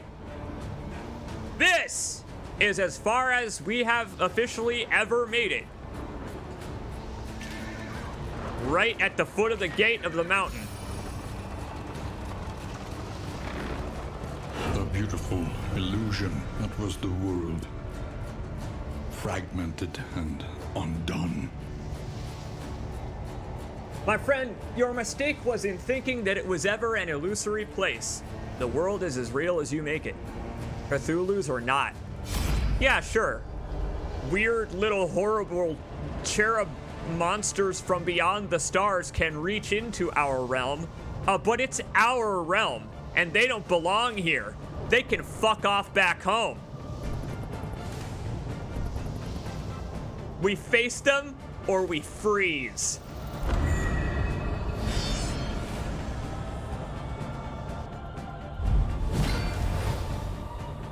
What the hell is that? There it is again. It's got one really big buff arm. Okay. Last time, it was only Dismas on the road by himself. Today, right now, we have everybody. I don't know if these enemies can do burn. What Can we they? learn upon closer inspection? I don't know. I didn't even get to see what this thing did because it killed the entire party and or what remained of it. Observe the subject carefully, and you will discover its weaknesses. I don't think the fire resist is gonna help us out here. I'm gonna guess there's not much fire to go around. The torch is the only fire in the area. The Tri-County area, the Tri-State area.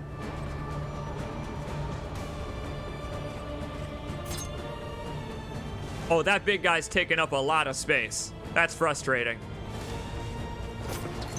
Nothing for blight resist at the very least.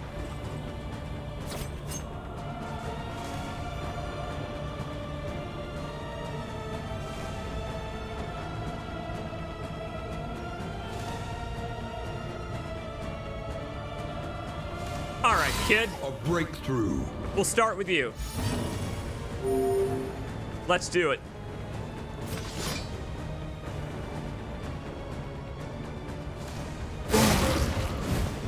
I'm going to imagine the cherub will focus on us for a while. Okay, it's gonna weaken us probably. I don't quite know what the Cardinal can do, but I'm not interested in finding out.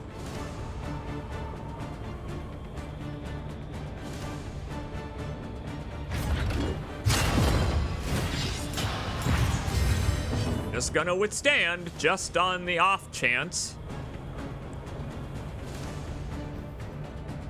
And you know what? Let's hit up Ounce of Prevention. Why not? And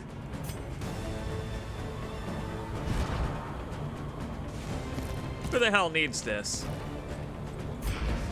Screw it. It's gotta go to. Oh, it's gotta go to Squares because Collinsbro can shake that stuff off. He's got higher HP.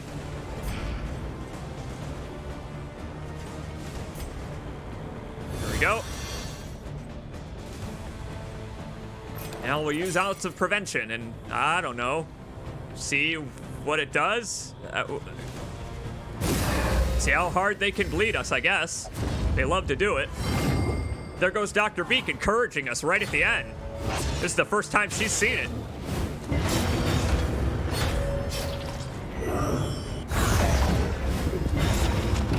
Jesus. Okay, so that's a lot of random damage just spread among everybody. That whole thing about withstand, he just got rid of that. He got rid of my withstand just now. Huh. All right, well, fuck you then.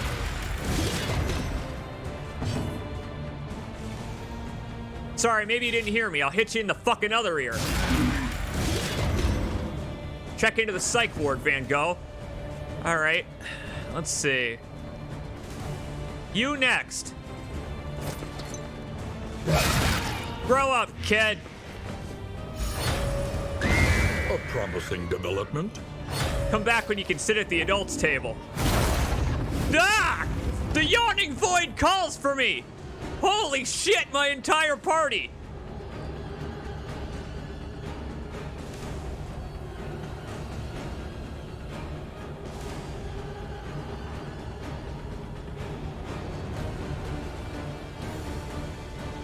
All right. Not bad. That's not bad. Nearly everyone is still in position. Nice!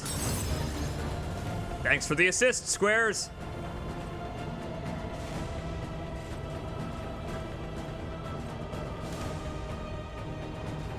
I took off her skills that move her back forward. Damn.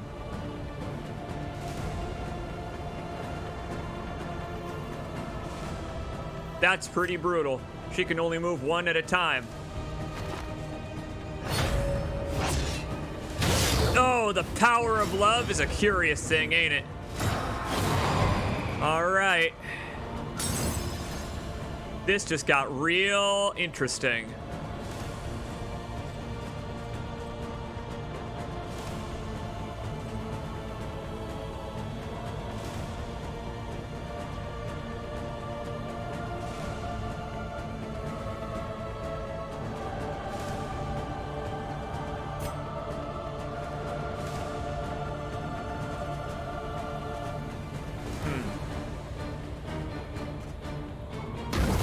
Weaken them, that another may finish the work. Oh, it didn't stun him, though. Damn. Really? Really? He's got 30 debuff resist, and that didn't manage to stun him? All right, fine. I was hoping to give myself time to move everybody back into position, but I guess I'll just bite the bullet and do it, because, hey, look, Collins Bro gets to move twice anyway. Try again! Oh, well. I guess the second time wasn't the charm then.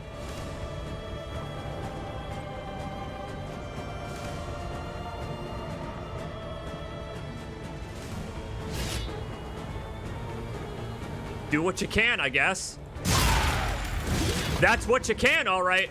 16 entire damage. That's the maximum you can do, my friend. Okay. Lynn, bring that fella just a little closer.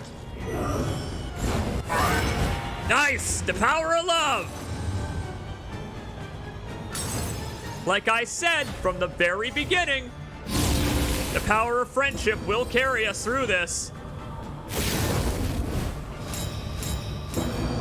Oh, of course he can heal his master. What a goddamn pissant.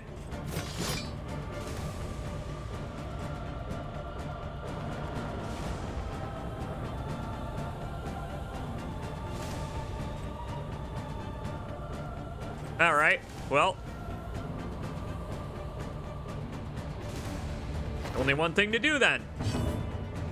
Get everyone back in place. On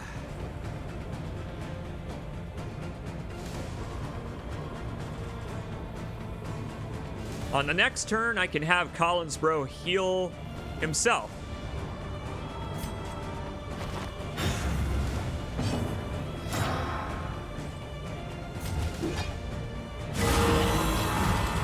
Okay, problem solved? Oh my god, he gets to go 3 times in a row. I basically turned him into a boss fight character.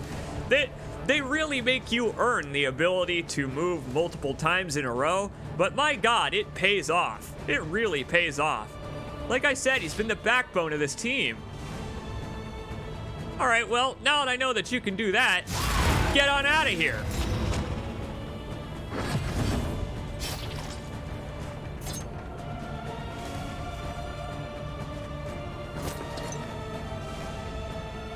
Yeah, screw it. Just death blow him. Leave us in the Cardinal.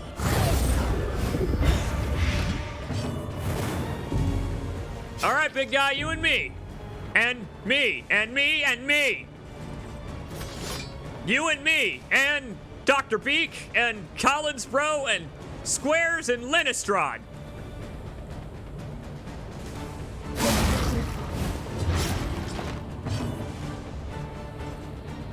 I mean, it's 1-on-4, and he fires lasers out of his eyes. All you gotta do is duck the laser beams. Just duck the lasers that he fires out of his fucking eyeballs. You can do it, team! Malaise, measured and steady.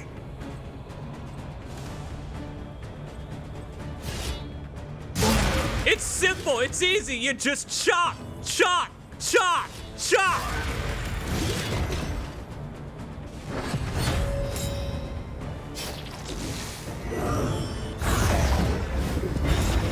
Kill us if you dare! We come back stronger! Idiot! Let's see you try to do that! No, really. Let's see him try it. I would love to. Anytime now. Back from the dead. Feel free! This world is ours, motherfucker! You can't have it! We are the flame, burning brightly for all the world to see.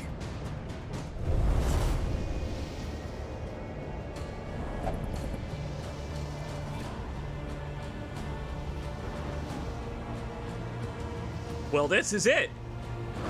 I can't believe it. This is it. We've made it to the goddamn base of the mountain. I can't believe it. We don't have any items left to go, but let's do it. I have no idea what's coming next.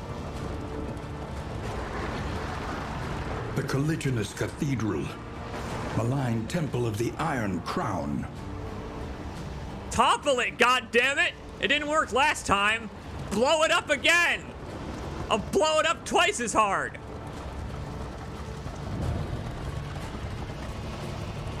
Ah! Oh my god, it really is the evil within. Stress itself. Oh, look at the recursion on the back of my wagon and the thing I'm about to face. I knew it. I knew this whole thing was a metaphor. I can't believe it. It was my very first theory. That the whole thing was just a metaphor for the scholar's own deteriorating mind. And I was right. Into the brain. It's the evil within all over again. I know exactly what to do here.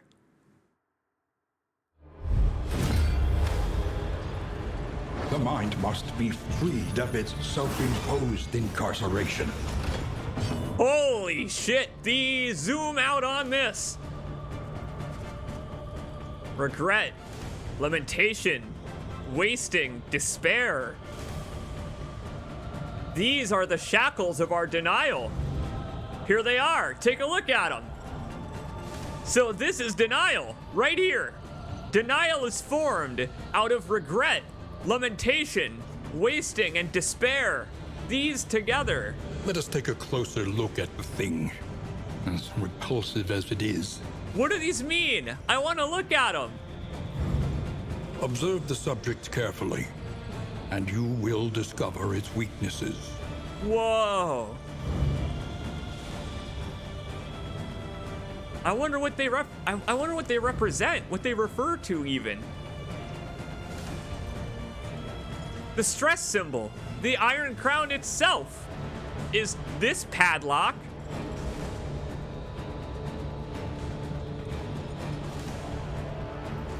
Oh, this is great. They even have a differently designed link for each lock. This one's all busted. I love it. All right. Okay. So I'm fighting these? Why am I fighting? I'm fighting these. I'm fighting them. Okay. Got it. I'll beat them up. I will beat up the shackles of my despair. They're really weak to blight.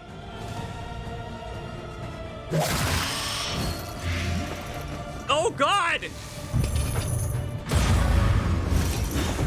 It hit me with crippling doubt.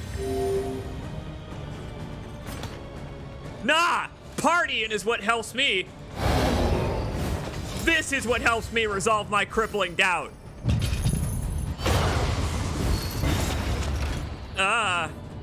Can't use melee skills. What? Oh, interesting. Oh.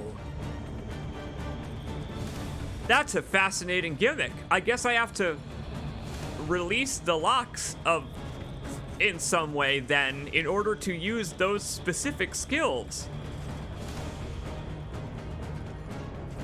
Interesting.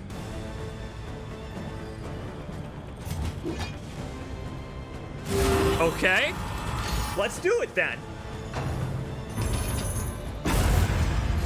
Paralyzing fear. Yeah, I know what that's like. And now, the greatest test of all. Screen zoomed out so far, I can't even see what the hell it's actually saying to me. Well, we upgraded battlefield medicine for a reason. Get back in the fight. Back from the brink. They look like the padlocks on the Abomination from Darkest Dungeon 1. What an awesome detail. What a great detail. Okay, he can't use any of his skills anyway. Here, draw the eye for a little bit.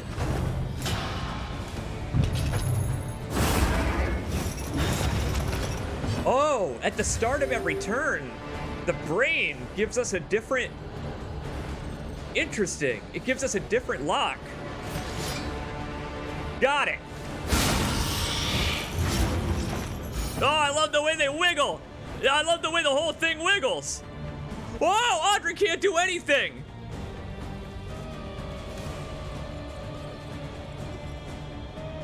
Okay. Huh.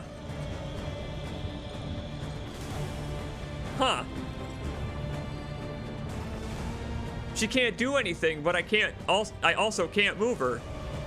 I gotta just let her eat the stress on this one. Well, while we're here, make someone more resistant to fire. Empowered. Emboldened.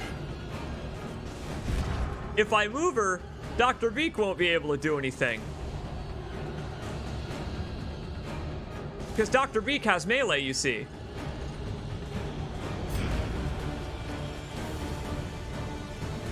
Well, Linnestrad, just stand back and enjoy the proceedings.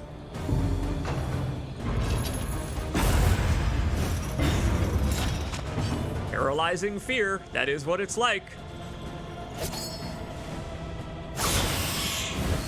Keep on going. Wow, these locks have a lot of health. They have so much.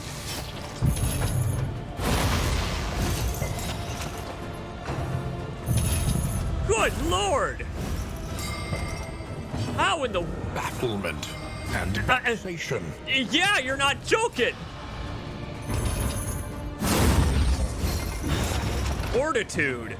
No healing. Got it. Okay.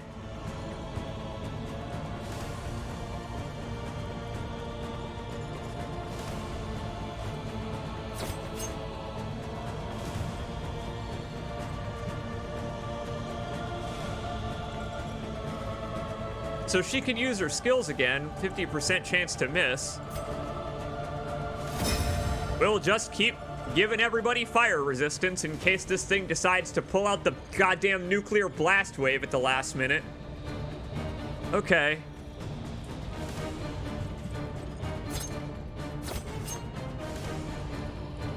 It's got so much health left. Each of these locks has so utterly much health. More health than anything I fought. I don't know how I'm gonna survive this long.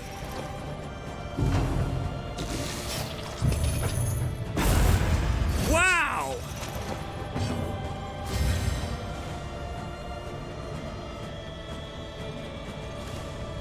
What happens if I use my Thunderclap grenade on the locks? Can I just shuffle the locks? Stun the locks? They only have like 20 to 40 debuff resistance.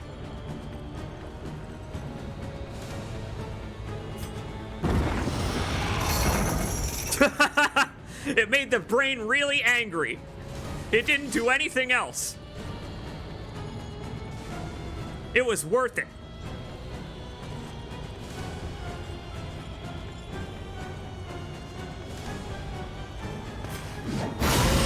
Yeah, there you go. Next turn, I'm taking away those winded tokens. Stumbling and stupefied.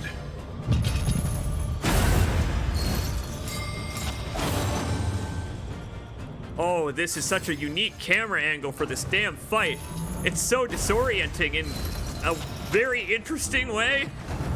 Like I could read all of the text on the screen at all hours. My whole party is visible at once. Melee lock is fucked. That's really fucked up. In crisis, we can rely only upon each other.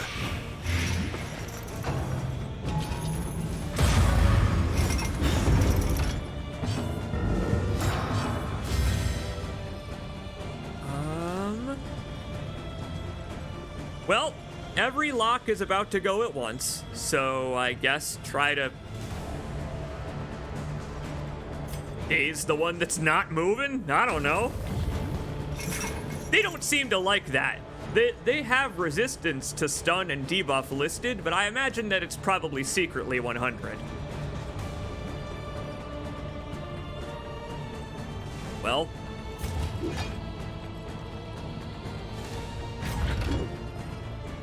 That's probably a bad idea. It would allow him to finish this one off, though. Let someone else get started on the next one. Okay, it's a little bit hard to read their health bars when it's this zoomed out, I will say. Oh boy.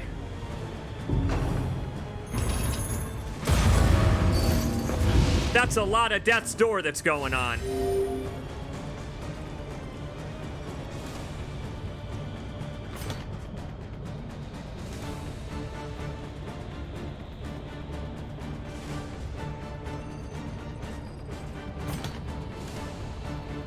Huh. Well.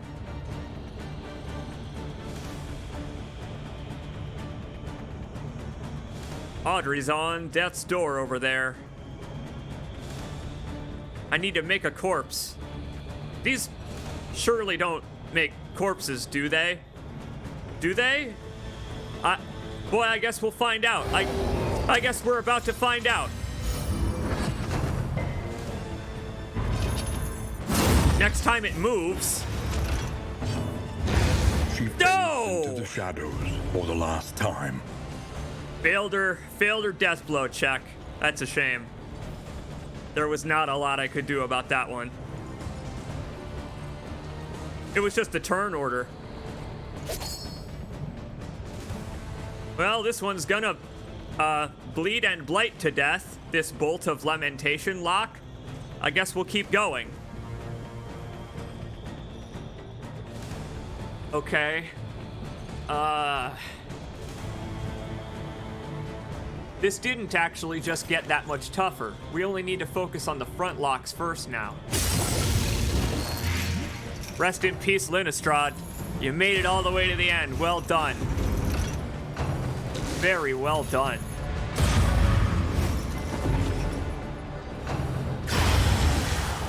And there it goes. That's 3 locks left.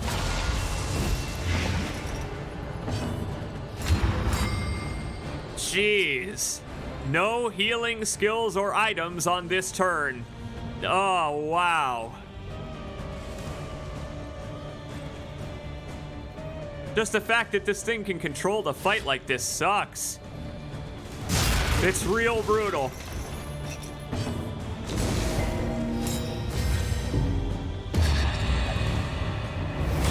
Party all the time. Here we go. Cruelty and callousness have claimed dominion here. It's all right.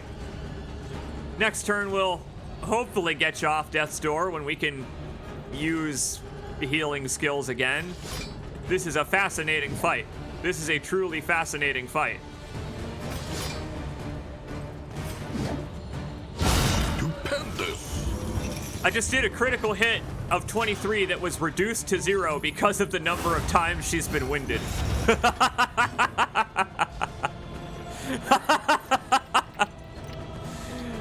This is all very silly. Keep going. Welcome relief from caustic agony. Overwhelming anguish indeed.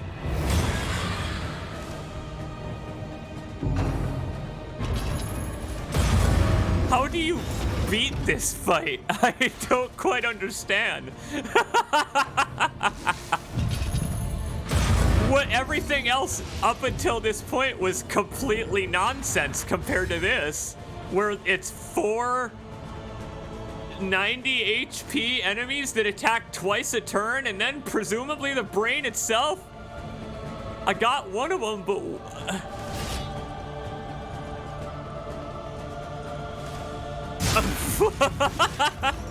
it's great.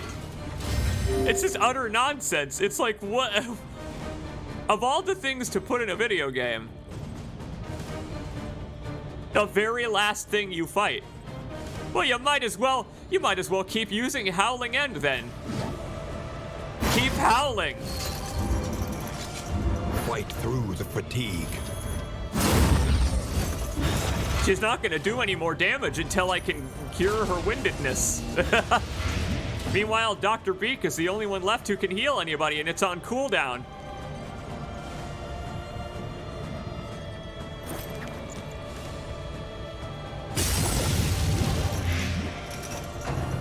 It's making me smile. I love it because it's completely fair that I can do it to the enemies and completely unfair that they can do it to me.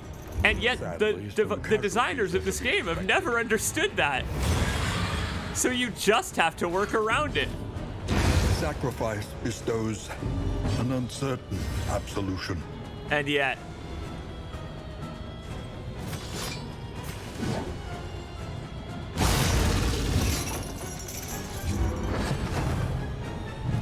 it's all right. I'm sure the Hellions got it. She can handle this.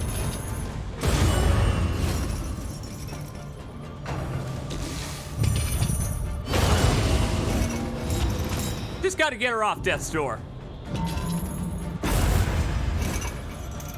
And then attack about, I don't know, maybe like 40 more times in succession. We can heal her stress while we're here. Not even gonna bother healing my windedness. Unsteady stances. Exhaustion takes hold. On the next one, don't worry. Next one will heal the windedness.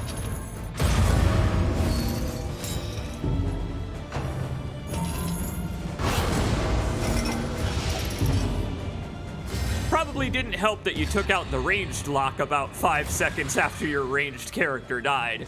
Yeah, it would have been nice if we had taken that one out a little earlier. I'm glad I focused on it first. Second win. Let's do it.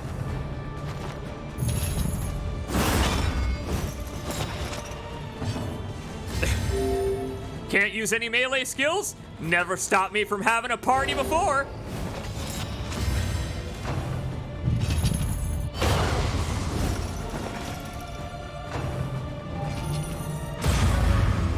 here's the thing, motherfucker. You can't kill someone who wants to die. The world doesn't work that way.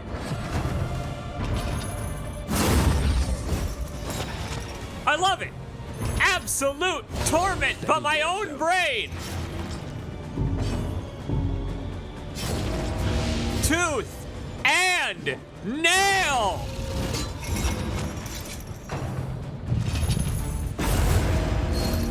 One at a time.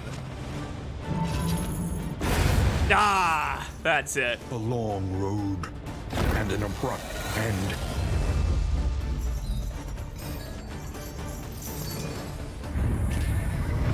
Remain undeterred, and you will yet prevail. And check it out. Because we made it all the way to the final boss, we earned more candles than we had giving up the run at the inn prior. How about that? We would have only gotten 48 if we had given up, but making it all the way to the final boss earned us an extra 2. We faced our failure and still haven't achieved our first victory, but my God, turns out I was right about the metaphor. What do you know? It really is the spreading stain of regret in a literal sense. For whom, I guess we'll find out as we complete the confessions. It could be our character, it could be the narrator. We could be repairing the regrets of the world itself. Consider what the hero shrines are. The hero shrines are our characters working through their regret. On this stream, we went through the Hellions' entire story in one full run. I can't believe that. This past 10 hours of live streaming has been one run of Darkest Dungeon 2. And what a run it's been, my friends. It's been awesome. I look forward to more. It's like the Punchy Fish says, no loss, only gains. The chariot rolls on, my friends.